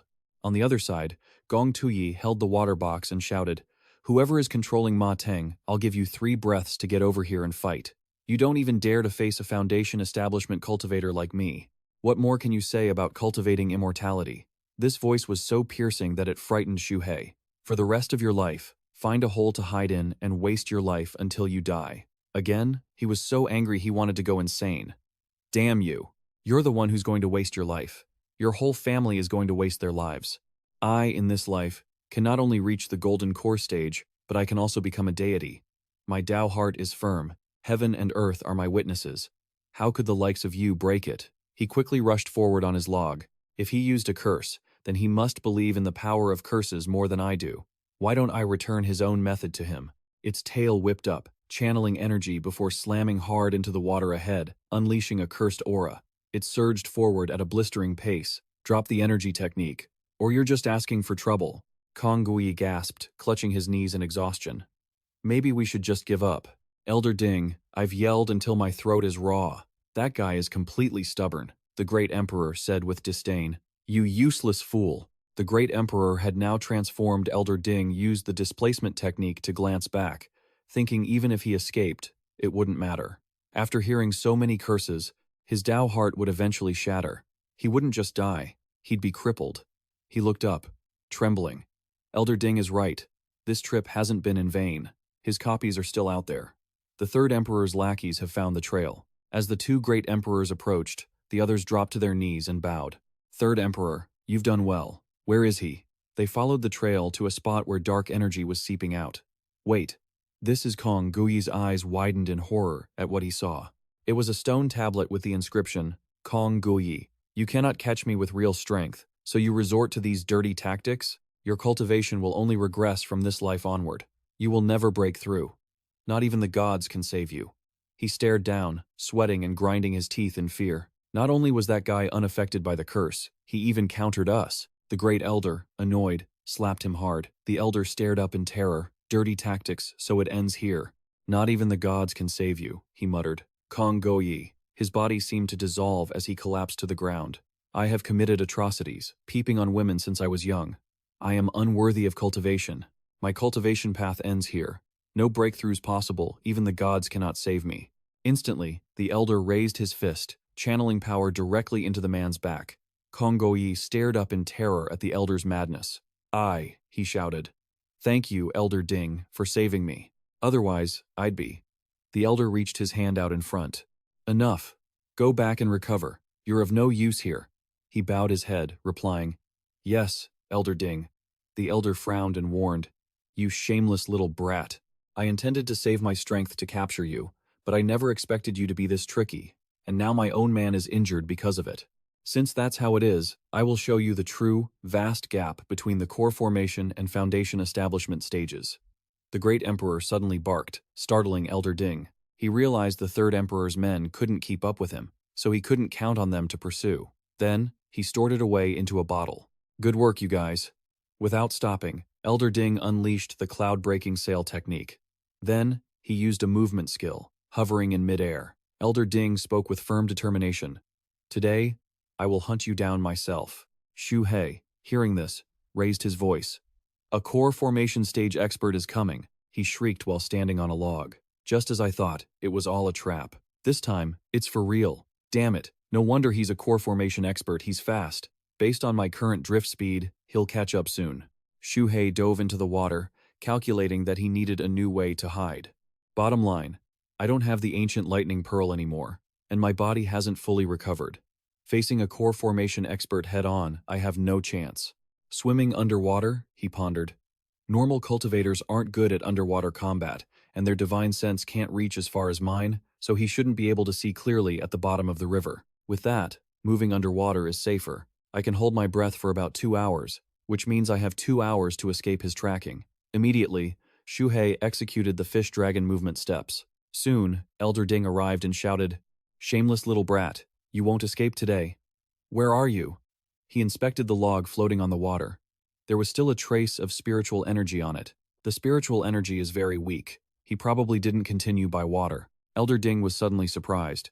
This is a peak-level spirit-sensing fish. Heaven is helping me. He didn't hesitate, casting his technique, Spiritual Thread. Elder Ding possessed the fish and roared in anger. He didn't stop there. He cast a refining technique to seize control of the spirit-sensing fish. Elder Ding shouted with intense resolve, "Chase him. I want to see how long that bastard can hide underwater." An hour later, Xu Hei felt he couldn't hold on any longer. "This is bad. I'm at my limit. I need to surface for air." Then, he was startled to see a dark shadow approaching. Quickly, Xu Hei realized it was a puppet fish. Elder Ding, possessing the fish, roared, "Little brat, you run fast, but not as fast as me. I'm about to catch you." Currently, the elder thought in frustration. Visibility underwater is terrible. This spirit-sensing fish's eyes have issues. Everything is blurry. Meanwhile, Xu Hei held his breath, thinking, "Damn it, if I surface now, I'm just asking for death, especially since my true energy hasn't recovered, and I've already consumed so much." In this dangerous situation, he had no other choice. "Damn it. I'll take my chances with you." Xu Hei dodged the spirit-sensing fish's attacks, calculating that he had to end this fight quickly. He immediately executed Golden Scales Release, Rain of Gold. The spirit-sensing fish was startled by the sudden onslaught. Xu Hei unleashed countless lethal attacks. Die! Filled with killing intent, he dealt a fatal blow. Elder Ding, disconnected from the fish, opened his eyes in shock. What? My divine sense was severed? He looked down at the water in confusion. My puppet was destroyed in one move? Such speed. That figure, it didn't look human. Could that bastard be a demonic beast? This is unbelievable. Suddenly, streams of hidden weapons shot up from the water. Elder Ding gasped in shock. What is this? He immediately turned to run. What kind of monstrous things are these? They wouldn't stop. Quickly, Elder Ding realized the gravity of the situation. Damn it, my cloud-breaking sail is ruined. He stubbornly continued to cast spells, channeling true energy to recover. Elder Ding stared off into the distance in amazement. Those golden projectiles, they can fly back? After all those projectiles smashed into the ground, Xu Hei, underwater, thought angrily. The golden scale technique is wearing me out. His whole body was trembling. No, I can't hold it anymore. Finally, Xu Hei couldn't help but gasp for air. That's when he realized what was happening. I think I can breathe underwater? The fish dragon suddenly appeared, realizing, just like the name Fish Dragon Metamorphosis implies breathing underwater is an instinct, just like how a fish is born to swim. You've actually been able to hold your breath for that long? That's quite rare, Xu Hei retorted furiously. Why didn't you tell me sooner? The cultivation manual didn't mention it either. Do I have to point out every single basic instinct? I never thought you were this dim-witted. Xu Hei couldn't have been more irritated. Great, so all that agonizing breath-holding was for nothing? This flood dragon was clearly mocking him on purpose. He swam away, pondering, but considering this ability could save his life, he decided to let it slide. Now he could hide underwater in peace. Suddenly, Xu Hei noticed something up ahead. He stared, stunned, at Elder Ding, who was activating the water evasion pearl. The elder was seething with murderous intent. You damn little thief, you actually forced me to waste such a precious treasure. Today, I'll tear you into 1,000 pieces. Elder Ding dived down at him. Now, let's see where you can hide. Xu Hei was shocked. This kind of artifact still exists? Having no other choice, he dived deep. The earth evasion technique only worked on land. Seeing Xu Hei vanish completely, no trace, not even a shadow, the elder stood there, stunned. How can he be this fast? Before long, Elder Ding discovered the cave. Damn it, did he escape underground? That little brat even knows earth evasion? Xu Hei used his divine sense to scan the area, thinking, my internal energy is almost tapped out. Suddenly, he gasped in surprise. An underground river. He was overjoyed. Following this underground river should save me some energy. Is this heaven helping me out? Xu Hei dashed forward with all his might. This was the final stretch of his escape. His survival depended on this moment. Meanwhile, Elder Ding sighed, lamenting that his water evasion pearl had gone to waste. Although he had other artifacts, his internal energy was low. If he kept chasing, his own injuries would only get worse. The more he thought about it, the angrier he got. But he couldn't just turn back, the other elders would surely mock him to death. Just then, a voice rang out from his command token. Elder Ding, Commander Qin, is summoning all core formation elders of the clan for an urgent meeting. Return immediately. Elder Ding was stunned. Qin Xuanji is calling me back? Has something happened to the sect? With that, he vanished from the spot. With this excuse, he could at least save face. Xu Hei immediately sensed the core formation expert moving away in the opposite direction. Did he finally give up on hunting me down? Xu Hei finally dared to breathe a sigh of relief. I can finally get some rest, Xu Hei thought, utterly exhausted. I don't even have the strength to heal now, and I can't even keep my eyes open. I'll just sleep first and figure things out later. A day passed while he was still fast asleep. 3 days later, Xu Hei was still deep in his pleasant dream. After a while, he muttered, I think I've recovered. I have no idea how long I've been asleep. Chirp, chirp, where am I? Xu Hei came to his senses and scanned the underground cavern. That's strange. Why did I just hear birds chirping? Suddenly, a sound echoed from the cave wall, startling him. Is it coming from inside the wall? Xu Hei gathered his strength to jump up and see what was going on. He leaped, slammed his head against the rocks, and fell back down, wincing. Ouch, ouch, ouch, he grumbled, confused. That's weird. Why did I hit the ceiling? Did I use too much force? But I barely used any at all. Xu Hei was baffled. Wait, could it be that I've gotten stronger? Did the dragon bone in my tail grow stronger while I was sleeping? He checked his condition. His spiritual energy had increased as well. He was already at 50%. He wasn't far from the middle stage of foundation establishment. To think that a little trip out for training would lead to such a massive boost. I should definitely get out there and fight more often. Xu Hei jumped again, adjusting his strength this time. He jumped quite high and noted, this force is just right, very smooth. Soon, Xu Hei reached the cave entrance. He slithered inside, muttering, this tunnel is so narrow and long, I wonder where it ends. With his divine sense fully active, he looked at the light ahead, filled with curiosity. He could only see a glow at the end of the path. His divine sense couldn't penetrate the light, yet the chirping was coming from there. It felt a bit eerie. He stayed vigilant, checking his jade plate, no reaction, and he couldn't feel any dangerous aura ahead. Forget it, I'm already here. I might as well just go in and see. Xu Hei dashed forward. Maybe there was some hidden opportunity waiting for him. A moment later, he emerged. Finally out. Whoa, Xu Hei stared at the surrounding scenery with excitement. This place is absolutely beautiful. Why haven't I ever heard of a place like this in the state of Zhao? He widened his eyes in shock. Is this really the mortal world? Or is this a fairy realm? Isn't it about to be winter? How are the flowers still blooming here? Xu Hei couldn't help but exclaim. It's so comfortable here. All my killing intent and bloodlust have just vanished. Spiritual energy. There's spiritual energy here too, and it's so dense. I feel so at peace. Just then, a fairy-like figure appeared. Little snake demon. Why have you entered my peach blossom wonderland? Xu Hei was amazed to see him. The immortal asked out of curiosity. Have you not even gained your sentience yet? Xu Hei was stunned. Peach blossom wonderland? He felt very strange. What's going on? From the ground.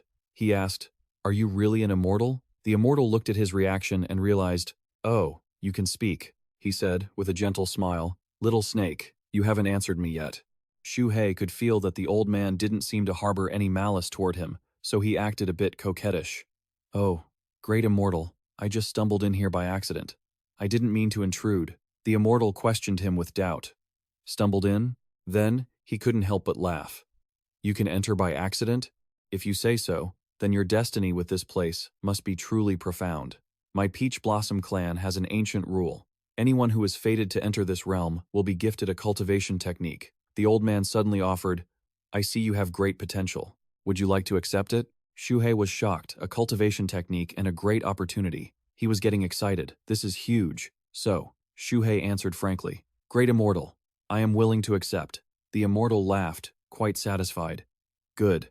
The old man reached out toward Xu Hei. I will now pass the immortal technique to you. Relax. He was so excited to be taught the immortal technique, thinking, this feels amazing. Is this what it's like to ascend and become an immortal? The old man smiled as he watched Xu Hei's reaction, but then his expression suddenly changed, and he gripped the boy's head tightly. He laughed at the foolish snake demon, mocking him. To think he fell for the illusion so easily, such pure chi. Suddenly, the immortal noticed something strange and cried out in surprise. He couldn't believe it. How was this possible? Why can't I drain his chi? The immortal realized the problem instantly. In fact, the boy was draining his chi instead. Does this snake demon have some kind of restriction on him? The old man refused to give up, determined to drain the key. I don't believe this. Meanwhile, Xu Hei muttered naively, feeling a bit uncomfortable. This is, he screamed out, Senior Diao Long. Diao Long appeared and spoke. The light of the illusion is mesmerizing. If you want to purge your greed and break the illusion, you must rely on yourself. Xu Hei was incredibly surprised to hear this. An illusion of greed? He finally realized the issue. I understand now, Senior. This immortal is a fake. Thank you for the reminder, Senior. The immortal glared at Xu Hei, calling him a stupid snake. Then, the immortal looked stunned by the boy's sudden change in reaction. You're awake? How is this possible? Even a mid-stage Foundation establishment cultivator wouldn't easily break free from my illusion, let alone a mere early-stage one. Xu Hei was furious and demanded, Who exactly are you? What are you trying to do to me? The old man, Li Yang, feigned ignorance and asked, Little snake demon, why would you say that? I already told you.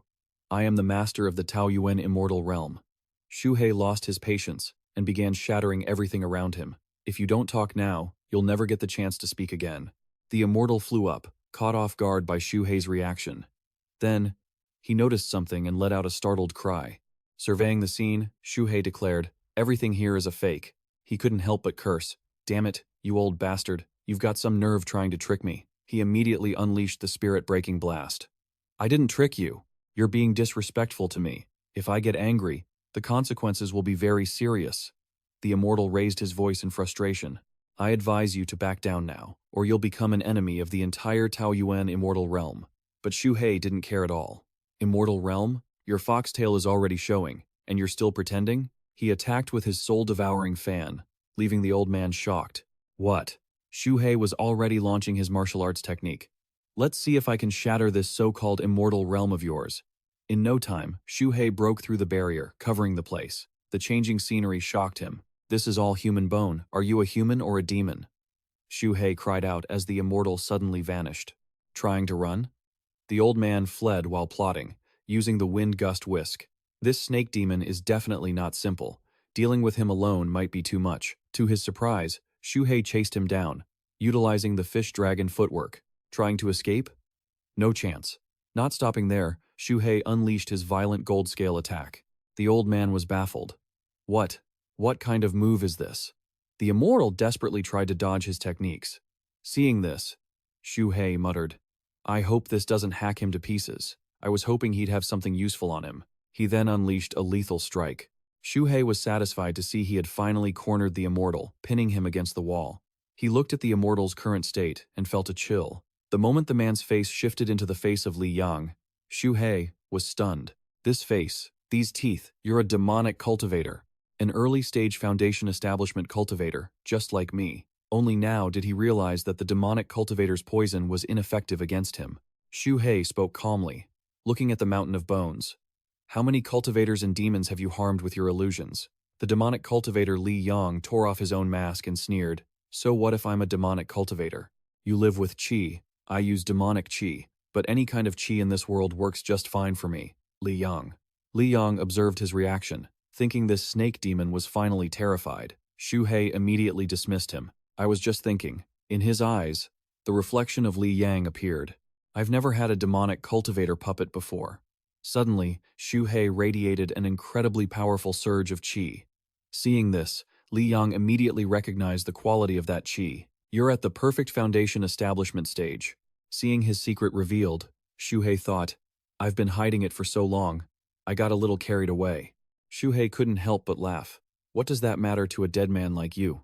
When he launched his attack, Li Yang was startled. Realizing the situation was dire, he tried to run. Spirit binding threads, you're from the Heavenly Kui sect. Xu Hei heard him and remarked, You know quite a lot, don't you? Very quickly, his legs were tightly bound by the threads. Li Yang panicked, completely terrified. I'm dead. Meanwhile, Xu Hei was getting excited. Gotcha. Li Yang let out a miserable wail. Let me go. Xu Hei calmly advised him. Stop struggling, or it's going to hurt a lot more. Bound by Xu Hei, Li Yang screamed threats incessantly. You want to refine me into a puppet? In your dreams. My killing intent is not to be trifled with. He directly unleashed his power to shroud his body, shielding himself with killing intent, as Li Yang fired countless magical bolts toward him. However, Xu Hei wasn't a pushover either. He countered directly. I want to see if your killing intent is stronger, or my perfect chi. Xu Hei's power sent Li Yang flying backward. Is this the true power of perfect chi? Why does Li Yang have it, and I don't? Heaven is unfair. He gritted his teeth, trying to steady himself, telling himself not to lose consciousness. However, Xu Hei's control threads had already invaded Li Yang's brain. He could only throw his head back and scream in agony, "Help me!" Seeing this, Xu Hei sneered with utter contempt. "Help? You set up this fake secret realm yourself. Even if you scream until your throat rips, no one is coming to save you." Finally, after some time, the refinement was complete, and Li Yang officially became his puppet. In the distance, a voice echoed repeatedly, "Enter the Taoyuan Immortal Realm. Find eternal bliss." Xu Hei turned his head, looking back in confusion. Is someone actually coming? Is it one of Li Yang's accomplices? He told himself to pull the puppet back and see how things played out. After all, the puppet was already refined, so having Li Yang handle it would work just fine. On the other side, the people carrying the sedan chair continued to chant, "Enter the Taoyuan Immortal Realm. Find eternal bliss." Enter the Taoyuan Immortal Realm. Find eternal bliss. Xu Hei directly used his spiritual sense to probe them. These guys must be responsible for delivering goods to Li Yang. What's inside this palanquin? He peered through the fabric and couldn't help but gasp. The living sacrifices they had brought were merely refugees and struggling cultivators caught in the chaos of war, being offered up to Li Yang, the Grandmaster. Xu Hei secretly assessed the situation. The strongest one here was that flute player, but even she was only at the late stage of spirit perception. She posed no threat to him. It was just that her flute playing had a hypnotic effect, likely some form of mystical art, but it wasn't as formidable as Li Yang's. Landau suddenly stopped and asked herself, "Where is our immortal illusion realm? Is the master no longer casting his illusion? Or has something happened?" She hurried over to Li Yang to check on him. "Master, Landau has returned. Is the illusion realm all right? Are you hurt?" He turned his head and replied, "Is that you, Landau?" Suddenly, Li Yang's face distorted as he called out. Landau asked in a panic, "Master, what's wrong?" Xu Hei was also taken aback. "Damn it, something went wrong. I need to fix this fast." Landau kept asking, "Master, are you okay?" Under his control, Li Yang finally managed to respond. "I am fine," he said slowly. "I dissolved the illusion realm." Landau rushed over, bewildered. "But why? Master, were you unsatisfied with that place?" "No," Li Yang denied. "It's just that, the low-level energy and the killing intent, they are useless to me now. Let them go. I have already broken through to a new stage." Upon hearing this, she knelt down and expressed, "So that's how it is. Congratulations, Master." He knelt on one knee, lifted her chin, and said, "After you finish your tasks and return to me, I will teach you some high-level illusion arts." Landau trembled slightly, her face blushing as she replied, "That's wonderful. Master, I'll be back as soon as I can." Observing everything from afar, Xu Hei calculated that once she returned, he would turn her into a puppet as well.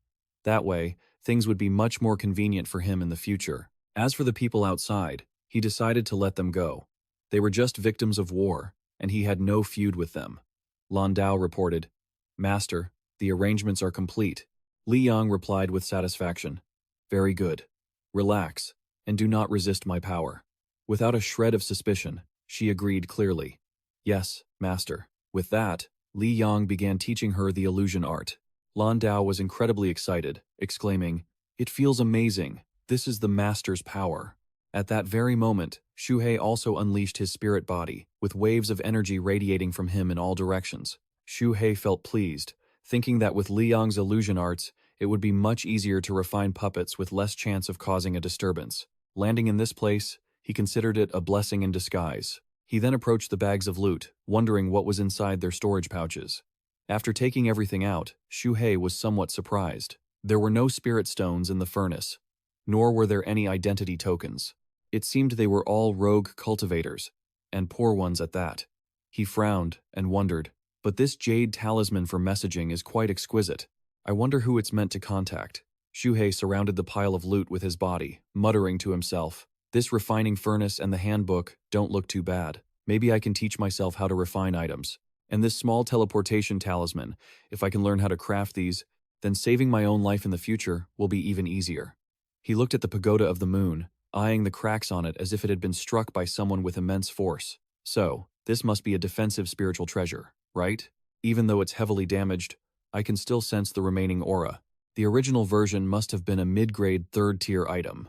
Xu Hei guessed happily. Li Yang was preparing the furnace and the handbook. He must have been planning to repair this broken pagoda. If that's the case, I can do it too. As for the materials needed for repairs, that ancient alchemy furnace I unlocked at the Tianlong market earlier should be suitable. Xu Hei then tossed it into the furnace, deciding to melt it down first. He closed his eyes tightly and channeled his energy. According to the alchemy handbook, melting it should be simple, just channel internal energy into it. Xu Hei shouted as he took action. I just need to keep pouring my energy in, and the heat inside will keep rising. However, a moment later, he was confused. That's strange. At this temperature, a normal third-tier treasure should have melted by now, right? But why isn't this furnace reacting at all? Xu Hei, full of spirit, yelled, I don't believe it. Keep increasing the power. Finally, 3 hours later, Xu Hei was completely exhausted and gasping for breath. Huff huff, damn it. I've already consumed the medicinal pills 5 times, and it still hasn't melted. He continued to push his energy in. I refused to believe it. The exterior of the refining tool was starting to heat up, yet it still wouldn't melt. Suddenly, cracks began to appear on the furnace, leaving Xu Hei shocked. Wait! An explosion erupted, engulfing the entire space. Damn it!